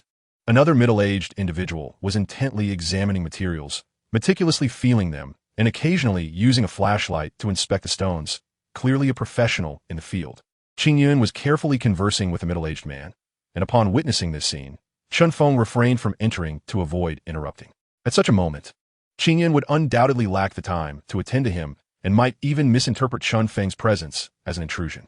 Given that the hour was still early, Chun Feng contemplated a visit to the finished goods market to ascertain the price of full-colored yellow jadeite bangles, a category of material with which he had yet to gain experience. The finished goods market was not far from Dalong Night Market, merely a 10-minute journey. After sending a message to Yuan Xiaoya, he mounted his little donkey and set off. Upon arriving at the Jade City finished product market, one is immediately greeted by a multitude of display cases densely packed together. The cases vary in size. Some are less than a meter tall, barely accommodating a single person, while larger ones are assembled from numerous small stalls. Within these finished product displays lie an array of exquisite jade bracelets, pendants, ring faces, and wrist beads, alongside a collection of agate gemstones, pearl chalcedony, and carved redwood beads. The market is bustling with activity, despite the late hour of 7 in the evening. The vibrant atmosphere remains undiminished. A significant number of visitors, both locals and tourists from afar, wander through, seeking souvenirs. Many can be seen capturing photos with their phones, excitedly shouting into their devices, leaving Chun Feng somewhat bewildered by their antics. However, he has not lost sight of his purpose for being here. His seemingly aimless stroll through the market is, in fact, quite intentional. He is on the lookout for stalls that are substantial in size and boast high-quality items. For it is from such vendors that one might gain access to top-tier, finished jade bracelets. Those modestly sized stalls, in contrast, are unlikely to entertain claims of superior inventory. This inclination is not unique to Chun Feng. It is a common human instinct to equate a shop size with the quality and price of its offerings. After wandering for a good 10 minutes, Chun Feng discovers a stall measuring 3 to 4 meters in width, where two groups of customers are currently negotiating prices with a vendor. He quietly approaches, eavesdropping on the conversation between the attractive female owner and her clients. He notices that one of the customers is holding a jade bracelet, which appears to be of the glutinous ice grade, featuring subtle green hues, indicative of jadeite material that likely originated from a piece known for its glutinous ice with green flower characteristics. In this market, transactions typically involve a set of 10 bracelets extracted from a single piece of jade. The two groups of customers, seemingly from the mainland, engage in vigorous bargaining with the beautiful owner. After several minutes of negotiation, they reach a satisfactory agreement, promptly pay, and depart with their carefully packaged bracelets. With the customers gone, the owner finally turns her attention to Chun Feng, who had been quietly observing their exchange. With a warm smile, she inquires, "What can I assist you with today, sir? We have an extensive selection of bracelets, ring faces, and pendants, all at negotiable prices." Chun Feng casually asks, "Is this all you have in terms of quality?" Upon hearing his question, the owner's eyes light up, sensing his interest in high-end goods. She responds with a charming smile. "Hello, sir. My name is Yunnan. May I inquire about your esteemed name?" "You can simply call me Chun," he replies. "Ah, Mr. Chun, what specifically are you looking for?" "We have both fine and superior items available. Do you have any full yellow bracelets? What grades do they come in?" At this, Yunan's expression shifts, intrigued by his request for yellow jade bracelets. The demand for a fully colored bracelet of this caliber is indeed rare, yet not entirely non-existent. At this moment, her mind raced with thoughts of who might possess such a piece. After a brief pause, she remarked, "The yellow jade bracelet is exceedingly uncommon. This material is quite scarce, and most available pieces tend to have a yellow hue. Finding one that is fully colored is a challenge. However, I do have a piece of black jade. If the owner wishes to see it, I could arrange for it to be delivered." Chun Feng shook his head with a hint of regret, acknowledging that such materials were indeed hard to come by in the market. "Is there truly none available?" he inquired. Yunnan, with a hint of resignation, replied, "There is indeed no such piece, but I do have a fully colored black jade, of the ice variety." "Where is it? Bring it forth for my inspection." "Certainly. Please hold on a moment. I will have it brought immediately." Yunnan swiftly retrieved her phone and made a call. "Will it take long?" "It will be quite quick. It should arrive in just a few minutes." Chun Feng nodded, and as he engaged in conversation with Yunnan, he subtly emphasized his desire for a fully colored yellow jade bracelet. Yunnan, wearing a bittersweet smile, realized that this gentleman was fixated on the elusive piece, which simply did not exist. She had already tempered her expectations regarding this transaction, yet with the delivery arranged, it was worth a try. What if he took a liking to it? Before long, a middle-aged man arrived, carefully cradling a box. He placed it gently on the table and opened it to reveal a completely black bracelet within. Yunnan produced a tray from beneath, and the man lifted the bracelet, revealing it had no cracks or breaks, before placing it on the tray and gesturing invitingly. This precaution was to prevent any disputes over the item, as it is customary to avoid handling precious goods directly during such exchanges. This practice mitigates the risk of accidents. Chun Feng gingerly lifted the bracelet from the tray for examination. As he held the bracelet, a refreshing chill enveloped him. The material was pitch black, reminiscent of a moonless night, but under the light, it transformed, revealing hints of green, an awe-inspiring testament to nature's craftsmanship. Chen Feng nodded slightly, acknowledging the material is indeed excellent. And the craftsmanship is quite exquisite. It can be considered a rare gem. Hearing this, Qinlan beamed with delight, stating, Mr. Chun, for a bracelet of this quality, I cannot claim there is another like it in the entire market, though it is unlikely there are many. This piece is made from authentic material, of which only 3 bracelets were produced. One was kept by the owner, and another has long been sold. This is the last remaining piece. Chapter 49, A New Partnership. Chen Feng remained non-committal. The material was indeed remarkable, and the bracelet's craftsmanship was commendable. However, he could only express skepticism regarding the notions of gifting, collecting, and selling that were suggested. Finding someone who appreciates this color is exceedingly rare. Most people's first association with jade is green, and they are often oblivious to the nuances of quality and type. This ignorance leads many merchants to misrepresent items, selling milky ice as true ice. And true ice is high ice, and high ice is glass. Only those with a certain understanding of jadeite will grasp the nuances within this realm. Some individuals may have particular preferences, such as color and quality, yet, without exception, black jadeite attracts the smallest audience. Otherwise, this exquisite icy black jade bracelet would not remain unsold in the market. Had it been of another hue, it would have been swiftly acquired. Whether in finished pieces or raw materials, the principle of swift transactions prevails, with lesser profits being acceptable, as minimizing capital costs is paramount. This bracelet is commendable. Chen Feng mused, shaking his head slightly. Qinlan, beaming with delight, replied, Boss Chun, black jadeite is the pinnacle of jade. At first glance, it appears black. Yet under illumination, it reveals a rich green essence, enhancing the bracelet's allure. Moreover, the current trend embraces black and red. As the saying goes, without black, there can be no red. Just look at this color. It radiates vitality, akin to the imperial green of jadeite. Chen Feng was nearly amused by her spirited explanation. How much? 300,000, Qinlan stated without hesitation. Chen Feng countered, shaking his head, if this were a solid yellow jadeite, I would pay that price without a second thought. But this is black jade, rather unremarkable. For a full yellow bracelet, I would expect at least double that amount. Indeed, solid yellow jade bracelets are exceedingly rare, with most available specimens being pale yellow or partially colored. You're right, Boss Chen. A solid yellow bracelet has yet to emerge in the market. In my 5 to 6 years here, I have never encountered one, Qinlan acknowledged. If a solid yellow bracelet were to appear, how many would you see? Chen Feng abruptly posed a question. Qinlan glanced at him, her eyes scrutinizing. Do you have one, Boss Chen? Skeptical, she wished to press further, but Chen Feng preferred not to linger on that topic. His objectives for the day had largely been fulfilled. Although he had not pinpointed a precise price, he had established a rough price range in his mind. This material transcended mere sales. It represented rarity and peculiarity. Imagine, while others adorn themselves with green floral or white bracelets, you don a solid yellow piece. What a statement that would make. Would this black jade bracelet go for 50,000? Qinlan promptly shook her head. That price is far too low. Boss Chun, bargaining does not work that way. Ultimately, Chen Feng did not purchase the black jade. As he had no intention of doing so, he had already achieved his goals for the day and had no reason to prolong his stay. Upon checking his phone, he noticed a call from Wang Zhe. As soon as he answered, Wang Zhe's voice resonated through. Chenge, where are you? The noise on both ends was quite loud, making it difficult for Chen Feng to hear. He raised his voice into the phone. I'm at the Delong night market. What is up? I'm here too. Where are you? I'll come find you.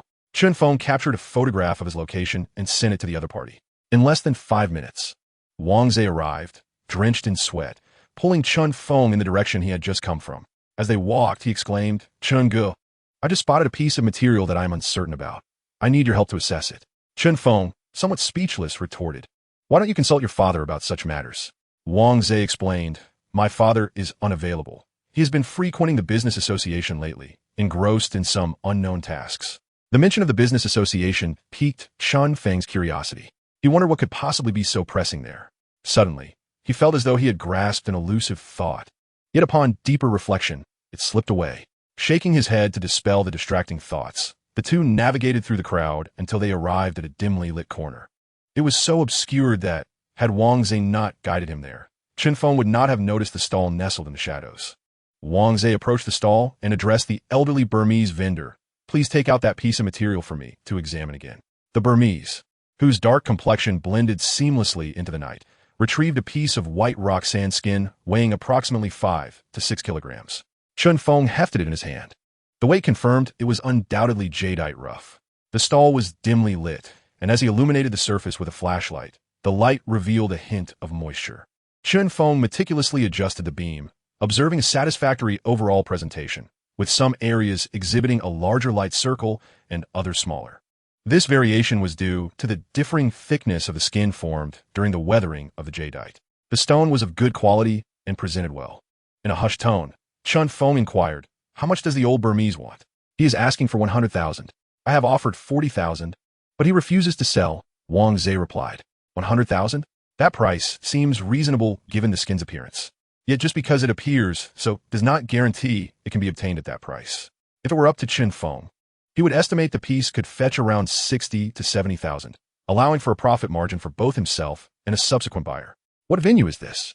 Chun Feng considered testing Wang Zhe's knowledge. Wang Zhe glanced at the stone and remarked, "Are you testing this vendor? Does he not withstand such scrutiny? Isn't that rather naive?" Chun Feng nodded, smiling as he asked, "Do you truly wish to make a purchase? Will you slice it or resell it?" "Resell. I feel somewhat apprehensive about cutting it." Upon hearing this, Chun Feng nodded.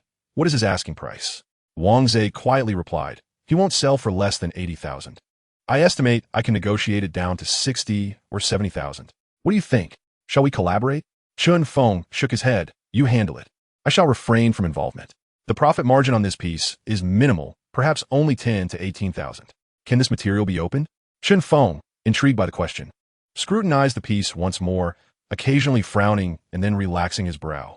As they continued this examination for over 10 minutes, both Wang Zhe and the elderly Burmese vendor exhibited signs of impatience, prompting the vendor to inquire, "Boss, will you buy it? If not, please do not hinder business." Chapter 50. The Sharpening of Knives in Anticipation of Sheep and Cattle. Wang Zhe leaned closer, whispering, "What do you think, Chinge? Is it viable? Please give me a definitive answer." Chun Feng shot Wang Zhe a glare, realizing this was merely courting disaster with the old Burmese vendor. "You display an expression of optimism. Yet does old Mian not sharpen his knife to swiftly deal with you?" Nevertheless, he nods in acknowledgement. "There is a certain probability. In that case, I shall purchase this stone. You shall open the window, and I shall grant you a share." Chun Feng pondered for a moment and said to Wang Zhe, "Let us proceed this way. You handle the negotiations, and we shall split the cost equally." "That is not feasible if you disagree. Then let it be," Chun Feng asserted decisively. Ultimately, Wang Zhe had no choice but to tentatively acquiesce and turn to engage old Mian in price discussions. This type of skin material is seldom seen in the market, only available in select shops. Although these old Mian may not be impressive individuals, the source of this material is undeniably enticing. Wang Zhe first offered a price of 45,000, but old Mian shook his head vehemently. "Boss, this type of skin material is quite rare. Look here." He gestured with a flashlight, illuminating the better aspects of the material. "Is there anything like this on the market? Your offer is far too low. Take another good look and offer something higher." A fierce back and forth ensued. Yet old Mian stubbornly clung to 80,000, evidently intent on squeezing every last bit from Wang Zhe. Chun Feng, unable to watch any longer. After all, he was contributing half the cost, realized that if Wang Zhe continued this way, they would either settle at 80,000 or remain in negotiation indefinitely. Chun Feng stepped forward, gently patting Wang Zhe on the shoulder and signaling him to let old Mian handle the conversation. Wang Zhe, understanding, relinquished his position. Chun Feng addressed old Mian. "The material is indeed of good quality, and the skin shows promise, yet it is too small, only 4 to 5 kilograms. Furthermore, here, and here, there are 3 fine cracks. Did you not notice?" Old Mian was momentarily taken aback by Chun Feng's assertive demeanor, quickly picking up the material to inspect the areas Chun Feng pointed out. "No cracks. This is merely ordinary texture. What do you see cracks? Even under the light. No cracks are evident." Irritation surged. "Where are the cracks? If you don't understand, please refrain from making baseless claims. This is the nature of the skin material. Do you comprehend that? After years of dealing with jadeite, I can certainly tell if there are cracks or not." Chun Feng found himself at a loss for words. "It's 600,000. Will you sell it or not? If not, then forget it." "On no cracks? Not acceptable. Not acceptable." Chun Feng abruptly turned, pulling Wang Zhe along as they made to leave without uttering another word. Seeing the situation, old Mian felt uncertain and rushed to grasp Chen Feng and Wang Zhe. "Boss, just a little more, and I will let you have it." Old Mian's words indicated his acceptance of the price, and his additional comment was likely a desperate attempt to salvage the deal. Chen Feng replied coldly, "It's 600,000, not a single cent more." Old Mian's frustration mounted. While the price was negotiable, who would ever refuse more money? Wang Zhe completed the payment and took possession of the material, and the two departed. Chen Feng transferred 30,000 to Wang Zhe, with the material temporarily resting with him. Once the night market disperses, let's indulge in fresh beef hot pot. Invite Qian Yunli and Xiaoya, Wang Zhe suggested. Chen Feng had not had the chance to dine that evening. Initially, he did not feel particularly hungry, but upon Wang Zhe's remarks, he began to sense a twinge of hunger. "Call Qian Yunli. I wonder where that fellow has gone. We haven't seen him for 2 days, and he didn't even show up at the morning market." Just as he was speaking, Qian Yunli's call came through.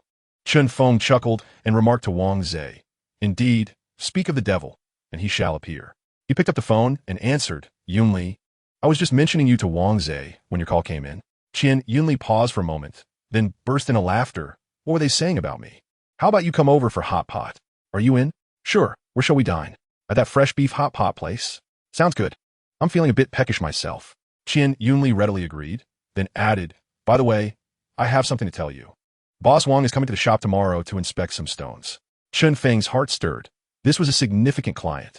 If they could cater to his needs well, their future supply of premium stones would be secured. "What time tomorrow? What type of stones does he prefer?" "Isn't there a piece of wood now white rock skin? Prepare a few more that show promise, preferably ones that might yield a profit, and if we maintain a good relationship with him, it will surely benefit us both." "I can't guarantee that," Chen Feng replied with a hint of irritation. If he could ensure that piece would yield a profit, he would have cut it himself. Such fortune is not meant for others to grasp. In Ruiling, if one truly encountered a stone with a high probability of success, it would either sell for an exorbitant price or the owner would cut it themselves. Genuine stones that could surge in value are exceedingly rare. After hanging up, Chen Feng glanced at the time. It was nearly 10 o'clock, and the crowd at the night market was dwindling. He and Wang Zhe proceeded to their stall, assisting Siwen Xiaoya in packing up the stones before heading to the fresh beef hot pot restaurant. Upon parking and entering, they found Qian Yunli relishing fresh beef. He waved them over as soon as he spotted them. Chen Feng, feeling ravenous, immediately sat down and began to eat. The four of them consumed 5 kilograms of beef before finally stopping. After the meal, they sat back, smoking and chatting. Qian Yunli expressed his sentiments. "The current market conditions are exceedingly tough." Wang Zhe chuckled. "What is this, Yunli? Have you had another epiphany?" Qian Yunli smiled wryly and shook his head. "The competition for raw materials is fierce, and unlike finished products, there is no fixed price to reference. Isn't that quite normal? As the saying goes, there are 1,000 faces to 1,000 people.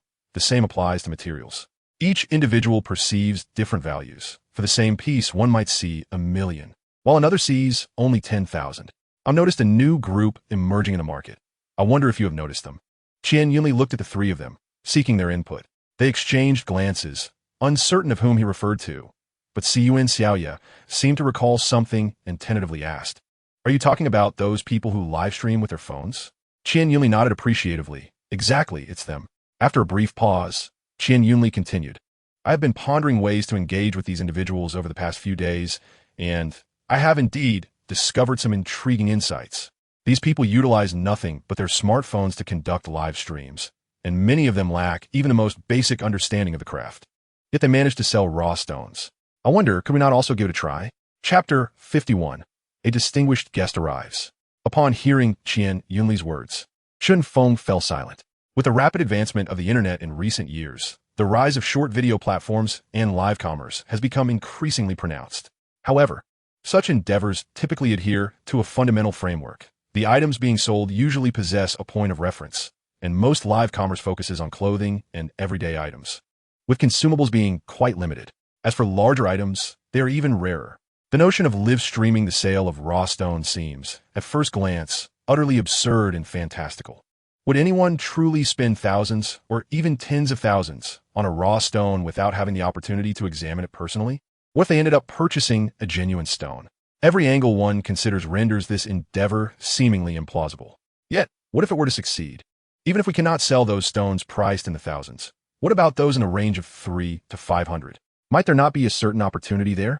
This matter warrants further contemplation. Wang Zhe, with a mocking smile, remarked, Old Qian, you don't actually intend to pursue this, do you? Is that so wrong? Qian Yunli retorted. What grounds do we have to retreat? The jade industry is predicated on the freedom of trade, where transactions are settled in full. How can one demand a refund after a loss? Huh, and what if they accuse you of fraud? Wang Zhe scoffed. That surely cannot be the case. Qian Yunli replied, uncertainty creeping into his voice. Old Qian, Wang Zhe's concerns are valid. There are far too many individuals who lack understanding of the jade industry. They will not care about the intricacies. I know the mindset of those from the mainland. If they profit, it is their skill. If they lose, they will hold you accountable. Chun Feng interjected after a moment's thought. However, there is a degree of feasibility in this idea, though it requires thorough investigation. Indeed, Qian Yunli nodded, refraining from further comment. He had merely mentioned the idea on a whim, without harboring significant expectations. As they traveled, Chen Feng continued to reflect on Qian Yunli's suggestion of live commerce. The more he contemplated it, the more he felt inclined to explore the possibility. What if it succeeded? Wouldn't that open a new avenue for sales? He clicked into a stream, observing a rough-looking man exuberantly boasting and promoting his wares, and decisively clicked the upper right corner to enter the next live room. Well, I must admit, he thought, this host does exhibit a commendable level of professionalism. The sight of the alluring black silk chong sam combined with a delicate camisole was both innocent and enchanting, cold yet elegant, accompanied by repeated expressions of gratitude towards her viewers. Who could remain unaffected by such charm? After a night of silence, Chen Feng successfully engaged in an intense battle within his dreams. Upon waking, he felt considerably refreshed. Open for business. At 11 in the morning, Qian Yunli and Boss Wang alighted from the car and walked directly into the store. Upon seeing the visitor, Chen Feng promptly rose to greet Boss Wang. Boss Wang appeared to be in good spirits, wearing a cheerful smile. Thank you, Mr. Chun, for your assistance with the previous matter. This referred to the occasion when Boss Wang was considering purchasing a substantial piece of raw material with a large opening. And it was Chun Feng's timely warning that spared him from incurring losses exceeding 1 million. Chen Feng felt no remorse for his actions. He was merely assisting Lin Ma Bai and had earned no profit from it. The lack of gratitude from the other party, coupled with their dismissive mockery, left him feeling quite dissatisfied. Furthermore, this incident served to bolster Qian Yunli's presence in front of Boss Wang, while also providing a means to clarify that particular situation. It was indeed a splendid opportunity with multiple benefits, with only Boss Wu sustaining harm. Chen Feng smiled and replied, Boss Wang, you are too kind. It was merely a small favor. A small favor indeed. Your kind gesture has saved me at least 2 million, Boss Wang retorted. Please, have a seat and enjoy some tea. Chen Feng led Boss Wang to the tea table, pouring a cup for both of them and presenting it. Boss Wang, without pretense, lifted the cup to take a sip. This tea is quite good. Receiving such praise from Boss Wang was indeed a stroke of fortune for Chen Feng. Ha ha! Boss Wang chuckled at Chen Feng's humor. You are quite amusing. This must be a recent acquisition. The last time I visited, this establishment was still closed. Chen Feng nodded. You have a remarkable memory, Boss Wang. I have only rented this place for less than half a month. I will certainly rely on your continued support. Boss Wang waved his hand dismissively. These are trifles. As long as your materials are of sufficient quality, I can introduce several of my friends to your establishment for stone gambling. Upon hearing this, Chun Feng's eyes sparkled with excitement. Boss Wang was a coal tycoon from Jincheng, worth billions. Anyone who could befriend him would undoubtedly possess considerable wealth themselves. With such individuals, one could not afford to deceive them, but rather must forge genuine connections. Chun Feng cautiously inquired, May I ask what type of material you prefer, Boss Wang? Without hesitation, Boss Wang replied, Naturally, I favor materials that have the potential to appreciate. That piece on the ground looks promising. What is the price for that stone? After pondering for a moment, Chun Feng responded, That piece is white rock sandskin from the Wudna site, weighing 226 kilograms, priced at 3 million. However, for you, I can let it go for 240,000. Boss Wang approached the piece of Wudna to examine it closely, clearly demonstrating his knowledge in the realm of stone gambling. In this field, fortune plays a pivotal role. When luck is on one's side, it cannot be obstructed. Yet fundamental knowledge is essential. Understanding the nature of jade raw materials, the quality of the skin, and the classification of water is crucial. Those who lack this knowledge in the eyes of jade bosses like Ruiling are merely sheep, ripe for the shearing. After scrutinizing the stone for over 10 minutes, Boss Wang stood up and declared, This stone is quite commendable. I shall not take advantage of you. I will give you 200,000 for it. I can make the payment immediately and have it cut. Chen Feng could only smile in agreement with the price, which he found somewhat inflated. He deliberately left room for negotiation with Boss Wang, who, feeling grateful, proposed a price acceptable to both parties. Chapter 52 felt somewhat lacking in substance. No problem, Boss Wang said. Remember to give me a red envelope if the price increases. Chen Feng was quite content with the arrangement. What more could one desire at this rate? Qian Yunli, watching the negotiation unfold, felt a surge of admiration for Boss Wang's prowess in striking a deal so effortlessly. After settling the payment, Boss Wang suggested, Qian boss, let us find a place to cut this stone. They quickly located a cart to transport the stone and set off towards the renowned Shinshin knife for processing.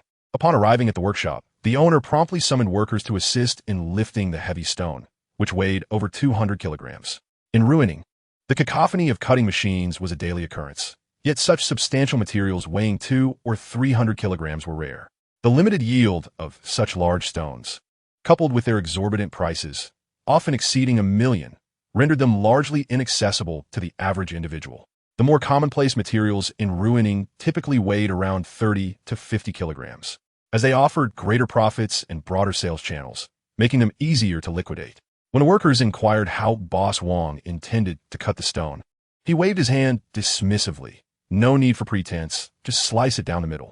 Onlookers gasped, exclaiming various sentiments, predominantly expressing envy towards the coal tycoon's wealth. They lamented the fact that the stone was not theirs and envied their own lack of affluence compared to the coal magnates of Jin province. Once the workers secured the stone in the machine, Boss Wang approached, feigning a casual inspection, and the workers pressed the start button, causing the machine to hum to life. Qian Yunli whispered to Chen Feng, "Are you confident about this?" Chen Feng shot him an irritated glance. "How should I know? I don't possess X-ray vision. I was merely hoping for a potential big client," Qian Yunli replied. Boss Wang is incredibly wealthy. Even after losing 3,000, he remains undeterred, indicating a solid foundation. Chen Feng chuckled but remained silent. He was convinced that Boss Wang had the acumen to build such a significant business. To him, a few million might simply be the equivalent of digging a couple more shovels of coal. Chen Feng leaned closer to Boss Wang, smiling. "Boss Wang, it's already noon, and the stone will take a while. Shall we grab a bite to eat?" Boss Wang glanced at the time and did not decline. "Let's find a place to eat something casually. The weather here in Ruining is sweltering. I know of a local specialty restaurant, though I'm unsure of your preferences," Chen Feng offered. Boss Wang waved his hand. "No need for that. Let us just find a nearby eatery. This stone will take only an hour or so." In the Ruinlong Jewelry City, two young men hurriedly entered a shop where Feng Jinkai was engaged in conversation with several clients, yet he did not inquire about the newcomers. Two young men, displaying a sense of discretion, refrained from speaking and instead entered a small room. Shortly thereafter, Feng Jinkai bid farewell to a client and stepped inside. Observing the urgency etched on their faces, he shook his head slightly, a hint of impatience lacing his voice as he inquired, "What is the matter that demands such haste? I've told you countless times to maintain composure in critical situations." One of the young men, Feng Lin, who happened to be Feng Jinkai's nephew, seized the moment to divulge the matter at hand. "Uncle, I just saw Qian Yunli and Boss Wang at the Immortal Knife." "Which Boss Wang?" Feng Jinkai asked, still perplexed. He struggled to recall which Wang he was referring to, as over the years of conducting business, he had encountered numerous individuals with that surname, at least 8 or 10. It was difficult to ascertain which one Feng Wenlin had in mind. He dared not mention the incident involving his uncle and the scheme that had swindled the other party out of 30 million. Such matters were best left unspoken. Realization dawned on Feng Jinkai as he quickly assessed the gravity of the situation. He glanced toward the door to ensure no one was eavesdropping before he heaved a sigh of relief. He began to pace the room thoughtfully before finally asking, "Do you know why he went to the Immortal Knife today?" "I heard he was buying a stone, intending to have it cut there," Feng Wenlin replied, pausing before adding, "It's a piece weighing over 200 kilograms, a type of white sandstone known as Muna." Feng Jinkai's demeanor shifted sharply as he regarded the two young men. "Did you witness this with your own eyes?" They shook their heads in unison. "No, by the time we arrived, the stone was already being cut. Initially, we assumed he was merely browsing, but upon inquiring, we discovered that he had indeed purchased a stone weighing over 200 kilograms. It appears that Qian Yunli facilitated the transaction." Uncertain, the two young men pressed, "Uncle, do you think Qian Yunli might have betrayed us? This situation seems rather significant." Feng Jinkai shot them a sharp glare, irritated that they would jump to such conclusions without evidence. Such disarray was unbecoming. Yet, their concerns were not entirely unwarranted. Should the other party have discovered the truth, it could spell disaster for his hard-earned reputation. The extent of their knowledge remained uncertain. Perhaps Qian Yunli was unaware of the deeper implications, as he too had a stake in the matter. If this information were to leak, it would jeopardize any future dealings. With this in mind, Feng Jinkai instructed his nephews, "You must keep this matter confidential. It cannot be mentioned to anyone. Furthermore, I need you to go to the Immortal Knife immediately and monitor the situation closely. Document the details of the stone he purchased and, if possible, take a photograph. Additionally, find 2 more individuals to assist you in the surveillance."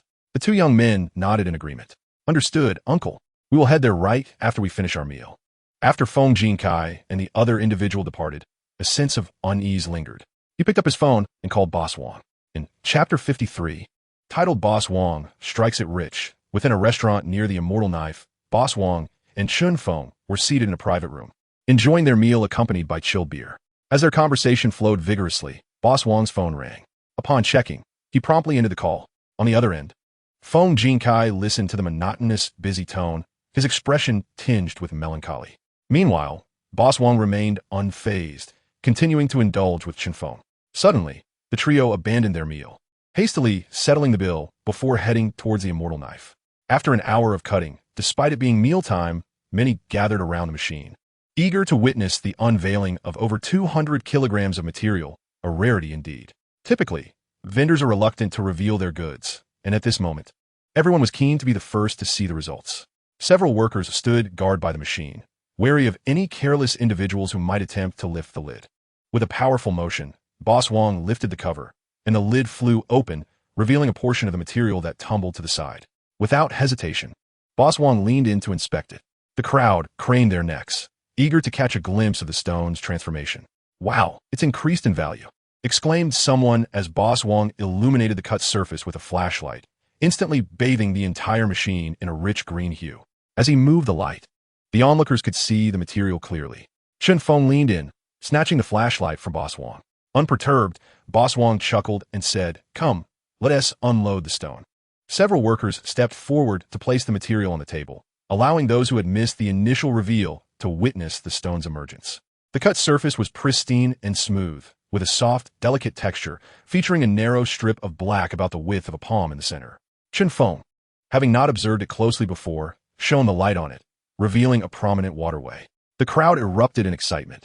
Full green? Incredible! Although it exhibited a slight yellow tint, it approached the full green standard, and it did exhibit a level of yuan green, albeit limited to that 1 palm-width section. Nevertheless, its value soared, with the material being classified at the level suitable for rings, and just that small piece could fetch 4 to 5 million. With each grade of color difference, the price multiplied tenfold. "What a pity," Boss Wong remarked, his exhilaration evident. He had been engaging in stone gambling for several years, and, although he had previously cut materials of similar caliber, the prices at which he acquired them were far less favorable. This stone stood out as the most satisfying piece he had ever cut. After observing for a while, Chun Feng finally retracted the flashlight, smiling at Boss Wong. "Congratulations. Boss Wong, the stone has increased in value." Boss Wong beamed with joy. "Congratulations to you as well. I must thank you, Boss Chun, for letting me have such a fine piece. No doubt, I will arrange a celebration tonight. It must be a grand affair." Qian Yunli gazed enviously at Boss Wong, his excitement palpable. It was the first time that Boss Wong had cut a stone purchase from them and witnessed a surge in value. Such a significant client was undoubtedly secured. Boss Wong expressed his sentiments, saying, "Xiao Qian, I owe this fortune to you. You and your partner are truly my lucky stars. You helped me avert losses last time, and this time, you've allowed me to reap immense gains." Qian Yunli quickly replied, "That is all due to your own remarkable abilities. Boss Wong, for this stone to fall into your hands is indeed a fortuitous turn of fate." "Haha, you rascal," Boss Wong thought to himself, the lingering resentment towards Qian Yunli dissipating. In truth, the circumstances were not Qian Yunli's fault. After reflecting on the events of the past few days, he realized that nothing could be attributed to him. "Boss, is the stone for sale?" Someone in the crowd inquired. Boss Wong glanced at the individual and replied, "What do you perceive its worth to be?" A middle-aged jade merchant approached the table, scrutinizing the stone before whispering to a few associates. He eventually quoted a price, 6 million. Boss Wong shook his head, although he was not well versed in the value of jade. He estimated that the visible aspects alone were worth 3 to 4 million, especially considering the abundance of old oil green material. 6 million was certainly an undervaluation. The middle-aged merchant chuckled ruefully. Boss, our practice in jade trading dictates that we pay according to what we can see. The visible aspects warrant no more than this price. And I still have to gamble on the unseen. My risks are considerable. Ah, you believe I am ignorant of jade valuation, Boss Wong retorted. Let us not forget that the visible waterway alone holds over 100 potential pieces. Each piece of this sun-green quality is valued at a minimum of 10,000. If it can be submerged by 2 or 3 centimeters, your price is an absolute steal. And with all these edges and corners, your offer is far too low. I see nothing of the sort. The middle-aged man shook his head. The waterway only reveals 50 to 60 pieces. It certainly does not encompass that many. Moreover, I must factor in the processing costs, which are not insignificant. You must leave us some margin. Listen to this, others chimed in. This coal merchant speaks provocatively. Yet, one must acknowledge that these coal merchants are capable of such antics. To them, money is merely a number, just 2 shovelfuls of coal. These vibrant jade pieces can be displayed at home, allowing them to boast about their achievements to friends. What a joy that must be. Ultimately, the stone remained unsold, even when the other party raised their offer to 8 million. Boss Wong continued to smile and shake his head, insisting that the price was insufficient. When asked for a specific value, he remained reticent, leaving everyone aware that he was merely toying with them, and no further bids were made. That evening, they agreed to dine together, and Chun Feng and his companions gladly accepted the invitation. Chapter 54. Young Master Wong's Brilliance. This transaction was immensely profitable. Chun Feng was equally exhilarated, having closely monitored that stone, fearful it might fail. Now that it had been cut and yielded substantial gains, how could they not be thrilled? Old Qian, the materials have been sold for 2 million, and Boss Wong is given an additional 500,000 as a bonus, totaling 2,500,000. According to our shares, you hold 20%, so I will transfer you 500,000. Saying this, Chun Feng picked up his phone and began to operate on the blue app, locating Qian Yunli's profile and transferring the funds. After completing the transaction, he continued. There are still 12 pieces of material left. My plan is to sell them gradually since this batch is rather eye-catching. Qian Yunli immediately responded, I have no objections. After a pause, he added, Old Chun, I will be relying on you for my livelihood from now on. Get lost, Chun Feng playfully retorted. As the two were joking, Wang Zhe walked in from outside. Brother Chun, Yunli, you're both here. Xiao Zhe is here. Come, have a seat. Wang Zhe casually sat down and, as soon as he did, exclaimed with excitement. Do you know that just now at the Immortal Knife, a piece of wood weighing over 200 kilograms was cut? Amazing. It's worth 8 figures. Qian Yunli stifled a laugh while Chun Feng, not wanting to spoil the fun, agreed, I heard about it. It was an out-of-town boss who cut it. Wang Zhe, with envy on his face, remarked, What luck. It's incredible. I wonder when we will cut a piece worth 8 figures. It's only a matter of time. Your dad has plenty of good stones. You could secretly cut a few. There must be some that will appreciate significantly. Qian Yunli was eager for the spectacle. Come on. Those stones of my old man are all marked. He would know if I even moved one. If he found out I cut his prized possession, he would surely kill me. What are you afraid of? You are his only son. What else is yours? Don't be timid. Get lost, get lost. I still have a few good stones here. Boss Wong, would you like to take a couple? As friends, I'll give you the lowest price. No, I'll pass. I have no money. After the 3 exchange banter, Wang Zhe finally said seriously, By the way, I plan to open a processing workshop. When the time comes, you all can come to cut materials there. I'll give you the lowest price. A processing workshop? Chun Feng looked at Wang Zhe with some confusion. Wang Shen nodded. Yes, to produce finished products. You know, my eye for materials is rather poor, but my father hopes I can inherit his legacy. After much thought, a processing workshop seems to be the way to go. This line of work doesn't require too much discernment. It's simple, and with our family-esque connections here, opening a workshop is not a problem. The investment isn't large, around 1 million. Wang Zhe said playfully, Listen to that. Opening a processing workshop is no problem. Just 1 million. How does that sound so infuriating? Is that something a person can say? Truly, comparing people can lead to despair. Chun Feng could establish this rough stone shop only through serendipity and a bit of luck. Compared to this guy, it's utterly trivial.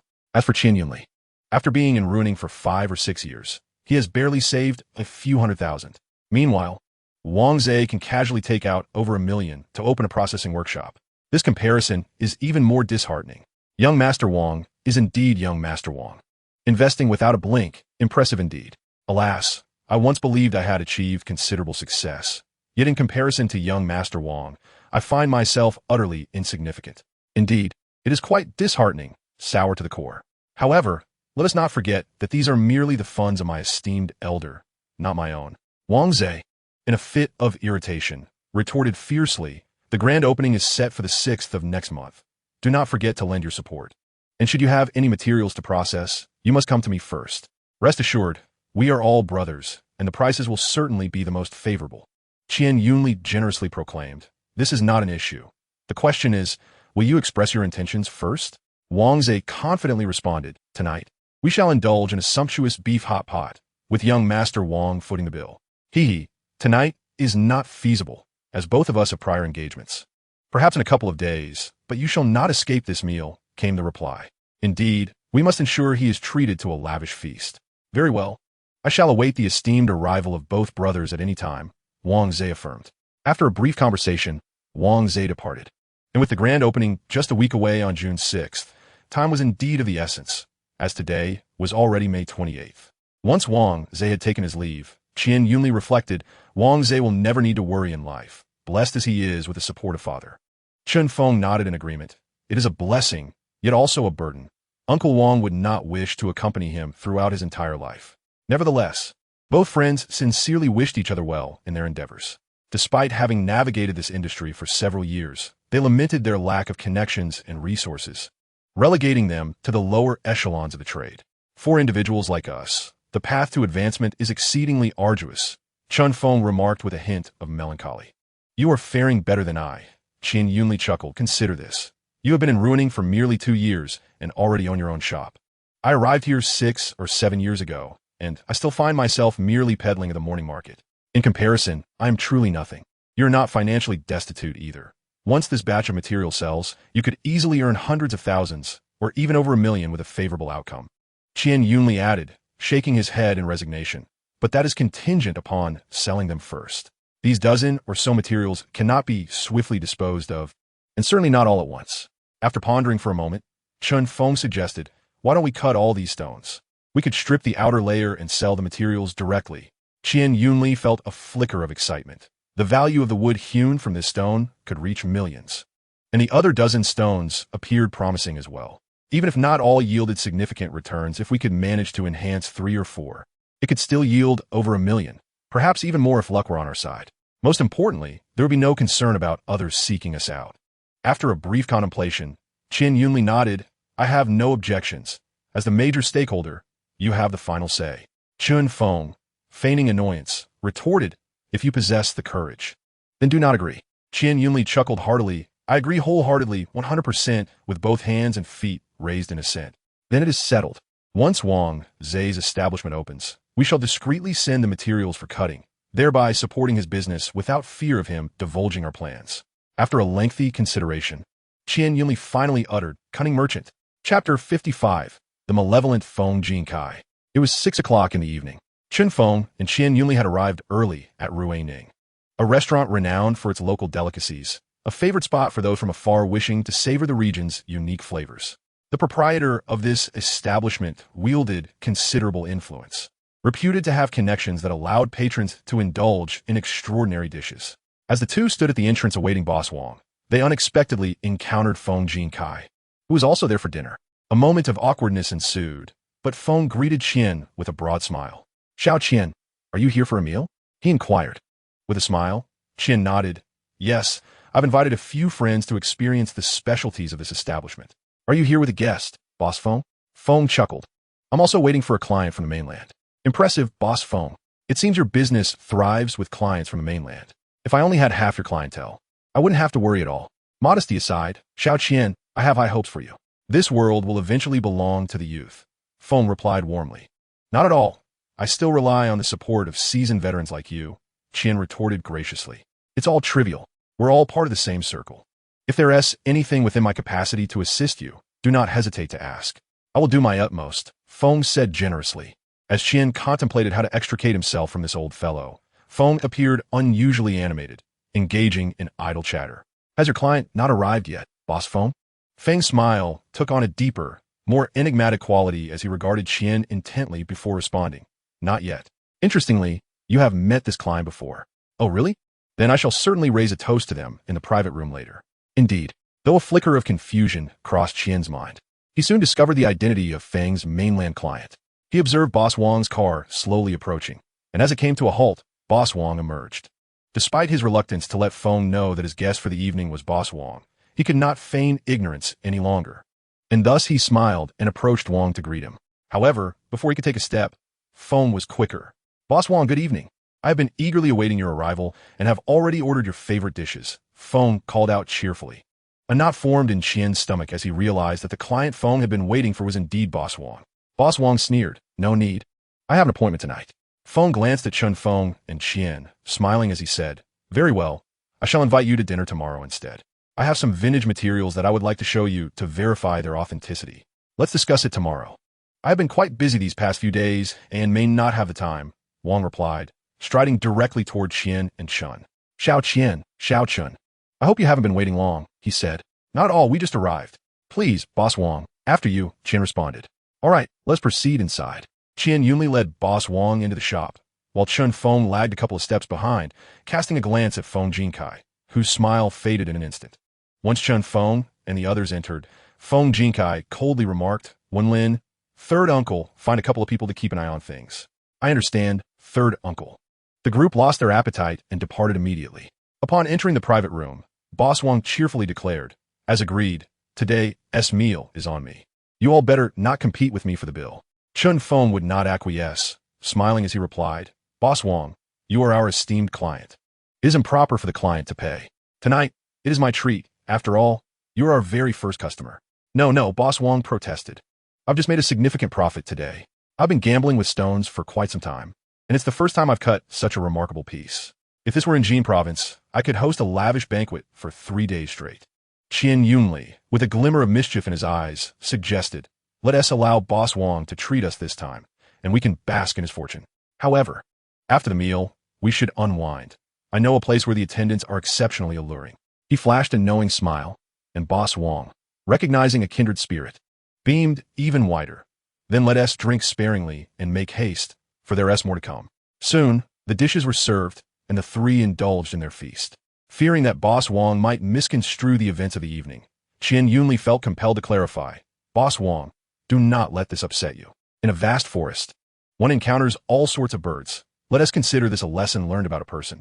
Yet, Feng Jinkai has truly overstepped, Boss Wang replied, his expression icy. I have no shortage of money. Here, any issue that can be resolved with wealth is not a problem. During my last visit to gamble with stones, he profited handsomely. Yet he remains insatiable. Sooner or later, I shall deal with him. Do not be overly vexed, Boss Wang. One inevitably gets their feet wet when traversing the riverbank. Xiao Chen, Xiao Qian, you both exhibit promise. We should engage more often.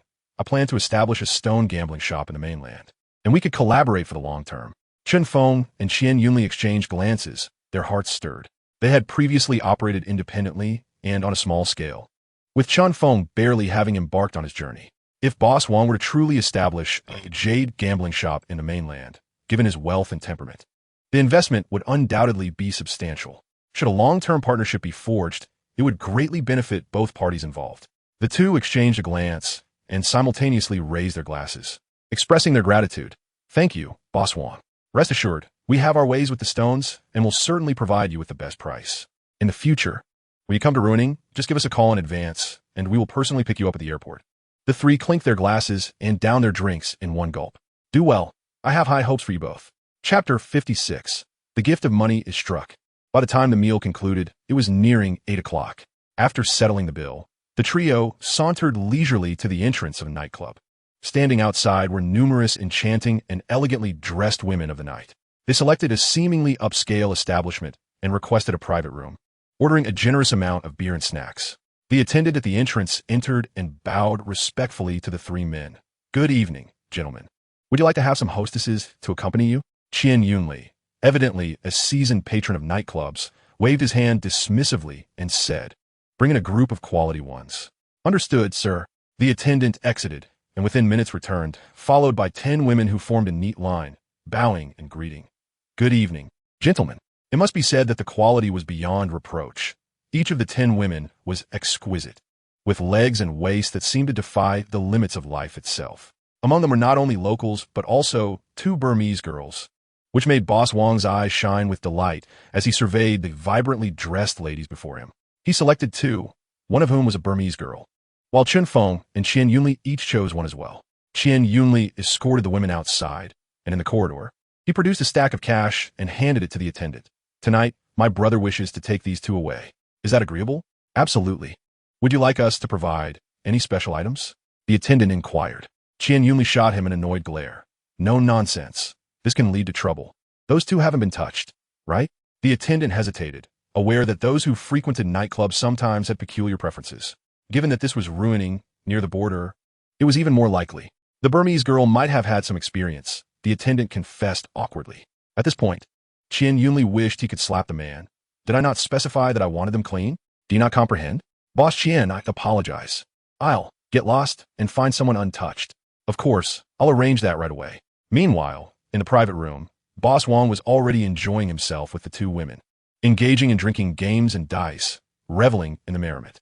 In contrast, Chun Feng and Qian Yunli were merely participating in social niceties, maintaining a respectful distance from the women of the night.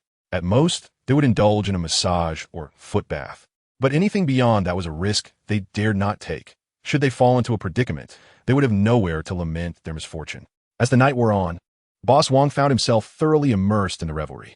He exchanged a casual greeting with Chun Feng before departing with 2 young women, one of whom was promptly replaced. Due to the circumstances, Qian Yunli found himself parting with an additional sum of money. After all, when one engages in such transactions, financial compensation is expected. After seeing Boss Wong into his vehicle, the 2 men bid each other farewell and went their separate ways. In a state of drowsiness, Chun Feng was abruptly roused by the incessant buzzing of his phone, with the driver nudging him awake to remind him of the incoming call. Groggily, he picked up the device without checking the caller's identity. "Lao Chun, hurry. I've been struck." The sleep that had enveloped him was instantly dispelled, and he urgently inquired, "Where are you?" In a dimly lit alley not far from the nightclub, Chun Feng searched for some time before finally locating Qian Yunli. There he found him sprawled on the ground, bloodied and battered, with wounds marring his arms and legs, and fresh blood seeping from his abdomen. Chun Feng rushed to assist him, anxiously calling out, Lao Qian, wake up." But Qian Yunli had succumbed to unconsciousness, completely unresponsive.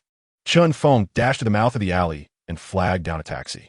With the power of his cash, he and the driver carefully placed Qian Yunli in the back seat and sped off toward the hospital. The taxi driver was no stranger to such scenarios. In Ruining, if one did not encounter 3 to 5 brawls in a year, one could hardly call it taxi service. The hospital staff were evidently accustomed to such incidents as well. They swiftly conducted a comprehensive examination, their methods somewhat brusque, yet undeniably efficient. Before long, they had assessed Qian Yunli's injuries. He was taken to the emergency room for bleeding control, receiving blood transfusions, and having his wounds sutured, followed by scans of his brain, hands, and legs to ascertain the extent of his injuries. Turning to Chun Feng, the doctor instructed, "Please proceed to make a payment. An initial sum of 30,000 will suffice." Nodding vigorously, Chun Feng replied, "Of course, thank you, doctor. I'll take care of it right away." After a series of diagnostics and emergency measures, Qian Yunli was wheeled into a different area. Chun Feng eagerly asked, "Doctor, how is my friend?" Removing his mask, the doctor replied, "The patient has sustained a mild concussion and a stab wound to the abdomen, which has been sutured. However, he has lost a significant amount of blood and remains unconscious. His arm has been treated for a fracture, while his leg appears to be relatively unscathed. We will observe him overnight. If he awakens by tomorrow, he should be fine." Chun Feng expressed his gratitude profusely as the doctor departed. He gazed at Qian Yunli, who lay unconscious and bandaged like a dumpling, a pang of sorrow gripping his heart. This was undoubtedly an act of revenge. Qian Yunli had always been cautious in Ruining, never offending anyone. If he had crossed someone, it could only have been Feng Jinkai. Did this old rogue truly disregard the law? Did he believe he could trample upon those beneath him with impunity? The reality of the situation was that Qian Yunli had been unjustly wronged, simply for refusing to engage in corrupt dealings. Just as Chun Feng was about to dial Boss Wong's number to warn him to be cautious of Feng Jinkai, he hesitated and set the phone down. The assailants were issuing a warning. It was likely they feared Qian Yunli would divulge their misdeeds, prompting their brutal retaliation against him. If the other party were to learn that Qian Yunli had already confided in Boss Wang regarding this matter, then both individuals might indeed find themselves in peril. Contemplating this, Chun Feng dismissed the impulse to discuss the matter with Boss Wang. He falsely claimed that Qian Yunli was still asleep and promised to convey his apologies to Boss Wang upon his awakening. Chun Feng had intended to personally see Boss Wang off at the airport, but was declined by him. Chun Feng did not insist, and they agreed to meet for a meal together in Ruining next time before ending the call. After hanging up, Chun Feng realized that this was indeed a warning from Feng Jinkai. Chapter 57. A Bunch of Scoundrels. Chun Feng had spent the previous night worrying about Qian Yunli. Remaining awake due to a combination of anxiety and the effects of alcohol consumed the night before. The surge of adrenaline from his emotional turmoil had left him without a shred of sleep. However, as that energy waned, Chun Feng felt utterly exhausted and ultimately dozed off on a bench in the hospital corridor. In a daze, he sensed someone jostling him and, with bleary eyes, opened them to see a nurse nearby. "You must be a relative of Qian Yunli. He has awakened," she informed him. Instantly alert, Chun Feng inquired, "Is he all right?" After a brief pause, the nurse added, "He has a fractured arm and needs to rest." Good, as long as he is fine." "Thank you, nurse." "Thank you, doctor." Chun Feng sighed with relief, grateful that Qian Yunli had regained consciousness. "Yes, it's our duty. He has been transferred to a regular ward. You may go see him now." With that, the nurse departed. Chun Feng hurried to the ward, only to find Qian Yunli with his eyes tightly shut, furrowed brows, and occasional twitches, clearly in pain. As Chun Feng approached the bedside, he noticed that Qian Yunli appeared pale, his lips cracked, and his head and arms swathed in thick bandages, resembling a zongzi. Sensing his presence, Qian Yunli opened his eyes weakly and whispered, "Old Chun. Yunli, are you okay? Is there anywhere that hurts?" Chun Feng asked with concern. Qian Yunli shook his head. "I'm fine, just feeling sore all over and a bit dizzy." Observing Qian Yunli's condition, Chun Feng's anger erupted. "Damn it. Do these scoundrels fear no law at all?" Sighing, he continued, "Forget it. We are not their match. Just chalk it up to bad luck." Qian Yunli's expression was also somewhat forlorn. He had gained nothing and had been unjustly assaulted. This grudge could only be remembered, as confronting them required strength he did not possess. Without absolute power, past fury would only lead to his own downfall. Damn it, not a single good person in sight. "Yunli, we'll work hard together, and once we have wealth, we'll make sure to deal with these scoundrels." Qian Yunli managed to smile, though it caused him pain, leading him to wince and refrain from further laughter. He nodded, "We'll stick together and surely rise again." In my heart, I felt a sense of joy at having formed a friendship with Chun Feng. In the place of Ruining, it is rare to find a confidant.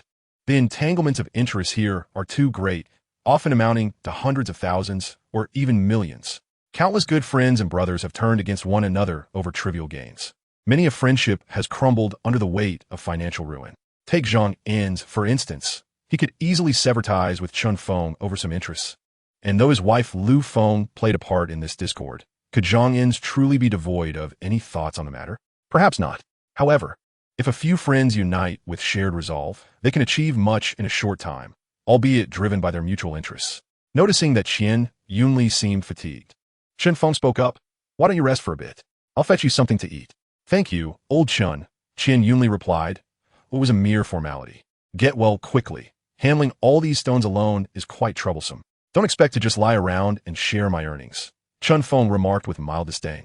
Qian Yunli merely smiled in response, closing his eyes again, though his furrowed brow revealed his discomfort. Chun Feng nodded at him, gesturing upward before ascending to the second floor. 20 minutes later, having changed in a fresh attire, he descended. At that moment, Yuan Xiaoye was still haggling with a customer, and Chun Feng had no desire to intrude. Within 5 minutes, the customer completed the payment and left, beaming as he carried away 2 pieces of material. Chun Feng did not hold back. He recounted the events of the previous night to Yuan Xiaoye, who listened with growing concern. Those people were ruthless, targeting Qian Yunli as if they meant to kill him. She exclaimed, quickly inquiring, "Brother, is Yunli all right?" "He's fine now, but he needs to rest well. It will likely take at least a month for him to recover." Chun Feng replied, "Those people are truly vicious. You must be cautious as well. One can never be sure they won't turn their aggression towards you," Yuan Xiaoye cautioned. Chun Feng nodded, but remained unconcerned, believing that since he was not involved, they would not stoop so low as to target him. Yuan Xiaoye volunteered to take care of Qian Yunli that night, encouraging Chun Feng to rest. After some consideration, he accepted her offer, realizing he hadn't slept well the previous night. He instructed her to bring some food and decided he would skip the early market the next day. Glancing at the clock, he noted it was already 5 o'clock. Exhausted, he pulled down the shop shutters as soon as Yuan left and went upstairs to catch up on sleep. He awoke refreshed at 9 the following morning, washed up, and headed to the hospital to relieve Yuan. First, he visited the duty doctor's office to inquire about Qian Yunli's condition. The doctor informed him that Qian Yunli was stable and could be discharged after receiving his medication, with follow-up appointments for regular checkups and daily anti-inflammatory injections. After contemplating for a moment, Qian Yunli agreed, realizing that he was currently unable to care for himself. Although his leg was not broken, walking was still a challenge, and his left hand was entirely incapacitated, wrapped like a dumpling. Once the anti-inflammatory injection was administered, Chen Feng assisted the somewhat unsteady Qian Yunli as they exited the hospital and hailed a taxi. Upon returning to the shop, a flurry of activity ensued as Qian Yunli arranged the finances. Chapter 58. I have another store in the country. Chen Feng sat at the tea table in the lobby, contemplating the matter that Yuan had mentioned that morning. If he did not promptly procure some materials, the shop would soon be devoid of inventory. And this dilemma weighed heavily on his mind. At this juncture, the issue of material sourcing became apparent. Without years of diligent cultivation in this industry, it is exceedingly difficult to establish a firm foothold. Just considering the sourcing of materials can obstruct the majority. Those who have managed to secure their positions in Ruiling have often been in the business for over a decade, with some even belonging to families that have engaged in this trade for 2 or 3 generations. How could one possibly compete under such circumstances? After much deliberation, Chen Feng resolved to visit a brokerage shop to select materials. Although the prices might be slightly higher and the profits slimmer, it was certainly better than having no materials at all. Moreover, Boss Wang had mentioned before his departure the intention to open a stone gambling shop in the mainland, which would necessitate an even greater supply of stones. Regardless, Chen Feng felt compelled to seize this business opportunity. Without delay, he exchanged a few words with Qian Yunli and set off towards the exit, racing towards the border. There were several Mongolian bag material intermediary shops along the street, and the peak hours for these brokerage shops typically occurred in the morning. By the time Chen Feng arrived, dusk had nearly fallen, and the shop had already closed its doors, leaving him empty-handed. Just as he was about to leave, he noticed the door of one intermediary shop swing open, revealing a tricycle that had stopped at the entrance. From the rear compartment of the tricycle, several stones were being unloaded and carried inside. Like the opening of Pandora's box, a dozen tricycles surged forth, each unloading several pieces of material, varying only in quantity and size, some carrying as many as 20 or 30 pieces, while others bore only 3 or 4. Chen Feng watched in curious fascination when he observed a vehicle with Myanmar license plates pull up to the brokerage shop. A young man, clearly of Myanmar descent, disembarked from the passenger seat, followed closely by 3 middle-aged men from the back seat, who seemed to regard the young man as their leader. 2 individuals emerged from the shop and approached the young man to engage in conversation. Chen Feng, standing at a distance, could not discern their words. However, he soon found himself intrigued and made his way towards the brokerage shop. Keeping a distance of less than 20 meters, he overheard the young man expressing dissatisfaction in Mandarin. Chen Feng could comprehend the young man's outburst directed at the intermediary shop owner, who remained unperturbed, responding coolly, "Only, it's not that I wish to raise prices. It's merely that the quality of the materials you left with me is evidently inferior to those provided by others. The materials delivered by competitors are readily marketable. Those who come to open packages are not blind. They possess their own judgment. If I cannot consistently present high-quality goods to attract customers, my shop will inevitably face closure. Thus, I am not inclined to sell others' materials at my expense. I must ensure my own survival. Furthermore, the commissions offered by others exceed yours. In this situation, I cannot forsake my own profits for your benefit. I have known your father for quite some time, and the reason my offer only amounts to 20% is due to our years of collaboration." Young Ong Li, filled with indignation, exclaimed, "Nonsense! Without my father, would your shop even exist?" The shopkeeper, equally incensed, responded coldly, "Ong Li, I reiterate my stance. If you can accept my terms, leave your materials here, and I will assist you in selling them. If you cannot, then take all your materials away. I do not require this small quantity from you." In a fit of rage, Ong Li ordered the removal of all the stones, fortunate that the tricycle had not yet departed, enabling him to place the stones back onto the vehicle. Ong Li then took out his phone and dialed several numbers, seemingly attempting to collaborate with other stonebrokers.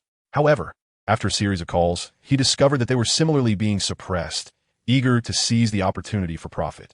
Meanwhile, The shopkeeper remained unfazed, merely observing as Ong Li made his calls, patiently waiting for the moment to negotiate a commission. Ong Li cast a glance back at the shopkeeper, their eyes locking, which only fueled his frustration. He climbed into his vehicle, preparing to leave. The shopkeeper called out loudly, "Ong Li, if you leave now and return tomorrow, it will no longer be 20%. Without uttering a word, Ong Li and his companions entered the vehicle, and with a swift press of the accelerator, they departed. Chun Feng, noticing this, immediately recognized an opportunity and hurriedly hailed a taxi to pursue them, urging the driver to honk fervently in an attempt to capture their attention. Initially, the driver hesitated upon seeing the vehicle's license plate from Myanmar, feeling somewhat apprehensive, but soon succumbed to Chun Feng's insistence. As they drove, the driver remarked to Ong Li, who sat in the passenger seat, "Boss, there's a car tailing us." Ong Li glanced back, frowning slightly, and whispered, "Stop the car. Prepare the weapons." "No, this is Ruiling. We cannot use guns here," the driver cautiously reminded him. Ong Li stampe forat, still simmering from the earlier encounter at the stone shop. Yet he recalled his father's instructions and forcibly suppressed his anger, commanding, "Stop the vehicle." Soon, they came to a halt, and Chun Feng's car caught up swiftly. He instructed the driver to wait inside, wary of letting him leave in such a desolate area where hailing another taxi would be difficult. Exiting his vehicle, he approached the front of Ong Li's car, and Ong Li also stepped out, regarding Chun Feng with a cold expression, asking, "Why have you been following us?" Chun Feng chuckled lightly. "I was right beside you during your conversation with the broker." After a brief pause, he added, "I am in the raw stone business and am quite interested in your materials." Upon hearing this, Ong Li's demeanor shifted dramatically. The coldness in his gaze was replaced with warmth and cordiality. Such a rapid transformation in expression could easily lead one to believe he was a master of the Sichuan opera's face-changing art, were it not for the fact that they were at the border of Myanmar and Chun Feng's awareness of Ong Li's nationality. "Are you engaged in the raw stone trade? We are not merchants dealing in mere handfuls." "Haha, I own a shop located on the street behind the Ruiling Jewelry City. Additionally, I have a stone gambling establishment in the country, and I do have a slight demand for materials." Chapter 59, Smuggled Materials. Chun Feng is a quintessential example of someone who boasts without substance, regardless of whether he possesses the capability.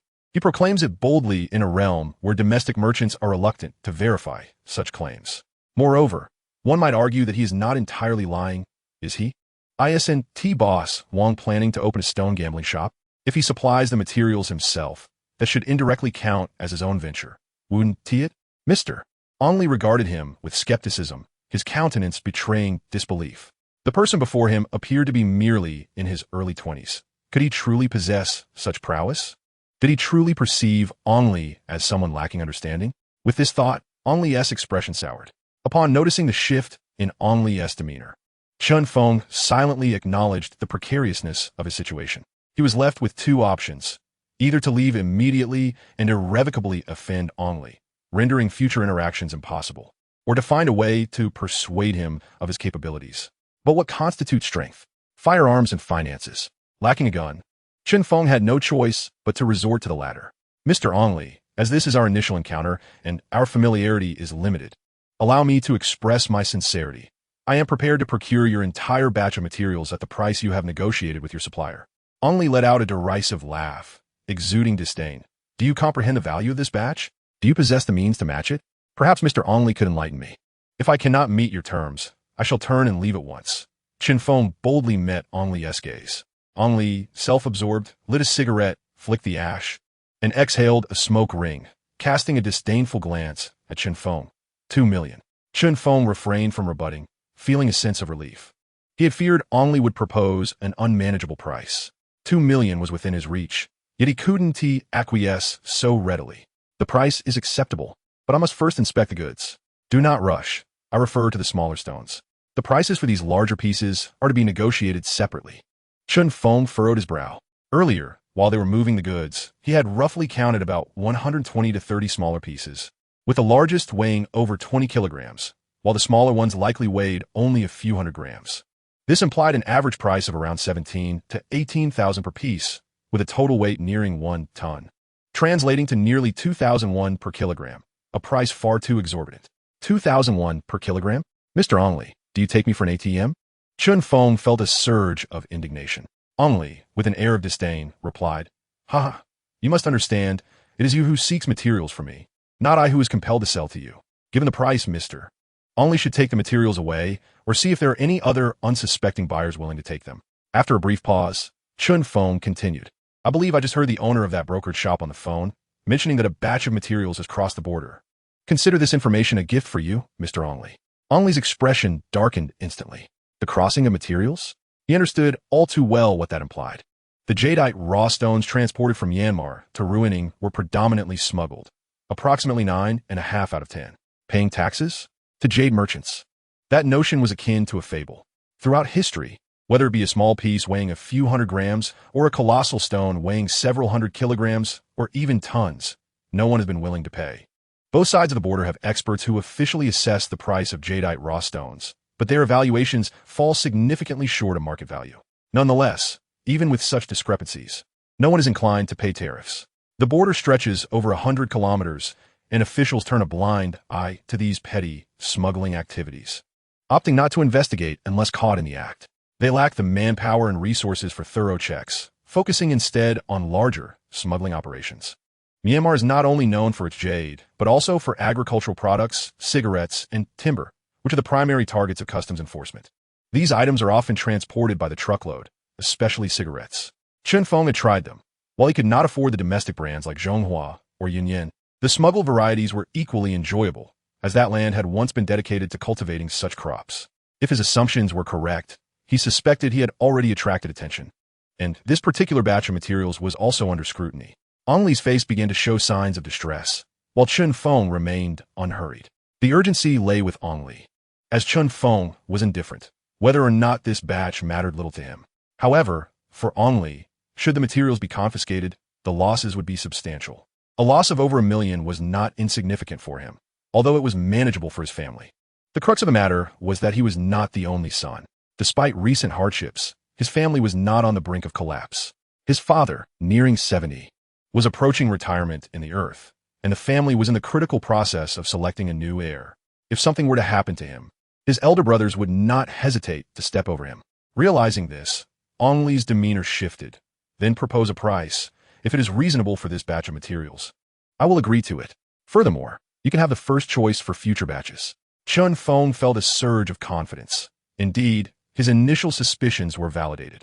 If the other party learned that his materials were under scrutiny, they would surely be eager to sell to avoid prolonged complications. After some contemplation, Chun Feng quoted a price, $2 million, but it must include those larger stones. Although he harbored some opportunistic intentions, he was not overly greedy. If pressed too hard, the other party might refuse to sell altogether, leaving him with no advantage.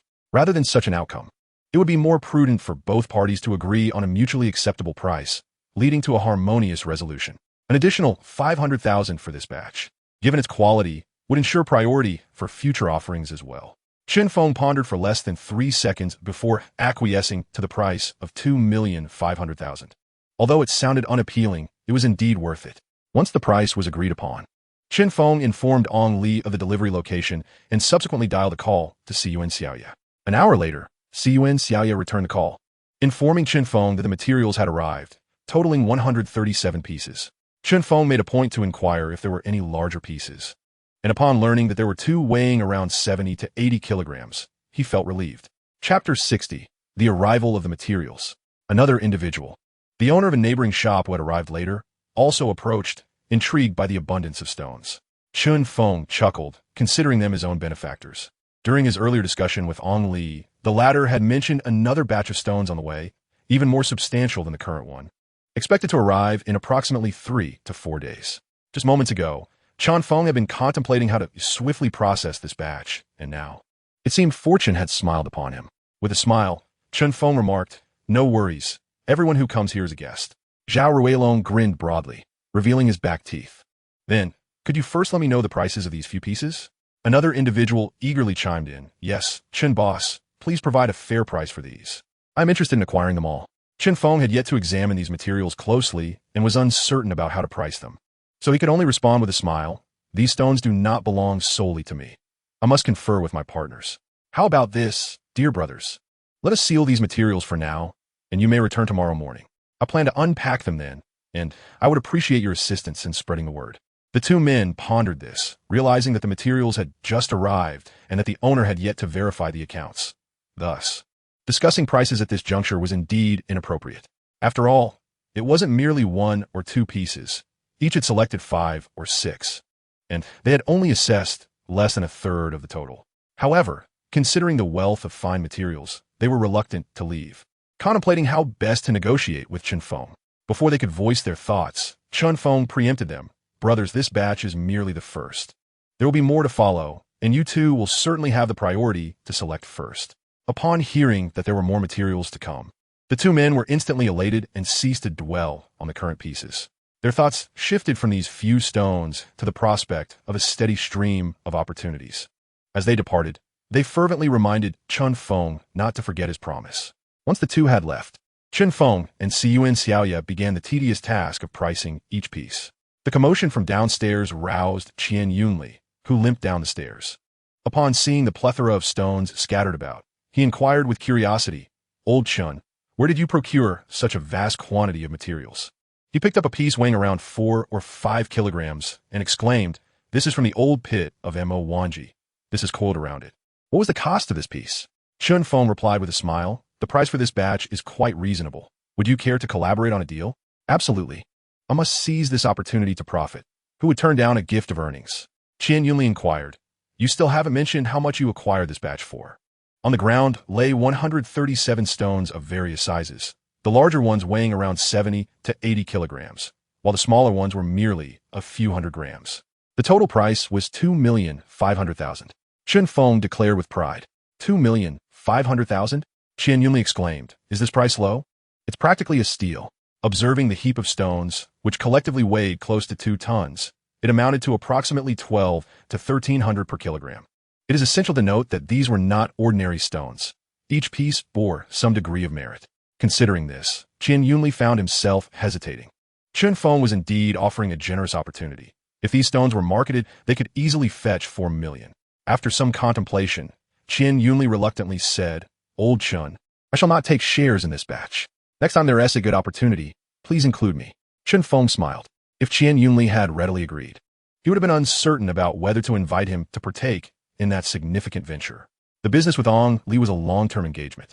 While the profits from each transaction might not be substantial, perhaps around 1 to 2 million, the stability of the supply was invaluable. However, now that Qian Yunli was aware of the price, his willingness to decline participation, even after Chen Feng's initial invitation, spoke volumes. Although his expression reflected reluctance, he managed to restrain his desires and refrain from taking advantage of a friend, an admirable quality indeed. Chen Feng approached Qian Yunli, guiding him to sit at the tea table, where he shared his thoughts.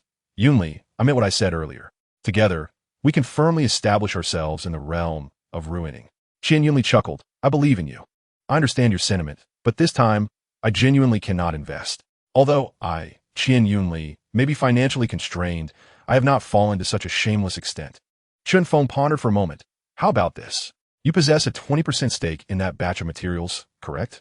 I will convert it into shares of this establishment." As Qian Yunli prepared to respond, Chen Feng gestured for him a pause and continued, "I will count you as having 10% in this shop, but I have conditions." "What are your conditions?" Qian Yunli inquired. "The shares come with stipulations. You must serve for 10 years. During this decade, you will only have dividend rights. Should you withdraw midway, your shares will be rendered void. After 10 years, 2% will gradually transfer to your name each year." Qian Yunli looked at Chen Feng with a touch of gratitude. "No problem, I agree. Even without shares, I am willing to work with you. Just grant me a red envelope when profits arise." Chen Feng was about to decline when Qian Yunli interjected, "If you disagree, then I do not want the shares either. Once that batch of materials is sold, we should refrain from future collaborations." Chen Feng chuckled resignedly. "Very well, I consent. How could I refuse when someone has offered me money?" They exchanged knowing smiles. Qian Yunli then inquired, "What is the status of that batch of materials?" Chen Feng chuckled mischievously and recounted the day's events in detail to Qian Yunli. Upon finishing, Qian Yunli smacked his thigh, letting out a pained gasp, beads of sweat forming on his forehead. Chen Feng was startled as well, but Qian Yunli waved his hand dismissively. "I am fine, really. I just need to take it slow. Old Chen, we are destined to prosper together. You must maintain this channel well. Our future endeavors, whether driving a Land Rover or enduring hardships, depend entirely on it. After sipping some tea, Chun Feng continued. However, this time I intend to sell quickly. Even if it means accepting a slightly lower price, as long as it is not excessively unreasonable. Qian Yunli suddenly had a thought. Is there more to come? Chun Feng nodded. Indeed, there's another batch, even larger than this one. Establishing a long-term cooperative relationship with the other party is an essential step. Though Qian Yunli felt a pang of regret at relinquishing some profit, he understood the necessity of stabilizing a good channel, and thus, he gritted his teeth and acquiesced.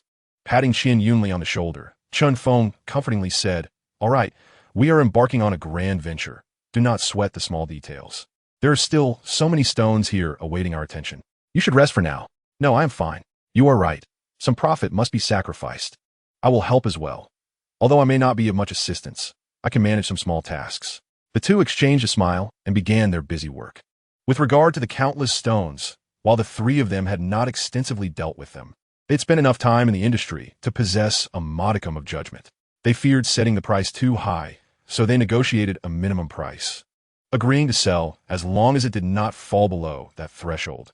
They toiled until midnight, and by then, they had determined the prices for all the materials, now merely awaiting the unpacking schedule for the next day. As for wrapping the materials with tape, that was out of the question. The three of them had already exerted considerable effort just to unpack, so it was impossible to wrap them again with yellow tape. The night passed without incident, and at 6 o'clock the following morning, Chun Feng was awakened by the sound from downstairs. Peering out the window, he noticed that 5 or 6 bosses had already arrived. They were chatting and smoking, and upon hearing the noise from upstairs, someone shouted, "Boss Chun, hurry up and open the door." "Stop dawdling." "Yes, open the door already. We have been waiting for quite some time." Another chimed in. "Indeed, the god of wealth is at your doorstep, and you are still asleep. This is simply outrageous." I'm coming, gentlemen. I will be right down." With that, Chun Feng disregarded his morning routine and knocked loudly on Qian Yunli's door before heading downstairs to open the door. Downstairs, laughter erupted, and within moments, the shop's roller shutter creaked open. As soon as the door was ajar enough for a person to enter, several bosses squeezed through eagerly. "Don't push me. Who the hell is tugging at my pants? Old Han, hurry up. You won't catch the warm food at this rate." Once inside, the crowd wasted no time chatting with Chun Feng and immediately rushed towards the materials on the floor.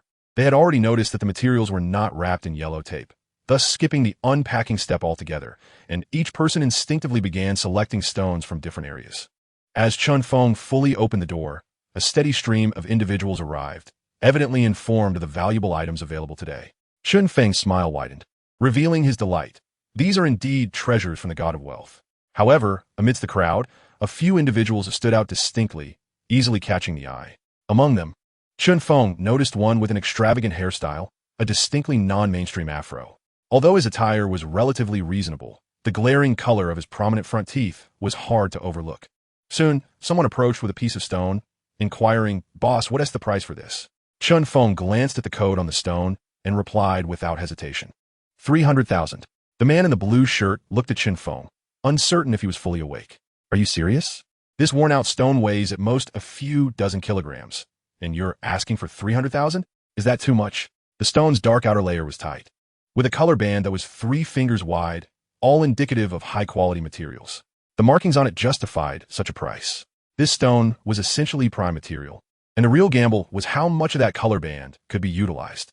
If it proved to be 3 to 5 centimeters, the boss would make a substantial profit. "I'll take it for 150,000. Chun Feng decisively refused. No, that doesn't even cover costs. If you think it's too expensive, you can come back in a few days. I have another batch on the way." This man was evidently no novice. He had a keen understanding of the material's value, and accurately assessing a piece's worth, while seemingly straightforward, was fraught with complexities. After a moment's contemplation, the man in the blue shirt countered 200,000. "Boss Chun, you must allow me some room for profit. Surely, you would want me to incur a loss." He suggested, "Let me propose a price. If you find it acceptable, we can conclude the deal. If not, I have plenty of other stones to consider." Chun Feng pondered briefly and then offered a new price, 240,000. This figure was quite close to the man's previous offer and skillfully gauged his psychological expectations. "Let go. This stone will turn a profit once acquired, and its appeal makes it easy to sell. My own expectation was just above 200,000.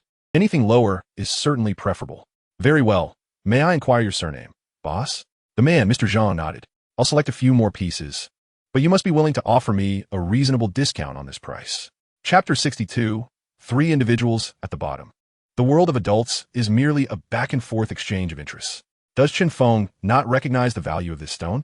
Surely, if it were truly worth 300,000, the other party would accept it. Was it merely a matter of wanting to liquidate quickly? Certainly not. As the ancients taught us, only when the benefits are substantial enough can long-term relationships be sustained. Chen Feng lacked that assurance. He was uncertain when he could resume dealings with Mr. Wang. Even if that were to happen, could Chen Feng guarantee a steady supply to the other party in the long run? Ancient wisdom has taught us, through blood-stained historical lessons, that one should not place all eggs in a single basket. Only through diversification of investments can one ensure maximum security. Just as these thoughts crossed my mind, Boss Zhao and Boss Han hurriedly entered, their faces marked by urgency. Even before crossing the threshold, their voices echoed, "Boss Chun." "Boss Chun." Chen Feng rose with a smile to greet them. "Brother Zhao, Brother Han, it's wonderful to see you both." Without pausing for pleasantries, they inquired directly, "What about the stones we selected last night? They haven't been snatched away, have they? It's all that old Han's fault. He insisted on dragging me out for drinks last night." With a pointed glare at Boss Han, Chen Feng quickly intervened. "Gentlemen, rest assured, all the materials are safe. I've reserved them for you. No need to fret." With that, they breathed a sigh of relief and, with joyful expressions, turned to Chen Feng, saying, "Boss Chun, where are the materials? Let us discuss the pricing directly. I must insist you need to give me a little concession on the price." They both understood that my shop had just opened and finances were tight. I could not dare to ask for too high a price from them. Chen Feng then led them aside, revealing their chosen materials. The 2 men crouched down to scrutinize the stones once more. Although they had examined them the previous night, they meticulously inspected them again today. Qian Yunli, despite his limp, was engaged in price negotiations with another client. Unbeknownst to them, Yuan Xiaoya had arrived, accompanying another boss in examining several stones weighing around 70 to 80 kilograms. Everything was progressing in a promising direction. Zhao, Ruiling, and Han bin examined the materials, and after confirming their choices, they delved into the pile to select further. Before long, they had chosen 7 or 8 pieces each, collectively accounting for a third of the total selection. Han bin called Chen Feng over to negotiate the prices. Chen Feng assessed each piece and addressed Han bin, "Brother Han, as this is our first encounter, I want to beat around the bush. This piece is 15,000, that one is 8,000, this piece here is 12,000. And the larger one, being a bit pricier, is 200,000. Chen Feng articulated the prices clearly, and they were not unreasonable. "I'm being instinctively distorted. No, this price is too steep. You must offer me a better deal." Chen Feng, slightly troubled, replied, "Brother Han, I truly cannot lower the prices. I have costs to consider as well. Surely, you do not expect me to sell at a loss? Perhaps take a moment to review old Zhao's selections first."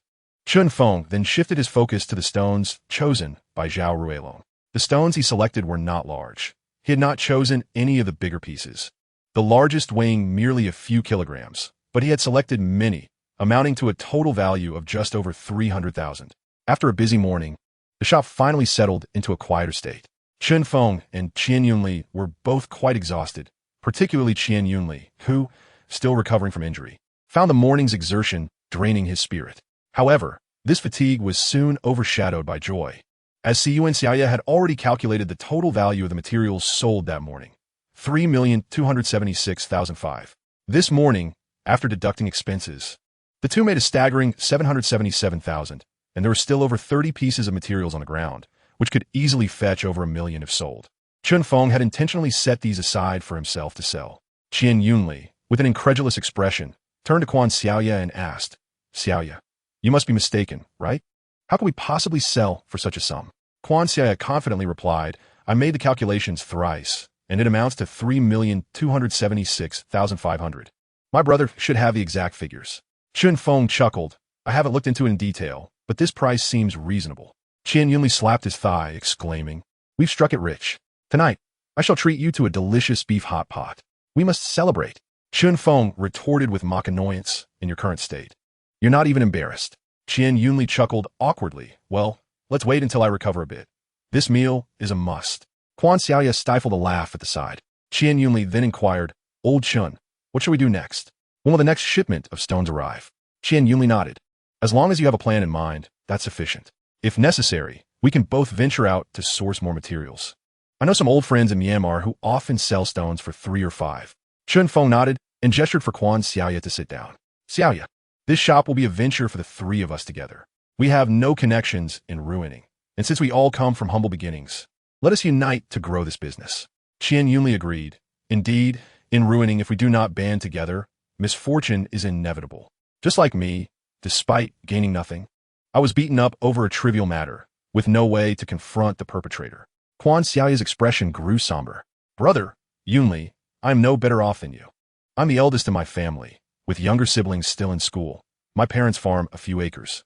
I dropped out early to work. I ran away from home to avoid marriage. To prevent my sister from following the same path, I've worked various jobs over the years, washing dishes in restaurants, serving as a sales assistant in supermarkets, unloading goods in warehouses, and even laboring on construction sites. Eventually, I encountered Jade and began dealing in raw stones at the morning market. I have no grand ambitions. As long as you both hold me in regard, I'm willing to work alongside you. The 3 shared a moment of heartfelt understanding, all being individuals shaped by hardship. Chapter 63. The Establishment of the Trio. As they reflected on their shared struggles, Qian Yunli asked, Old Chun, why hasn't the shop sign been hung yet? Has the name not been decided? Chun Feng chuckled sheepishly, realizing he had indeed forgotten such an important detail amidst his busyness. I haven't given it much thought. You both should ponder it as well. Quan Xiaoya quickly responded, I graduated from elementary school and can hardly recognize a few characters. It's best if you 2 decide. Qian Yunli chimed in. This isn't my concern. I'm merely a worker. You are the boss, so the decision is yours. Chun Feng lifted his teacup and took a sip, pondering what name would be suitable for the shop. The name of a store often encapsulates its essence. For instance, many in the jade industry prefer to choose names that resonate with their field. Names such as Divine Blade, Fortune, Jade Pavilion, and Stone Workshop immediately convey the nature of their business. Suddenly, a name sprang to his mind. Since the shop is a collaborative effort among the 3 of us, how about calling it Sana Feiyu? Sana? That name works. I have no objections, came the response. I agree. Sanha is a splendid name. Chungu truly lives up to being a college graduate. Ah, Xiaoya, are you subtly suggesting that I lack culture? Joked Qian Yunli, feigning annoyance. Not at all, Yunli Gu. You know that's not what I meant, replied Si Yuan Xiaoya hurriedly. All right, Chun Feng interjected, let's return to serious matters. The 2 turned their attention to him, and Chun Feng continued, there are a few matters we need to discuss, and I invite your input as well. The first issue is our sales channels. We will continue with the morning market, but we will not attend the night market. Xiaoya, you will handle this. Is that acceptable? Si Yuan Xiaoya nodded. I have no issues. But should we not attend the night market? We could still sell some goods there, even if they're just common materials. It would contribute to our revenue. Chun Feng contemplated for a moment and replied, no need.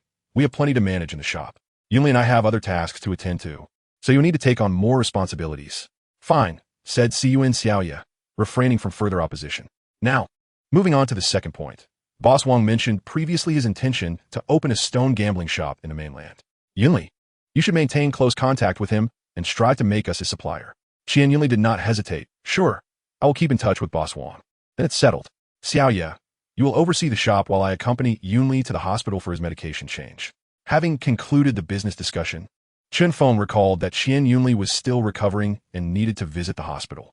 With that, the 2 departed, leaving Si Yuan Xiaoya alone to manage the shop. Upon arriving at the hospital, they went through the usual registration and examination process. The doctor assessed Qian Yunli's wound, finding no issues or signs of infection, and simply changed the dressing and administered an anti-inflammatory injection. After the flurry of activity, it was already noon. The 2 had a light meal before parting ways. Days passed, and Chun Feng waited patiently for several days without receiving a call from Ong Li, gradually losing hope and fearing he might have been forgotten.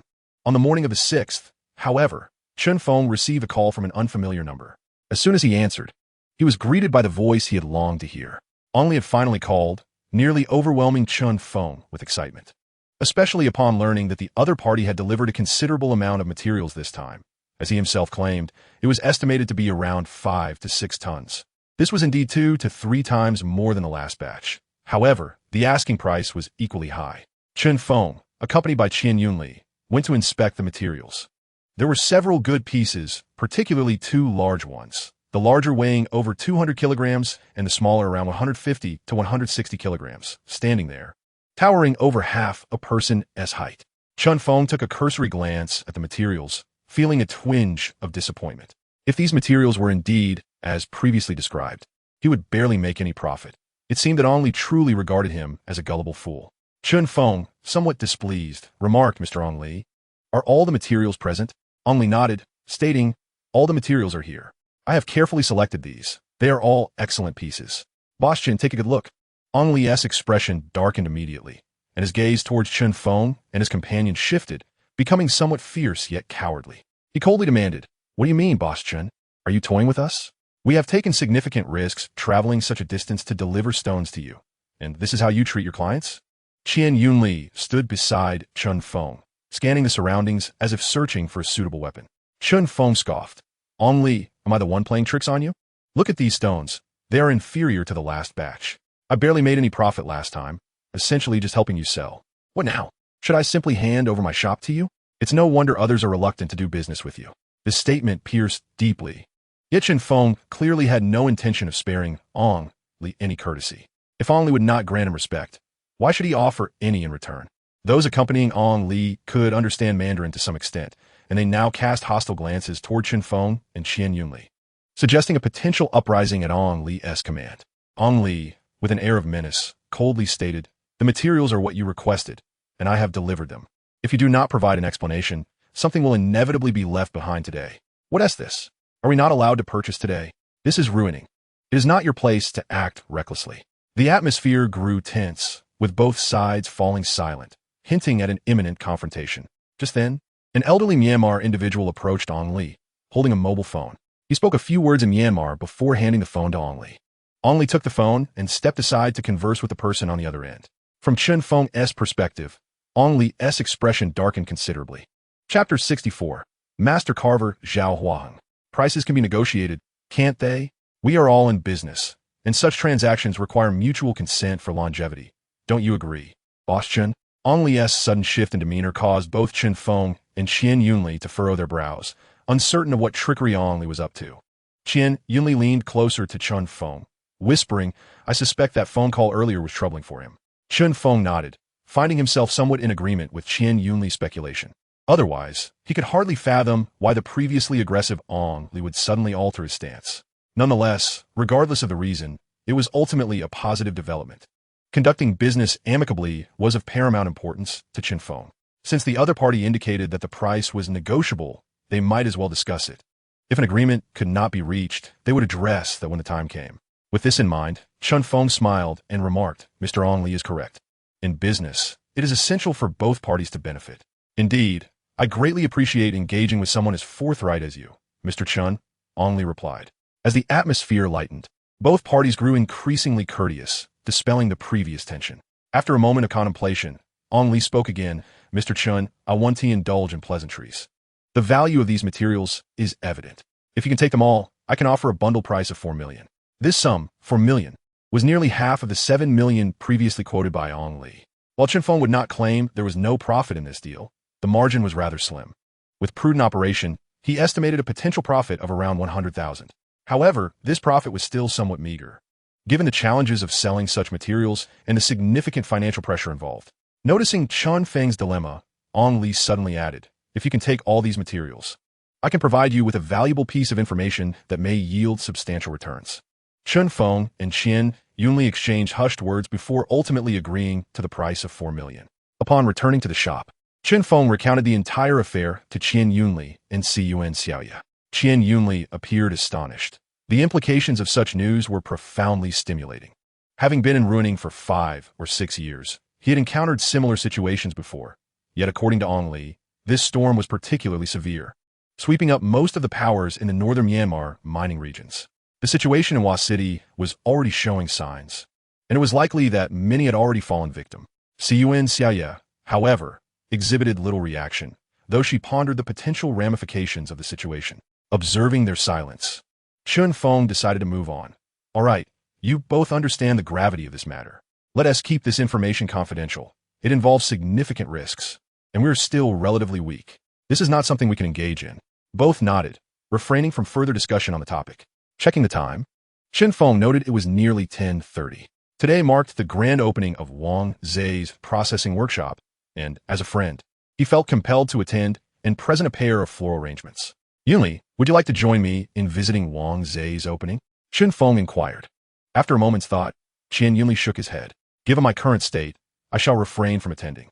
Please convey my regards and send a gift on my behalf.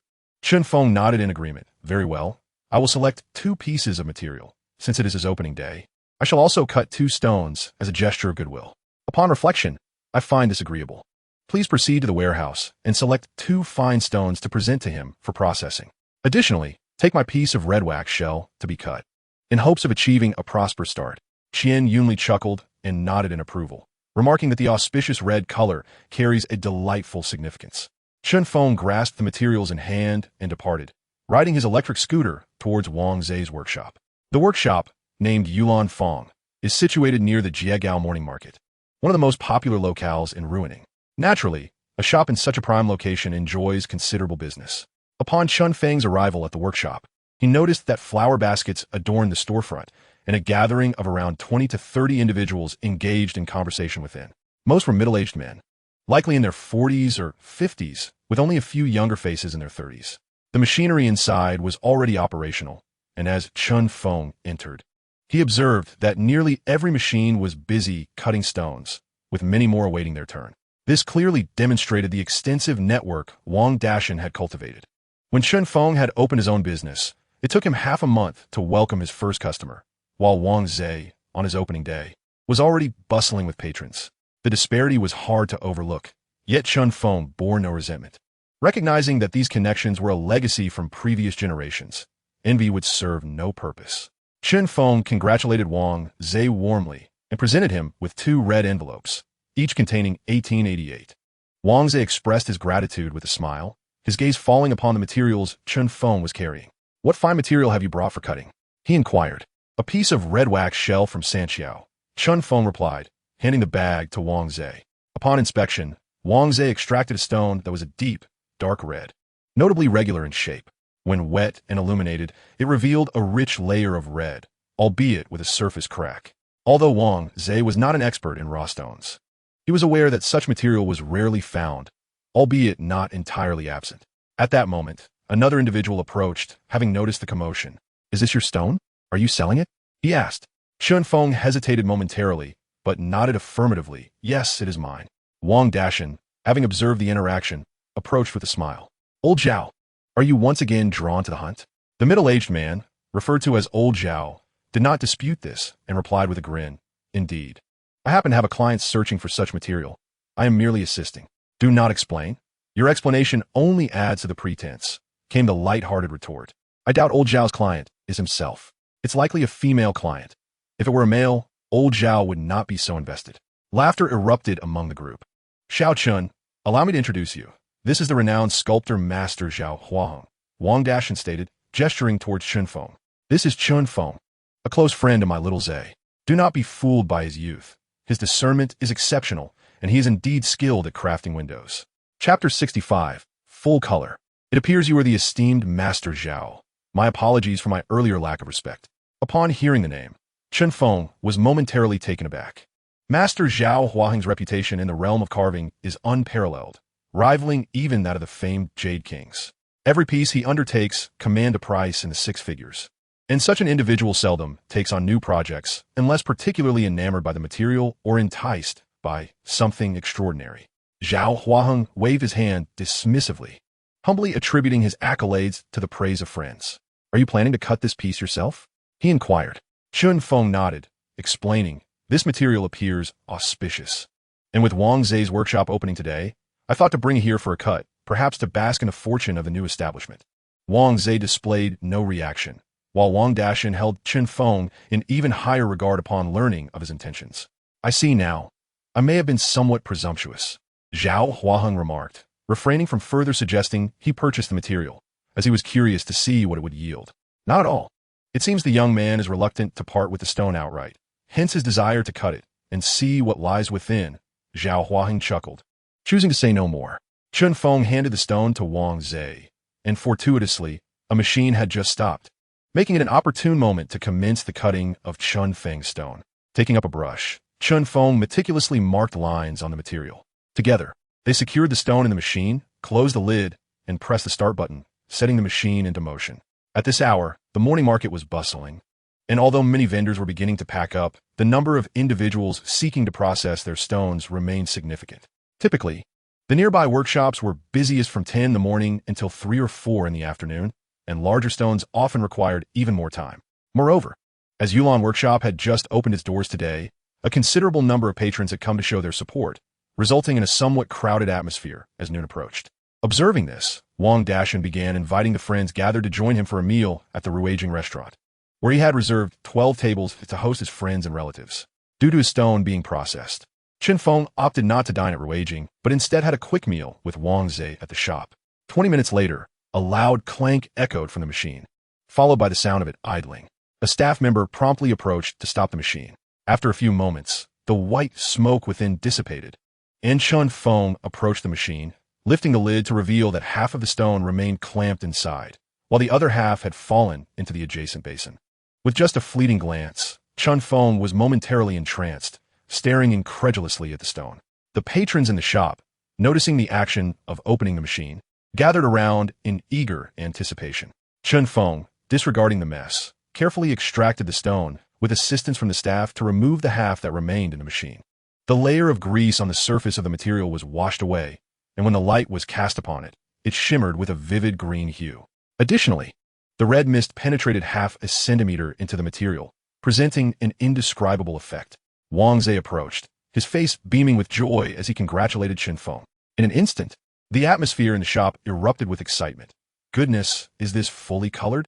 Indeed, the color was undeniably rich, eliciting gasps of astonishment. What a fortune! This boss has an eye for quality. The appraised value was uncertain.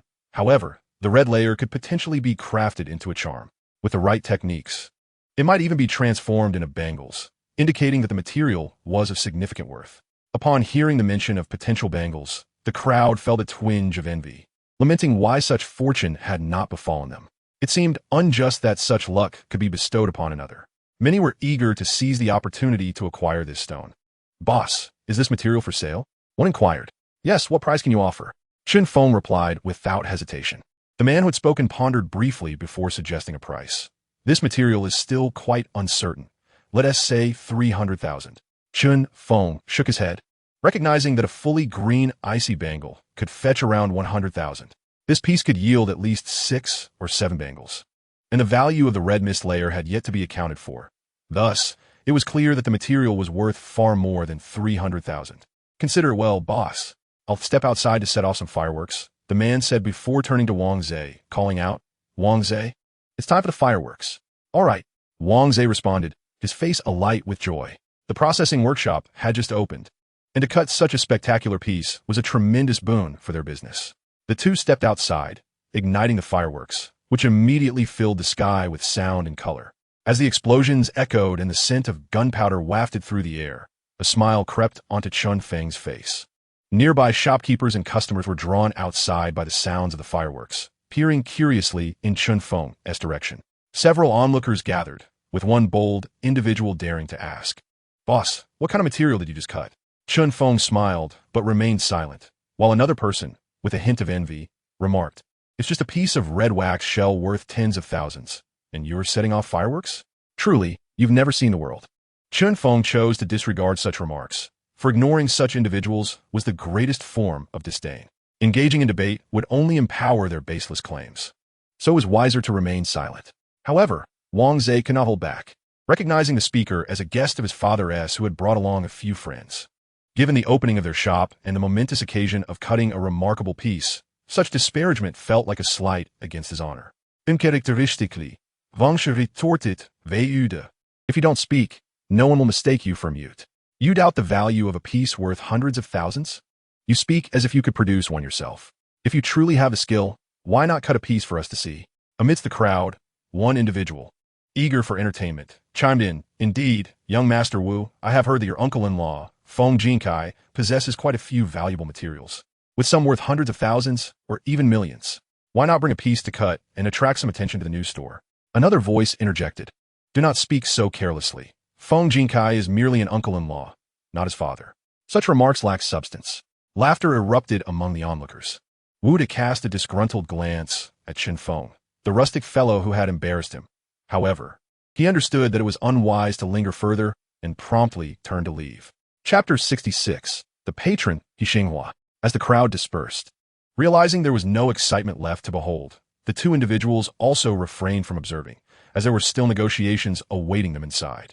At this moment, a merchant was meticulously examining the two halves of the material at the tea table.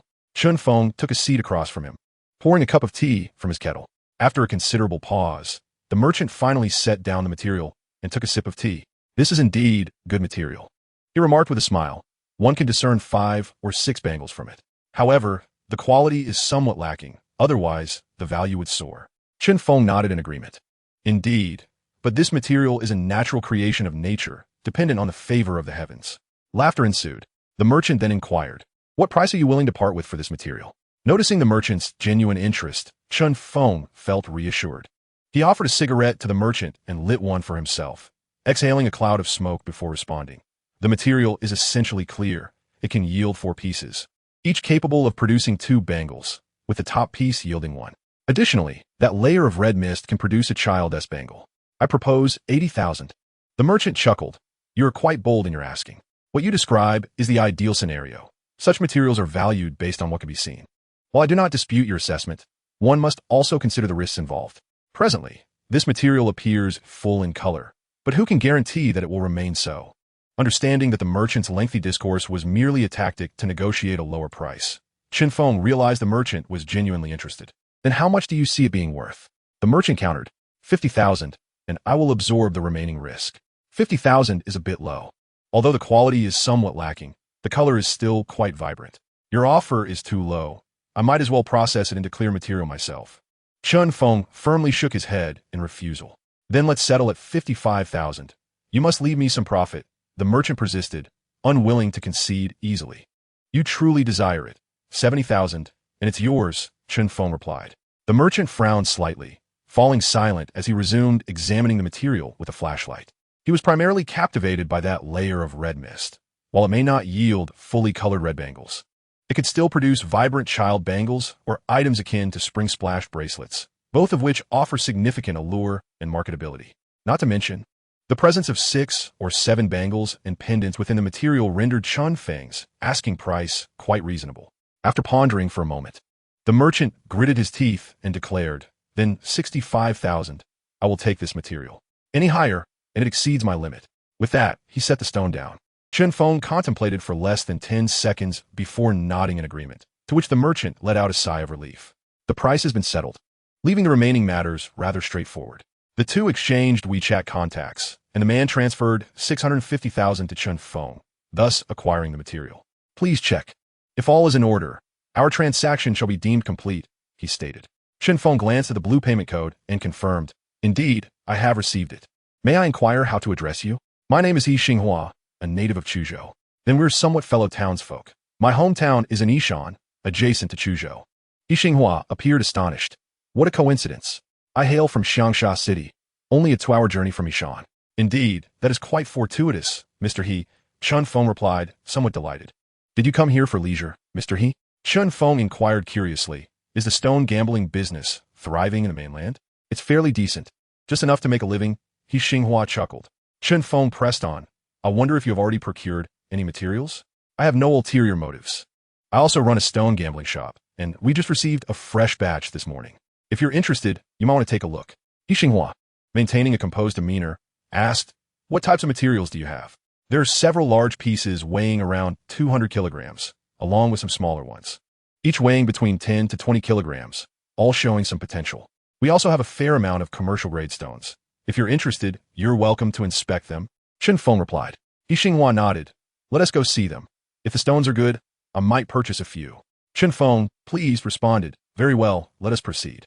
He then stood up, greeted Wang Zhe, and led Mr. He toward the shop.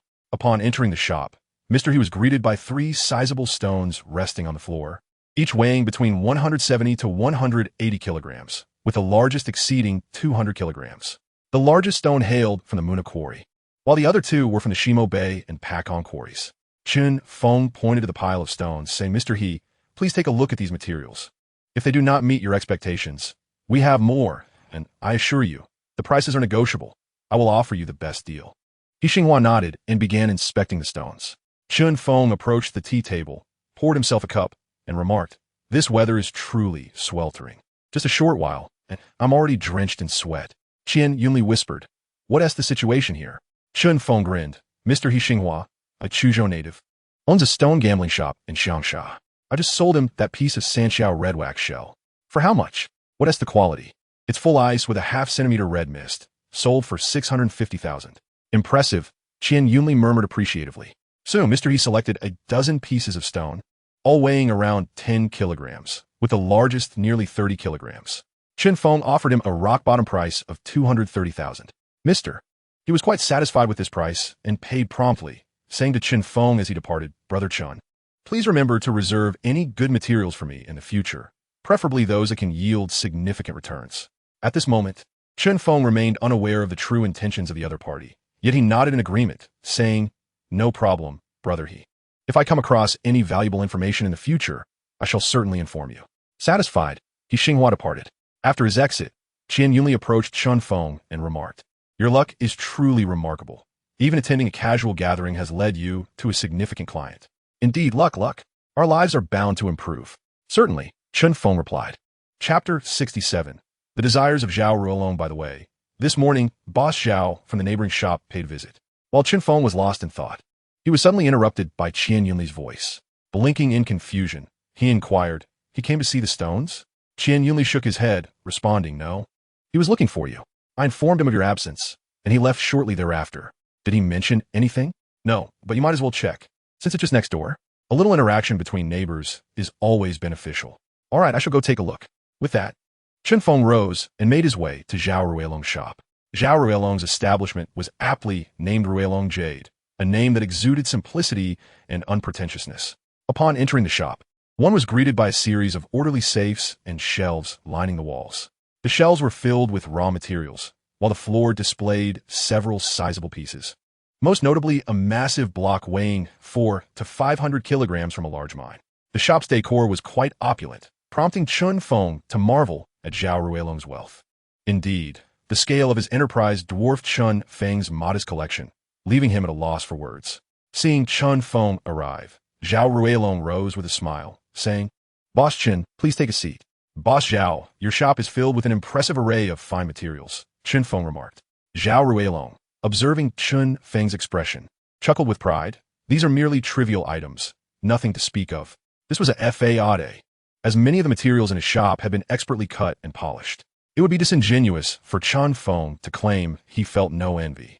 The worth of the materials in the room surely exceeded several million, not to mention the treasures concealed within the safes, which likely held even greater value. This was merely the first floor. "Ah, these items were left behind by the old man. I am merely a custodian.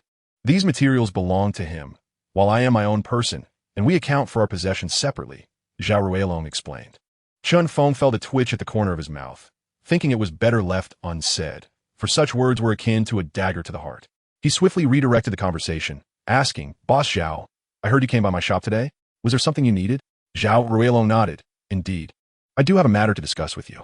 Let us sit here and enjoy some tea while we chat." Accepting Zhao Ruiling's invitation, Chun Feng took a seat, and Zhao Ruiling poured him a cup, saying, "Do try this. It is authentic green tea." In the eyes of those from Ruiling or Yunnan province, the famed pu'er teas were not particularly favored, possibly due to geographical preferences, as they tended to prefer green teas known for their cooling and soothing properties. Chun Feng could not help but praise, "This is excellent tea." Zhao Ruiling, savoring the tea, smiled, "If you enjoy it, I shall fetch you a cake of it later." "I will be most grateful, Boss Zhao," Chun Feng replied, raising his cup in acknowledgement. The two exchanged a knowing smile and continued sipping their tea, until Zhao Ruiling finally revealed his purpose. "Boss Chun, I have heard that you possess a piece of fully colored yellow jade. Is it still available?"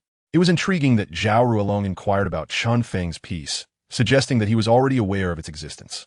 Chun Feng had never disclosed this information to anyone, not even to Qian Yunli, the only other person who knew about it being Siwen Xia, who, by her nature, would not casually share such secrets. Noticing Chun Feng's demeanor, Zhao Ruiling realized there might be a misunderstanding and hurriedly clarified, "Boss Chun, please don't overthink it. I learned about this by chance. The last time you conversed with Miss Xiaoya, I happened to pass by your shop. I was preoccupied with my own matters and didn't see the piece. I inquired today because a client is searching for such a stone, which reminded me of your piece. Hearing this explanation, Chun Feng finally understood and pondered for a moment before responding. Mr. Zhao, I do indeed possess such a piece. But what exactly are you looking for? What size? What quality? Before Chun Feng could finish, Zhao Ruiling eagerly interrupted. What are its characteristics? Chun Feng had no choice but to answer truthfully. The stone is fully yellow, weighing about 1 kilogram with no cracks, and has a bangle position.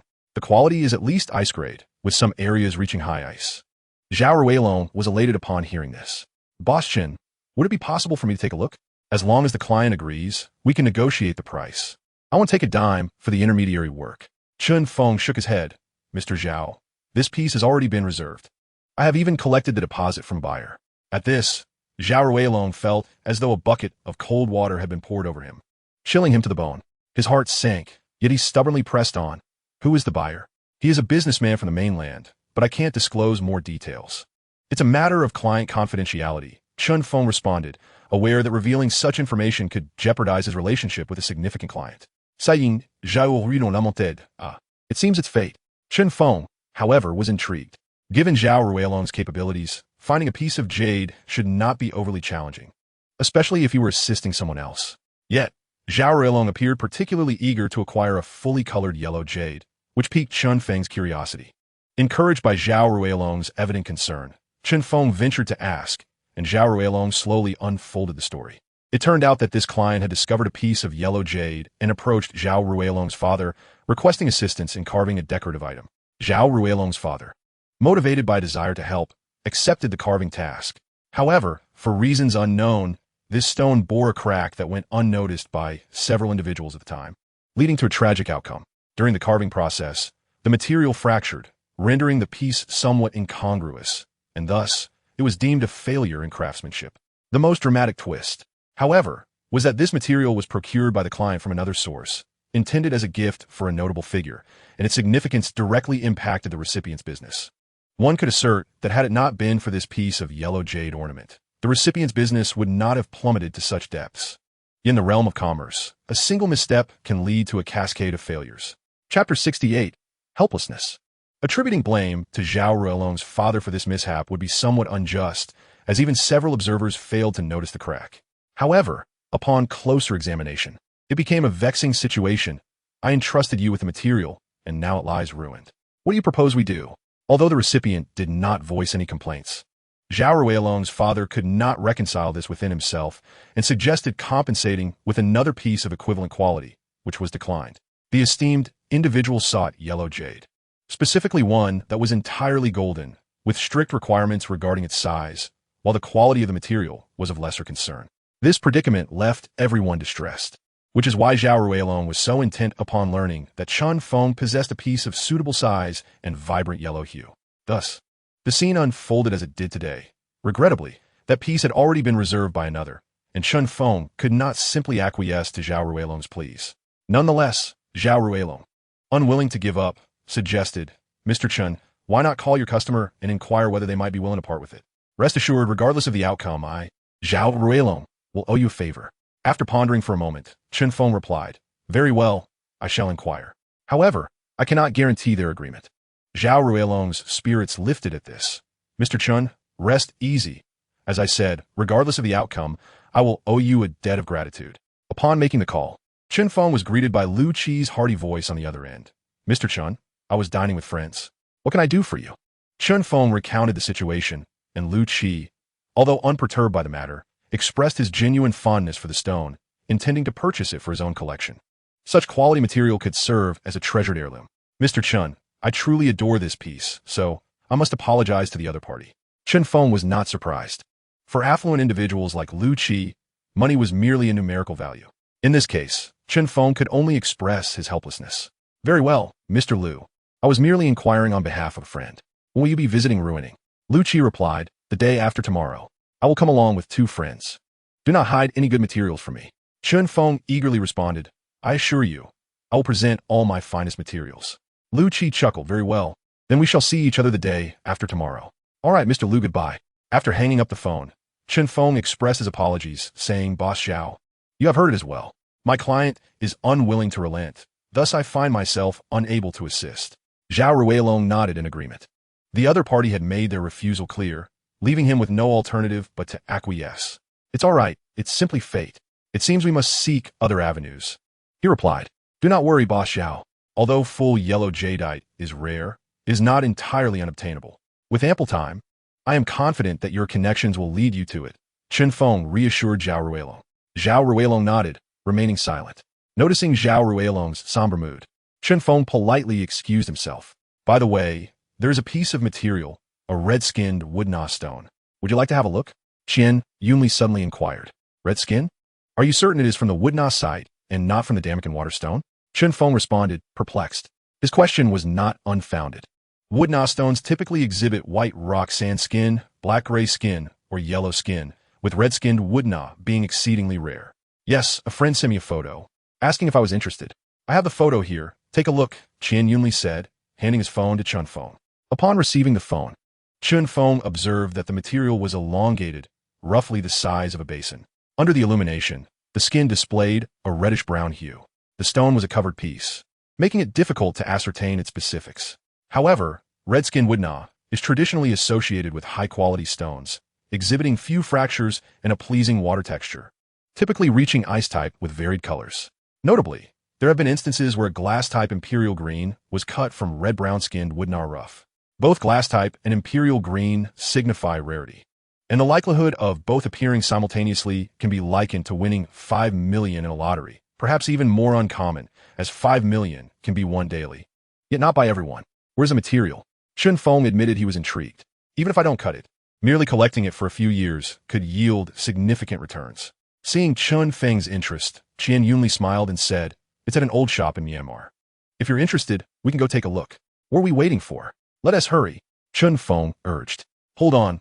Let me inquire about the current location. Qian Yunli replied. Quickly ask. Chen Feng pressed, and under his urging gaze, Qian Yunli retrieved his phone to contact the seller. A few minutes later, Qian Yunli informed Chen Feng. The material is in Ruiling. The address has been sent to me. It's near Jiegao. Let us go. It's still early enough to check it out. Noting Chen Feng's eagerness, Qian Yunli wasted no time. The two mounted their bikes and headed toward Ruiling, the weather there needing no further description. Half an hour later, they arrived at a small alley near the Jiegao morning market, navigating through its winding paths until they reached a dilapidated 4-story building. The structure was quite run down, with a rusty door and peeling paint on the exterior walls. Let us go. The cellar is upstairs. We can head straight up, Qian Yunli suggested. Upon parking the car, Qian Yunli spoke up, and Chen Feng nodded in response as the two of them proceeded into the house.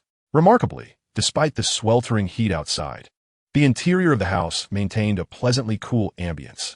The two ascended to the 3rd floor, where they encountered 2 elderly Maimarese individuals stationed at the staircase. Are you Boss Qian? One of the elder Maimarese inquired. Qian Yunli nodded affirmatively. I am. Where's the material? The 2 elders scrutinized him before replying. The material is inside. Please, Boss Qian, step in. Chapter 69. Have you seen the light?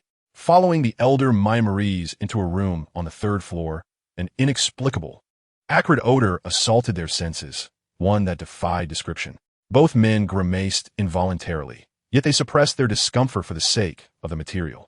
Upon entering the room, the 2 elderly men laboriously dragged out a large burlap sack from beneath the bed. Once opened, it revealed the very piece of material Chen Feng had previously glimpsed on his phone. With a grin, the elder Maimarese addressed them. Gentlemen, this is the material. Magnificent indeed.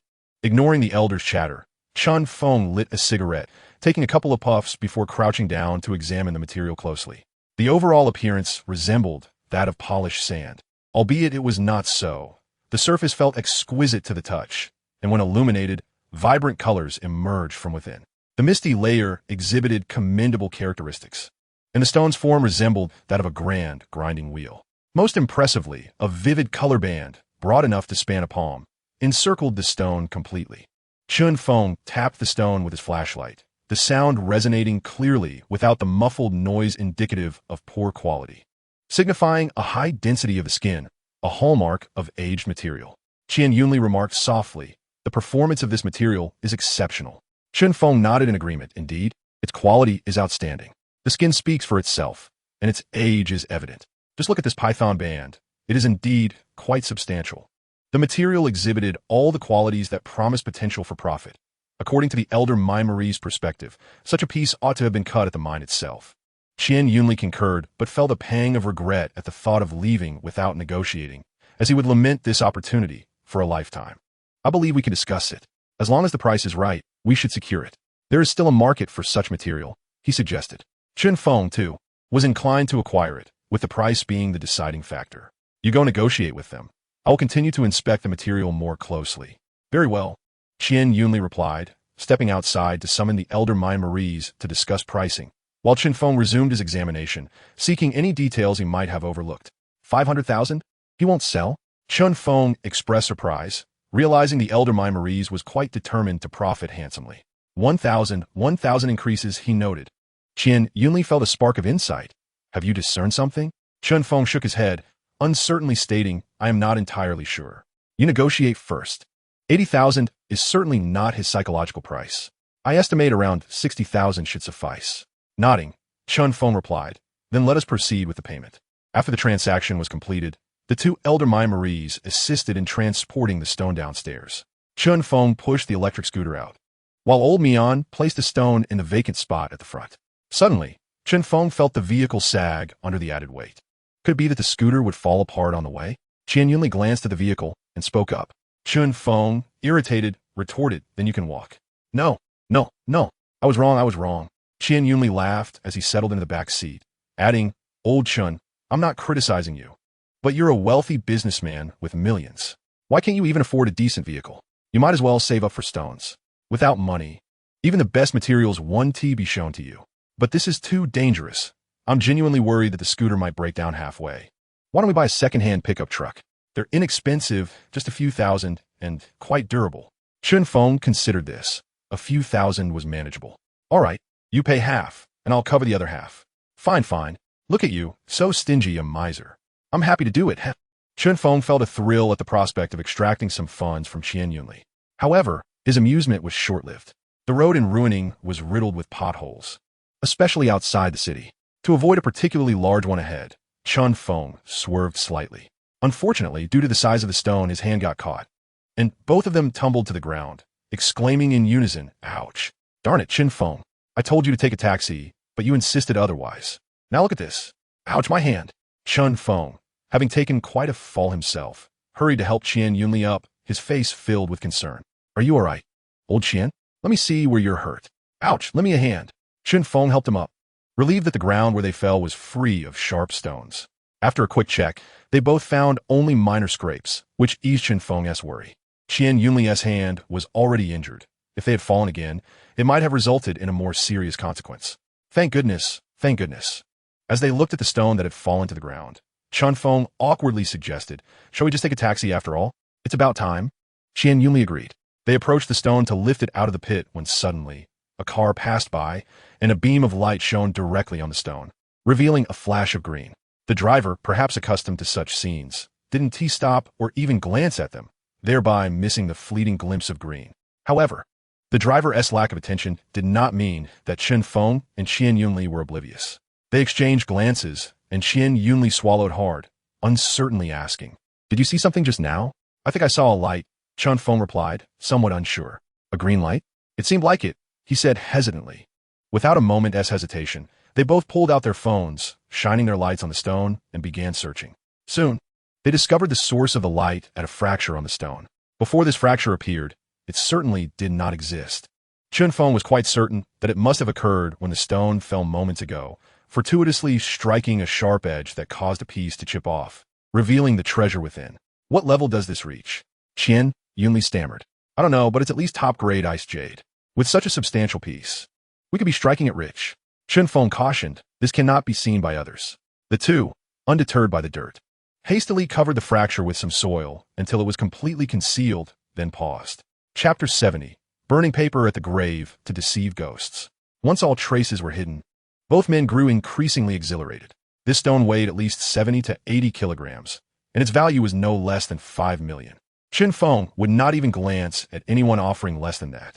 They waited by the roadside for over 10 minutes before a taxi finally passed. The vehicle halted, but they dared not let the driver assist them, fearing that he might sense something amiss. After placing the stone in the trunk, Qian Yunli entered the car with an indifferent expression.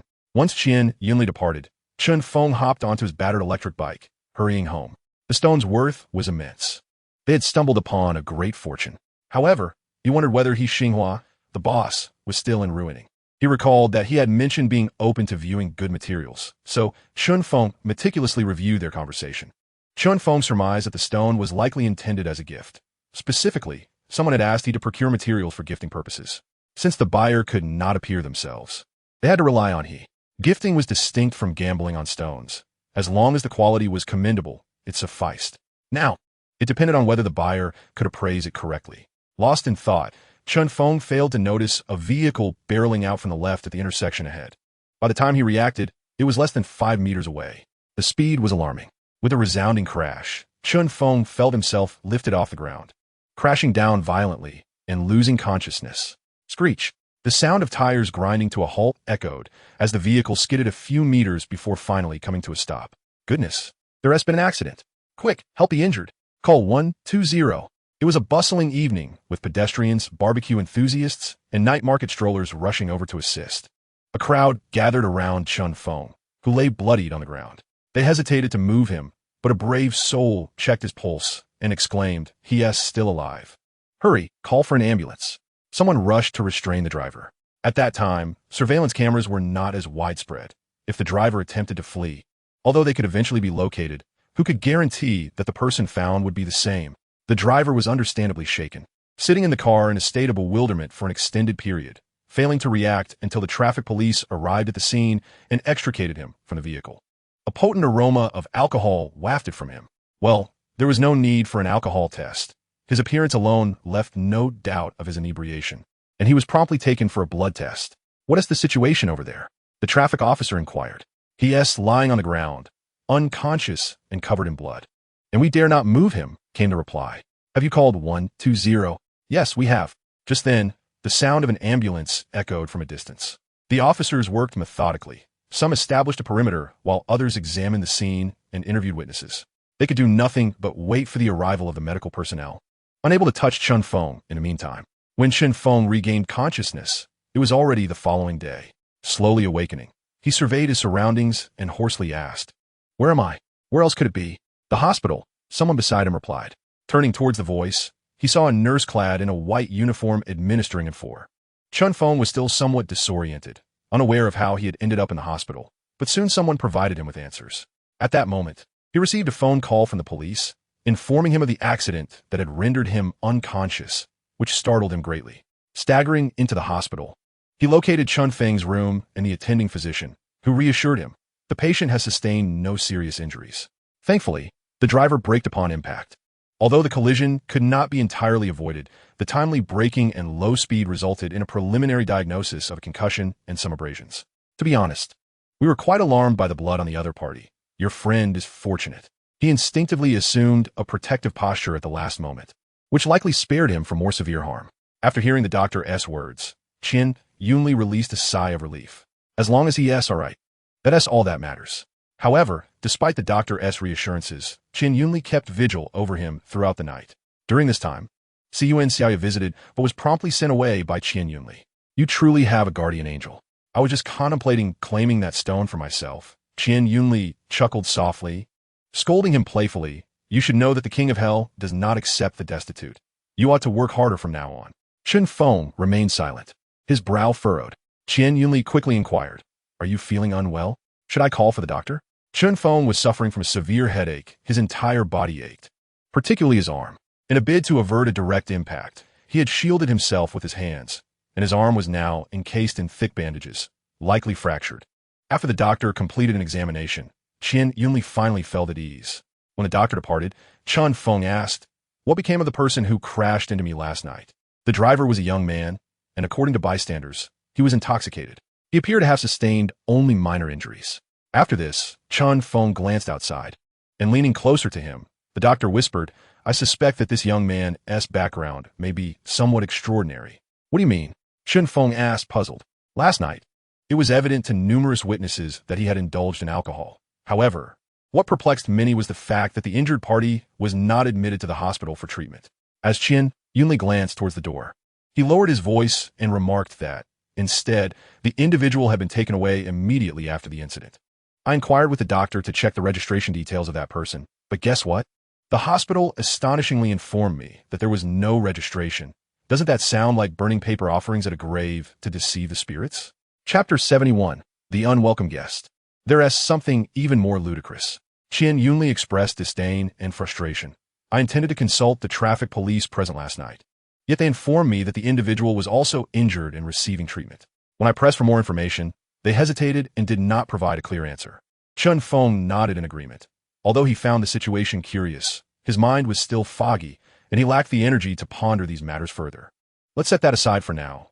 The fact remains that I am injured, and this is irrefutable. Yunli nodded and refrained from discussing the matter further. You are right. You should rest well.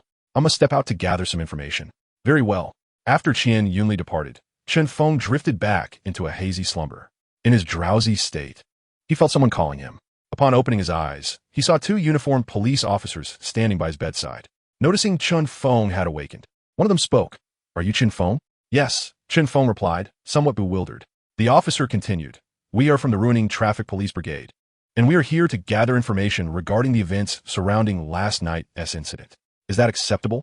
A middle-aged officer, likely in his 30s, spoke, accompanied by a younger officer who was taking notes. Upon hearing they were there to discuss the accident, Chen Feng nodded.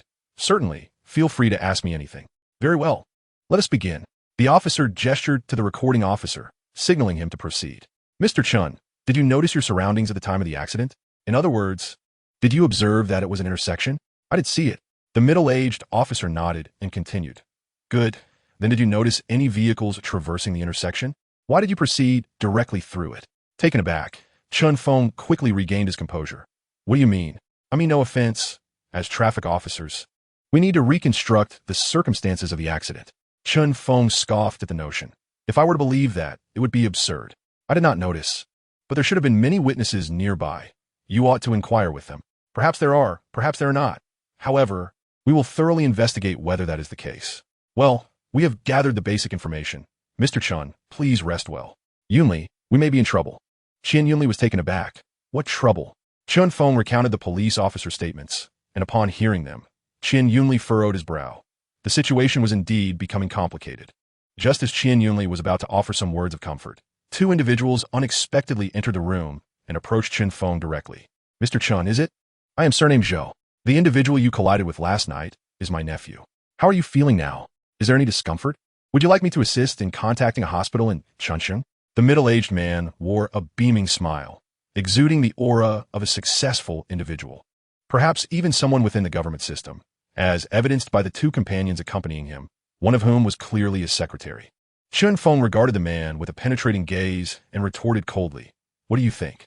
Mr. Zhou, unperturbed, maintained his genial demeanor. Ruiling is indeed lagging behind. This is a failure on the government's part. Investment in healthcare and road administration needs to be increased. Otherwise, what would happen in the event of another collision between an electric bike and a car? The boss speaks the truth. Ruiling still has much to catch up on, with many advanced technologies yet to be disseminated. Though this seemed directed at his two companions, it also implicitly addressed Chen Feng. Mr. Zhou continued, Mr. Chen, we deeply regret the harm caused to you this time. As a token of our sincerity, we will compensate you with a brand new electric bike. Of course, if this does not meet your satisfaction, we can negotiate further. Additionally, we will cover your hospital and nutritional expenses, along with a certain amount of compensation. What do you think? Chen Feng immediately grasped the underlying intention. They sought to trivialize the matter. If I am not mistaken, driving under the influence and causing injury is considered a criminal offense, is it not? Since when can criminal cases be handled in such a manner? Mr. Zhou was momentarily taken aback, then replied with a smile, Mr. Chen, who can say what is right in such matters?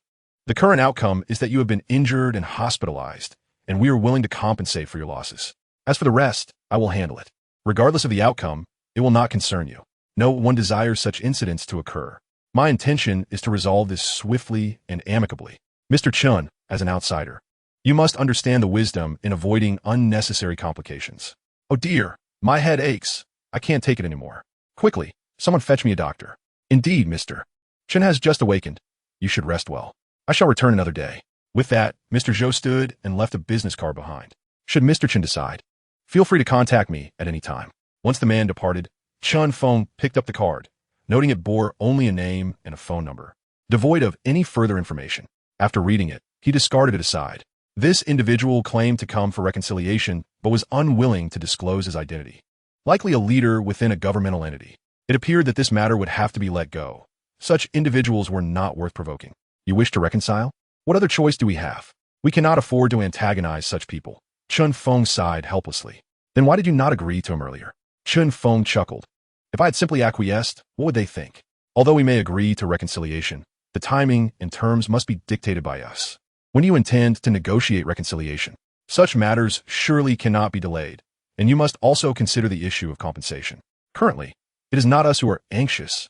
Let us delay him for a few days and then decide. By the way, where is that stone now? Alas, I have sacrificed so much for this stone.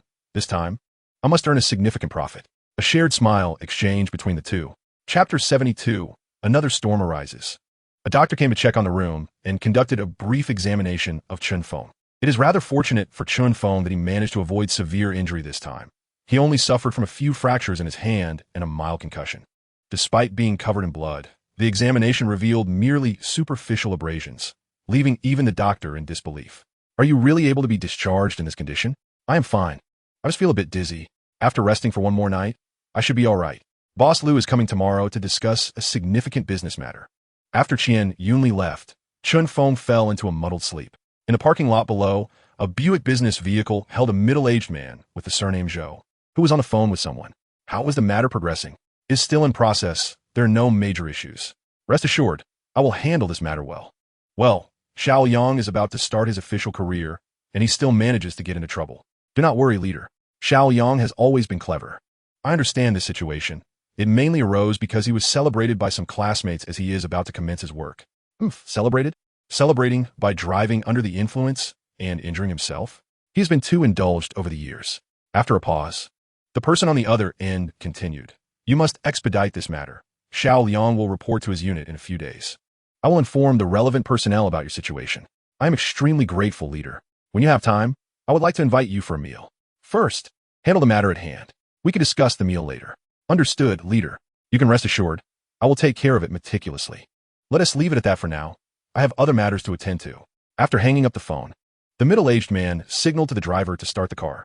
Honghe, isn't there an auction at customs next month? Secretary Honghe quickly turned and replied. Yes, Mr. Zhou. It is on the 3rd of next month. We have also received the invitation. Upon hearing this, the middle-aged man pondered for a moment. Very well. Honghe, please deliver that invitation to the other party tomorrow. Mr. Zhou, aren't we attending? This is the first public auction by customs. There is no need.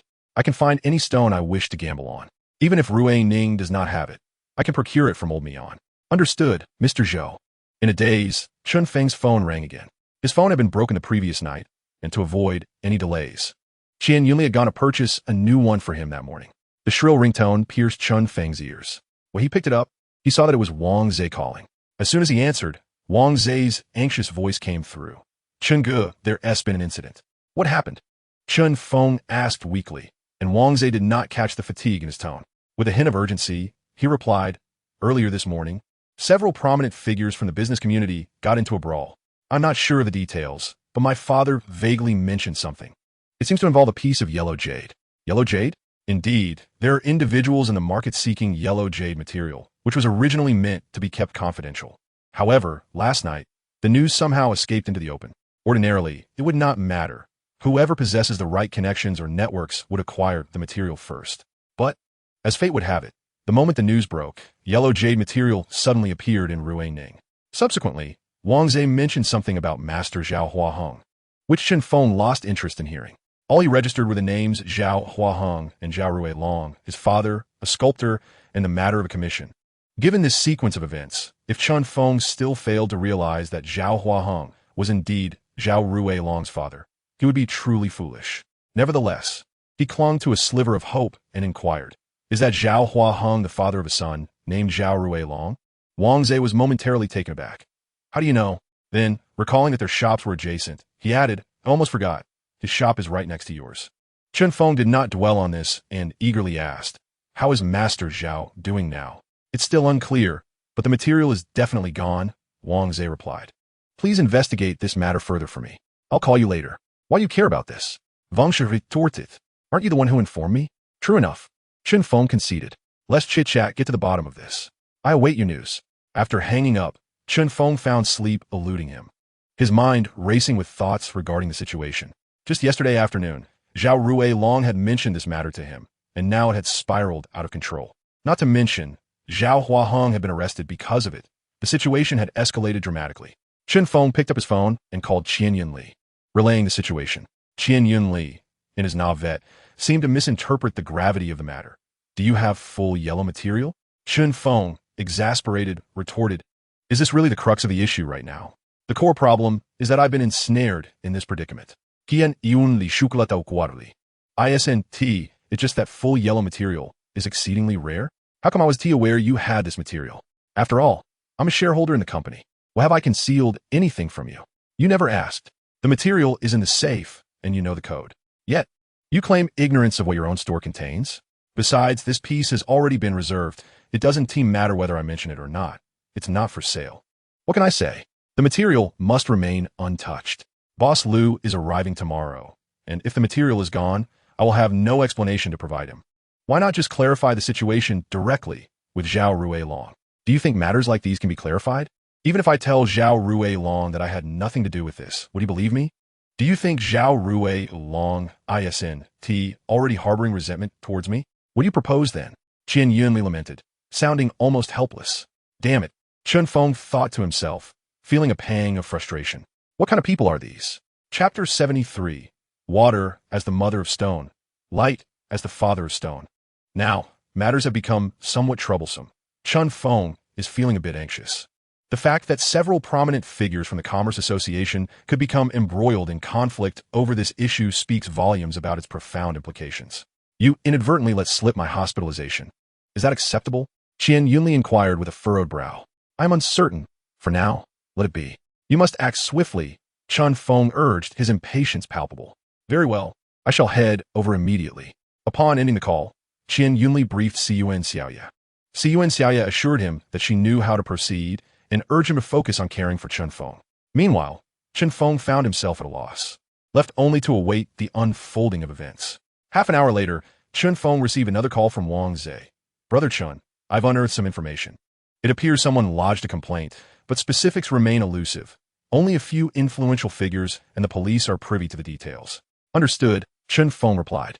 Indeed. Zhao Ruiling from the neighboring shop had arrived, his countenance dark as he entered Sani Yufei, scanning the surroundings but failing to locate Chen Feng and Qian Yunli. Siyuan Xiaoya, familiar with Zhao Ruiling due to the proximity of their shops, approached him. Boss Zhao, please have a seat. No need for that. Where is Chen Feng? My brother is in the hospital due to an incident. In the hospital? Zhao Ruiling inquired, puzzled. What happened? Is it serious? Which hospital?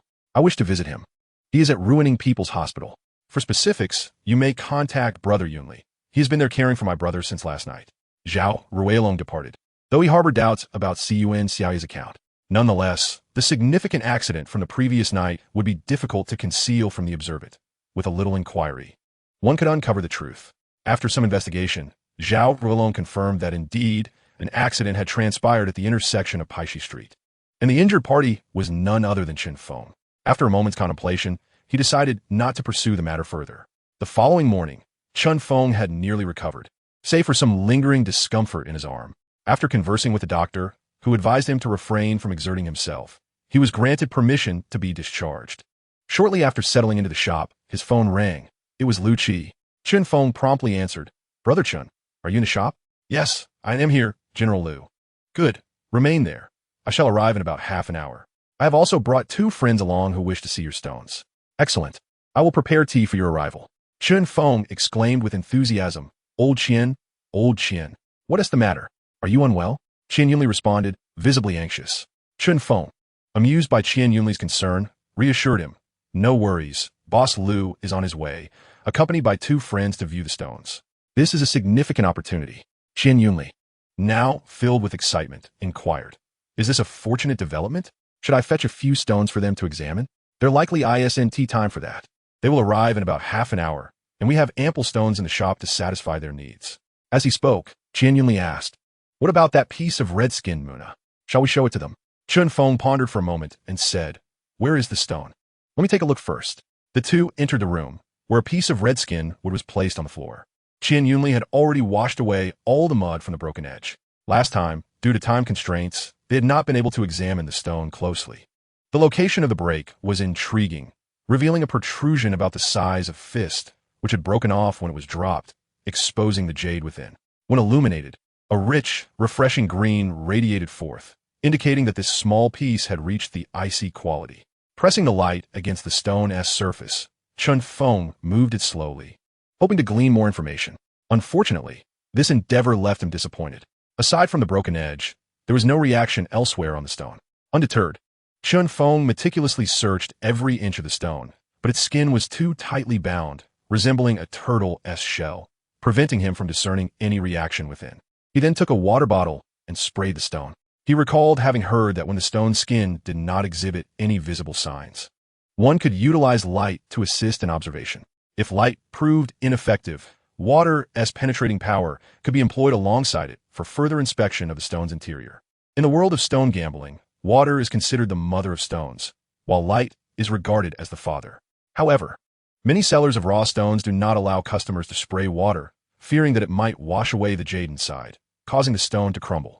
While this notion is merely a fallacy, it reflects the reluctance of jade merchants to permit such practices. As Chun Feng sprayed water and applied the light once more, the raw stone began to change. Under the influence of the water, the previously opaque skin revealed a hint of moisture within, in some areas. It even displayed a moderate degree of clarity. "Old Chen, how does it look?" Yunnan inquired from the side. Chun Feng suppressed his excitement and replied, "You should take a look for yourself." Yunnan eagerly seized the flashlight and examined the stone closely, especially near the broken edge. Soon, he too was filled with excitement. "We've struck gold, Old Chun. Is this stone for sale?" "For sale? I'd rather sell you than part with this stone," Chun Feng declared, brimming with confidence. "Let us cut it. If I don't take a chance with this stone, I'd be letting myself down. Now, let us wait a bit. Boss Liu and the others are about to arrive. It wouldn't be wise to leave at this moment." Yunnan expressed his concern. "Are you foolish? Can't you just lock the door? We can wrap it in a woven bag," Chun Feng replied. "Oh, right. Yunnan chuckled sheepishly. "Brother, President Liu is here." Chapter 74, Selling at a High Price. Just as the two were discussing how to handle the stone, Yuan walked in from outside. The two individuals promptly rose to greet their esteemed guests. After all, they were significant clients, not to be neglected. "Hello, Mr. Liu." Chi observed that Chun Feng's arm was still bandaged and inquired, "What happened to you?" "It's nothing. Just got bumped by a car a couple of days ago. Nothing serious," Chun Feng replied nonchalantly. Chi, sensing the matter was not grave, refrained from further questioning and proceeded to introduce Chun Feng to the two distinguished gentlemen beside him. "Xiao Chun, these are Mr. Zheng and Mr. Lin, prominent business magnates from a mainland who have a penchant for gemstones." Noticing that both men appeared to be in their 40s or 50s, Chun Feng warmly shook their hands. After all, they were akin to deities of wealth.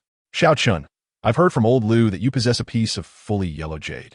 Do bring it forth for my perusal," Mr. Zheng jovially remarked.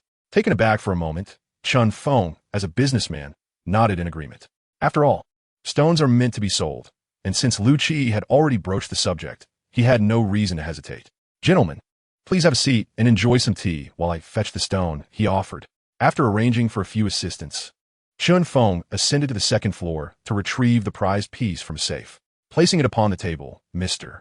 Zheng immediately took it into his hands for a closer inspection, inquiring, "What is the weight and from which source does this material derive?" "It weighs just under a kilogram. Precisely 967 grams from the Damakan source, half mountain, half water stone," Chun Feng answered. Mr. Zheng, falling silent, scrutinized the stone intently, occasionally illuminating it with a light. After a moment, he passed the piece to Mr. Liu and Mr. Lin.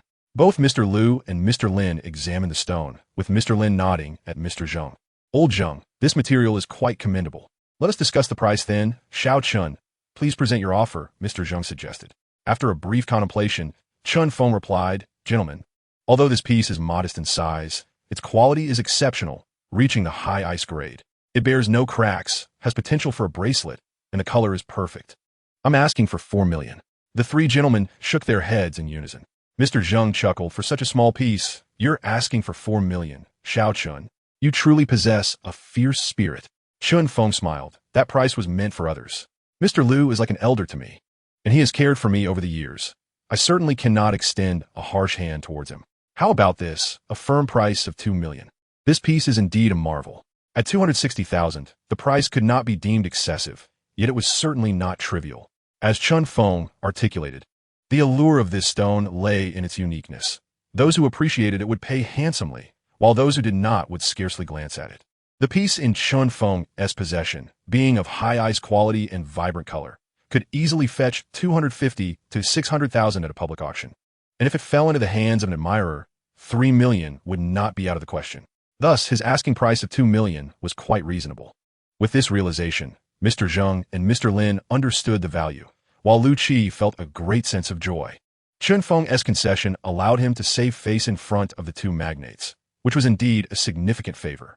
They exchanged nods. Xiao Chun, it seems we are fortunate to have secured this deal with you. Mr. Zheng and Mr. Lin found amusement in the moment, laughter echoing as they reveled in their shared appreciation of the stone. With the matter concerning the yellow jadeite, while it may not guarantee 100% renewal, at the very least, under comparable conditions, General Manager Zheng is certain to prioritize his company. The more he observes Chun Feng, the more favorably he regards him. Thus, he proposed, Xiao Chun, do you have any more exquisite materials? Quickly bring them forth. If they suit us, we shall select a few pieces. Chun Feng accompanied several business partners to the storeroom to select stones, while General Managers Lin and Zheng stood before the shelves, meticulously examining the stones. Lu Qi leaned closer to Chun Feng and whispered, Xiao Chun, consider that piece of material a personal favor from me. You have no idea how much trouble has arisen over it. Chun Feng felt a stir of curiosity and inquired, Uncle Lu, what do you mean? Lu Qi pondered for a moment before responding. You are aware of yesterday's events, right? What events? Chun Feng replied, slightly perplexed. Lu Qi shot him a glance. You don't know about Master Zhao Huaheng's arrest? So was that matter? Chun Feng nodded. I am aware of it. Does it relate to you? Lu Qi affirmed, gesturing subtly towards Zheng and Lin, who were engrossed in examining stones. That piece of fully yellow jade was intended as a gift from them. I only learned of it after Zhao Huaheng's arrest. From what I understand, Lu Qi glanced at Zheng and Lin, ensuring their focus remained on the stones, and lowered his voice further. In my estimation, they intended that fully yellow material as a gift, but unforeseen circumstances occurred during its carving, which granted me this opportunity to engage with them. I say this without fear of ridicule. While my company is said to have a partnership with them, I had never laid eyes on them before. This chance arose coincidentally when I learned they were seeking yellow jadeite, and you fortuitously informed me that you had some, which is how I made contact. Lu Qi shook his head. I cannot say for certain, but I am convinced that it is entirely unrelated to General Zheng and his associates. It likely stems from within your business association. From within the business association? That shouldn't be the case, as Master Zhao is a sculptor and has little connection with these associations. Lu Qi looked at Chun Feng with a bemused expression. If what you say is true, that Zhao Huang had no deep connections with any associations, then where do you suppose he acquired his materials? His wealth, exceeding 100 million, originates from what source? With a heartfelt pat on Chun Feng's shoulder, Lu Qi added, Xiao Chun, I regard you as a younger generation and wish to impart some sincere advice. Do not be deceived by the calm surface of ruining. Beneath that placid veneer may lurk perilous depths. You are still young. Focus on your business and refrain from entangling yourself in their conflicts. Haha. Any material that catches General Zheng's, I must be exceptional, Lu Qi flattered. Chapter 75. The Bold Player's Move. In the realm of stone gambling, while luck plays its part, it is not the sole factor. Fundamental knowledge of long-term judgment is essential. One must at least discern the quality of the skin and be adept at identifying the type and clarity of the material. In the current market, many individuals are misrepresenting materials, selling glutinous ice as ice varieties as high ice, and oil green as green. New manufacturers claim to possess long water, while those without water assert their products are from older mines. The methods employed are exceedingly diverse, rendering the information incomprehensible to the uninformed, leaving them utterly deceived. The most outrageous instance involves finished high ice being sold as glass type. Such pendants and ornaments, often merely 4 to 5 millimeters thick, and in some cases only 2 to 3 millimeters, can easily reveal newspaper text in natural light, thus being mistakenly classified as glass type. Given the inherent translucency of jadeite, it is no surprise that one can discern printed words. Some individuals even craft genuine glass into pendants, which indeed qualify as real glass type. Consequently, Many fall victim to deception, concluding that genuine jadeite does not exist and everything is counterfeit. Though Mr. Zheng and his companions possess a modicum of knowledge about stone gambling, their understanding is not particularly profound. The trio examined stones in the warehouse, with Chun Feng and Qian Yunli accompanying them. Mr. Zheng inquired, "Xiao Chun, do you have any large rough stones with good skin?" "Yes, there's a sizable one weighing over 200 kilograms outside, and several others with good skin. It depends on whether Mr. Zheng likes them," Xiao Chun replied. "Old Lin, let's take a look at that large stone," Mr. Zheng said to Mr. Lin, who nodded in agreement. "I trust your judgment. Let us first inspect the larger piece." "Xiao Chun, these stones are all quite good. Let's start with the large one." Chun Feng mused that the two men seemed unimpressed with the materials in the warehouse, indicating their elevated standards. The trio exited the warehouse and squatted down in the hall to scrutinize the 200-kilogram piece of Pakyan, which Chun Feng had purchased from Ong Li and had been displayed in the shop. Many had come to view it, but ultimately no transactions were made due to price concerns. Observing the financial capabilities of the two bosses, Chun Feng surmised that this time a sale was likely. "Old Lin, this Pakyan stone is quite impressive. It is sufficiently large, and the skin is very tight. What do you think about this one?" After some contemplation, Mr. Zheng and Mr. Lin expressed their approval. Mr. Lin nodded, affirming the stone's performance is undeniable. Moreover, it is from an old Pakyan source, which significantly increases the likelihood of value appreciation. "Very well. Let us inquire about the price," Mr. Zheng gestured, prompting Xiao Chun to hasten over. "Mr. Zheng," he addressed. Mr. Zheng nodded and inquired with a smile. "Xiao Chun, what is the price for this stone? Since you're a guest brought by Mr. Liu, I will be direct. The selling price is 3 million. Mr. Zheng shook his head. "You are not being forthright. This stone weighs just over 200 kilograms, which means you are suggesting over 10,000 per kilogram." Mr. Lin concurred. "Indeed, I believe this material is only worth around 500,000, as it shows no surface performance." Chun Feng and Qian Yunli exchanged bemused glances. "Gentlemen, I truly did not dare to quote a price to you." Mr. Zheng and Mr. Lin conferred for a moment. "Let us not take advantage of you. We offer 2 million. Chun Feng shook his head. "No, that simply does not cover the cost." "Haha, old Zheng. It appears this young man is not as straightforward as he seems. Indeed, those engaged in jadeite raw stones often adhere to the adage of 3 years without profits, followed by 3 years of abundance. It seems he intends to extract a significant sum from us." Mr. Zheng merely shook his head with a smile as he spoke. 2,200,000, not a cent more.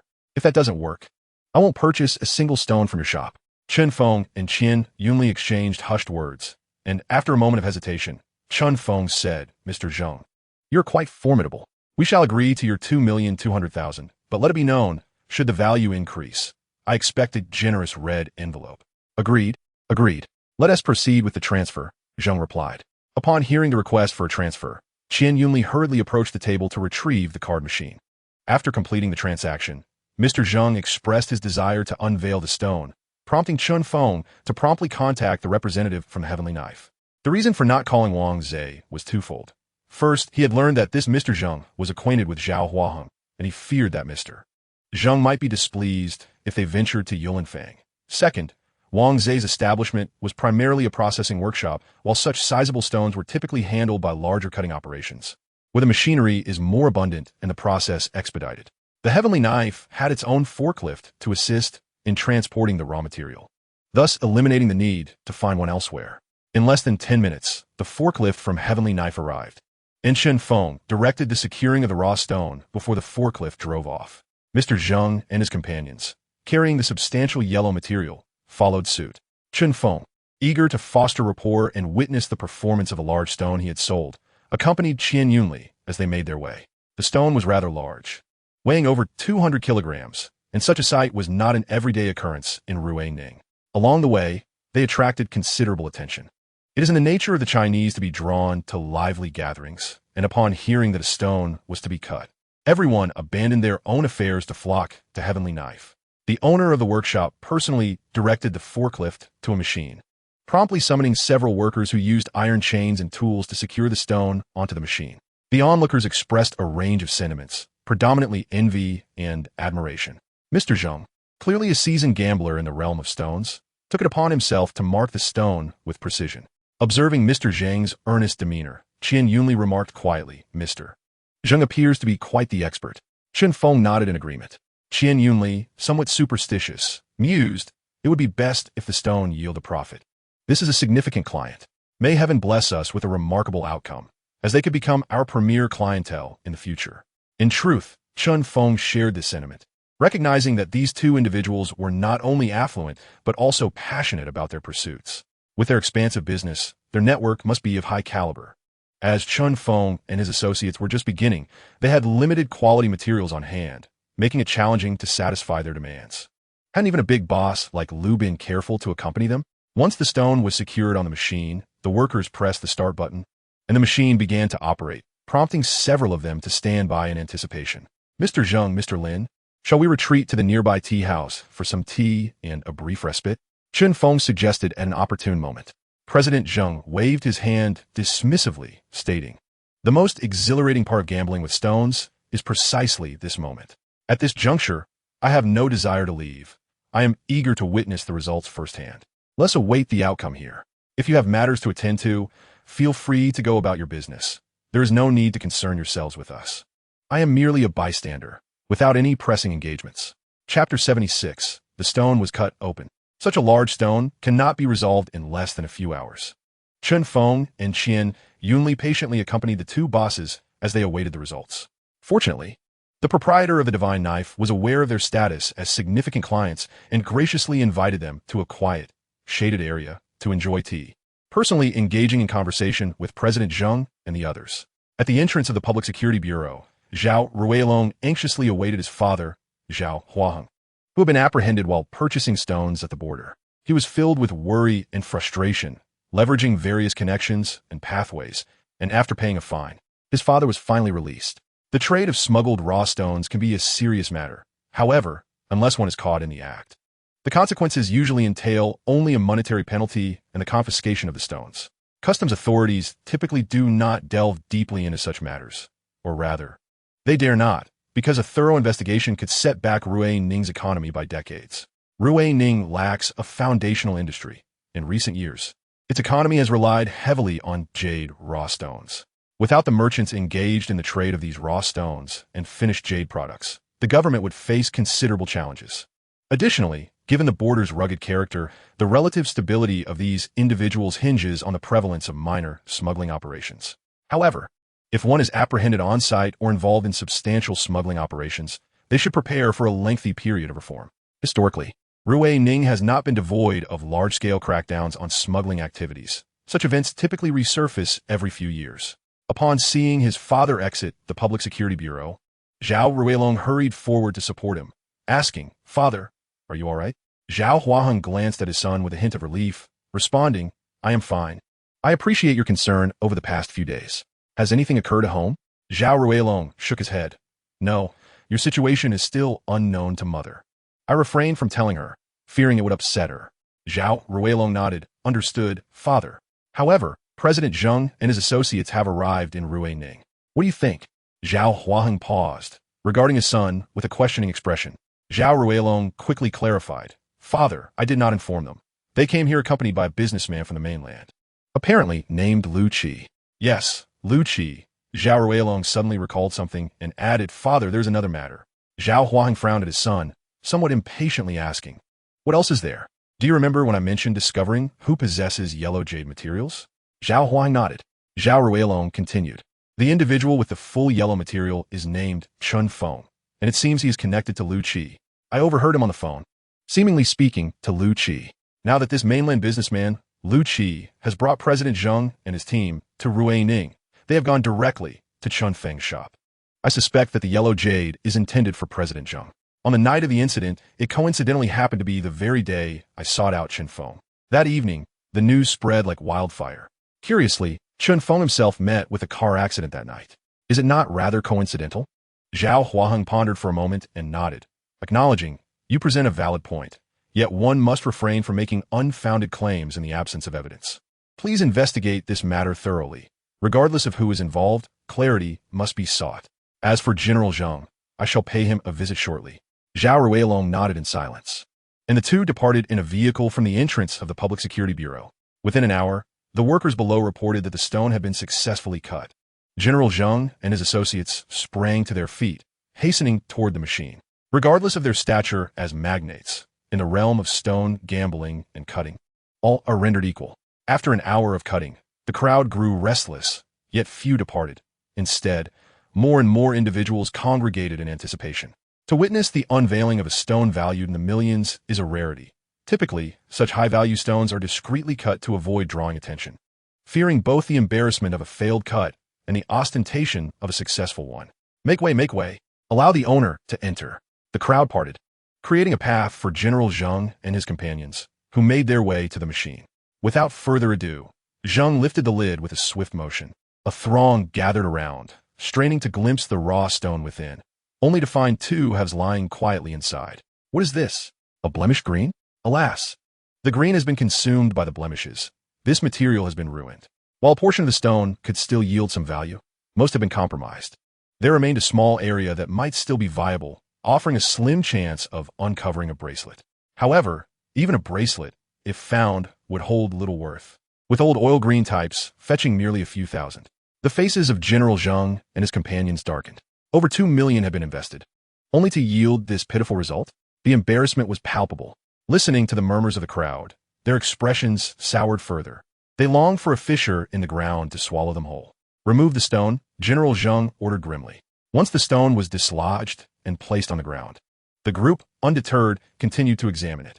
After considerable deliberation, they conceded that the stone was indeed a loss. At that moment, a voice emerged from the crowd. Boss, is a stone for sale? General Zheng inquired. What price do you offer? After a moment of contemplation, the individual scrutinized the stone once more before replying, given its condition. I can offer you 100,000. It would merely cover my labor costs. General Zheng had little interest in the stone at this point, but was reluctant to part with it at such a low price. 200,000. Take it or leave it. This is merely a fraction of my investment. 200,000 is excessive. I can at most offer 130,000. It's 200,000. That is still only a fraction of my capital. The merchant pondered briefly before nodding in agreement. Then I shall offer 150,000. I cannot go higher. After a moment's thought, General Zheng consented to the price. The merchant promptly transferred the funds to General Zheng, and thus the stone was relinquished. Chapter 77. Customs Invitation. Chun Feng followed a few individuals downstairs when suddenly his phone rang. Upon checking, he noticed it was an unfamiliar number, so he promptly disconnected the call. Just as he hung up, the phone rang again. Frowning slightly, he lagged behind the others and answered. Who is this? A youthful voice responded from the other end. Is this Mr. Chun Feng? Yes, I am Chun Feng. How can I assist you? Mr. Chun, I am Li Honghe. We met yesterday morning at the hospital. Mr. Zhou specifically asked me to deliver a customs auction invitation to you as a gesture of goodwill. A customs invitation? Chun Feng was taken aback. He had never heard of a customs auction before. Li Honghe seemed to sense Chun Feng's confusion and explained. The customs intends to hold an offline auction, which is their first attempt at such a model.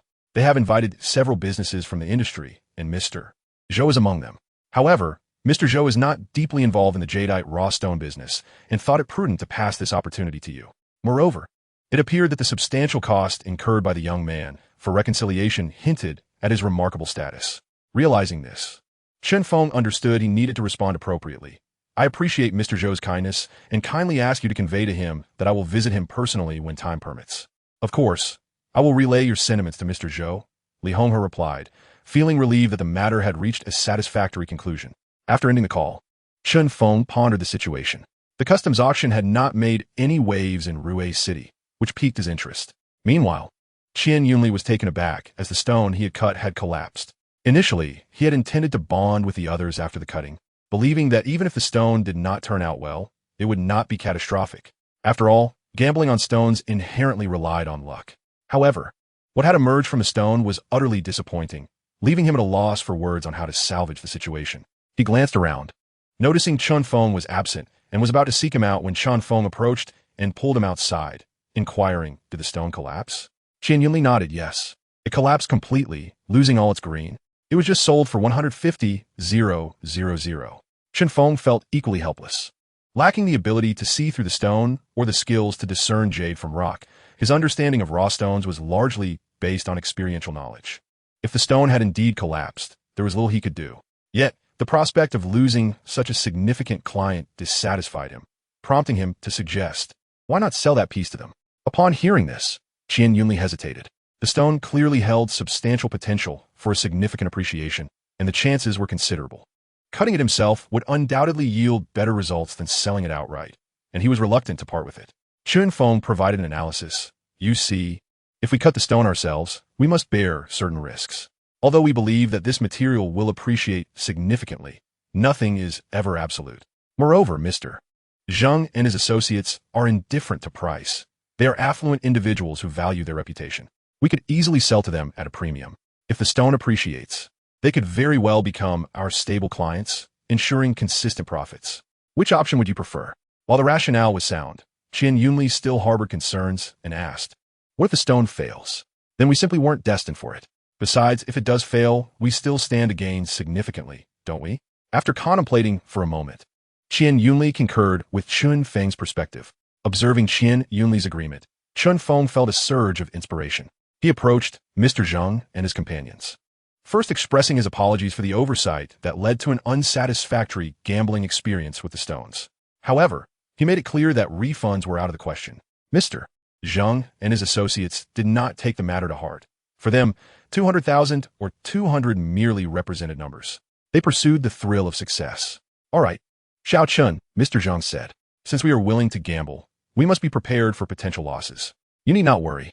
It merely indicates that we are not yet experienced enough. Indeed, Mr. Zhang was correct.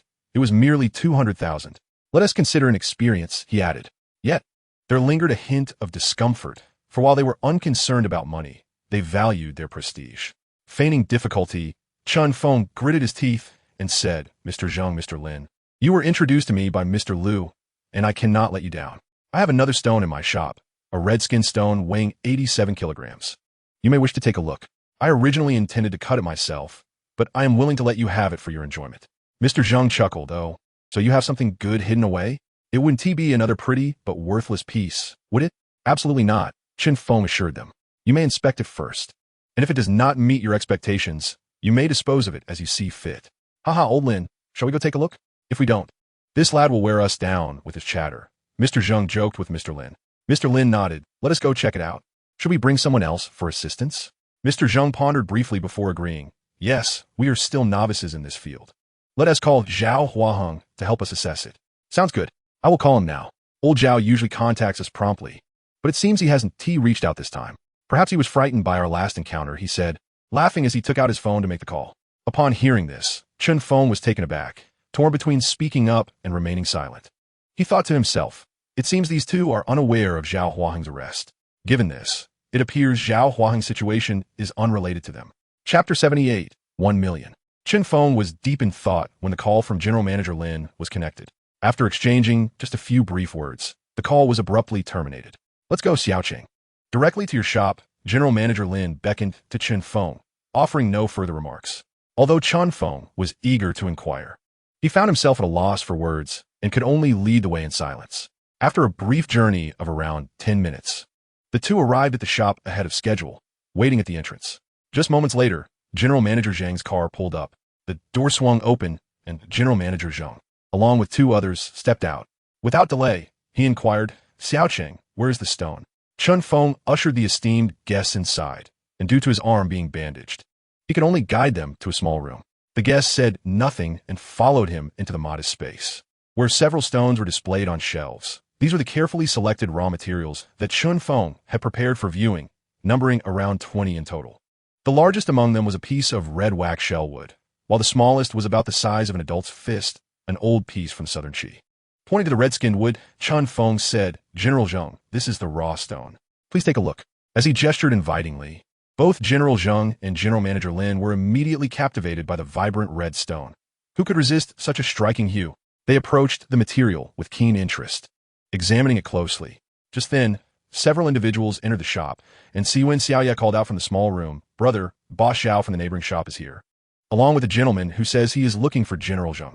Before Chun Feng could respond, General Manager Lin interjected, Yes, Master Zhao is someone we invited. Please bring him here.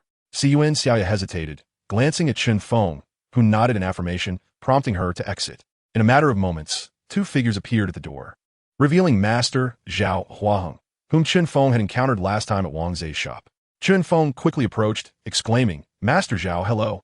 It's a pleasure to see you again. Master Zhao was momentarily taken aback. Wasn't this the young man he had seen at old Wang Sun's store?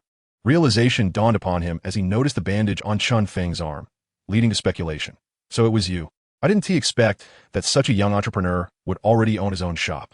Truly impressive. Chun Feng smiled shyly, replying, Master Zhao, you flatter me. As a senior in the industry, I will certainly rely on your guidance in the future. Observing their warm interaction, General Zheng curiously asked, Old Zhao, do you know each other?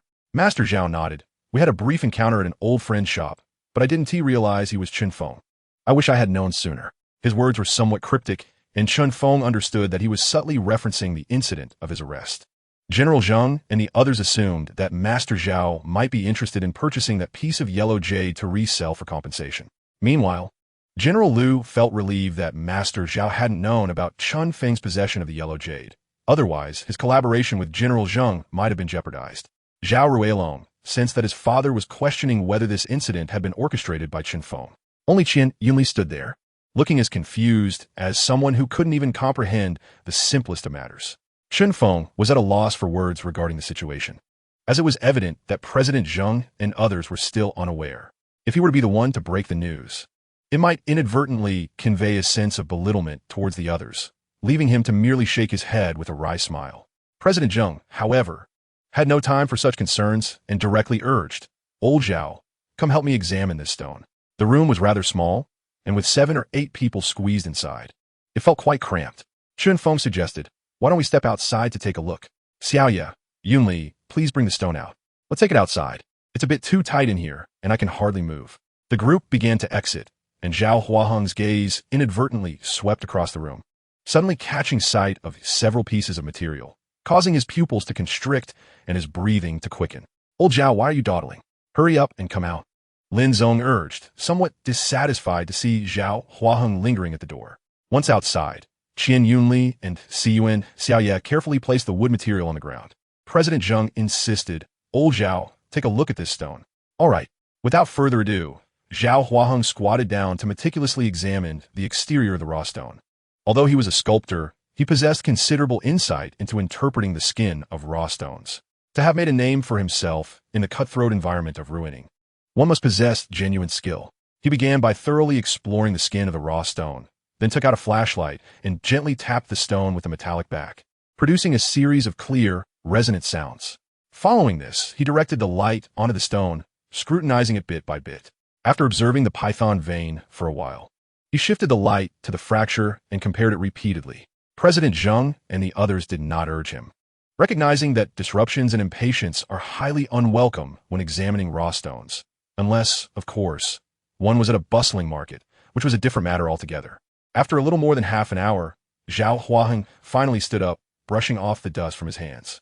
He pointed at the fracture and inquired, Did you open this window? Upon hearing this, not only Zhao Huaheng, but also President Zheng and the others were taken aback. Did they just happen to discover an ice-grade stone with a mere touch? They all wished to ask, Where did you find that? I want to check it out too. Seeing the silence among them, Chun Feng refrained from further explanation, relieved that they did not linger on the matter. President Zheng quietly asked Zhao Huaheng, Old Zhao, what do you think of the stone? After a moment of contemplation, Zhao Huaheng replied, The stone has potential. The redwood material often yields high-quality goods.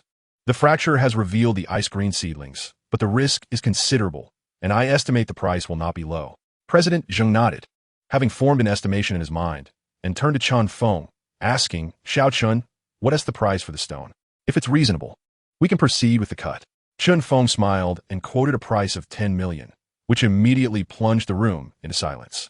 After a long pause, President Zheng finally retorted, You want 10 million for this stone? Do you even know how much that is? Do you know how high it stacks up?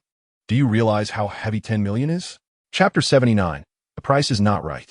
Mr. Zheng was quite dissatisfied, suspecting that this young man intended to extort an exorbitant price from him. Setting aside the question of value, wagering 10 million on a piece weighing 70 to 80 kilograms would cause anyone to remark on the folly of such a gamble. Lu Qi was equally taken aback by Chun Feng's audacious demand. 10 million. This young man truly had the audacity to make such an offer. After a year of collaboration with Mr. Zheng and the others, he might not even earn that much. Yet this young man dared to ask for that amount for a single stone? Even Qian Yunli and Siyuan Xiaoye were startled, particularly Qian Yunli. who recalled that this stone had only cost around 600,000. To turn around and demand tenfold that amount, it is essential to understand that this was not merely a small piece of material. This was a significant investment of 600,000. Zhao Huaheng silently noted the audacity of this young man, acknowledging that the stone could indeed hold value similar to what was suggested, but that was for a clear piece, not a rough one like this. Unperturbed, Chun Feng regarded the crowd, aware of the stone's worth. This price could not be deemed excessive, though it was certainly not trivial. Mr. Chun, this price is impossible. A piece weighing 70 to 80 kilograms could never fetch 10 million. I cannot see that happening, Mr. Zheng remarked, his displeasure evident as he glanced at Chun Feng. Calmly, Chun Feng approached the stone, pointing at it as he spoke. This stone weighs 87 kilograms, and, at the opening, one can already discern that the minimum quality is icy green. After removing the outer shell, it should weigh at least 70 kilograms. I trust this value is self-evident. Zhao Huaheng shook his head in response. What you describe is the ideal scenario. Even if it reaches the weight you mentioned, that value has already been fully extracted. Moreover, we must also consider the potential cracks and variations within. Should the quality diminish, it would be a total loss. With a chuckle, Chun Feng replied, Master Zhao, as an expert, such words should not come from you.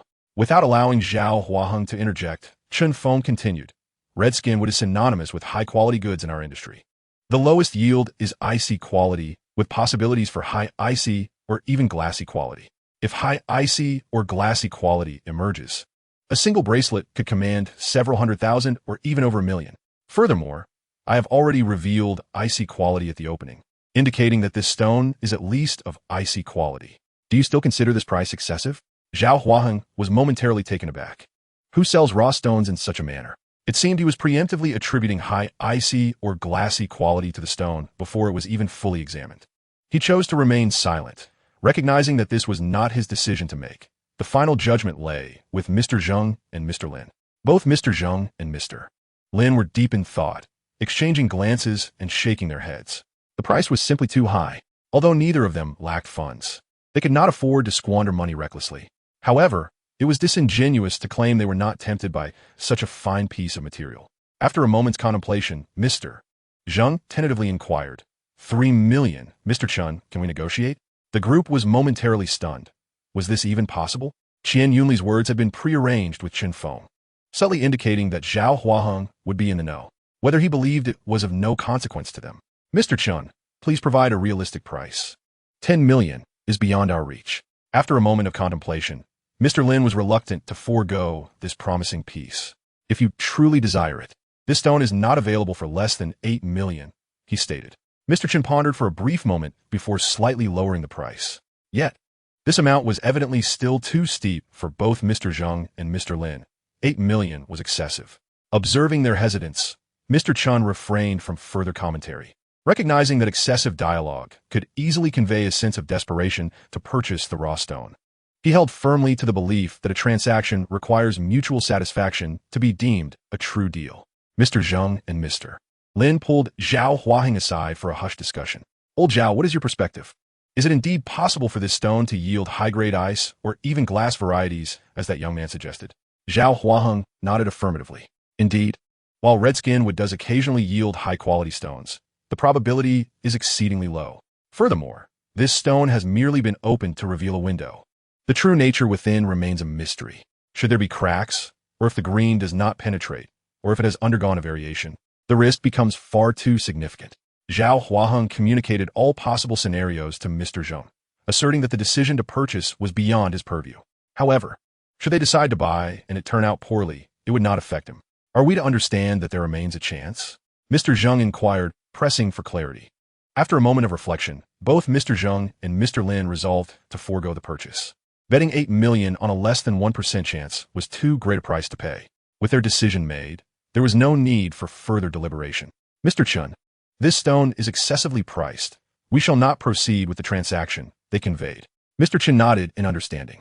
However, the expressions of disappointment on the faces of Cun Xiaoya and Qian Yunli were fleeting, quickly replaced by a mix of apprehension, conflict, and excitement for Mr. Chen's next statement sent a jolt through the group. Since you gentlemen are unwilling to proceed, I shall cut it myself. Qian Yunli opened his mouth to object, but then recalled that they had initially intended to cut the stone themselves. Their current indecision stemmed from the fact that someone had already offered 3 million for it, a sum that was certainly not their limit. According to Qian Yunli's estimation, Mr. Zheng and Mr. Lin would not settle for less than 5 or 6 million, which still promised an 8 or 9-fold profit. He genuinely wished to persuade Mr. Chen to sell it, yet he was reminded of Mr. Chen's status as a prominent figure. Even Mr. Zheng and his associates were taken aback. The audacity to declare one could cut an 8 million stone suggested an extraordinary level of confidence. Doubts began to creep in. Could there truly be something within this stone that they had overlooked? Did Mr. Chen possess such unwavering assurance? Noticing their reactions, Mr. Chen smiled. Yunli, please fetch a cart to transport the stone to the divine knife for cutting. Qian Yunli nodded, and along with Yun Xiaoye, they procured a small cart to place the stone upon. Mr. Chen extended an invitation. Mr. Zheng, Mr. Lin, Master Zhao, if you do not mind. Shall we go together to see? The three men, intrigued to witness what this stone might yield, nodded in agreement and followed him outside. Chapter 80, A Shocking Revelation. Mr. Chen and Qian Yunli pushed the small cart towards the divine knife, their anticipation palpable. As they journeyed along, some individuals recognized Chen Feng and his companion as the ones who had sold a piece of jadeite to a businessman from the mainland. Curious onlookers followed them as they wheeled another stone to be cut, eager to discern the nature of this new specimen. At first glance, the crowd erupted in excitement upon seeing the red-skinned wood Na, featuring a window of ice-type green seedlings. The news spread rapidly, and soon a throng had gathered behind Chen Feng, with some enterprising individuals rushing ahead to secure prime positions at the Xianxian knife for the upcoming stone cutting. The owner of the Xianxian knife, upon learning of the commotion, promptly reserved a machine and had it urgently serviced, fearing any malfunction during the cutting process. With millions of yuan worth of stones, only a handful could be processed in a month, and on this day alone, only 2 had been cut. The owner was elated, having decided to express his gratitude to Chen Feng for the substantial publicity he had brought, resolving not to charge him for the cutting service this time. As Chen Feng and his companion arrived at the entrance of Xianxian knife with a small cart, the owner spotted them from a distance and hurried over, his face alight with joy. Mr. Chen, I saved a machine just for you. I've been waiting for your arrival. Chen Feng was unfazed by this, as he had witnessed similar occurrences during his tenure at the Jadeite Pavilion. He smiled and nodded. Boss Li, let us get started right away. Excellent. 2 of you, quickly bring the stone inside, Boss Li called out, summoning 2 workers who lifted the stone beside the machine. Chen Feng approached the machine, meticulously examining the stone to draw a line. He could not afford to be careless with such an expensive piece, as even a slight miscalculation could drastically reduce its value. He carefully selected an optimal spot to mark the line, allowing the workers to place the stone onto the machine, making several adjustments before giving a nod of approval. With a signal, the workers closed the lid and pressed the start button, and the machine roared to life, prompting Chen Feng to step back a few paces. Boss Li leaned in closer to Chen Feng. With such a fine stone, you must be making quite a profit, right? He assumed Chen Feng had sold this stone to Mr. Zheng and others, and Chen Feng merely smiled without offering an explanation. Mr. Zheng and his companions had their own thoughts, but remained silent. Mr. Zheng, the stone will take a while. It's quite warm here. Why don't you all take a break? Mr. Zheng nodded in agreement, acknowledging the sweltering heat of the day, now at noon, the hottest time. It's too hot. Lao Lin, Lao Lu, it's lunchtime. Let us head next door for a bite and some cold beer.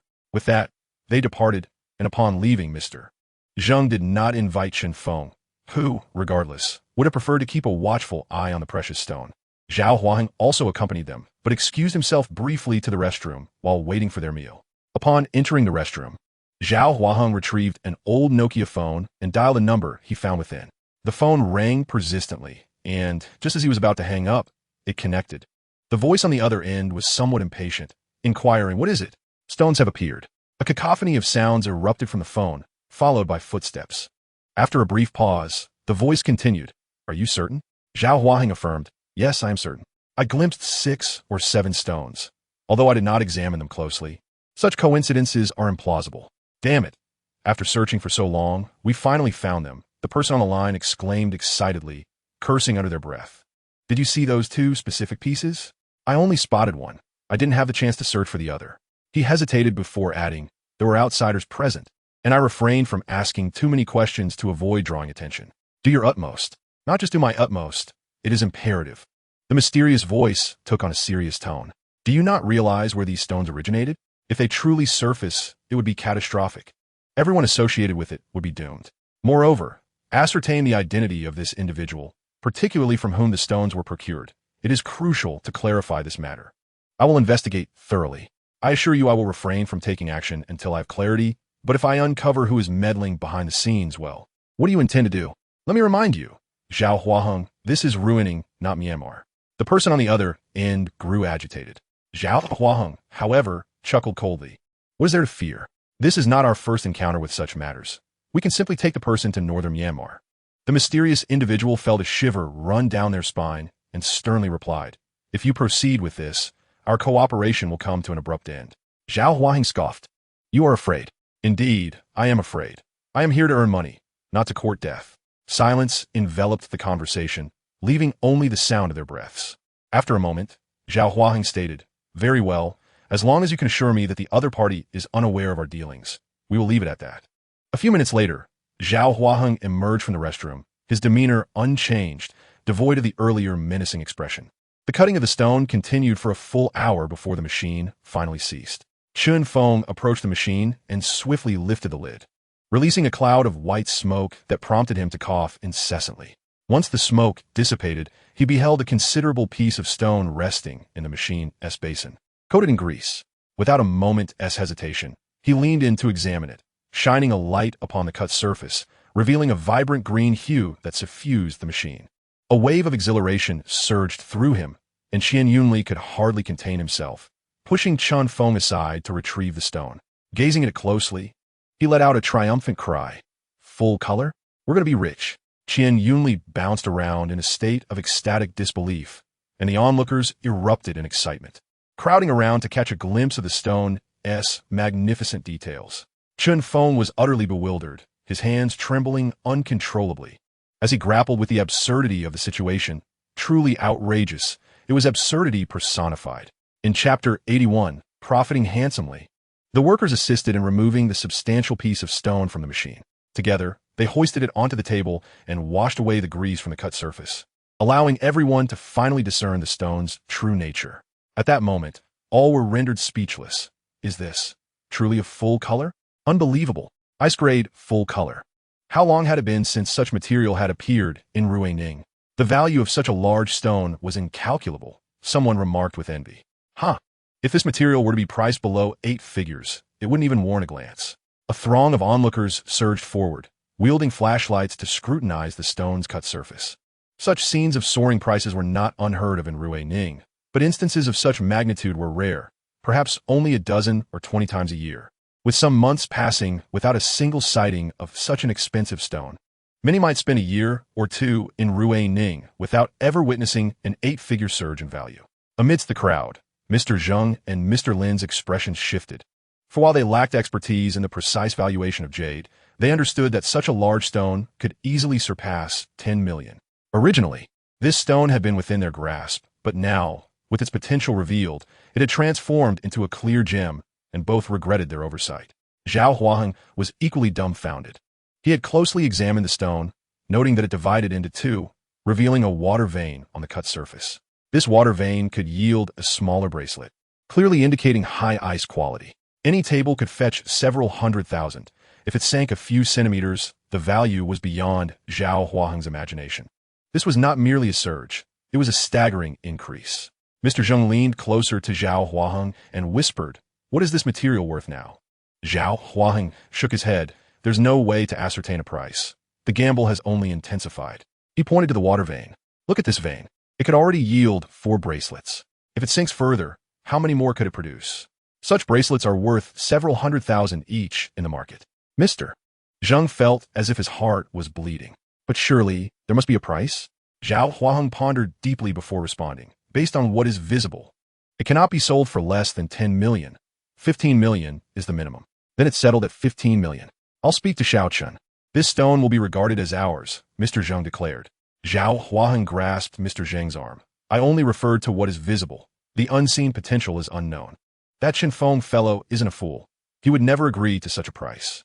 Mr. Zheng contemplated for a moment before pulling Mr. Lin and Mr. Liu aside, where the three conferred quietly.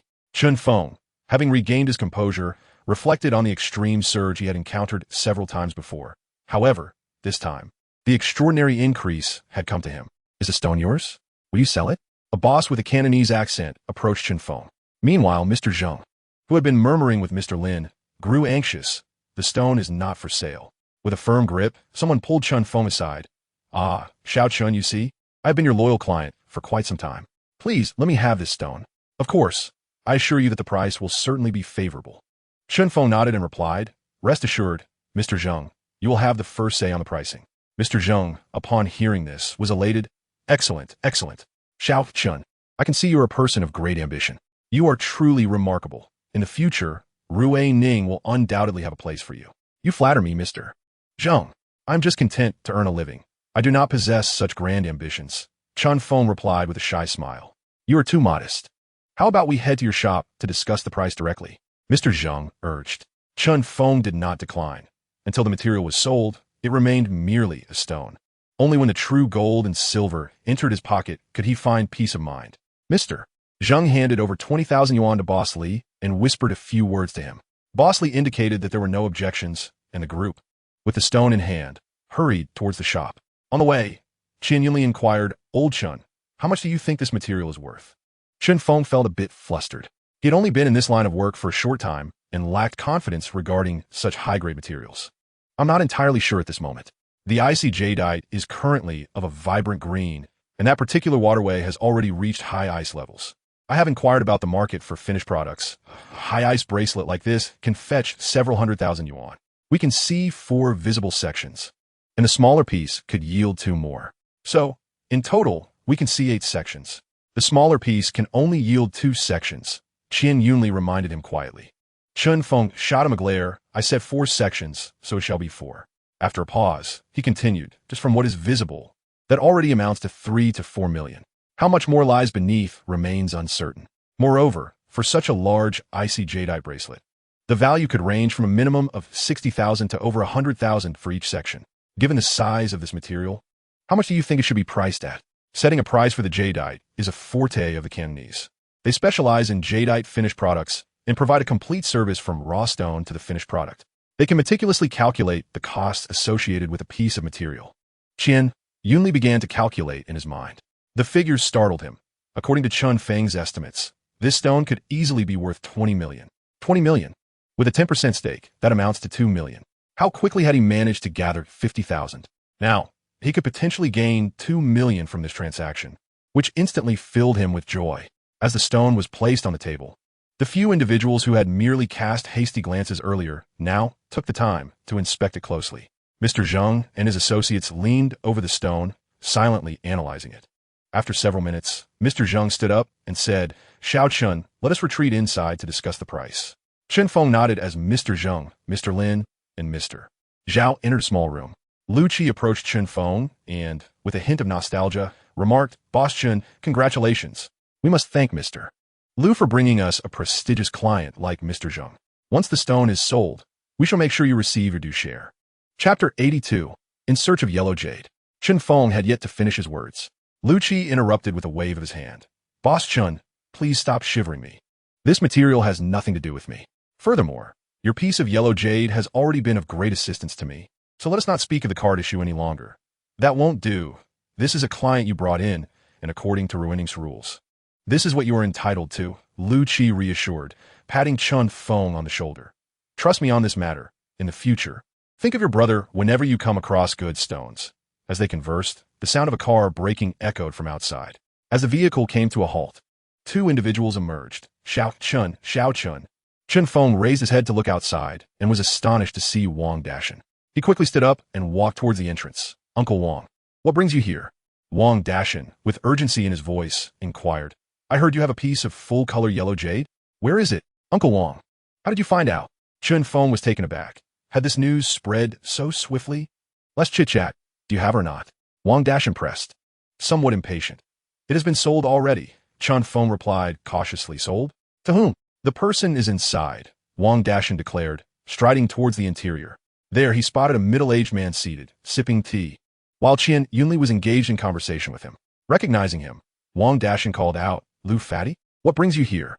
Lu Qi retorted with a chuckle. Why can't I be here if you, the mighty Wangdas are? Their banter was a common occurrence. Given their familiarity, did you buy Xiao Chen's piece of yellow jade? Wang Dashin inquired. Lu Qi shook his head, gesturing inside with a smile. The person is inside, and the deal has already been made. You are too late. Wang Dashan had come specifically for the jade, having learned about Chun Feng's possession of a full-color piece. Recently, whispers circulated that there were individuals willing to pay handsomely for yellow jade. Not just one, but several parties were interested. The atmosphere in Ruining had turned somewhat peculiar due to the yellow jade frenzy. Initially, news broke of a village near the border discovering yellow jade, followed by Zhao Huaheng's sudden predicament and arrest. Then, several prominent figures from various trade associations began to engage in their own competitive tactics. At first, Wang Dashan was indifferent, even adopting a spectator's mindset. However, last night, a rumor emerged suggesting a certain dignitary in the capital was searching for yellow jade, with others claiming it was a notable figure from the Magic City, and yet more murmured of someone from the central government. In summary, various rumors were rampant, and when combined with the recent oddities in Ruining, Wang Dashan could no longer remain passive. He began to inquire who possessed yellow jade. Upon inadvertently discovering Chun Feng had material, he hurriedly made his way here, only to find he had arrived too late, as the deal had already been concluded. Nonetheless, his curiosity about the buyer remained. Old Lu, who is inside? My business partner, Lu Qi replied. He is a real estate mogul from the mainland, and he came specifically for the material. What exactly he intends to do with it, I cannot say. At this juncture, there was no further inquiry possible. Wang Dashan, seeing that the materials had been exhausted, prepared to leave when Chun Feng promptly stepped forward to obstruct him. Uncle Wang, since you are here, please take a look at that piece of stone. Following Chun Feng's gaze, Wang Dashan noticed a red raw stone on the table. Considering he had come all this way, he thought it would be worthwhile to take a glance, as it would merely consume a bit of his time. Upon examining it, he gasped in astonishment. Goodness, shout Chun. Did you cut this material? Chun Feng grinned widely. By sheer luck. We have never encountered such high-quality goods. Could you help assess its value? With icy green seedlings and such a wide waterway, is it possible to yield a bracelet? How much does this material weigh? Wang Dashan inquired. 87 kilograms, replied Chun Feng. 87 kilograms should yield between 60 to 70 kilograms of usable material. Taking an average of 65 kilograms, the price for icy green seedlings hovers around 200,000. That waterway has reached a high icy quality. A single bracelet could fetch several 100,000. Wang Dashan meticulously examined the stone's exterior and cut surface. After a brief moment, he continued, this waterway could at least yield 3 sheets of material. Based on 20 bracelets, a price of 15 million is a minimum. I can envision it reaching 20 million. Hearing Wang Dashan's estimate align closely with their own, Chun Feng and Qian Yunli felt a mix of pride and disappointment. Only 20 million? Reluctantly, Chun Feng asked, is it truly only 20 million? Wang Dashan chuckled. You ungrateful rascal, are you not satisfied with 20 million? This is merely what is visible. No one knows how deep that waterway goes unless you extract it entirely. Chun Feng was about to respond when the door to the small room opened, and Mr. Zheng and his associates emerged. Boss Chun, let's discuss the price. All right, Chun Feng nodded, casting a glance at Wang Dashan, who also acknowledged Mr. Zheng with a nod. A silent greeting exchanged. Come with me. Wang Dashan beckoned Chun Feng aside and whispered, if the price is fixed at 20 million, anything below that should go to public auction. Such high-quality goods will sell themselves, understand? Chun Feng nodded vigorously. Wang Dashan, having come in haste, departed just as quickly. After sending Wang Dashan off, Chun Feng returned to the tea table and brewed some tea for his guests before asking, how much are you gentlemen willing to offer? Mr. Zheng gestured to General Lin, who nodded slightly and spoke slowly. Boss Chun, we have examined the material thoroughly. Its appearance is excellent, and we are interested. However, the risk associated with this piece is considerable. There are cracks in the jade, and we suspect they increase deeper within, which would significantly diminish its quality. Furthermore, we cannot ascertain how deep that waterway extends. Chun Feng remained composed. Since they had initiated the conversation, it was clear they were keen to acquire the stone. Their lengthy discourse was merely an attempt to negotiate a lower price. Once they finished, Chun Feng replied, I understand everything you've mentioned, General Lin. However, as you rightly pointed out, the depth of that waterway remains uncertain. Now, it is a matter of whether you are willing to take the gamble. Chun Feng, being astute, recognized that since General Lin had not stated a price first, he would refrain from revealing his expectations as well. It was now a test of who would falter first. Chun Feng remained entirely unperturbed, confident in his possession of high-quality goods that assured him of a steady market. In contrast, the two gentlemen, although not seasoned traders of jade and stone, were merely enthusiasts of gambling on raw materials, primarily acquiring pieces for their personal collections. Upon witnessing Chun Feng's cryptic exchanges, General Manager Zheng and General Manager Lin exchanged glances, prompting Lin to propose a figure. How about 13 million? Lin offered. Chun Feng shook his head in response. General Lin, I cannot even entertain that figure. The current value of the material is evident. Over 60 kilograms of icy green jade far exceeds that valuation. Not to mention the intrinsic worth of the stone itself. Before it was cut, it was already valued at 8 million, and I have taken a significant risk in slicing it. Chun Feng's message was unmistakable. That price was far beneath his expectations, and he had no intention of negotiating. Zheng and Lin exchanged furtive glances and engaged in quiet discussion. Moments later, Lin presented a revised offer. Mr. Chun, as this is our first encounter, we may not fully understand each other's positions. Allow me to propose another figure, and if it meets your approval, we can continue our discussions. 17 million. After this, both Zheng and Lin fell silent, their eyes fixed on Qin Feng. Meanwhile, Qin Yunli and Siyuan Xiaoye could hardly contain their eagerness to accept the offer. 17 million was a staggering sum, one they had scarcely encountered, even as shareholders. Disregarding their enthusiasm, Chun Feng smiled and shook his head. General Lin, if you can see your way to 20 million or above, we can continue our dialogue. I could sell this piece for that amount with my eyes closed.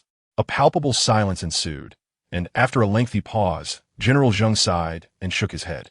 Mr. Chun, to be honest, that figure exceeds my expectations. In the end, the negotiation for the icy green jade did not reach a conclusion. Chun Feng firmly held to his stance of not entertaining offers below 20 million, while General Zheng was only willing to part with 17 million, a significant gap of 3 million. Chun Feng was certainly unwilling to budge, and Zheng's satisfaction was not within his considerations. If the materials were uncut and obscure, perhaps he would have been more accommodating, but this was a clear-cut piece, its value apparent to all. Zheng's offer lacked sincerity, thus ending the discussion. As Zheng departed, Lu Qi followed suit, still keen to curry favor with him and keen to provide emotional support to both Zheng and Lin. Clearly, Chun Feng had misjudged the situation, profoundly so. Master Zhao, did you leave something behind with me? Chun Feng inquired with an insinuating smile. Deep down, he understood. How could Zheng, a prominent figure, declare in front of so many that he would not sell the stone without signaling to others? I, Zheng Qinggong, claim this stone as mine. Do not even think about it. Chuckling, he continued, I wonder what business Master Zhao wishes to discuss. Surely it isn't regarding this icy green jade? Chun Feng teased lightly. Zhao Huaheng was momentarily taken aback and hurriedly clarified. Boss Chun, you have misunderstood me. I am not here for that particular material. I have come for other matters. The smile on Chun Feng's face instantly froze, leaving him perplexed. What does this mean? Have I misjudged the situation? Chun Feng inquired nonchalantly. Then, what brings Master Zhao back? Zhao Huaheng, fortunate enough not to beat around the bush, directly articulated, Boss Chun, here is the situation. He organized his thoughts and continued. I noticed in your room that you possess 2 pieces of wooden napped skin. I wonder if they are available? Wooden napped skin? Chun Feng was taken aback. Zhao Huaheng nodded with a smile. Without a moment's hesitation, Chun Feng outrightly declined, jokingly stating that the provenance of such material was dubious and should not be exposed. He had momentarily overlooked the necessity of concealing these 2 pieces. If these materials were to surface in Ruiling, they could undoubtedly attract trouble. It was better to cut them and sell them as legitimate goods. Zhao Huaheng grew anxious, thinking that cutting them was absolutely out of the question. If he proceeded with that, it would send shockwaves throughout Ruining and even the entire jade industry. He quickly interjected, Boss Chun, I will not conceal anything from you. Tomorrow, I have a client from the mainland who has requested me to find wooden napped skin. You know, while this material isn't entirely extinct, it is not something one can easily find in the market. The client is generous with money. Just name your price, and I will not haggle. I simply hope that Boss Chun can lend me these stones for a couple of days. If it proves to be a good fit, wouldn't you also stand to gain? Upon hearing that the client was from the mainland, Chun Feng hesitated, though he still harbored concerns. With Master Zhao's expertise, you must have a fair amount of good materials, right? Isn't there any wooden napped skin available? Zhao Huaheng sighed with a bitter smile. Such materials ceased production over a decade ago. What is circulating in the market now is merely what was excavated years ago. Even if someone acquires such materials, they are reluctant to cut or sell them, as they are primarily kept for collection. My client from the mainland is also an avid collector, and over the years, I have sourced numerous collectible materials for him. Now that he has specifically requested wooden nap skin, Boss Chun, rather than cutting it, why not sell it directly and earn a profit? After a moment of contemplation, Chun Feng, still harboring a sense of risk, ultimately acquiesced. After all, the client intended to keep it for collection, not for cutting. As long as the stone did not appear in Ruining, he agreed to let Zhao Huaheng borrow the material for a few days. Unbeknownst to him, he had inadvertently unleashed a significant bombshell. Upon returning to his store, he made his way alone to a small room on the second floor. This workspace was exclusively accessible to him, and even his son, Zhao Ruiling, was forbidden from entering without his permission. This studio was unlike any other. Unlike the cluttered spaces filled with debris and dust, it was immaculate and orderly. The decor was simple, featuring only a table on which sat a computer, alongside an ashtray and a few tools such as scissors and screwdrivers. Behind the table stood a massive safe. Chapter 84. The Fabrication of Deceitful Transactions. Zhao Huaheng approached the table, retrieved his tools, and began to meticulously explore the stone. Soon, a pungent odor filled the room, yet Zhao Huaheng remained unfazed, focused intently on his task. After several minutes, the surface of the stone became pockmarked, stripped of its former skin. Had Chun Feng been present, he would surely have berated Zhao Huaheng for ruining such a fine piece of natural jade. Zhao Huaheng then took a screwdriver from the side and poked at the stone a few times, faintly perceiving the contents within. Only then did he cease his efforts, pulling out a flashlight to illuminate the stone, allowing him to discern its interior clearly, exhaling a long breath of relief. He proceeded to open his laptop at the table, clicking on several software icons on the desktop. With his mobile phone, he recorded several videos of the stone, including close-up shots, and uploaded them. Moments later, his phone buzzed with a message, which he read and promptly deleted. Once everything was completed, Zhao Huaheng lit a cigarette, taking several deep puffs. After finishing the cigarette, he tidied up the room and opened a window to let in some fresh air before descending the stairs at a leisurely pace. Upon reaching the ground floor, he spotted his son, Zhao Ruiling, engaged in a business discussion with someone. He refrained from interrupting, merely exchanging a few words with his son before leaving the shop with a black plastic bag in hand. As he exited, he casually glanced into Chun Feng's store, noticing several individuals examining the piece of red-skinned jade. After a moment's contemplation, he chose not to enter and walked away. Inside the shop, the Guangdong province businessman who had previously inquired about the divine knife was now meticulously studying the stone. The proprietor, surnamed Su, was accompanied by 3 companions, all hailing from his hometown. The jadeite business was thriving in Guangdong, particularly in Pingzhou, where an informal trading market had spontaneously formed, akin to the Myanmar public auctions. Unlike the Myanmar auctions, which occurred once or twice a year, the Pingzhou market convened monthly. Villages in the vicinity often revolved entirely around jade-related industries, encompassing everything from stone dissection to retrieval, polishing, and wholesale of finished products. In contrast to Ruining, the people there favored raw jade and shunned gambling stones. Naturally, this line of work demanded rapid turnover, often sacrificing some profits in pursuit of liquidity. For instance, the high-quality piece in Chun Feng's possession represented a substantial financial burden if acquired by a single individual, but if several people pooled their resources, they could significantly expedite the sales process. After a while of hushed conversation in Cantonese among Su and his 3 compatriots, they finally approached the tea table and took a seat. Su lifted the teacup on the table and sipped. "Chun, this tea is quite delightful." Chun Feng responded, "I'm glad you like it. The weather here is quite similar to that in Guangdong. Both are warm." He then refilled the teacups of his guests before inquiring, "Su, you have examined the stone. May I ask what you all think?" Su took another sip, weighing his words carefully. "Chun, we have thoroughly inspected the material and find it quite impressive. Shall we discuss the price?" In Guangdong province, business dealings are characterized by a straightforward approach, with a disdain for convoluted negotiations or petty calculations. Thus, discussions about prices are approached with candor. Chun Feng nodded, stating that the material in question was sourced from a Mr. Zheng, whom Su, the owner of the divine knife, had previously encountered. Why did Chun Feng mention this? Firstly, to prevent Su from assuming that the material had already been viewed and priced without agreement. Secondly, to preserve the dignity of Mr. Zheng and his associates. "Look, the stone belongs to you. I am merely facilitating its sale." Surely Mr. Zheng would not dismiss this as inconsequential. Su nodded in response, showing indifference to the identity of the stone's owner. His primary concern was whether Chun Feng could make decisions regarding the material. He directly inquired, "Can Mr. Chun take charge of this, or must we negotiate directly with Mr. Zheng?" Since I have invited you, Mr. Su, I am indeed capable of making decisions. Chen Feng replied with assurance. Su acknowledged, the stone is indeed impressive, but it has numerous cracks, and the surface bracelets are somewhat lacking. The greatest gamble with this material lies in the water vein.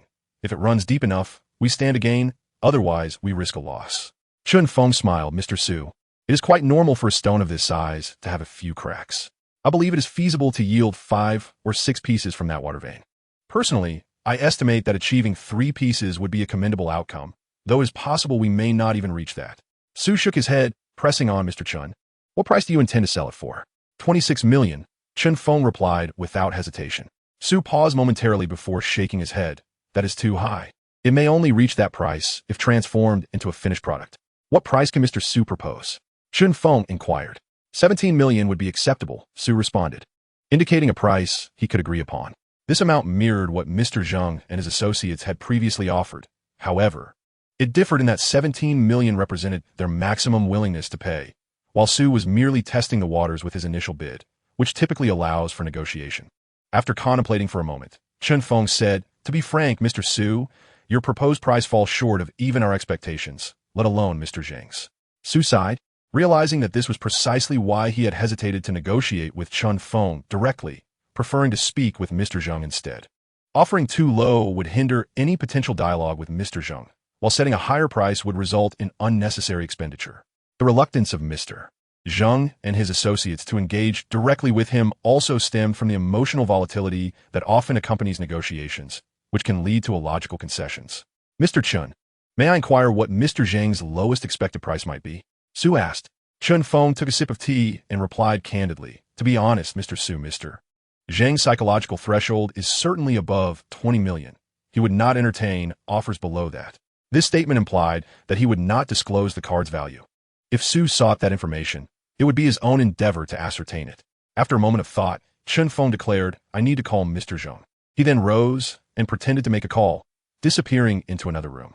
Minutes later, Chen Feng emerged with a look of delight, announcing, it's a deal. Chapter 85, Profit Distribution. Passers-by outside were drawn to the sounds emanating from within. Chen Feng was not in a much better state at that moment. His hand trembled uncontrollably as he held the teacup. 21 million, a staggering sum capable of transforming a life. The raw material was acquired for a mere 570,000, a mere fraction of the total, resulting in nearly 40 times the profit. Indeed, it resonated with the adage, a single cut can lead to riches or poverty, and another can procure burlap. After a considerable pause, Chen Feng and Qian Yunli gradually regained their composure.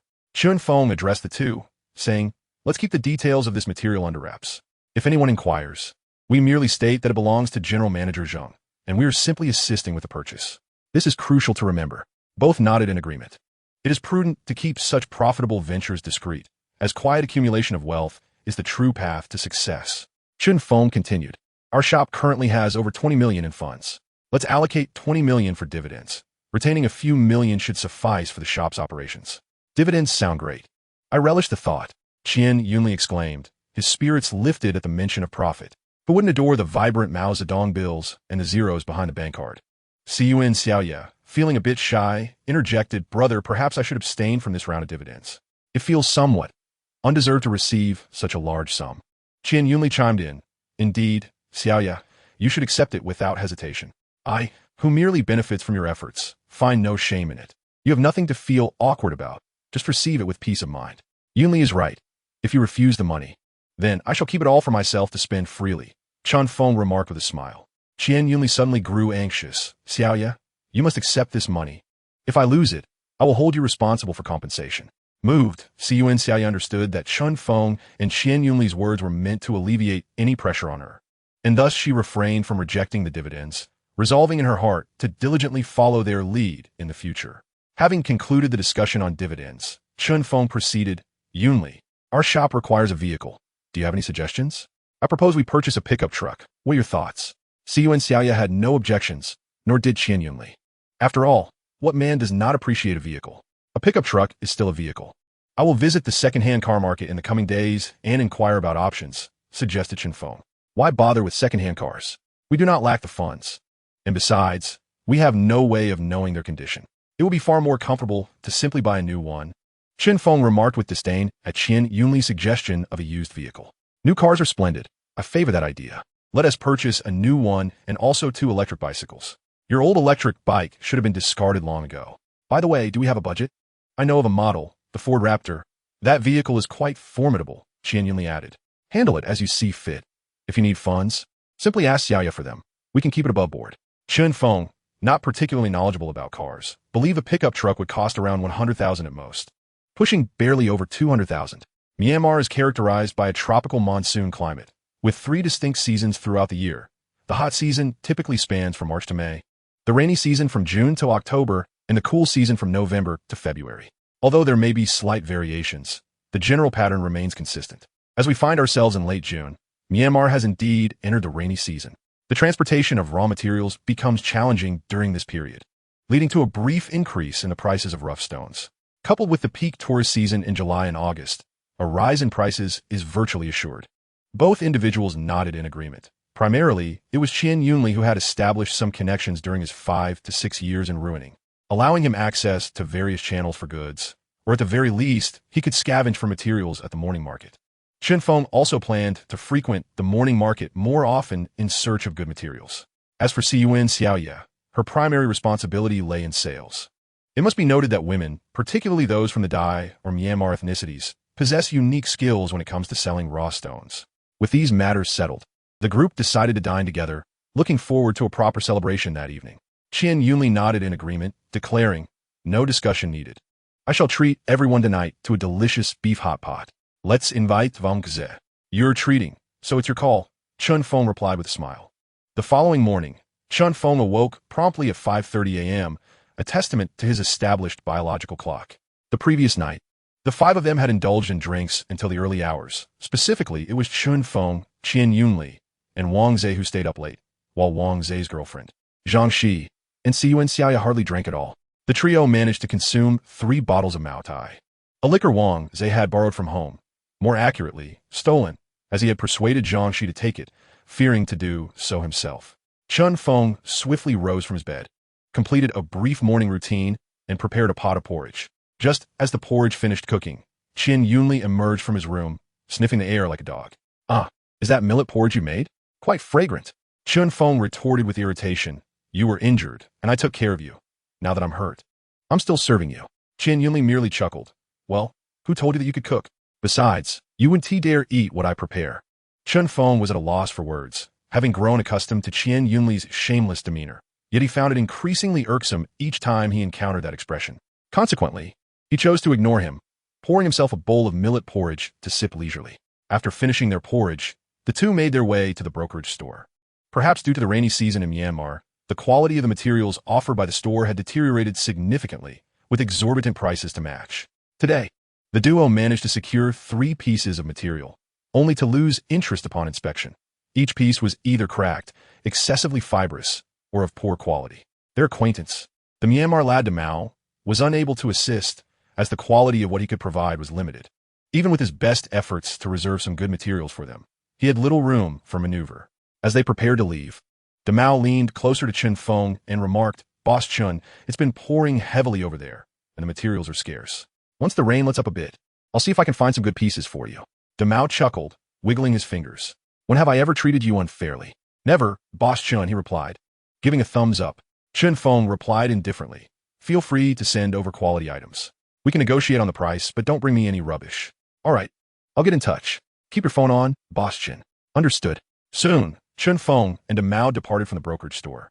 In the car, Qian Yunli remarked, "These old Myanmar folks are all about the money, but it's undeniable they have their own supply channels. They conduct business with familiar faces, without a suitable introduction. They want to even show you their goods." Chen Feng nodded. "You are correct. The most crucial aspect of our stone trading is maintaining good relationships with suppliers, whether individuals or large-scale dealers." He was prepared to take risks. He wasn't afraid of Mao's greed, but rather feared a lack of quality items. However, considering Mao had been at the brokerage for quite some time, it seemed he must have some sourcing channels in Myanmar. "By the way, should we check out the car this afternoon?" Chen Feng pondered before replying, "I want to go. You can go by yourself. I need to go to the hospital for a follow-up." Qian Yunli then recalled that Chen Feng was still a patient and awkwardly said, "Let's postpone it for a few days. I'll accompany you to the hospital this afternoon." No need. Chen Feng waved his hand in refusal. You go see the car. If it's suitable, just buy it. It's indeed inconvenient without a vehicle. All right, you could take a taxi to the hospital. Or ask Xiaoyu to go with you. We'll discuss it this afternoon. As they chatted along the way, they soon arrived at the early market in Jiegao, parting ways at the market entrance to scour for materials. Observing the bustling crowd, Chen Feng carefully protected his arms, wary of being bumped into. After inspecting 7 or 8 stalls, he found nothing suitable. It wasn't that there were no good materials. Rather, the asking prices for the promising ones were exorbitantly high, making them unworthy of purchase. Suddenly, his gaze fell upon a neighboring stall displaying a pile of materials, not particularly large. He shuffled over and sifted through the stones, unearthing a reasonably sized piece. This stone was about the size of a child's head, its surface yellow with hints of green, pockmarked and appearing as though it had been submerged in a corrosive substance and then retrieved, giving it a rather rough and dry appearance. When he shone a light on the surface, a green halo emanated. What kind of material is this? Is it from the wooden corner pile? Chen Feng murmured in confusion. However, it did not quite look like that. He turned to the seller, asking, "What's the price?" 100,000, the seller, an old Myanmar man, replied in decent Mandarin. Chen Feng shook his head. Don't quote the asking price. Tell me the selling price. Seeing Chen Feng set the stone down and prepare to leave, the seller quickly held him back, saying, "Boss, how much can you see? We haven't open for business yet. I can offer you a decent price. 3,000. Oh my boss, that price is simply unacceptable." The vendor, filled with excitement, instinctively exclaimed in Burmese, "Boss, look here." As he spoke, the old man cradled the raw stone in one hand while illuminating its surface with a flashlight in the other, saying, "Here, look closely, it's a fine piece. Do give a fair price." Then 4,000, Chen Feng replied nonchalantly. The old man shook his head, insisting, "You must offer more." This was the typical nature of the old Burmese vendors. They seldom revealed their minimum price, instead relying on the buyer's interest, persistently urging for a higher offer. The buyer would have to continue increasing their bids until the vendor's expectations were met, at which point a sale would be agreed upon. Dealing with such persistent negotiation was straightforward. Chen Feng interjected, "Let us be decisive for 1,005. If not, you may keep it." He appeared quite impatient, ready to leave if the conversation dragged on. Such a large piece, and there's green here. Without further ado, Chen Feng stood up, and the old vendor quickly conceded deal. With the price settled, Chen Feng paid and carried the raw stone toward the stall of Yuan Xiaoya. At this moment, he could only use one hand freely, making it cumbersome to continue browsing for more treasures.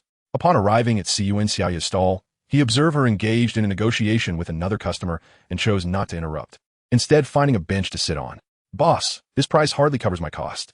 I won't mention my profit margin. You can't expect me to lose money on this stone, can you?" The buyer, a middle-aged man who seemed to be a familiar face in the area, displayed no urgency, merely smiling as he haggled with Yuan Xiaoya. "Yuan, we're not inexperienced outsiders. I can roughly estimate your cost. How about this? I won't make it difficult for you. I'll raise my offer to 16,000. If that works for you, we have a deal. If not, I'll explore other options." Chen Feng glanced at the stone in the man's hand, a sizable piece, weighing around 5 to 6 kilograms, featuring green and purple hues with a red waxy shell, a quintessential example of spring with colors. However, this type of stone also bore a significant characteristic. It was famously known that where there are cracks, there is profit. Such raw material rarely yielded bracelet-grade jade. It was typically used for making cabochons or ring faces. Yuan Xiaoya chuckled, "I'll sell it to you, but truly, I'm not making any profit." The middle-aged man laughed heartily, paid, and took the stone, likely heading off to find a place to cut it. After bidding farewell to the customer, Yuan Xiaoya turned to Chen Feng. "Did you find another piece?" Upon inspecting the stone, she wore a puzzled expression, pondering how to describe it. "Chen, is this from the corner pile? Where did you acquire it?" Yuan Xiaoya recognized the origin of the stone as well. The corner pile was a newly discovered site over the years, distinguished by its unique characteristics. The raw stones from this site typically exhibited deep green or light green colors.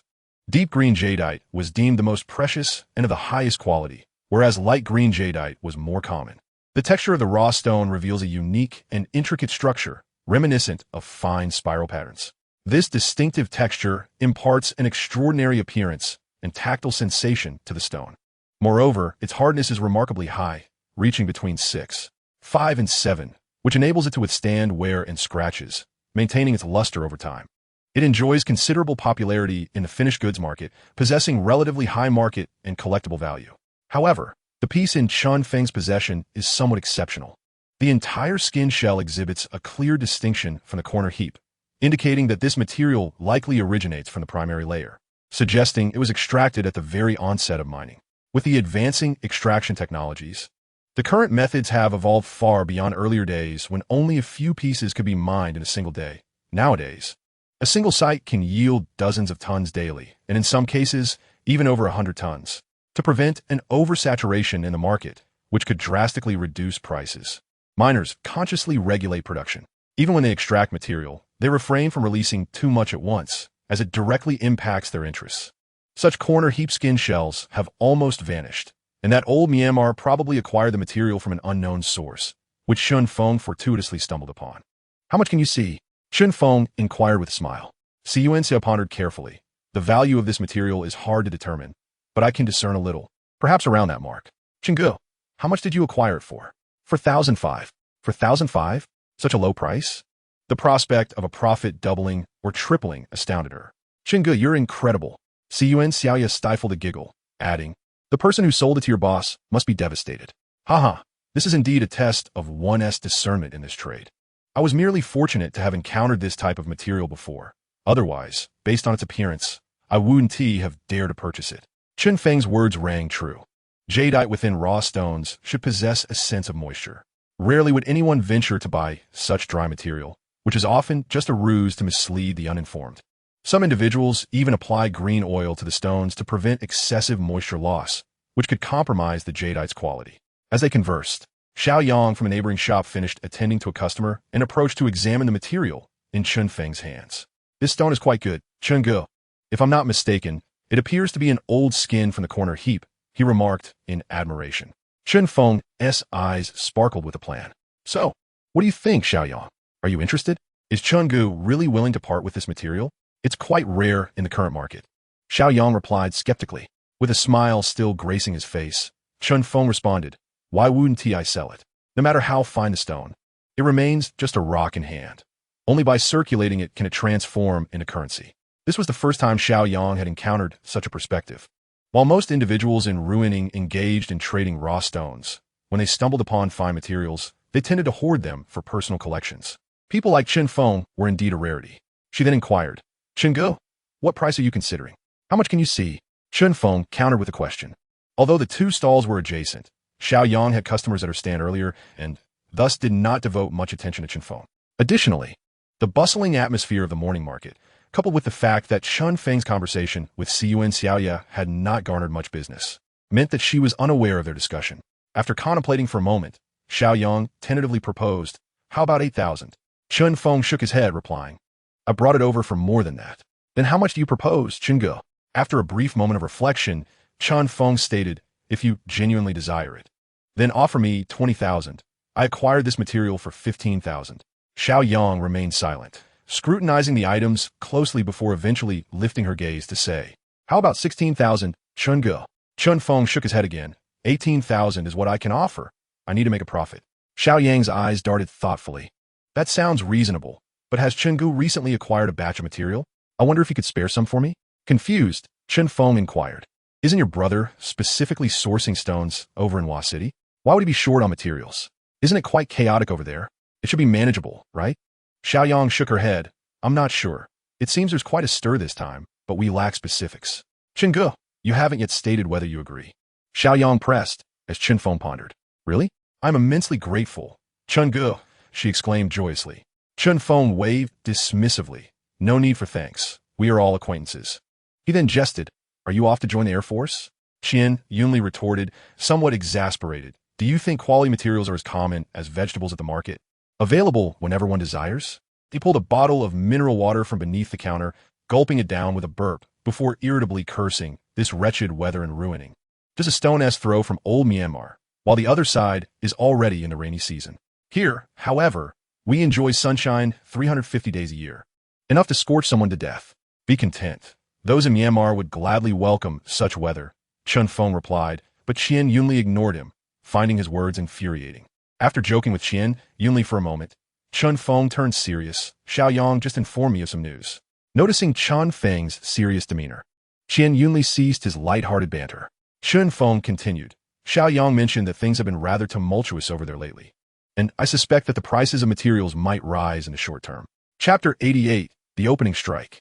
Qian Yunli asked, "Are you suggesting we should not rush to sell the materials we have?" Chun Feng nodded, then reconsidered, shaking his head. "We certainly need to sell. But predicting price increases is unpredictable. If the chaos lasts for only a few days, we could miss out on a lucrative opportunity. But what if it truly escalates?" Qian Yunli inquired further. "Indeed, that is my concern as well. Hence, I wish to hear your opinions. By the way," Chun Feng suddenly recalled, "there's an offline auction at customs on the 3rd. Perhaps we could procure a batch of materials there." A customs auction? Both were puzzled, as they had never heard of customs holding such auctions. Upon noticing the perplexity of the two individuals, Chun Feng recounted the situation to them. Gradually, their expressions brightened with a glimmer of excitement. Qian Yunli, brimming with enthusiasm, declared, "Since there is such an opportunity, we must seize it. Moreover, once we have the first, the second will surely follow." Chun Feng, "You must nurture this connection. Customs, what is it? It is a veritable treasure trove. Over the years, countless smuggled goods have been confiscated, and it is no exaggeration to say that even a mere trickle from within could suffice to make a jade shop thrive abundantly." They had often contemplated forging ties with customs, yet were unable to even cross the threshold. Only significant figures could procure stones there, while those of their standing would have to reconsider their aspirations. Chun Feng shook his head with a rueful smile. "The chance to attend this auction is serendipitous, and do not presume that anyone can simply waltz into such an event." Both Qian Yunli and the other individual were momentarily taken aback, then realized the truth. Indeed, if anyone could attend the auction, word would have long since spread in Ruining, yet there had been no whispers to date. What did this signify? It suggested that the auction was likely restricted to a select circle of insiders. Observing their disheartened expressions, Chun Feng opted for silence. This was the harsh reality. For those at the bottom, striving for upward mobility is fraught with challenges, albeit opportunities do occasionally arise.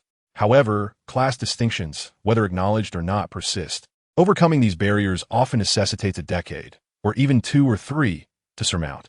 The trio then shifted their discourse, deliberating on the recent issues at hand. They ultimately resolved to set aside the superior materials for further refinement while releasing the more commonplace ones, albeit in a controlled manner. After a brief respite, Chun Feng ventured to the hospital for a follow-up examination. The results indicated some inflammation at the wound site, prompting the doctor to insist on hospitalization. Chun Feng, however, was disinclined to stay, opting instead for a prescription with a promise to return for regular checkups. Reluctantly, the doctor complied, issuing a substantial bag filled with numerous boxes of medication. Grumbling, he departed, vowing never to return to that hospital, deeming it exceedingly exploitative. As he journeyed, his irritation mounted. Upon exiting the vehicle, he failed to notice a pedestrian nearby. In a moment of distraction, he swung the door open, startling the individual who instinctively jumped aside.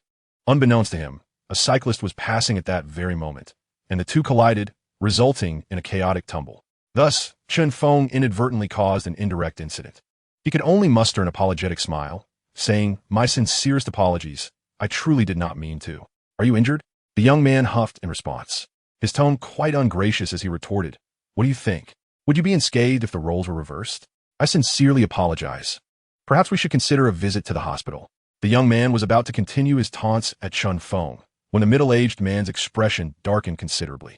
He abruptly seized the young man's collar, his face contorted with rage. "Are you blind? Where do you think you're going?" The young man was momentarily taken aback by this sudden interrogation. "Aren't we both victims? Shouldn't we stand united against a common adversary?" He felt a surge of annoyance. Chun Feng followed the middle-aged man's gaze and noticed a sizable piece of material, roughly the size of a football, that had fallen to the ground, causing a crack in the jade exposed at its opening. Chun Feng was momentarily stunned by the turn of events. What bad luck! The young man also caught sight of the fallen material, his voice noticeably diminished. However, he quickly reassessed the situation, realizing it had nothing to do with him. Had Chun Feng not abruptly opened the car door, he would not have collided with the other party, and thus the material would not have been sent tumbling to the ground. With a quick shift in perspective, the young man declared, "Brother, you cannot hold me accountable for this. If you need someone to blame, it should be him. If he hadn't collided with me, I wouldn't have hit you, so take it up with him." The middle-aged man considered this and found it somewhat reasonable. Yet he feared that Chun Feng might not be able to compensate for the damage, which is why he continued to hold on to the young man, preventing him from leaving. "Enough nonsense. Regardless, my material was damaged due to your actions, and you both must provide me with an explanation. Otherwise, there will be consequences. Hold on, brother. This is unreasonable. What does this have to do with me? I'm also a victim here. I do not care. Neither of you is leaving. What do you intend to do? The young man was quite displeased. Of course, you must compensate me. I purchased this material for 200,000. You will pay that amount, and the material is yours. How you two resolve your issues is not my concern. 200,000? Are you attempting to rob me? Do you think I am ignorant of raw stones? This material is worth at most 2,000. The middle-aged man sneered, thinking to himself, a lamb delivered to my door. And it would be a disservice to the heavens not to make a substantial profit. Gentlemen, does this windfall not inspire a little motivation for progress? Perhaps a gentle nudge to encourage more updates? Chapter 89, The Lion's Demand. Spare me your nonsense. I paid 200,000 for this material. Not charging you extra is already a concession. The middle-aged man disdainfully glanced at the two. I don't care. This situation arose because of you, boy. You resolve it. I have other matters to attend to and will not deal with your compensation. After uttering these words, the young man swiftly leaped into a taxi that had just pulled up and vanished in an instant.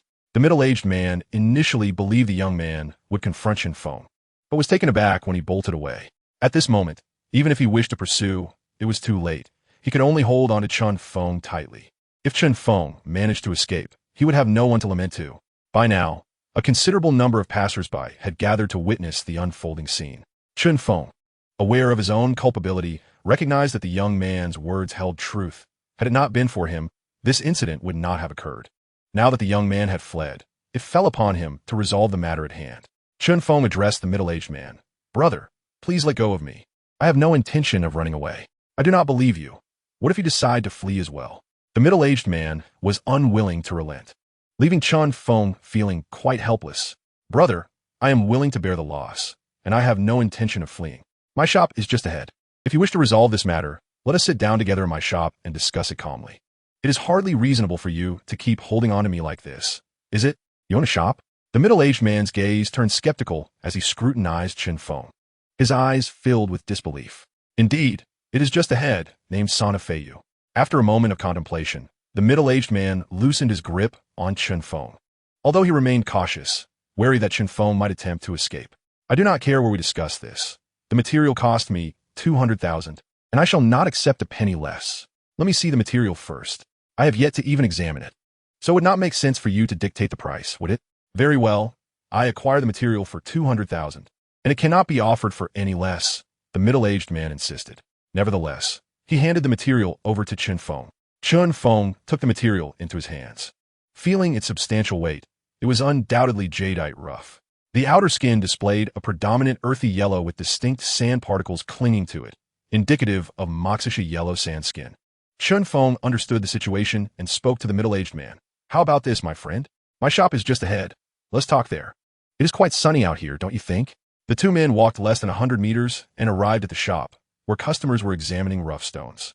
Inxia had also noticed the commotion outside, but refrained from joining in, respecting the customers who were engaged in their own evaluations.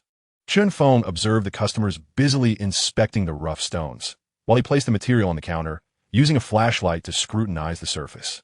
The outer skin exhibited significant sand shedding, and the light illuminated it, revealing glimpses of the jade within. Initially, Chen Feng had not taken the middle-aged man's asking price of 200,000 seriously, but upon closer inspection of the sand-shedding areas, he began to frown, for those areas were riddled with a multitude of cracks. Seeing this, Chen Feng shook his head. The middle-aged man, growing impatient, urged, "You have examined the material. Now pay up." Chen Feng replied, "This material is hardly worth 200,000. Moreover, the instigator of this incident has fled. While I acknowledge my share of responsibility, it is unreasonable to expect me to bear the entire cost alone."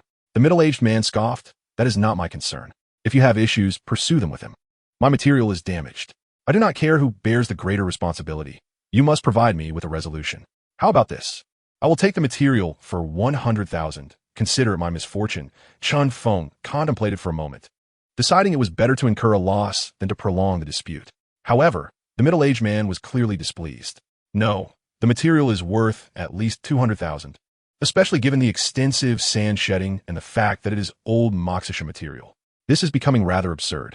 While there is indeed sand shedding, did you not notice the spiderweb-like cracks on it? What cracks? I purchased it in perfect condition, and several people examined it without noting any cracks. These must have appeared just now due to the fall. Chen Feng was nearly amused to the point of laughter by the unscrupulous individual before him. What kind of material could possibly shatter into a web-like fracture? Glass, perhaps? The hardness of jade was well established, and considering the low position from which it fell, it was further protected by a layer of skin. Moreover, the location of the fall was clearly not the same as where the damage occurred. This was nothing more than blatant dishonesty. Chen Feng, wishing to avoid further entanglement, stated firmly, 200,000 is out of the question. I can offer you an additional 10,000 at most, totaling 110,000. If you agree, I will take the material. If not, feel free to call the police.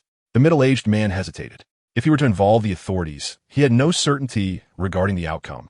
Yet he was reluctant to let such a lucrative opportunity slip away. After a moment's contemplation, he replied, I can only lower my price by 10,000 to 190,000. That is unacceptable. I will only pay 110,000. The willingness of the other party to reduce the price suggested that their acquisition cost for the material was undoubtedly low. 110,000 is impossible. It must be at least 180,000. That is the price I paid. If you wish to go lower, then call the police.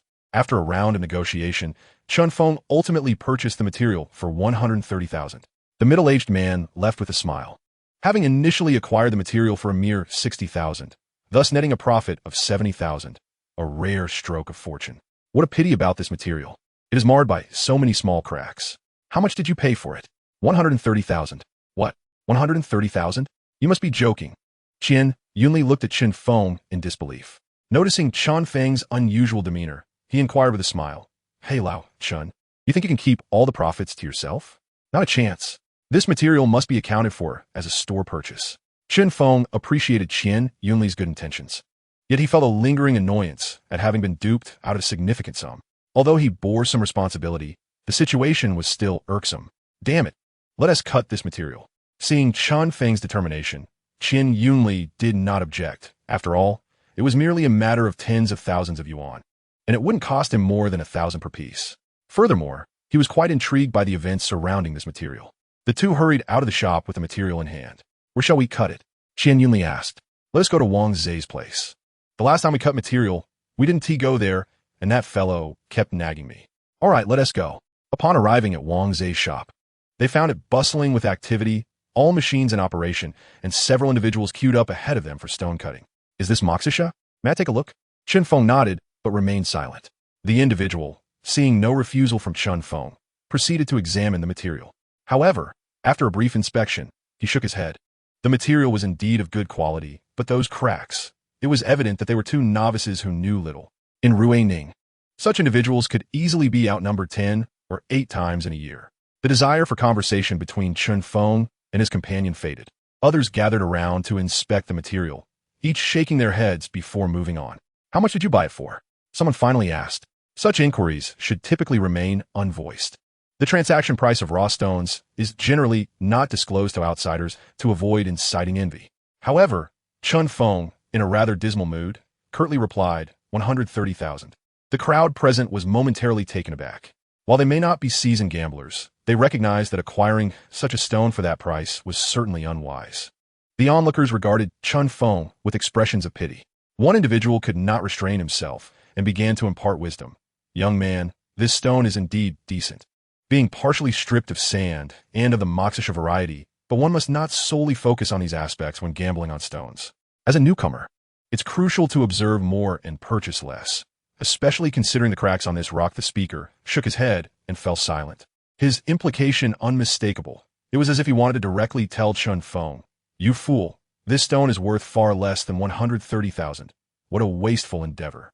Yet, they remained oblivious to the reasons behind Chen Feng's acquisition of this stone, which he had no intention of revealing, rendering them incapable of comprehending his decision. He could only vaguely assert that he was new to the field and still had much to learn. After waiting for over 10 minutes without seeing Wang Zhe, Chen Feng contemplated calling him for an update when his master approached, informing him it was his turn. The master inquired how Chen Feng wished to proceed with the stone. Chen Feng had already formulated a plan, without hesitation. He instructed his master to begin by placing a cover over the area from which the sand had been removed to assess the situation. True to form, within 10 minutes, Wang Zhe entered through the door, instantly spotting Chun Feng and Qian Yunli. He approached with a smile, greeting them, "Brother Chun, Yunli, why didn't you inform me of your arrival in advance? I could have prepared a warm welcome." Qian Yunli waved his hand dismissively. "No worries. We merely came to cut a stone. Speaking of which, your demeanor as a boss is unmistakable. You exude the aura of a successful individual." Wang Zhe chuckled. "Please, spare me the flattery. Those close to me understand my situation. I'm hardly a successful person, just starting out and in need of your guidance." "That's fine. But you must offer a friendly price," Chun Feng chimed in. "Nothing major. I'm nearly done," Wang Zhe replied, not pressing for further details, as such matters were delicate. He swiftly shifted topics. "By the way, Brother Chun, what fine materials have you unearthed today?" "A piece of Moxisha yellow sand skin is currently being cut," Qian Yunli responded. The Moxisha yellow sand skin is renowned, often referred to as the king of water materials. Moxisha is an established market, a bastion of quality, having yielded numerous top-tier stones. It is said that the British royal family possesses a piece weighing 40 to 50 kilograms of glass-type imperial green jade, sourced from Moxisha, a fact known only to the parties involved. However, the absence of a denial regarding this rumor suggests there may be some truth to it. Even if it isn't as illustrious as claimed, it is likely not far from the mark. While other stones may not match this quality, many have witnessed high-grade ice types and even glass types emerge from this source, hinting at their significant value. At that moment, a middle-aged man nearby scoffed, "Boss Wang, is this gentleman your friend?" Wang Zhe nodded affirmatively. "Yes, and this is my friend. Boss Wang, are you aware of what material your friend just purchased?" The middle-aged man nodded slightly, adopting a tone of amusement as he remarked, "Although this Mr. Chun has acquired a piece of yellow sand-skin moss agate. The cracks upon it resemble a spider's web." He shook his head, feigning a sense of regret. Qian Yunli's countenance immediately darkened. "I say, do you have the leisure to concern yourself with others' affairs? Do you presume that the material in your possession is infallible? Furthermore, what we choose to purchase is of no concern to you. How we spent your money or seize your materials? Why are you so meddlesome? We are perfectly capable of discerning the quality of our own materials without your unsolicited commentary." The middle-aged man found himself momentarily at a loss for words, his expression contorting as his breath quickened. "What do you mean by you? At your age, you should know better than to be so brash. It is no surprise that you will remain in this state throughout your life, relying on luck and prayers for a mere handful of stones. Individuals like you will never enjoy a sumptuous meal. What are you implying? What are you suggesting? Will you release horses or cattle? Or do you intend to lay eggs? You, young man, exhibit a clear lack of respect for your elders. I have experienced more materials than you have encountered stones. In my well-meaning attempt to advise you, you respond with such insolence. It's no wonder you incur losses." After a prolonged silence, the middle-aged man finally managed to retort, "Oh, I had not realized you were such a braggart. I have encountered stones amounting to no less than 800 tons. How can you boast so? Have you ever consulted with the cattle regarding your claims? Or do you simply seek out old cows to boast to?" Chapter 91, A Face-Off. "You are utterly unreasonable." The middle-aged man recognized he could not best Qian Yunli in this exchange and felt increasingly cornered. All right. Wang Zhe interjected, attempting to diffuse the tension. "It is of no concern to you what materials others buy or how much they spend. You should focus on how your own stone is being cut." Sensing the palpable animosity between the two, Wang Zhe felt a measure of dissatisfaction towards the middle-aged man, but knew that, given the setting of his own shop and the fact that they were from the same hometown, a quarrel would be detrimental. Aware of his own shortcomings, the middle-aged man accepted Wang Zhe's intervention and, with a huff, departed. Once the man had left, Wang Zhe turned to Chun Feng and said, "Brother Chun, do not let him bother you. It is unnecessary to be angered by such a person. He simply has a loose tongue. Do not stoop to his level." Chun Feng nodded, having held a certain disdain for the middle-aged man's pretentious demeanor, as if he were an authority. In Ruiling, those who thrive in the realm of stone gambling rely on their own discernment, experience, and luck. Qian Yunli, now that the other had departed, offered Chun Feng some consolation. "Old Chun, disregard him. Engaging with such a petty character only grants him legitimacy. Day in and day out, he boasts without substance, possessing no real skill." Chun Feng smiled. There was no denying that Qian Yunli, despite his flaws, excelled at uniting against a common adversary, particularly evident in his recent verbal display that even left Chun Feng momentarily awestruck. Wang Zhe beckoned the two to sit down, and the trio resumed their casual conversation. "Your shop truly has thriving business. I noticed quite a number of patrons while passing by this morning, and they are still queuing up," Qian Yunli remarked enviously. "While the business seems decent, The profits are meager. Each cut earns merely 30 to 50, Wang Zhe replied with a wry smile. His statement held truth in Ruining. A single cut typically fetched around 30, with larger stones commanding 100, often insufficient to cover labor and machinery wear.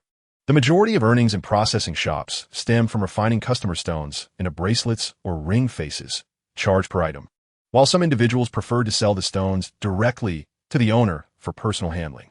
The profit margins in this sector were substantial, and those unfamiliar with the intricacies of the trade could hardly comprehend it. A well-run processing shop in Ruining could easily net 1 to 2 million a year, not to mention Wang Zhe, a second-generation stone enthusiast. Additionally, customers often celebrated their cuts with fireworks. A 10 yuan firework could start at 888 in gambling stone shops, epitomizing high profit. However, such lucrative stones were rare, appearing only a few times a year. Otherwise, with cuts yielding 30 or 50, few would venture into processing.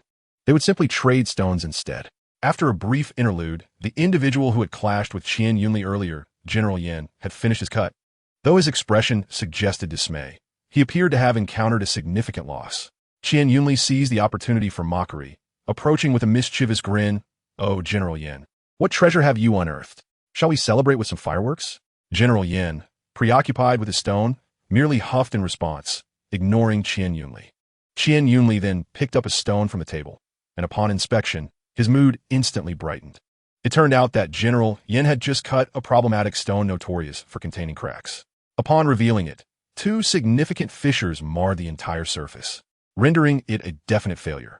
The interior appeared shattered, blocking the light entirely, making it exceedingly challenging to extract even a modest piece, with any pendant requiring a magnifying glass to be discernible. This stone is splendid. It could serve as a weight in an ornamental fish pond. "Congratulations, General Yan," Qian Yunli quipped. Unfazed by his misfortune, General Yan was secretly hoping for a similar fate to befall Chunfeng's stone. Just as Qian Yunli was about to engage in further banter, the master called out that the stone had been cut. Qian Yunli hastily dashed to the oil-cutting machine, retrieving the stone within. After thoroughly washing off the oil, the surface gleamed immaculate, resembling egg white, and most importantly, it bore no cracks. A delicate veil of white mist enveloped the cut surface, reminiscent of steam wafting above boiling water, and when illuminated, it radiated with brilliance. The clear base color, combined with the fine texture, indicated a modest profit. Qian Yunli handed the material to Chun Feng, gesturing for him to examine it. Upon seeing that the stone was intact, Chun Feng's earlier discontent evaporated, replaced by a flicker of joy. This material, which initially seemed destined for a loss, had unexpectedly turned favorable, lifting his spirits immensely. It felt akin to passing by a lottery shop and serendipitously winning a blue ball in a random ticket. Though the prize was modest, the exhilaration was undeniably delightful. Qian Yunli's eyes darted towards Mr. Yan. "Boss Yan, how does my material compare to yours?" Mr. Yan's expression soured, akin to having ingested a dead rat. He huffed in silence and clutched his own recently compromised stone before departing. "Wait, Mr. Yan, please take a look at this material." Qian Yunli attempted to retain him for further ribbing. However, Chun Feng grasped Qian Yunli's arm. "Enough of that." Reluctantly, Qian Yunli acquiesced, suppressing the urge to further chastise Mr. Yan. "Old Chun, will you sell this material?" Wang Zhe, having scrutinized the stone, inquired of the two. After a moment's contemplation, Chun Feng reasoned that a sale was inevitable. "So why not to friend? What price can you see it fetching?" "I've assessed it. With its fine texture and clear base, it can yield bracelets. And, considering the scraps as well, I'd say around 150,000. This price seemed reasonable. The stone weighed 14 kilograms, potentially yielding approximately 14 or 15 bracelets. The market value for fine-textured, clear-base bracelets hovered in the tens of thousands, and accounting for the core and additional scraps, the total could reach nearly 200,000. However, one must not overlook the processing fees, which are not insignificant. "Ah, then I suppose I've taken advantage of you," Wang Zhe chuckled. "You cover the cutting costs. And let us add a dinner tonight." "Deal." Chapter 92, Uncle Lu's Inventory. The material was transferred to Wang Zhe, and Qin Feng found himself in a favorable position. His spirits lifted considerably. On the way, he recounted the day's events to Qian Yunli, explaining why he had invested 130,000 in that piece of rough stone. Qian Yunli found it amusing. "Imagine if that middle-aged man knew we not only avoided a loss, but actually made a small profit. Wouldn't he be restless tonight? That's no concern of ours. As long as we're in the clear, That's what matters, Chun Feng replied with a smile. Who is looking for me? Where are they? Chun Feng inquired. Is it someone named Lu? After pondering for a moment, Chun Feng realized it must be Uncle Lu from his previous workplace. Uncle Lu, why didn't you just call me directly? Do you need something? On the other end, Uncle Lu chuckled. Oh, nothing much. Just wanted to ask if you're interested in purchasing some materials. Of course, I'm always interested as long as it's stone. Have you started dealing in rough stones too, Uncle Lu? Chun Feng asked, a hint of curiosity in his voice. He had never seen Uncle Lu engage in the trade of jade, rough stones, or any related activities. Uncle Lu fell silent for a moment before responding. I have a few pieces of material on hand. Do you have time to take a look? Do you have time? Where are you? I'm on my way. Uncle Lu provided an address. After hanging up, Chun Feng called Qian Yunli, and the two set off for Uncle Lu's residence. Uncle Lu lived in a modest courtyard near the Delong night market. Chun Feng led Qian Yunli down a narrow passage that could barely accommodate an electric scooter. Slow down. Slow down. You're bumping into my leg. Qian Yunli exclaimed. Can't you be more careful? You can barely navigate this wide road without hitting something. Are you kidding me? Chun Feng, you call this road wide? All right, enough of the complaints. My hand isn't fully healed yet, and if you jostle me any further, I might just fall. With one hand steadying the scooter, Chun Feng wobbled down the alley, causing Qian Yunli to regret having mentioned his fatigue earlier. At that moment, he could only hope Chun Feng would be cautious enough to avoid falling. Upon reaching the end of the alley, Chun Feng glanced at the door number and knocked. Is anyone home? After a brief wait, the door creaked open, revealing a somewhat lean man who looked at them with curiosity and asked, Who are you looking for? Is this the home of Master Lu Chu? Uncle Lu called me here. Oh, you're Chin boss, right? My father is inside. Please come in. The young man smiled and opened the door wider for them. Qian Yunli pushed the scooter into the courtyard, which featured a two-story building likely constructed in the late 1980s.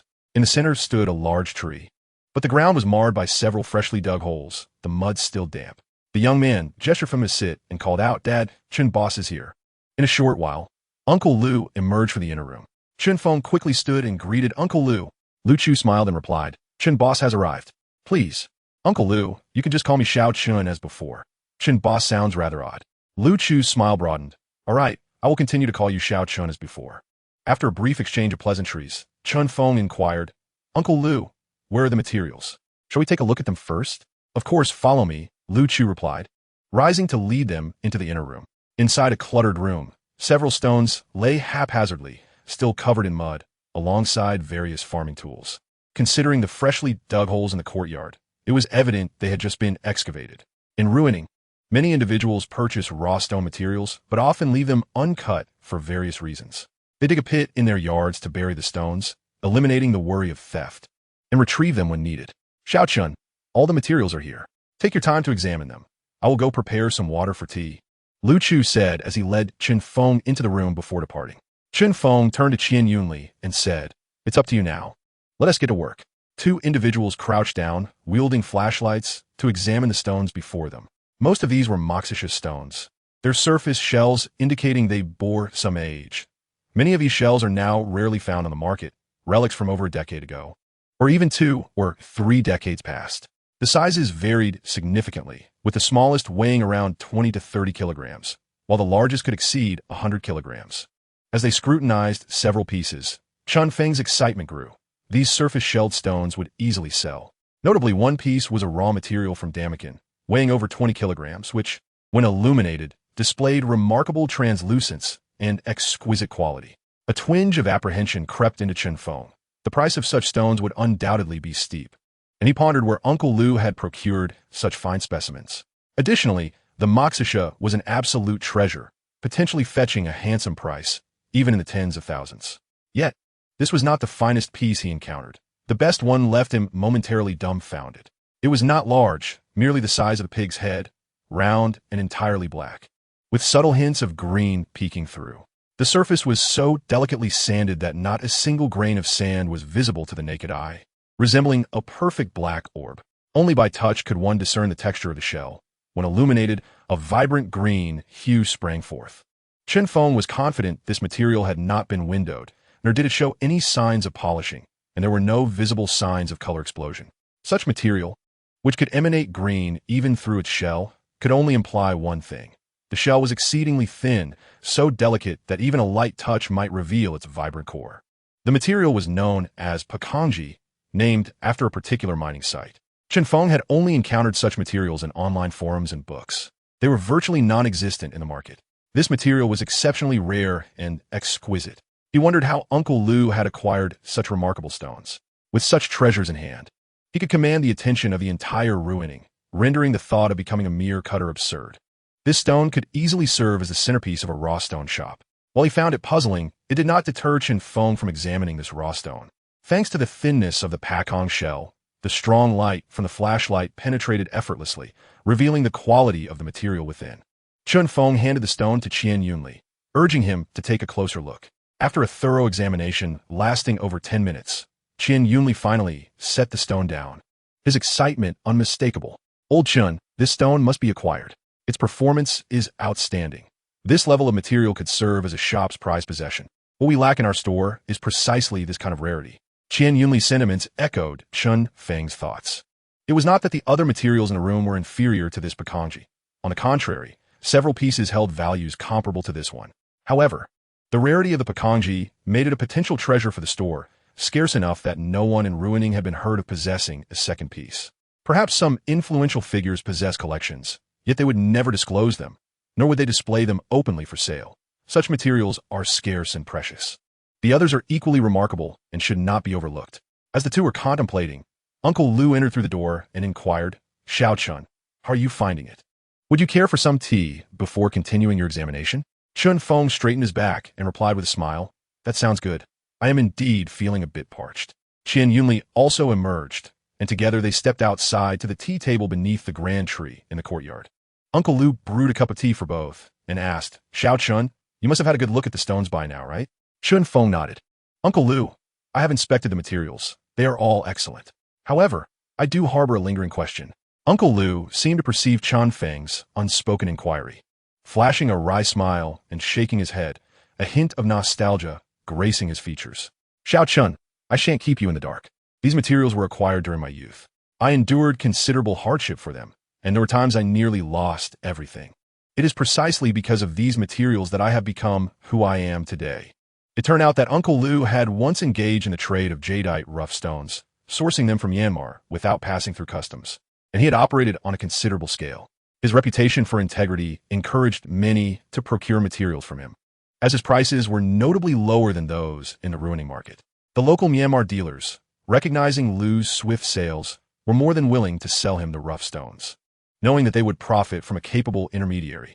Although Uncle Lu's prices were lower, he still amassed a considerable fortune, attracting the attention of industry magnates who sought to negotiate higher prices for mutual profit.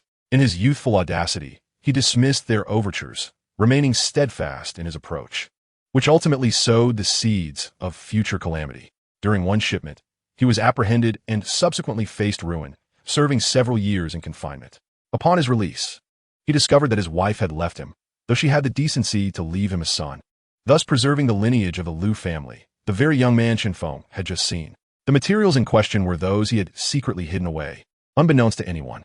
This dilapidated courtyard had once been the most inconspicuous property in his name, allowing it to endure. As for the past's myriad trials, he had long since come to terms with them. In the early days of his release, there were those who sought him out, hoping he would resume his former trade. But the memories of confinement had instilled a profound fear of returning to that life. This time, unearthing the materials was intended as a means to sever ties with the past and to provide his son with a financial legacy, compensating for the years of neglect. After listening to Uncle Lu's narrative, Chen Feng felt a pang of sympathy, although it bore little relevance to him. Since Uncle Lu wished to draw a line under his past, it was certainly time to discuss the matter of pricing. "Uncle Lu, these materials are indeed exceptional. May I inquire about the prices?" Uncle Lu pondered for a moment and said, "You have seen the quality of these materials. Their appearance is undoubtedly exquisite, especially that piece of Pakanji. There is simply no such material available in the market now. I'm not asking for much. 5 million is my firm price for you to take it away." Chen Feng decisively shook his head. "Uncle Lu, that price is excessively high. I cannot see the justification.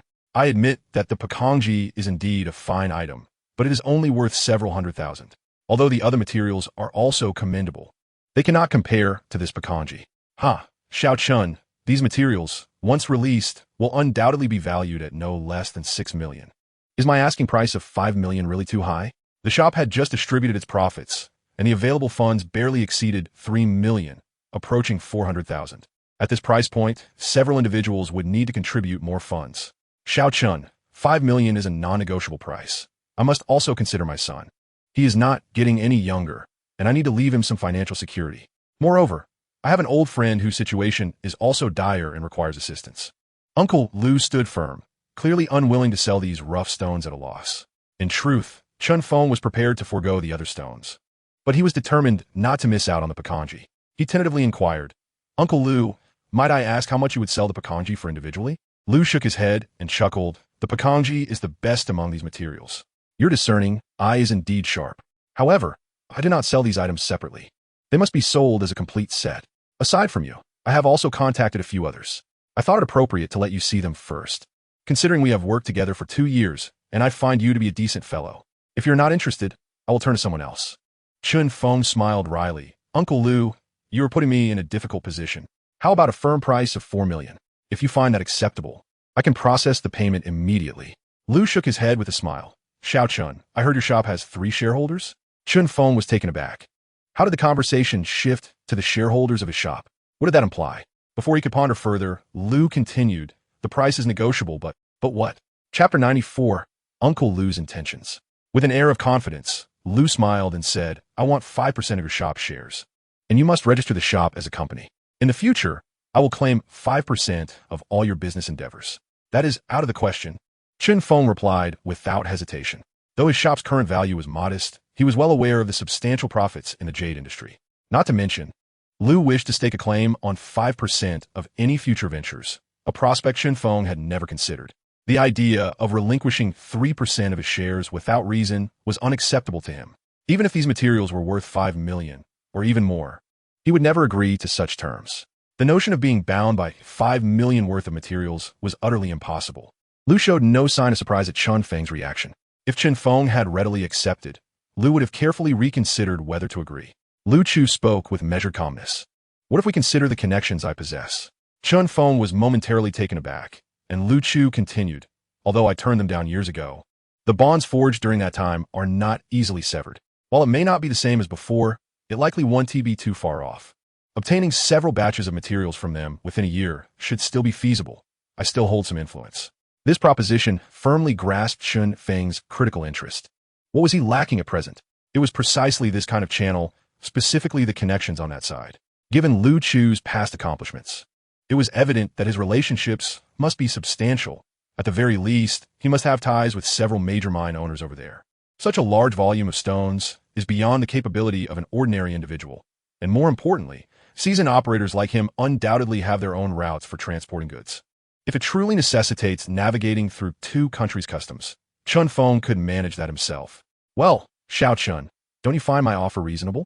Lu Chu wore a sly grin, shedding his previous guise of innocence, resembling a cunning merchant.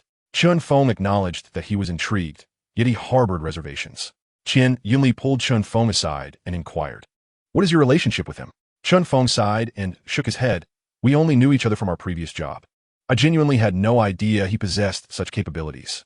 Even if what he claims is true, whether he is still recognized by those connections remains uncertain. But what if it is true? If he genuinely possesses that competence, we could find ourselves effortlessly counting our profits. After a brief pause, Yunnan continued, I believe we should agree to his terms. I'll withdraw 2% of my shares, and Xiao Ye can contribute 1%. This arrangement stemmed from Chun Feng's own connections, as Yunnan was essentially profiting from a passive stance. Therefore, his proactive suggestion to withdraw shares was indicative of their commitment, especially since these shares were initially a gift from Chun Feng. Just as Chun Feng was about to refuse, Yunnan interrupted him. The company can be established, and shares can be allocated, but we have our stipulations. We must see the first batch of materials before signing the share transfer agreement. And it must be with his son. This old fellow has too many complications surrounding him. I fear one day it might implicate us. He added, even if issues arise later, we can simply dissolve the company and establish a new one. After all, in our line of work, it's the people, not the company, that matter. Yunnan had meticulously considered every aspect. While such a stance might seem somewhat unscrupulous, who can remain entirely principled in the face of undeniable profit? Moreover, this was merely a hypothetical scenario. If the materials could be supplied steadily over the long term, such complications would be unlikely to arise. In comparison to a consistent and stable source of goods, some profit could indeed be forfeited. Chen Feng understood the implications of Qian Yunli's words and nodded. All right, let us give it a try, but let us adhere to the proportional distribution of shares. They would discuss the particulars later. Qian Yunli neither agreed nor declined outright. After sipping his tea, Chen Feng continued, 3% of the shares, but we must first see the initial batch of materials. Only after we have viewed the materials will we sign the contract. Furthermore, I cannot sign with you directly. Your situation is too complex, and I fear becoming entangled. You may find someone to hold the shares on your behalf. Additionally, these shares will only grant dividend rights. If you wish to depart in the future, the shares can only be sold back to me, and this will be calculated at 30% of their value. Lu Chu pondered for a moment. I will accept the 3% of shares, but I require 1 million for this batch of materials. I need to send it to my friends. This condition is non-negotiable. That is acceptable. I can provide you with 1 million. Chen Feng nodded in agreement. Let my son hold the shares. He is 19 this year, and this can serve as my compensation to him. Chen Feng would not refuse, as this arrangement had been mutually agreed upon with Qian Yunli. They were father and son. Should any issues arise, his son would not be able to escape responsibility. It seemed Lu Chu had considered this, which was why he proactively suggested it, indicating his willingness to cooperate. Then it's settled. May our collaboration be fruitful? Chen Feng raised his teacup, and Lu Chu, along with Qian Yunli, mirrored his gesture, clinking their cups together. To a successful partnership. To a successful partnership, Uncle Lu. The three exchanged smiles, and after setting down their cups, Lu Chu initiated the formal discussion. I will arrange matters over the next couple of days and prepare to visit. You must get the funds ready. That is not a problem. How much should I prepare for the first batch? Lu Chu contemplated for a moment before stating, let us start with 10 million. Is that agreeable? This is my first transaction upon returning, and we must demonstrate our strength.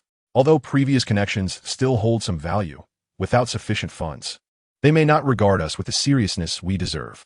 Agreed. As soon as the materials arrive at Ruining, I can transfer the funds at any moment. Chen Feng replied without hesitation. He understood that the people there valued money over relationships. With money, discussions could proceed smoothly, but without it, even the best of relationships would falter. Additionally, you must provide me with 1 million upfront. I need it to establish connections. That is straightforward. I will transfer 3 million to you shortly. 1 million is for this batch of materials, and the remaining 2 million is for you to manage relations. Lu Chu was touched by Chen Feng's words. Young man, are you not afraid I might abscond with the 3 million? What is there to fear? This batch of materials is worth far more than 3 million. If you were to run away, I would still retain 2 million. So, according to your logic, if I were to flee, I would still be at a loss. Chapter 95, Ruining S Specialty Dishes. On the way back, Qian Yunli dared not let Chen Feng ride again, fearing that the shaky ride might land him in the hospital. Of course, he would never admit that he himself was reluctant to go. How can I know? Such matters are best left to fate. After all, so many years have passed, and no one knows if they would still recognize each other. However, based on my understanding of that group, they are notoriously driven by money, quite greedy indeed. Huh. I was merely asking. After all, you just handed over 3 million in one go, draining the store's liquidity. Chen Feng nonchalantly remarked, isn't there still material left? This batch is easy to sell. Qian Yunli was somewhat taken aback, for these materials commanded a hefty price. Selling to inland bosses, each piece could fetch tens of thousands. Even 6 figures, some materials could be valued in 7 figures. However, if sold to peers, one would least expect to earn 30% less. The mere thought of such diminished profits made Qian Yunli's heart ache. True, selling to competitors would indeed result in considerable losses. Yet there were hardly 2 major clients capable of affording such materials. Chen Feng felt helpless about this. It was a shortcoming of not having delved deeply into this industry for a decade or more. Suddenly, Qian Yunli's eyes brightened, and he inquired, should we contact General Zheng and General Lin to see if they are still in Ruining? After contemplating for a moment, Chen Feng shook his head. Let us hold off. The current relationship between both parties is rather awkward.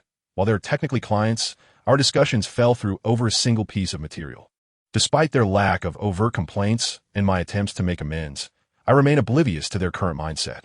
Their conversation was interrupted when Lu Shu's son arrived shortly thereafter, driving a vehicle laden with materials. Brother Chen, Brother Qian, my dad asked me to bring the materials over, Lu Yang said as he stepped out of the vehicle, carrying a box, and instructed the driver to begin unloading. Once all the stones were offloaded, Chun Feng paid the driver and sent him on his way. Noticing that Lu Yang had not left yet, Chun Feng curiously inquired about the box behind him. What is this? Lu Yang, somewhat shy, replied this. My dad said I should follow you from now on. He plans to make a trip over there in the next couple of days. What do you mean? Chun Feng asked, puzzled. That means, at that moment, Yuan Xiaoya approached, smiling as she interjected, he means he will be living with you from now on, right? She turned to Lu Yang, who blushed deeply, clearly embarrassed. Realization dawned on Chun Feng. Lu Shu had sent his son ahead, indicating a genuine desire to pave the way for him. Chun Feng patted Lu Yang on the shoulder. There are rooms upstairs. Go find one to put your things down. Turning to Yuan Xiaoya, he asked, Xiaoya, would you like to move in here as well? There are several rooms upstairs, and they can be tidied up for living. Yuan Xiaoya did not refuse. Her current residence was rather far, making it cumbersome to come to the shop every morning for materials to sell at the morning market. She had considered relocating before, but found it inconvenient. With Chun Feng's suggestion, especially with Lu Yang present, she was more than willing to move in. At that moment, Qian Yunli chimed in, grinning mischievously, then I should find a room to stay too. Get lost, as if you wouldn't stay if I hadn't mentioned it. Chun Feng retorted with an exasperated glance at Qian Yunli. Qian Yunli, unfazed, chuckled, I'll treat tonight to a beef hot pot feast to celebrate the new member joining us. Do you never tire of beef hot pot? Can't we have something else? Chun Feng complained disdainfully. Then let us indulge in the exquisite delicacy of Ruiling's local specialty, the smoked gourd stuffed chicken. Yet, I would prefer to savor beef hot pot, for I have an ardent affection for it.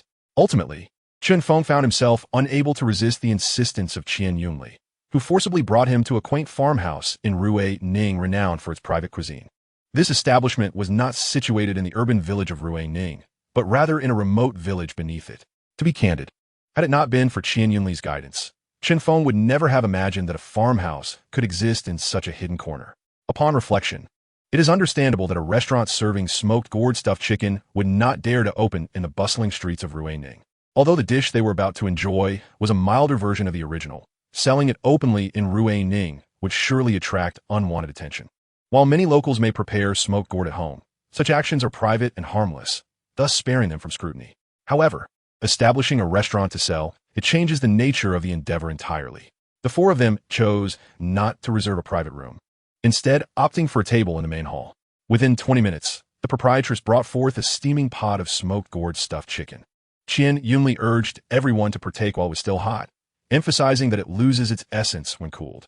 Lu Yang and Yuan Xiaoya, feeling no hesitation, rose to serve themselves bowls of the piping hot chicken soup, relishing each sip. Alongside the smoked chicken, there were also some wild vegetables, which were quite ordinary compared to those found in typical restaurants.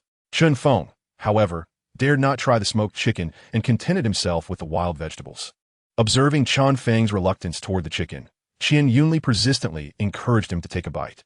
Lu Yang and Yuan Xiaoya joined in the persuasion, and Chun Feng, overwhelmed, finally succumbed to his curiosity about what made this smoked gourd stuffed chicken so special.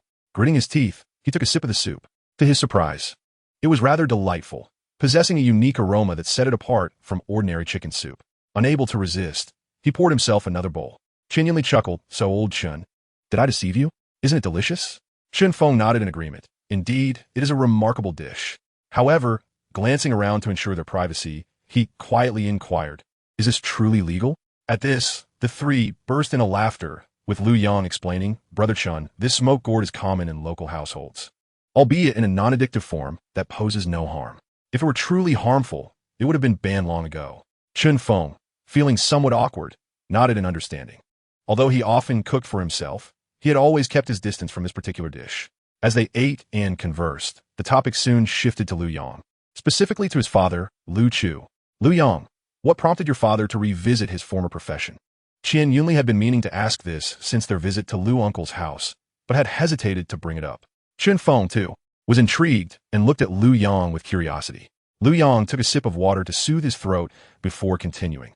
My father had several close brothers in the past, and they all met misfortune during that incident.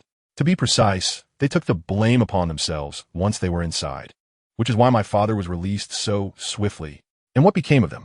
Qian Yunli inquired. They perished. Lu Yang's face contorted into an expression difficult to describe. They were executed. Chun Feng, puzzled, asked that shouldn't be the case. Smuggling usually results in fines and confiscation of property at most, a few years in prison. But not a death sentence, right? Well, initially my father and the others thought it would just be a few years of confinement. They believed they could start anew afterward. However, someone introduced illicit goods into the situation, transforming smuggling into drug trafficking. The incident escalated significantly, and someone had to bear the consequences. It was my father's brothers who took the fall. After his release, my father's spirit seemed to have diminished, and he ceased engaging in any such activities. However, those men had families, and now their households required financial support for various reasons. My father had no choice but to return to his former profession. Then why doesn't he operate independently? With this batch of materials, he could easily establish his own enterprise. Chun Feng voiced his greatest curiosity. Liu Yang scoffed. Do you think that's how things transpired? Even now, there are eyes watching my father. If he were to come forward himself, do you believe he wouldn't fall into the same trap again? At that moment, the men finally realized that this cunning old fox had been using them as pawns, pushing them into the spotlight to shield himself from the repercussions. What a clever scheme. Truly, he was a wily old fox. Is your father only blessed with you as his son? Chun Feng gestured in front of his belly, alluding to Liu Yang's mother. Go away. Of course. I am my father's only child. As for my mother? I haven't seen her in years, and I have no idea where she went. Besides, what you suggested is utterly impossible. She ran off with a man a year after my father was incarcerated, taking with her my father's savings. Liu Yang spoke of this matter with evident irritation. Chun Feng was momentarily speechless. It was difficult to ascertain who truly benefited from this arrangement. However, Lu Chu would likely not harm his own son, for this was indeed the Lu family's legacy. With this thought, Chun Feng felt reassured. Come. Let us eat some vegetables. Eat what? The dishes are all gone. Do you wish to eat that? Such a bizarre request. But if you have such a penchant, shall I oblige? Chun Feng jokingly made a gesture. Go away. Instantly, several disdainful glances were cast upon him. Amid their playful banter, a few middle-aged men entered the farmhouse, laughing and chatting as they made their way toward a private room. Suddenly, one of the men cast a curious glance toward Chun Feng's table, his eyes revealing a hint of surprise. Noticing the man's gaze, the others inquired, Mr. Gu, do you recognize someone? The middle-aged man, known as Mr. Gu, nodded with a smile. You all go ahead. I'll just greet them briefly. All right, old Gu, make haste. Don't think of escaping from the drinks. Get lost. You'll be the one passed out in a bit, he retorted. Fine, I'll wait for you. A few individuals remained silent as they proceeded toward the private room. Mr. Gu, a middle-aged man, approached Chun Feng's table, smiling as he called out, Yunli. Qian Yunli, seated with his back to the entrance, had not noticed the arrival. Suddenly hearing his name, he turned around and exclaimed in surprise, Uncle Gu, what brings you here? He pulled the middle-aged man aside for a conversation, leaving Chun Feng and the others momentarily astonished. Since when did Qian Yunli know such prominent figures? Among those who accompanied him, Chun Feng discerned the presence of Mr. Zhu from Jade Pavilion and the president of the Su Province Chamber of Commerce. Though he did not recognize the others, he surmised their status was equally significant. I've finished eating. What about you, Xiaoya? Chun Feng inquired. I'm done as well. Liu Yang, how about you? Liu Yang hesitantly replied, Oh, you're done too? Then let us be off. Yunli, settle the bill. As he spoke, Chun Feng pulled Liu Yang to his feet. Throughout their journey, Chun Feng refrained from asking questions. If Qian Yunli chose not to speak, neither would he. Upon returning to the establishment, it was already past 8 o'clock. Old Chun, I'm feeling a bit tired and will head to bed, Qian Yunli said. Go ahead. It's still early. I'm going to take a stroll through the night market. Well then, I'll one tea accompany you, replied Chun Feng. After exchanging farewells, Qian Yunli ascended the stairs. The remaining individuals exchanged glances. Neither Su Xiaoya nor Liu Yang expressed interest in joining the night market excursion, leaving Chun Feng with no choice but to venture there alone. With determination, Chun Feng hopped onto his electric bike and made his way to Jade Pavilion. After a brief ride, he arrived at the entrance and parked his bike before entering. Is Boss Qing in? He called out as he stepped inside. The woman he recognized was Qing Yun's wife. Her name escaped him, but he felt certain addressing her as sister-in-law would suffice. Taking a seat at the tea table, she poured him a cup of tea. Her tea-making skills were truly exquisite, as her delicate hands moved gracefully. Adorned with a colorful spring bracelet and a gold pendant around her neck, her actions while pouring tea painted a picture of elegance. Chun Feng couldn't help but admire. Sister-in-law, your tea art is remarkable. Qing Yun was indeed fortunate to have married such a woman. He had truly struck gold in this life. Sister-in-law poured him a cup and, smiling, inquired, It has been quite a while since you last visited, Boss Chun. Is there a particular reason for your visit this time? It's not anything significant. I simply came to inquire about the piece of material I sent over last time. I have a client who saw it in my social circle and wanted to ask about it. Chun Feng casually fabricated a reason. Sister-in-law chuckled. You're referring to that piece of more than 40 kilograms from Monjing, correct? Chun Feng nodded. Suddenly, she burst into laughter. You're a bit late. Old Qing went out specifically for that piece. It has already been sold to a buyer who is interested, and he is likely with them now to inspect the stone. Feigning disappointment, Chun Feng remarked, if it's sold, then so be it. At least I can provide my client with an explanation. As the sister-in-law was about to say something further, Qing Yun entered through the door and, upon seeing Chun Feng, smiled and remarked, Mr. Chun, have you installed surveillance in my shop? I just sold the material, and here you are. Ha ha, it seems you have arrived too late.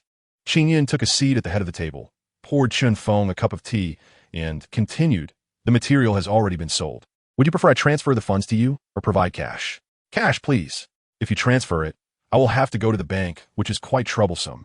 Chun Feng replied, very well, as previously agreed. The material is priced at the low rate of 93,000. Chun Feng had no objections. The selling price of the material was not his concern. He was only interested in earning his rightful profit. As for how much Qing Yun sold it for, that was his affair, and Chun Feng felt no envy. Lan, please retrieve 93,000 in cash from the safe. In a short while, the sister-in-law returned with the cash and handed it to Chun Feng, who then remembered that her surname was Lan, which was also a rare name. They truly made a compatible pair. Upon receiving the money, Chun Feng began to count it. When it comes to finances, one can never be too cautious. In less than 10 minutes, he had completed the counting and decided it was time to take his leave. Qing Yun did not insist on keeping him longer and escorted Chun Feng to the door. Upon exiting the shop, they found themselves at the Dalong night market. Chun Feng strolled through the market with a black plastic bag in hand, a common sight here, where others could not discern its contents and would instinctively assume it contained raw stone materials. Having spent 2 years in Ruiling, Chun Feng had visited the morning market infrequently, but had often roamed the night market. Not long after, he encountered an acquaintance. Mr. Chun, what brings you to the night market today? Upon hearing Chun Feng's words, Boss Hu smiled, his brows lifting with delight. How fortuitous. You're familiar with this place. Renowned for its comprehensive selection of materials. Chun Feng had merely made a casual remark, but Boss Hu took it as an opportunity to promote himself, which Chun Feng found quite admirable. Indeed, the man spoke the truth. Chun Feng was captivated by the materials on display at his stall. Before him lay a piece of old huica material, weighing an estimated 4 to 5 kilograms.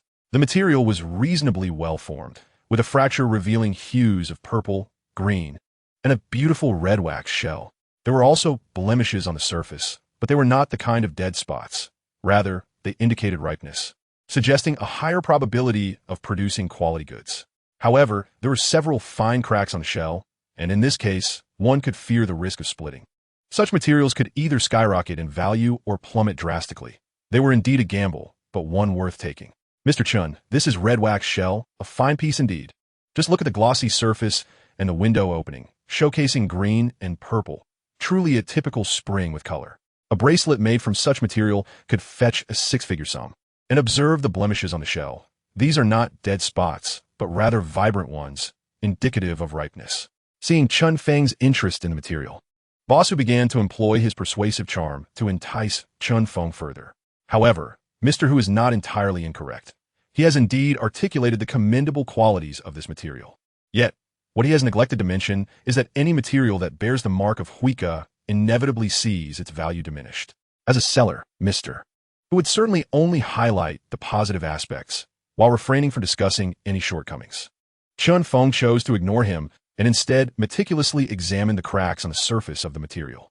There were 2 conspicuous large fissures. If these were merely large cracks, it would not pose much of an issue. One could simply avoid placing the item over these fractures during selection.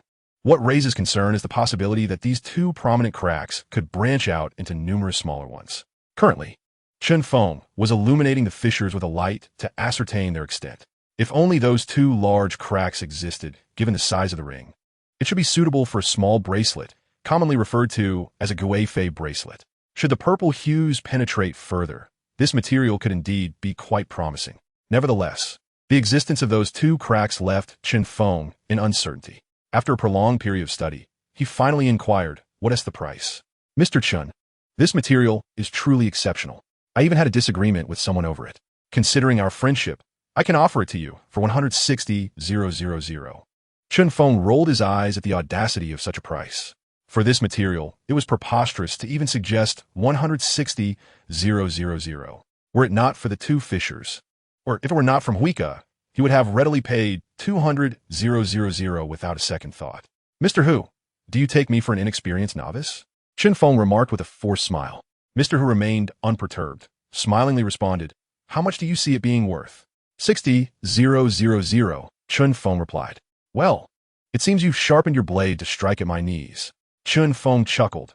Mr. Hu, let us be realistic here. I certainly cannot see this material being worth 6 figures. We are not strangers. Let us be straightforward. After contemplating for a moment, Mr. Hu replied, if you truly wish to purchase it, I can offer you 130,000. That is my bottom line. I would need to report at least 200,000 externally. Chun Feng took this lightly. Report it externally? He would dare to quote 500,000 or even 1,000,000. But the crux lies in whether anyone would be willing to pay for it. 65,000 is my final offer, and we can conclude this transaction. If not, you may keep it and report it at 200,000 yourself. Mr. Hu shook his head repeatedly. No, your price does not even cover the cost. Then how about 68,000? That is my final offer. Mr. Hu was about to refuse again when Chun Feng pushed the material towards him and prepared to leave. Mr. Hu quickly changed his tune. Deal. 68,000 it is. Chun Feng felt he might have overpaid, but the price was already set. There was no turning back now. He could only extract 7 stacks of money from a black plastic bag, pulling out 2,000 and handing the remainder to Mr. Hu. Chapter 98. The Peculiar Dhamma. After settling the payment, Chun Feng picked up the material and prepared to leave when Mr. Hu grasped his arm. Xiao Chun, I have another piece of material for you to look at. Would you be interested? Chun Feng smiled and replied, if there is material, I'm certainly interested. Where is it? Please show it to me. It's not here with me. It's at home, but it can arrive in 10 minutes. If you wish to see it, I can have someone bring it over, Mr. Hu said with a grin. Chun Feng did not dwell on the matter. Such occurrences were commonplace at the Ruiling early morning market and night bazaar. Typically, one would not display an abundance of quality materials at their stall, primarily due to concerns over excess inventory and the risk posed by opportunistic thieves. As for the materials that Boss Hu claimed were to be delivered from home, Chun Feng was naturally skeptical, suspecting that these items likely belonged to one of his compatriots, and that the old rascal aimed to profit from the transaction. Interchanging goods among peers and borrowing materials was a notable characteristic of Ruining, and Chun Feng himself had engaged in such practices before, having previously lent 2 pieces of patina wood from his own stock and Mo Wanji to Zhao Huan. High-quality items were seldom borrowed for extended periods, as this raised concerns about potential tampering and misunderstandings. After waiting for less than 10 minutes, a middle-aged man approached, carrying a sizable piece of material from the Dhammakin's source, weighing an estimated 10 kilograms, quite rare for that particular market. Typically, Dhammakin raw stones bore coarse textures and lacked high quality, indicating inferior material compared to water stones. Furthermore, Dhammakin stones were often characterized by sharp angles and a thin layer of weathered skin, appearing rough and dull. However, the piece presented by the middle-aged man displayed a yellowish-red skin with a reasonably rounded form, adorned with distinct patterns, significantly different from the usual Dhammakin stones. Chun Feng examined the material closely. The skin was not particularly thick, and when held to the light, a yellow mist could be discerned within. The surface exhibited no visible cracks. After a thorough inspection, Chun Feng set the stone down, remarking on its promising appearance, yet expressed doubt about its provenance. Is this truly from Dhammakin? He inquired, somewhat perplexed. Boss Hu chuckled, assuring him, rest assured, it is indeed from Dhammakin. Chun Feng nodded, internally agreeing, yet he sensed something amiss upon further scrutiny. Generally, he refrained from purchasing materials he could not fully comprehend. But this particular stone evoked a sense of familiarity, prompting him to ask, what is the price? 70,000, Boss Hu replied without hesitation.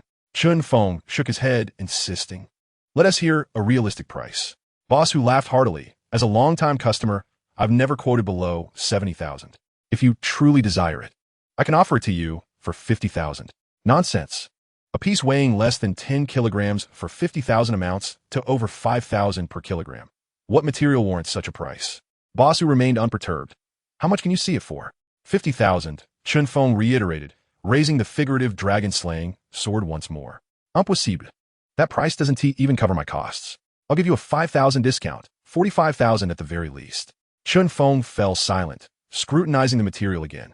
After roughly 3 to 4 minutes, he proposed a new offer, 15,000. I admit, I cannot fully comprehend this material, but purchasing it for further study could be worthwhile. Boss, whose eyes widened in disbelief. My cost is already at 60. 15,000 is out of the question, and several of us collaborated to acquire this piece. They will certainly not agree to that price. Then consult with others. I cannot raise my offer any higher.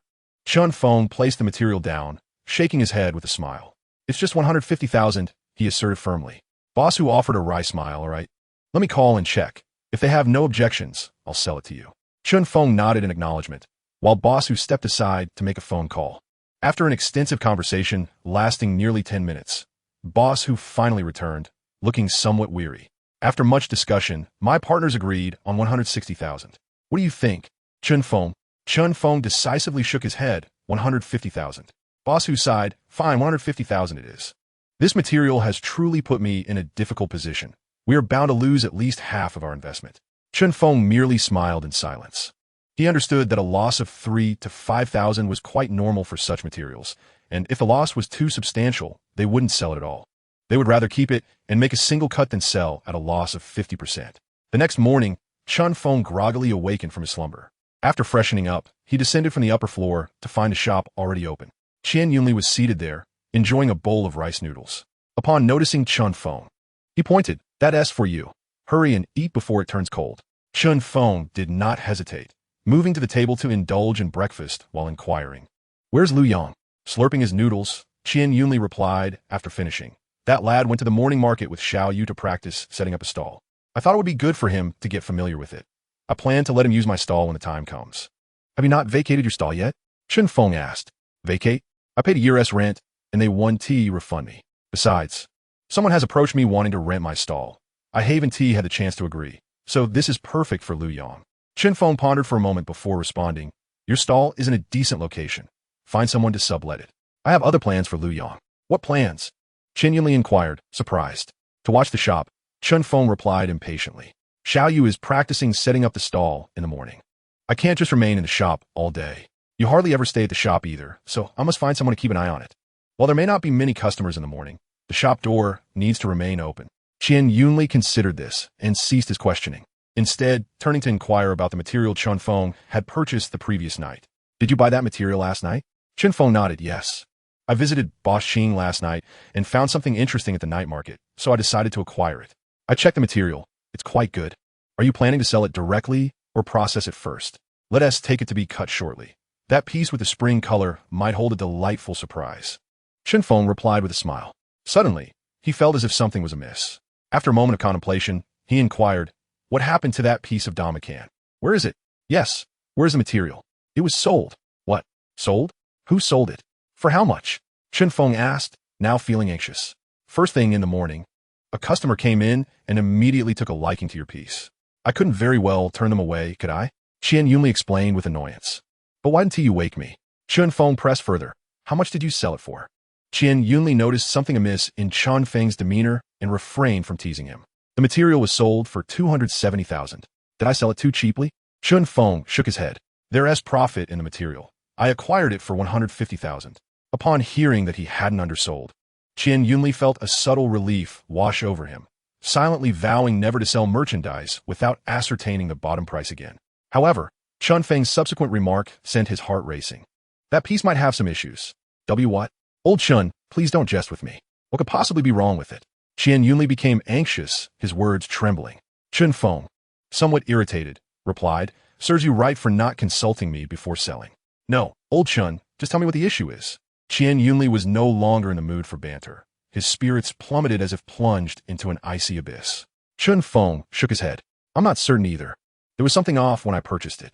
I intended to have someone examine it, but you were so quick to sell it. What do you think is wrong with it?" "I suspect the skin has been tampered with.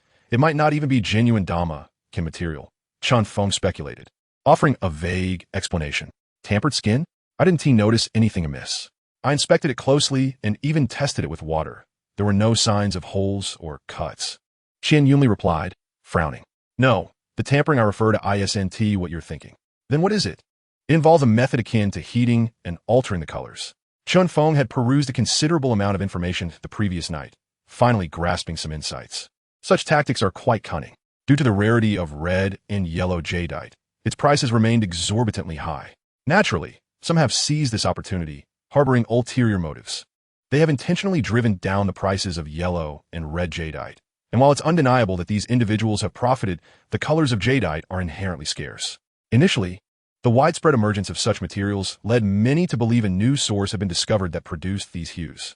However, enterprising individuals delved deeper and uncovered this lucrative industry chain, causing widespread unease as many began to trade in these types of raw stones. Although the material may have been artificially heated, it is nonetheless derived from natural jadeite, so one could still assert it is jadeite. Even if you bring it to an appraisal institution, they would confirm it as jadeite, yet they would never issue a certification for natural red or yellow jadeite. This has significantly impacted the market for lower-grade red and yellow jadeite, causing prices to plummet to levels comparable to normal jadeite. If it merely isn't genuine Dhamma, material, then there is no cause for concern regarding potential repercussions. In that case, it's no trouble. Even if they pursue it later, it would just be a matter of haggling.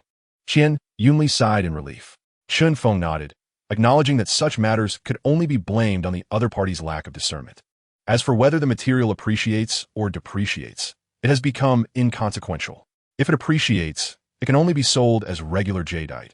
If it depreciates, then it is even less of a concern. The spring jadeite should be cut now. Qian Yunli, having clarified matters, felt a wave of relaxation wash over him and began to contemplate the spring jadeite anew. Chun Feng cast a sidelong glance at Qian Yunli and inquired, "Who will oversee the shop? Why the urgency? The material is right here. It 1T run away. We can discuss it later this afternoon. By the way, I haven't asked you yet. How did it go with the car you were supposed to check yesterday?" At that moment, Chun Feng remained oblivious to the gravity of the situation and casually remarked, "How high can the fuel consumption of a pickup be?" Qian Yunli chuckled. "Not high. Just about 15. Suddenly, Chun Feng was choked by the spiciness of the pepper, coughing repeatedly. He grabbed a bottle of mineral water from the table and gulped down a couple of swigs, feeling slightly better, though his throat still burned painfully. In disbelief, he asked, "Can the fuel consumption of that vehicle be so high? Don't take me for a fool. A normal pickup consumes about 10. All right then, if you've assessed it, let us go with this one. By the way, how much does it cost?" Chun Feng adamantly refused to acknowledge his inner thoughts. After all, a car is merely 4 wheels and a steering wheel, nothing extraordinary, especially one that shakes. It cannot be more impressive than a front 4 rear 8 setup, right? Qian Yunli awkwardly replied, "It's not expensive, just over 700,000. "Oh, that's reasonable. You just said how much?" "I didn't quite catch that." "Cough, 78,000. "I've inquired. There are discounts on cars now, so it'll land at about 700,000 after the deductions." 700,000? Is that a joke, Qian Yunli? Are you out of your mind? I ask you, are you out of your mind? You dare to think of spending over 700,000? Chapter 100. Truly, I'm not a person. What's wrong with 700,000? At most, I will cover the extra myself. Besides, I am doing this for your sake. Look at you. You've gone this long without even a girlfriend, and now, as a substantial business owner, your worth has crossed into the millions. When you step out, you represent our shop's image. How can we appear shabby?" Qian Yunli spoke with an air of righteous fervor, his tone, expression, and sincerity so compelling that had Chun Feng's resolve wavered even slightly, he might have questioned his own humanity. How could he be addressed in such a tone? It was as if Chun Feng, if he did not acquiesce, would be deemed ungrateful. As a partner in the company, Qian Yunli had already agreed to subsidize several tens of thousands out of his own pocket. How could Chun Feng treat such genuine goodwill with disdain? Surely, he should also step forward to contribute, at the very least, 10 to 80,000 from his personal funds. Yet, Chun Feng was the major shareholder. He held over 80% of the company's shares. A simple calculation revealed that this might imply he would need to contribute 50 to 60,000. That was 50 to 60,000, not 50 to 60. No, absolutely not. Chun Feng, the boss, could not possibly agree to this and must firmly rebuff Qian Yunli's opportunistic demeanor. He was doing this for his own good. Indeed, it must be so. Thus, Chun Feng resolutely declined Qian Yunli's request. Over 700,000? Why don't you purchase it yourself? Boss Qian, I distinctly recall you just received a 2 million bonus. That should be more than sufficient for a vehicle. Furthermore, this purchase is for our shop, and you're a shareholder. Just imagine driving that car out, distributing business cards. strolling along the streets, attending networking events, frequenting nightclubs and dance halls. Wouldn't those young ladies be drawn to you? Chun spoke with great fervor, exuding an air of benevolence. Qian Yunli managed an awkward smile, clearing his throat. Well, I believe a pickup truck priced around 70 to 80,000 would suffice. It has low fuel consumption, is sturdy, and most importantly, its depreciation rate is minimal. Even if we decide to part with it later, we wouldn't incur substantial losses. Therefore, I propose we opt for a pickup truck in that price range. There was no way Qian Yunli would part with the money he had just received. Absolutely not. Chun Feng feigned sorrow. Old Qian, I'm truly looking out for your best interests. You've been in Ruining for 5 or 6 years now, and I wager you've dated at least 8 or 10 women. Have you not pondered why they chose to part ways with you? Qian's heartfelt counsel continued. As the saying goes, it is better to cry in a BMW than a laugh on a bicycle. Old Qian, some expenses are simply unavoidable. Do not accuse me of being unsupportive as a brother. How about this? I will cover the small change, and we can draw an additional 200,000 from the shop's account. You merely need to contribute 500,000. Women? What women? What woman could ever come between the bond forged over 2 decades with old Chun? As the saying goes, women are like clothing, while brothers are akin to kin. Who dares to contend with my brethren? However, he restrained himself, maintaining a smile, and cautiously inquired, so about the car? The vehicle? Naturally, it will be registered under the company's name. Did you not say this was for the company? What? Old Qian, do you truly hesitate? Chun Feng cast a look at Qian Yunli that suggested disbelief at his reluctance. Qian Yunli felt a pang in his chest. This fellow had squandered his earlier admiration for Chun, who now seemed more like a caricature of greed. Clearing his throat, he remarked, Old Chun, I believe we are still in the early stages of our entrepreneurial journey. We ought to allocate funds judiciously. As for the vehicle, whether it's a 700,000 pickup or a 70,000 one, they both serve the same purpose. Oh really? Yet I still maintain that the 78,000 Raptor is superior. No. Old Chun, you are mistaken. Regardless of the vehicle, they all have 4 wheels, a steering wheel, and consume fuel, right? I firmly believe the 70 to 80,000 pickup is the better choice. Chun Feng refrained from further teasing Qian Yunli. Indeed, I concur with Yunli. Let us focus our expenditures wisely. Let us proceed with your suggestion and purchase a pickup for 70,000. Very well, I shall go retrieve the vehicle shortly. Rest assured, 70,000 will undoubtedly suffice. Qian Yunli had yet to voice one last thought. Even if it fell short, he would gladly cover the difference from his own pocket. However, I dare not mention the 4 Raptor priced at 780,000 again. It is truly regrettable about the saleswoman from yesterday. Such a large vehicle. Yet she appeared so petite. One can only imagine the thrill if circumstances had permitted, but alas, it seems unlikely now. I cannot help but wonder who will benefit from a bargain in the future. How infuriating and lamentable this situation is. Chun Feng poured a cup of tea and offered it to him, saying, have a sip to moisten your throat. Liu Yang, feeling parched, accepted without hesitation and downed the tea in one go, exclaiming, Brother Chun, you all go ahead. I can watch the shop. To reassure Chun Feng, he added, I've learned a thing or two from my father. I will call you if I need assistance. Chun Feng nodded in agreement. He had complete faith in Uncle Liu's expertise. Having spent 5 or 6 years dealing with jadeite rough stones and subsequently working in a cutting workshop for several more years, Uncle Liu could discern the quality of materials with relative ease. In the realm of stone gambling, the most skilled individuals are not necessarily the vendors. Despite their extensive exposure to stones, seldom witness the unveiling of a piece. Conversely, artisans in cutting workshops have the most experience with the raw materials. It is a matter of familiarity and skill. Outside, Qian Yunli had already brought out the electric cart, urging, hurry up, old Chun. What are you dawdling for? I'm coming. There's no need to rush, Chun Feng replied. As soon as he got into the car, Qian Yunli impatiently revved the engine, speeding towards Wang Zhe's workshop.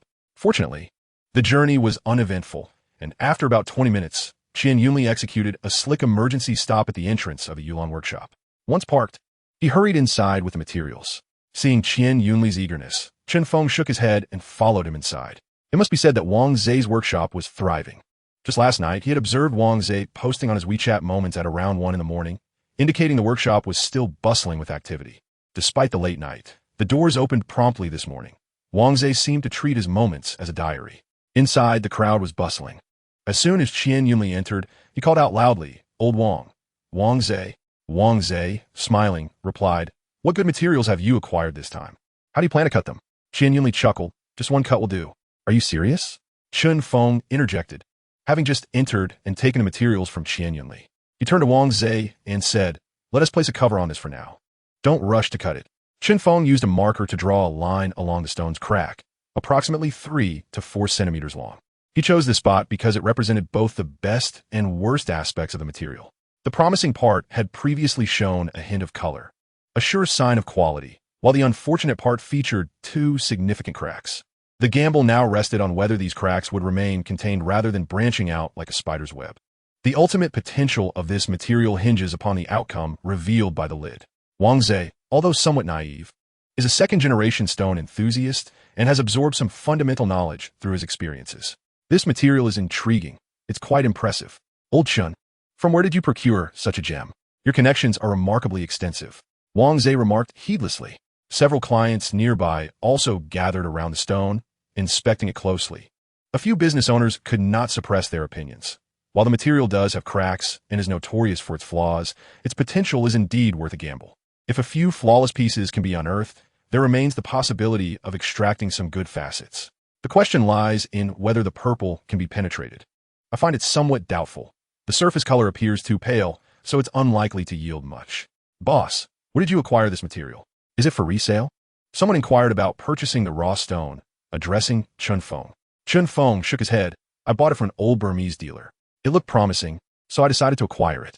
I plan to take a slice and see what lies beneath. The business owner, wanting to know if Feng would sell, refrained from further questioning.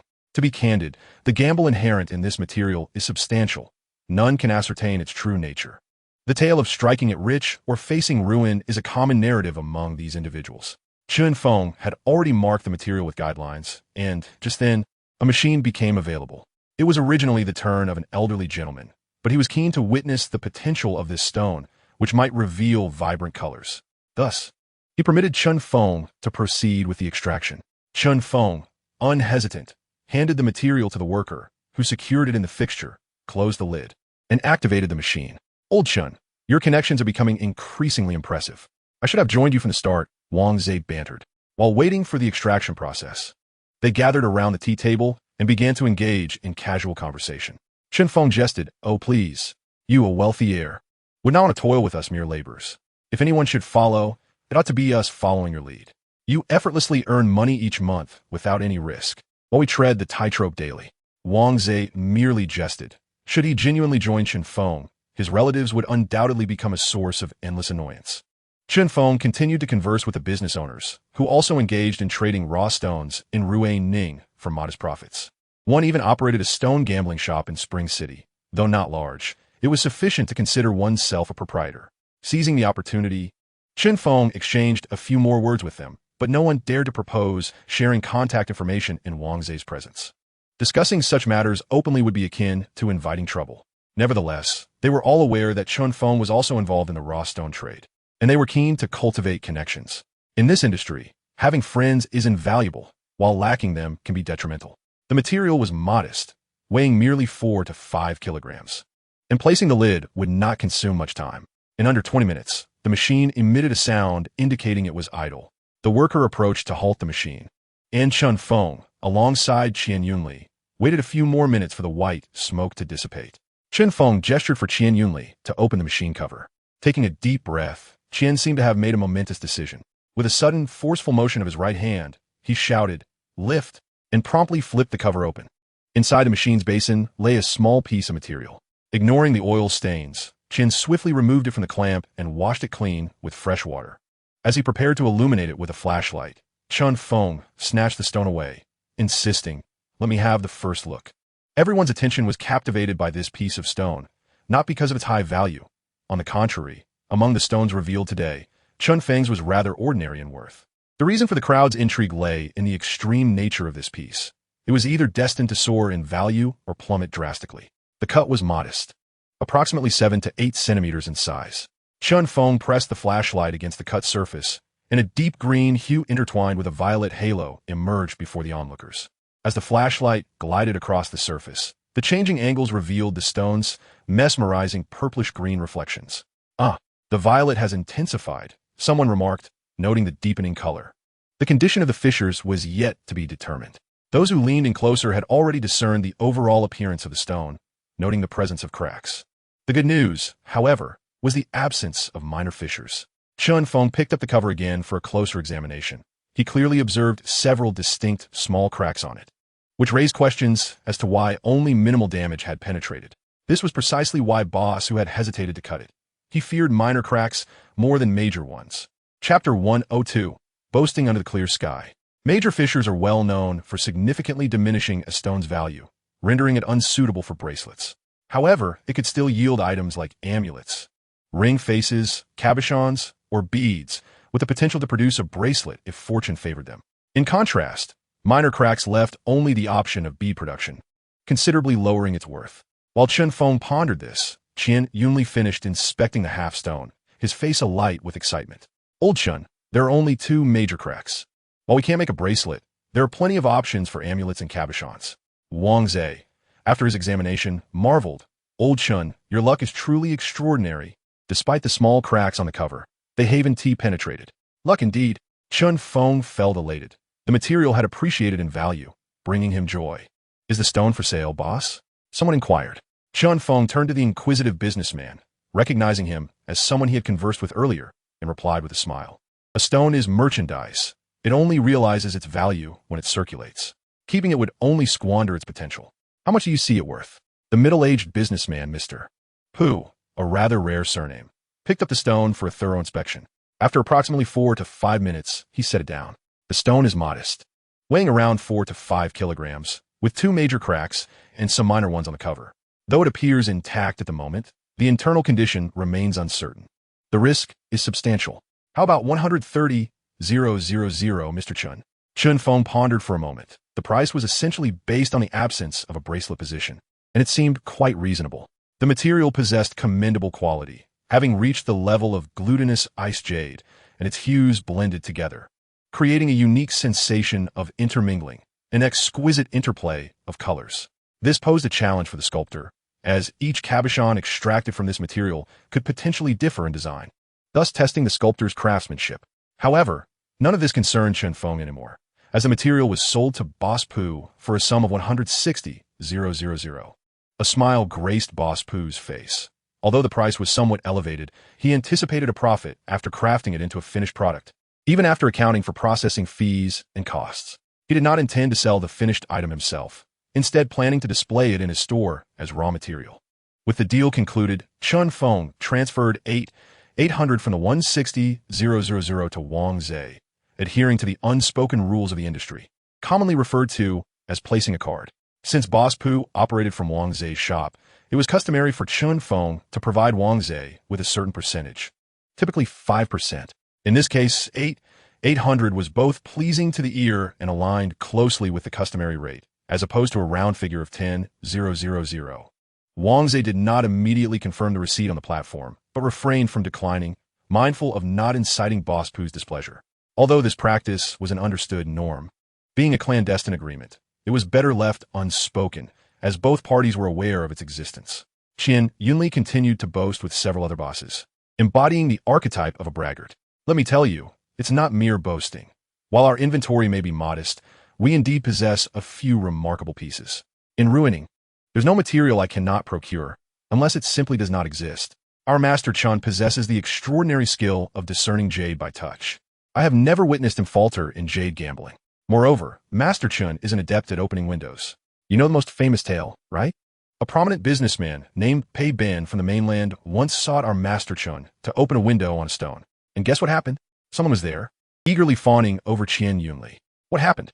Haha, he unveiled a piece of high-iced jade adorned with green flowers, its color reminiscent of young seedlings, weighing a staggering 70 to 80 kilograms. But that was not the most astonishing part. Do you know what it was? You don't? Please enlighten us, Boss Qian. Well, after all this talking, my throat feels dry. Someone handed him a bottle of Red Bull. Boss Qian, have a cold Red Bull. It's absolutely invigorating. Qian Yunli opened it without hesitation, savoring a sip that brought him immediate refreshment. He then leisurely continued. That businessman was reluctant to pay Chan Boss the 10,000 yuan fee for opening the window, trying to wriggle out of it. But, as fate would have it, Pei Boss, being rather greedy, decided to cut the stone himself. And guess what? He ended up ruining it completely. You should have seen it. I was present at the scene, and the expression on Boss Pei's face turned ashen. He truly became a boss at a loss. Chun Feng, with a furrowed brow, thought to himself, "You can boast all you want, but must you speak so recklessly about such matters?" Fortunately, everyone around him dismissed the notion that such extraordinary individuals existed, treating it merely as a jest. However, they did take to heart the claims made by Qian Yunli regarding possessing valuable materials. He leaned closer to Chun Feng and whispered, "Boss Chun, I wonder if you have a surplus of materials? Could you spare some for me? Rest assured, I will pay you the market price. You won't suffer any loss." What a stroke of luck. Just moments ago, Chun Feng had been pondering how to entice Boss Pu to his shop, and now, an opportunity presented itself right at his doorstep. Such a plump prey, it would be a disservice to himself not to seize the moment. Yet, given that they were in Wang Zhe's establishment, Chun Feng feigned a look of difficulty. Wang Zhe, for his part, noticed the unfolding situation but refrained from intervening, revealing a certain lack of vision on his part. Had it been his father, Wang Dashin, he would never have remained indifferent. After all, this was merely a processing workshop, not a gambling stone shop, and there existed no competitive relationship between the two parties. Moreover, considering Chun Feng's character, regardless of how much material Boss Pu ultimately purchased, he would certainly compensate Wang Zhe the proper amount, just as he had transferred 8,800 to him earlier. Yet, Wang Zhe seemed incapable of grasping this point. Perhaps he had his own ulterior motives. In any case, it is wise to avoid entangling oneself with those driven solely by profit when interests are at stake. Even friendships can be cast aside. Chun Feng made his way to Wang Zhe, lowering his voice. "Boss Wang, Boss Pu wishes to examine some materials at my place. Would you care to join us? Rest assured, I'm not one to hoard everything for myself. I understand the importance of fair compensation." It is worth noting that they had previously addressed each other as Xiao Zhe and Lao Wang, and the sudden shift to Boss Wang underscored Chun Feng's sense of disappointment. Chapter 103, A Flood of Customers. Wang Zhe seemed to just register the situation, staring blankly at Chun Feng and responding nonchalantly. "Chen Gu, what are you saying? We're brothers. You two can negotiate directly." A cold smile flickered within Chun Feng. Why hadn't he voiced this earlier? Now he appeared to be playing the good guy. Indeed, one must be cautious when dealing with the Wang family, having previously encountered Lu Feng and now this disdainful uncle. It seemed another one from the Wang family had emerged. TSK. This generation of the Wang family is quite formidable. Qian Yunli had also noticed the situation, but chose not to approach. On one hand, he and Chun Feng were in a cooperative relationship, and he had no objections to Chun Feng's decisions. He fully supported them. On the other, he had met Wang Zhe through Chun Feng, and their rapport could only be described as mediocre, far from the level of camaraderie he shared with Chun Feng. Thus, he felt it inappropriate to comment, but had already mentally marked Wang Zhe as someone not to be closely associated with due to his excessive pursuit of profit. With an expression of calmness, Chun Feng maintained his warm demeanor. "You are right, Boss Wang. I shall take my leave now." "All right, you take care," Wang Zhe replied. Chun Feng and Qian Yunli departed from the processing workshop, accompanied by several individuals, including Boss Pu. All of them were acquainted, and since their stones had been entirely cut, there was no longer any reason for them to linger. Fortunately, they left together, as they might encounter a few original stones suitable for trading. These were rare materials that had not been seen in over a decade. In the present day, they were undoubtedly precious finds. Liu Yang, noticing the sudden influx of people in the shop, also rose to assist in greeting them. With a smile, Chun Feng addressed the group. "Boss Pu, esteemed gentlemen, feel free to browse. The prices for trading are negotiable, and I assure you I will provide you with the best rates." Qian Yunli wore a smile as well. Having engaged in conversation with the bosses throughout their journey, the guests were not hesitant and began examining the materials. Boss Pu moved toward the pile of promising goods. He expressed interest in the high-quality items, albeit not excessively. Chun Feng and Qian Yunli conferred in hushed tones. "How shall we set the prices for these bosses?" Qian Yunli's inquiry stemmed from the rising prices of materials in the market.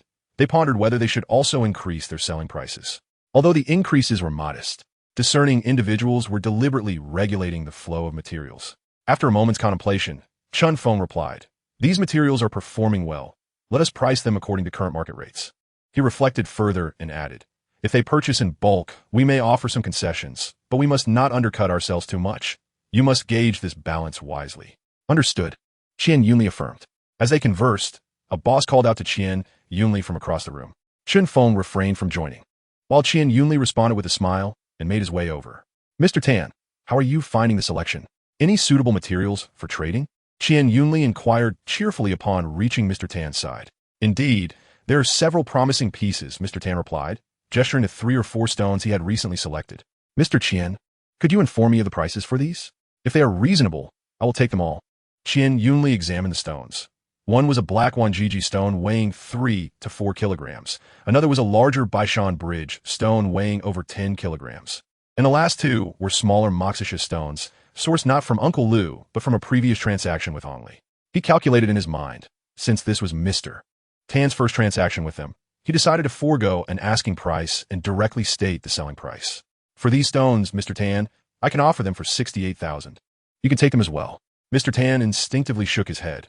Mr. Qian, that price is not quite fair. The value of these stones does not reach such heights. Please provide individual prices, and I shall purchase whichever suits me. Without further deliberation, Qian Yunli promptly quoted prices for the 4 stones. For the black Wanjiji skin, you may take it for 18,000. The Baishan Bridgestone is slightly higher, with costs reaching just over 30,000, so I can let go for 38,000. As for the 2 smaller Moxisha stones, the larger one is priced at 12,000, and the smaller one at 8,000. Boss Tan pondered for a moment. The prices of the materials were not outrageous, yet his instinct urged him to negotiate. It is common for individuals to spend hours bargaining for a few hundred yuan when purchasing rough stones and ruining, for after all, money does not grow on trees. Mr. Qian, this offer lacks sincerity. I believe that piece of black wuxia is worth at most 10,000, while the Bai Sanxiao one could reach 2,000 at best. As for the 2 small pieces of Moxisha, let us package them for 10,000, and for the 4 pieces together, 40,000. Qian Yunli shook his head with a bitter smile. Boss Tan, that price is simply untenable. It doesn't even cover our costs. We cannot afford to sell at a loss. Unperturbed, Boss Tan replied, Mr. Qian, we did not come alone. We are a group, and each of us has our eye on the rough stones. With your prices set so high, we are hesitant to proceed. Oh, Boss Tan, that is not how it should be. For the 4 pieces, if you are genuinely interested, I can offer them to you for 60,000. Please don't make it hard for me. I am merely a minor shareholder. Boss Tan remained silent, and Qian Yunli clenched his teeth as if he had made a resolute decision. I can concede another 2,000, making it 58,000, but I cannot go lower. Any further reduction would eliminate my profit.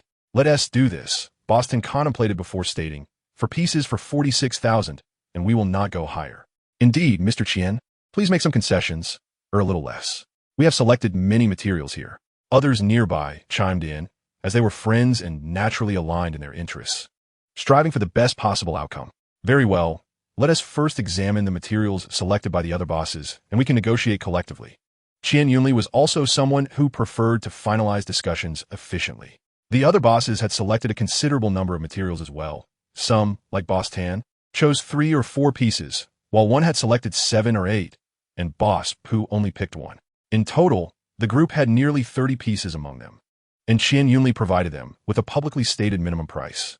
In Chapter 104, normal interactions ensued. Ultimately, the total transaction price for these materials amounted to over 200,000. As they departed, Boss Pu and Chun Feng exchanged contact information. Yuan Xiaoya smiled and nodded. While Chun Feng interrupted their conversation, let us eat first. We can chat while dining. Having been busy all morning, the group was famished, and they began to devour their food ravenously. In the midst of their meal, Qian Yunli inquired, Old Chun, how will we handle the commission? Chun Feng swallowed his food without raising his head and replied, Pay them 5%. It is as it should be. Qian Yunli nodded, having already considered this, and his inquiry was merely to confirm. Lu Yang and Yuan Xiaoya, unaware of the intricacies involved, did not press for further details. After about 10 minutes, they all finished their meals. Yuan Xiaoya began to tidy up the remnants and moved to the desk to take out a notebook to record the accounts. A daily ritual for her. She meticulously documented which materials were taken out, which were sold, the costs, and the sales, ensuring every detail was accounted for. Moreover, just a moment ago, the store sold 2 or 3 dozen pieces of material, and now it is up to Qian Yunli and Yuan Xiaoya to settle accounts. However, after finishing his meal, Qian Yunli left, claiming he was going to pick up a vehicle. What could Chun Feng possibly say about that? The matter of accounts would have to be handled alone. Fortunately, he had been present during the transactions, ensuring that nothing would be amiss. At that moment, Zhao Ruiling walked in, beaming with a smile, and greeted Boss Chun. Your business is truly thriving. Ah, Brother Zhao, how delightful to see you. Please take a seat. Chen Feng thought to himself that it was quite fortuitous for Zhao Ruilong to arrive just as he had been contemplating visiting his father. He gestured for Zhao Ruilong to sit at the tea table. Once seated, Chen Feng poured a cup of tea for Zhao Ruilong and casually inquired, "Brother Zhao, why Haven Tea? I seen Master Zhao around these past few days." "Oh, Master Zhao has indeed made a wide array of acquaintances in the mainland," Chen Feng remarked with a hint of envy. "He's doing well. He just helps people carve some finished products. This time, a client from the mainland asked him to assist with a piece of material. However, after it was carved, the client found himself too occupied to pick it up, so my father had to deliver it instead." "Ah, I see. That explains his absence," Chen Feng replied.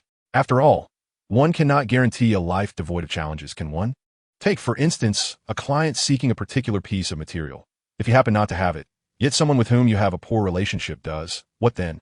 Thus, it can be said that no competitors are truly enemies. It is merely a matter of interests." Chen Feng shook his head. "It's nothing too significant. Master Zhao borrowed 2 pieces of material from me.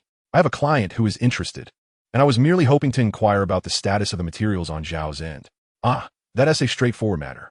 I can simply give him a call to find out," Zhao Ruilong replied, thinking it was just a minor issue that could be resolved with a phone call. "Indeed, the owner Chan from the neighboring store mentioned that you had borrowed 2 pieces of material from him, and he asked me to check if they're still with you." "Oh, certainly. Please inform him accordingly," Zhao Ruilong said, handing his phone to Chen Feng, signaling him to take the call. Chen Feng took the phone, smiling as he spoke. "Master Zhao, this is Chen Feng." A hearty laugh came from the other end. "Ah, Xiao Chun, Ruilong has already briefed me. I apologize for not informing you sooner as I rushed out these past few days." After a brief pause, Zhao Huaheng continued. "This trip to the mainland was because a client was seeking such material. Initially, he intended to go himself, but due to unforeseen circumstances, I was tasked with delivering it instead. I sincerely apologize for not giving you a heads up, Xiao Chun." Chen Feng quickly reassured him. "No need for apologies, Master Zhao. I completely understand. Indeed, it was my oversight for not notifying you. Fortunately, the client is pleased with the material, and the deal has been finalized." "Ah, that is splendid news. I can now inform my client as well," Chen Feng replied. "Very well. I shall have Ruilong transfer the payment to you shortly. The 2 pieces of material have sold for a total of 1,200,000. No, just give me the base price of 800,000. Chen Feng quickly expressed. The price the two had previously agreed upon was indeed 800,000. How much the other party could sell was their own business, and Chen Feng would not covet more than what he was entitled to earn. Zhao Huaheng did not refuse either, and after a brief conversation, Chen Feng handed his phone to Zhao Ruilong. After exchanging a few words with Zhao Huaheng, Zhao Ruilong hung up. "Boss Chen, would you prefer cash or a direct transfer?" "Either option is fine. It depends on what is most convenient for Brother Zhao." "Well, then I shall transfer it to you," he said, retrieving his bank card from his bag and handing it to Chen Feng, who passed it to Yuan Xiaoya to transfer the 800,000. "By the way, I have a matter that I wonder if Boss Chen might find interesting." "What matter?" Chen Feng inquired, eager to hear. Chapter 105, The Genius Casino Owner. Chen Feng and the others heard the honking of a car outside and looked up to see a pickup truck boldly parked in front of the store. Aside from himself, Chen Feng could not fathom who else would exhibit such ostentation. As the individual exited the vehicle, their left hand dangled from the door while the right held a cigarette, exuding an air of pretentiousness. However, to passers-by, this display was merely foolish and absurd. Approaching the truck, Chen Feng swiftly opened the door to the vehicle, snatching the keys from the driver. The driver, Qian Yunli, became anxious. Hey, what are you doing? I have matters to attend to. You'll manage the store. That boss poo is coming by this morning to look at the goods, so please entertain him." Having said that, Chen Feng prepared to leave. But Qian Yunli called after him. "Wait, where are you going?" "I mentioned I have business to attend to, didn't T.I.? Demao called me, saying there are goods I should come to inspect." "Well, I'll accompany you then. Can you even drive?" "What's wrong with that? It's an automatic pickup. I can drive it with one hand." "All right then, perhaps it's best to have Lu Yang accompany you." Qian Yunli still felt uneasy about Chen Feng going alone, especially since Chen Feng was still recovering from his injuries.